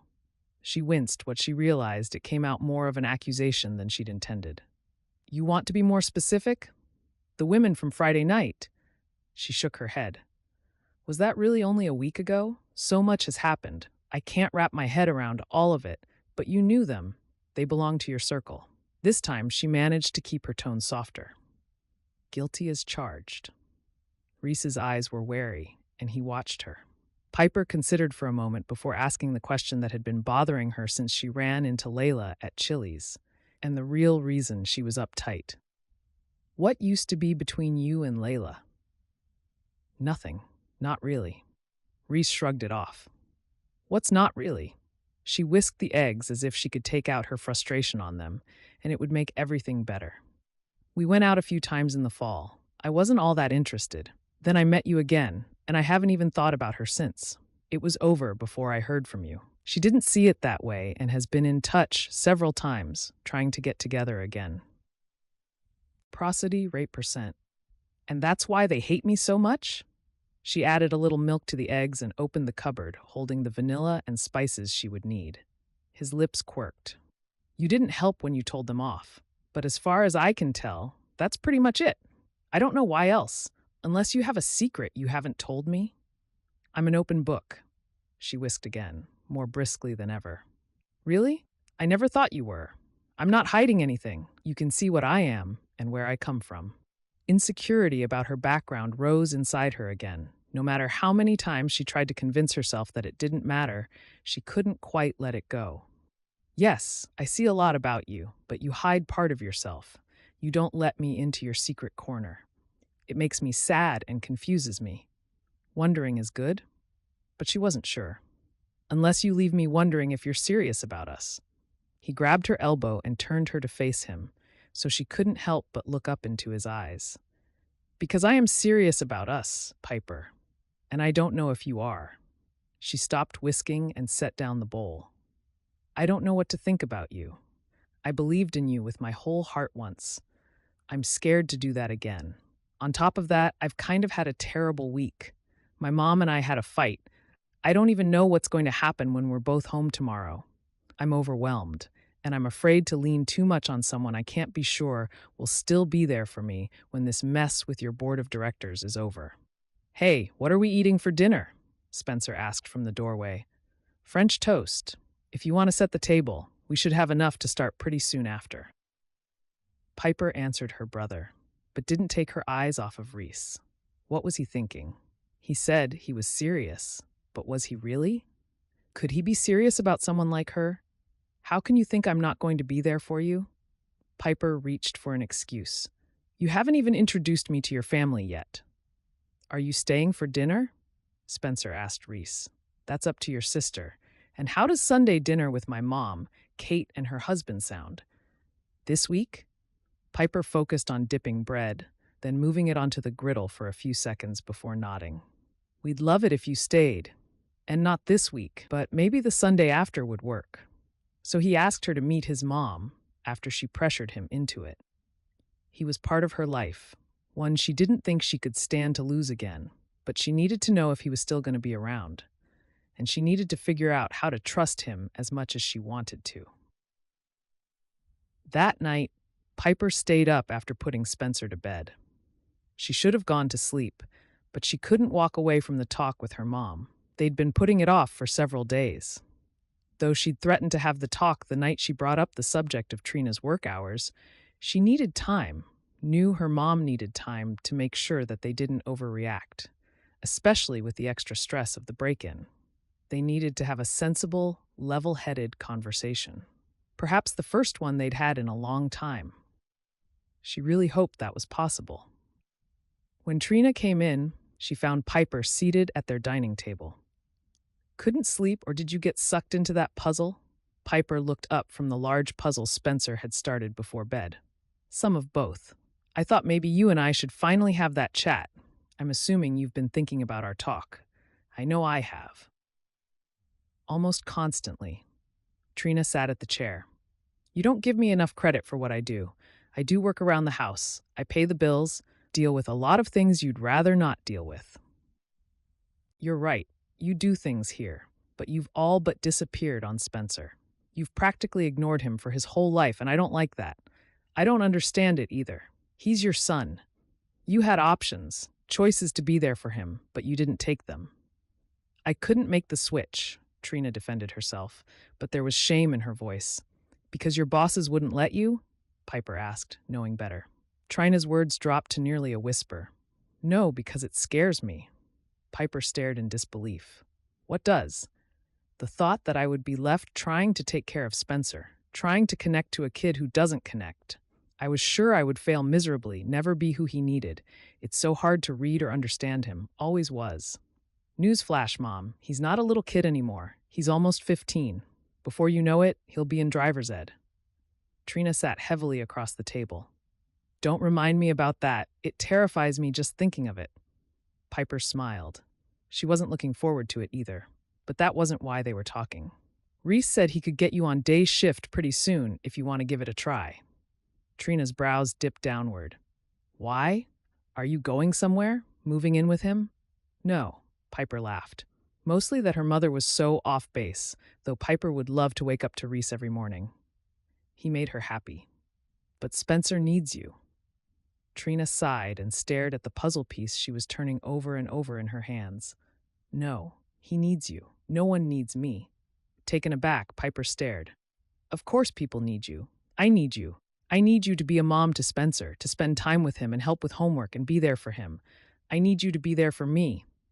Half the time, I don't even know how to talk to you. Trina rubbed her face. I was never very good at that. Even when you were younger and the only kid, I've never been good at connecting with you or your brother. Your dad, he was terrific. I think he was in love with you both the moment we found out I was pregnant. I was scared stiff that I was going to screw things up. And I have, again and again. I don't get Spencer. I want to, but I don't. That's because you're human. We all screw things up over and over. It's part of being alive. Your dad wasn't like that. He hardly ever made mistakes, especially with you. Piper fingered one of the puzzle pieces, but she saw the past more than the present. She was frustrated that her mom didn't seem to be willing to try to make it happen. Giving up was a cop-out, and Piper needed her to do better, to be confident enough to at least try. Did it ever occur to you that the reason you don't connect easily with us is because you don't try? Because you hold yourself back? And then the piece slid from Piper's nerveless fingers. She did that too. To Reece. Her feelings for him weren't going away, but though she had felt the click, loved to be around him, loved him, she didn't let herself relax and enjoy it. Not often, anyway. He'd been there for her for the garden, the break-in, and her meeting with the police that afternoon. If they weren't working the way she would have liked, maybe it was because she wasn't working on the relationship like she should be doing. The breath seemed to leave her chest as she realized what he'd been hinting with his words and actions that week. Her mother was talking again, and she made herself focus on that. I should try harder. I guess it's easier not to try too hard than it is to put all of my effort into something and fall flat on my face at it. Piper sighed. Hi, Pot. I'm the kettle. What? Trina asked. She was too tired to get into it. Nothing. Don't worry about it. I'm just having a few realizations about myself. I want to be here for you and Spencer, but he deserves to have you in his life. Whether you believe it or not, he needs you to be here. He craves your attention and notices that you push him away. Trina bit her lip and nodded slowly. I'll try. That was all she could ask. Piper stood from the table and stretched. It was past her bedtime, but she wanted to clear something up. So will you take the day shift? Try to make things work with you being the mom at home in the afternoons and evenings, Piper asked. I'll try. I can't promise I'll be perfect at it. Trina looked scared. None of us do all the time. All we can do is our best. Piper checked the lock on the door and set the movement alarm Reece had given them that covered the doorway. Do you love Reece? Trina asked, watching her daughter from the table. Yes. Piper couldn't deny it. Didn't want to anymore. This was a first stop on her journey to being what Reece needed from her, and not just the other way around. Have you told him? Trina asked. No. Silence lengthened for a moment before Trina nodded. Then you should. I'm not the only one holding back. Piper smiled to herself. No, you're not. But suddenly she understood why her mom felt terror of making mistakes. What would she do if Reece didn't love her the way she loved him? He'd shown his feelings for her in so many ways. She wasn't misreading them, was she? The thought of telling Reece about her feelings made her stomach lurch. Chapter 36. Reece greeted his mom when he walked into her home for Sunday dinner. He tried to get Piper to switch and come this week, but it had been a non-starter. Why hadn't he thought to ask her before? "You're late. I expected you 20 minutes ago." Elizabeth gave him an imperious look. "Sorry, I didn't realize what time it was." He pulled the loaf of crusty French bread from the bag he carried and set it on the counter to be sliced and prepared for garlic bread. "That's no excuse." She pulled out the long, serrated knife and got to work. "I got a nasty phone call from Carl Jennings this morning. You had his wife and daughter arrested?" "What?" This came from Kate, who was coming up behind him from the living room. Layla was arrested? Reece hadn't heard about it, but he wasn't exactly surprised. They'd made a false report to a police officer, after all. "I didn't do anything to his wife or Layla." Reece realized that, of course, Carl would have called the senior stone. Reece was surprised Carl hadn't called Kate to protest too, as well as every man on the board of directors. On the other hand, maybe he had called the rest of the board. That was a possibility Reece didn't want to deal with. But it was a headache for tomorrow. And what is that supposed to mean? Your girlfriend all but attacks his family, then she has them arrested, and you colluded with her. Elizabeth sent him a dirty look. Answers would be nice. Kate stood wide-eyed watching and not responding. The sound of her husband cheering with the football game filtered through from the next room. Reece leaned back against the counter, tamping down his anger and frustration. This was his family.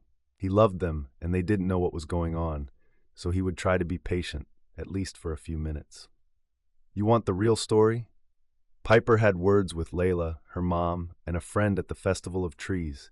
They were being rude and obnoxious about Piper's friend, who was standing in the next room. They left. Then they pressed charges, saying that she'd physically attacked Layla, which she didn't. They all signed statements on a false police report, which is fraud. He clarified that last when his mom opened her mouth to speak. The officer checked out the video. She didn't touch any of them. They lied about it. Reece knew because he'd followed up with Officer Belliston to make sure that everything had been cleared for Piper. "They told the police she attacked them?" Kate asked. "Why?" "I can't figure it out. Layla might have made a report on her own just to get back at me for bringing an end to our non-relationship, but her mom wouldn't have gotten involved in that." "So you had them arrested?" Elizabeth asked. "Was that necessary?" Reece held back a sigh. "I didn't have anything to do with it, and before you ask, neither did Piper. The officer who took the report had to track down Piper, call her friend for corroboration, hunt down the video feed. He arrested them. They filed a false statement and cost him time and resources. That's a crime that we didn't have to ask him to press charges over." "We?" Mom's eyebrow arched high as she studied him. Reece prepared himself. It was time to make it clear that this wasn't a casual relationship. "Yes, we. You're blaming me because my girlfriend got someone in trouble, but you don't think I was there with her? That I didn't agree with her and support her?" Elizabeth finished buttering the bread and sprinkled on the herbs in silence. "Okay, so Layla was completely out of line. I get that. But this is going to cause permanent problems on the board of directors. You need to be sure you don't alienate the board over a woman you're just dating." Reece felt his hackles rise but kept his mouth shut while he counted to 10. "Mom, when was the last time Reece dated anyone for this long?" Kate asked quietly. Elizabeth looked back over her shoulder at Reece, glancing down at his hands, which were clenched by his sides. She turned her back on the oven where she'd been about to put the bread in. "You're serious about this girl?" Reece nodded. "I love her. I loved her when we first dated 10 years ago. I'm not letting her go this time. She was too young then, but not now." Saying the words eased the tension that thrummed inside him. "You're going to have to accept her because I intend to make her a permanent part of my life." Elizabeth was speechless. Kate, never at a loss for words, threw her arms around him. "I'm so glad. I could tell she wasn't like the others. She's so sweet and unassuming, and you've been so much happier lately." "Thanks. I really have." He lifted his eyes to his mom. She swallowed, then showed a tentative smile. "Well, who am I to have an opinion? You haven't even brought her here to meet me yet. If you love her, then I'm sure I'll love her too." Reece knew she wasn't fully on board yet, but was sure once she got to know Piper, she would melt. At least she was making an effort. I'll bring her to dinner next weekend. Good. Elizabeth focused back on the food again. So what happened with the garden? Kate asked when their mom slid the bread under the broiler. The board voted to sell the property instead of donate it for the garden. Piper was crushed. She's worked so hard, and this whole hassle with the near arrest was a big part of why they voted to sell instead. Well, if you can't find a land donation, maybe you could buy something instead, Kate said offhand. Reece considered this, excitement rising as he looked at it from a different direction. Maybe I could. Reece didn't make it into the office until after 10 the next morning, then spent a couple hours making phone calls and straightening out wrinkles. By the time lunch rolled around, he was feeling pretty good. He was way behind on his normal work, but there was nothing that couldn't wait while he took care of personal business.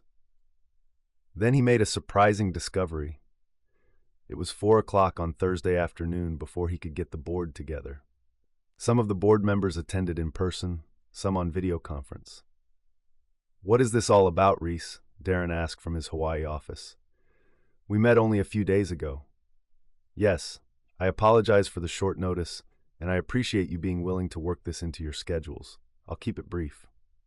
I've done some research regarding the purchaser for the property on Walnut Avenue. Mike mentioned in the last meeting that the person buying the property has also agreed to purchase the apartment building next to it to rebuild into luxury condos." "Yes, but what does that have to do with us?" Mike asked. "Carl Jennings is the buyer." Reece faced Carl, who went sheet white. "He's already taken deposits from 2 people who want to live in the building, but he sold them the slots with the contractual promise that it would include the land next door for a playground, garden, and parking, which would be fine, except that he didn't own the land next door. He hadn't even started arranging to purchase it from us until after he found out from my mom that I had other plans for the lot. No doubt he was sure he could get it when enough people showed interest in the renovation." He turned to the webcam for the other men. "And then he offered us a fraction of what the land was worth." Reece narrowed his eyes on the board member in question. "It's my right as a private citizen to buy land without saying who I am and to get the best price for it that I can command," Carl sputtered. "Yes, but doing so as a member of the board of directors is a breach of your fiduciary duty to the shareholders. You had insider knowledge about the land, which makes you more than just an average private citizen." Reece let that hang for a couple of seconds. "You used land you didn't have rights to yet, both the apartment building, which you haven't closed on officially yet, and the empty lot, which you didn't even have a contract on, to sell a product you didn't have, and you put your needs ahead of the good of the company. If the fact that you were the one trying to purchase the property had been disclosed up front, we might have been able to work with you, but since it wasn't, it's cause for you to be expelled from the board. You could be tried criminally as well." Reece felt a twinge of regret as he said this. Carl had been a good friend of his father's and until now, a faithful board member, as far as he could tell. He hated to rock the boat if it was on a good course, but perhaps it was time to make a few changes. The company was changing and a few new perspectives might not be a bad idea. "You can't do this. I've been a member of the board for decades." "Every board needs a shake-up once in a while," Stan said. "You have 2 choices." Reece offered. "You can step down voluntarily, or I'll go to the police with the fact that you're selling spaces to a piece of property you don't own yet, and let them handle it. I believe that's fraud. The current building owner is with me on this." All of the color drained from his face. "Your father would be ashamed of you."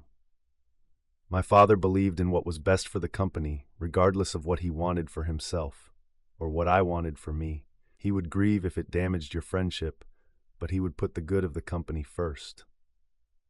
Reece held his head high, though his heart pounded at being forced to make this move. "So do you resign, or do I go to the police?" "I'm better off without you, anyway." Carl grabbed his things. "You'll have my resignation on your desk in the morning." He slammed the door behind him. It reverberated against the frame as the silence lingered for several seconds. Glad to have that behind him, Reece turned back to the webcam. So about that land, I have an alternate buyer in mind. I was lonely and a little empty before your garden proposal came across my desk. Piper remembered how anxious she'd been when she dropped it in the mail. I wondered if you'd even remember me, or if you would remember me, and that would not be in my favor. I couldn't forget you. I tried. He squeezed her fingers. I moved on and made a life for myself, but I still thought about you sometimes, with the sometimes becoming more regular whenever I was in town. Normally, I look over those kinds of proposals, and then I either turn them over to a committee for further discussion, or I make a note for Ned to tell them sorry. But no. But your name popped out at me, and I couldn't get the image of you out of my head.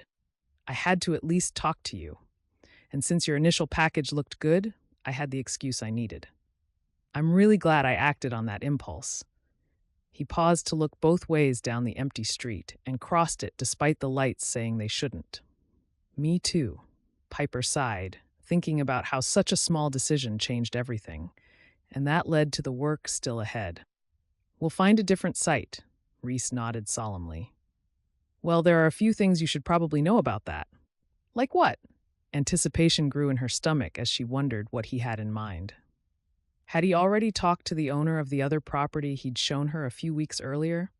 He stopped in the middle of the sidewalk and faced her. Carl Jennings, Layla's dad, had a financial incentive to keep you from getting that garden site. Piper looked at him in confusion. What do you mean? He and his wife planned to buy it to combine with the apartment building next door, the one your brother broke windows out of. His lips twitched at that connection. Suddenly, I don't feel so bad about the broken windows. Piper's words made Reece grin, and she joined him. I guess that makes sense, though. It would explain why Layla and her mom made that false report about me. It seemed like a crazy reason to try to get someone put in jail, but Piper knew people had done worse with less incentive. Yes, and while Layla was being booked a few days ago, they realized they found her fingerprints inside your apartment. Piper stopped and looked at him, hardly believing it. She broke into my apartment? Apparently she had some help, and a vendetta. I figured the attempted arrest was her way of getting back, but apparently she took it a step further. They found your laptop at her place. It's in evidence now, but you should get it back, eventually. Piper's head was churning, so she tried to lighten the mood a little. Will the components still be new enough to talk to all of the other computers of the world when that finally happens, do you think? Your guess is as good as mine. His lips quirked. Do you think they were the ones behind the rumors about me? Piper had received a few dirty looks from local business people lately. Carl started the ones floating around the board of directors for sure. Probably the ones here in the community too, like your grocer. They would never know. But it made sense. It all happened about the same time. Why didn't anyone from the police department call me when they found out who it was? Piper was surprised Ben hadn't let her know, especially since she'd been badgering him about it every few days. I found out last night and asked Ben to let me give you the news. I wanted to reveal it all at once today. Now, back to the apartment building. He paused and looked at her. When she nodded, still a little stunned by the news, he continued. The thing is, Jennings and his partner kind of went about the whole project backwards, so now it's off. They passed the door to Dequan's Chinese, which boasted a sign saying they would be open that day for lunch and dinner. You mean they don't want the property anymore? So it's not being sold? Piper got excited, sure this was good news for the garden. Reece shook his head. Oh, it's sold now. The new buyer had definite plans and offered a better price than Carl, full market value, in fact. Oh, I didn't know there was another buyer. The excitement that had been rushing through her dropped. Then they reached the end of the restaurant to the edge of the land they were talking about, and she saw the banner, set back 10 feet on the land. It was at least 15 feet long and 2 feet tall and read, Future Site of the Crystal Creek Community Garden. I thought you might need this. He pulled a hand trowel from the inside pocket of his trench coat. It was silver and green with a bright red, if slightly smashed, bow on it. Piper looked at the trowel and then stared at Reece. But you said it was sold. He grinned, looking very pleased with himself. Yes, to me, I in turn intend for the land to be used for a community garden. I hope you know someone willing to take on the huge task of organizing and running it. Joy surged through Piper, and she launched herself at him, making him take a step back so they didn't fall over. You are the most amazing man ever. Only because you're the most amazing woman. I just hope I can someday be good enough to deserve you. Oh, yeah? Piper ran her hands up his coat lapel, then around his neck, running her fingertips through the soft hair at his nape. I think you're already there. I can only hope. He leaned forward, accepted her long, dreamy kiss, pulling her tight against his chest as he deepened the kiss, giving back as good as he got. I can't believe it, Piper said when she finally paused for breath. But how did you do it? Even you don't have that kind of cash, do you? She wondered what kind of loan he'd taken out to make it happen. Then again, she really had no idea how much money he had. He shook his head. It was a little out of reach. I sold the Range Rover. I hardly ever use it, and the money is much better put to use here. Piper was shocked. But you love the Range Rover, and you were going to take it camping this summer. Reece tucked the trowel handle in the pocket of her coat. I guess we'll have to take the car instead, or we'll borrow Kate's Suburban. She tipped her head against his shoulder, in awe that he would give up so much for her. I can't believe it. The contract terms, as we discussed before, will still be in force, but without the time limits the board of directors wanted. His arms encircled her waist, drawing her close. Piper, I think you have a terrific plan, and I can't wait to see what you do with it. Tears poured down her cheeks and her throat choked up. This is too much. You can't give me such a huge gift. If you want to get technical, this is a gift to the community, not to you. His eyes twinkled as he shifted her back again, putting space between them. You may be head of the project, but clearly the garden belongs to Crystal Creek, and being in charge of it isn't exactly going to be a huge prize all of the time. So I got you an actual gift. He put his hand into his coat pocket. This was an actual gift. Her protest ended, though, when she saw what he held. Reece offered her a black velvet box about the size of a fist. This one may be exchanged if you like, or I can hold it if I'm moving too fast for you. Piper didn't think she could breathe anymore. Probably never again. He popped the box open to reveal a square-cut diamond on a platinum band. The stone was larger than she could ever have imagined owning, but simple and utterly perfect. Piper started to breathe again, but so shallowly she was starting to feel lightheaded. She stared, trying to decide if this was really happening. Despite everything that had happened, all of the problems she'd caused, he still wanted to marry her. I know we haven't talked about the future, not our future, but I love you, Piper. Reece dropped to his knee, right there on the snowy sidewalk. He held onto her left hand, running his thumb over the place where the ring would rest. Being with you has made life sweeter, fuller, so much more interesting than before. You do make me want to be a better man. I never want to be apart from you again. Please say you'll marry me and continue to make me the happiest I've ever been. Tears trembled on Piper's lashes, and she choked up so she couldn't speak. Silence dragged between them for a long moment. Reece must have started to get nervous because he broke the silence first. Don't leave me hanging here. Are those happy tears? Reece asked, hopefully. Please say they're happy tears. Piper nodded and swallowed hard before croaking out, Yes, they're happy tears. And yes, I'll marry you. He grinned as he slid the smooth ring onto her finger. It fit just right. Though Reece's knee was coated in snow, he ignored it when he stood. Instead, he slid his hands back around her waist. I can't wait to start our life together. This is way overdue. I concur. She kissed his softly. In the meantime, we'll have to find a way to stay close. They kissed again. Good idea. Reece backed her into the garden space, dropping kisses between glances to make sure they wouldn't fall over anything. What do you say we grow a garden in the meantime? She came up for air again after a particularly long kiss that made her toes tingle and a shiver rush across her shoulders. That sounds like a brilliant idea. As he leaned in to kiss Piper once again, she thought she heard Christmas bells floating to them on the wind and knew whatever happened, together, they could make it right. Thanks for listening to Hello Again. Please like this story and leave a brief comment to help others find this story. And don't forget to subscribe to be notified every time I post a new sweet story for you. See you again soon.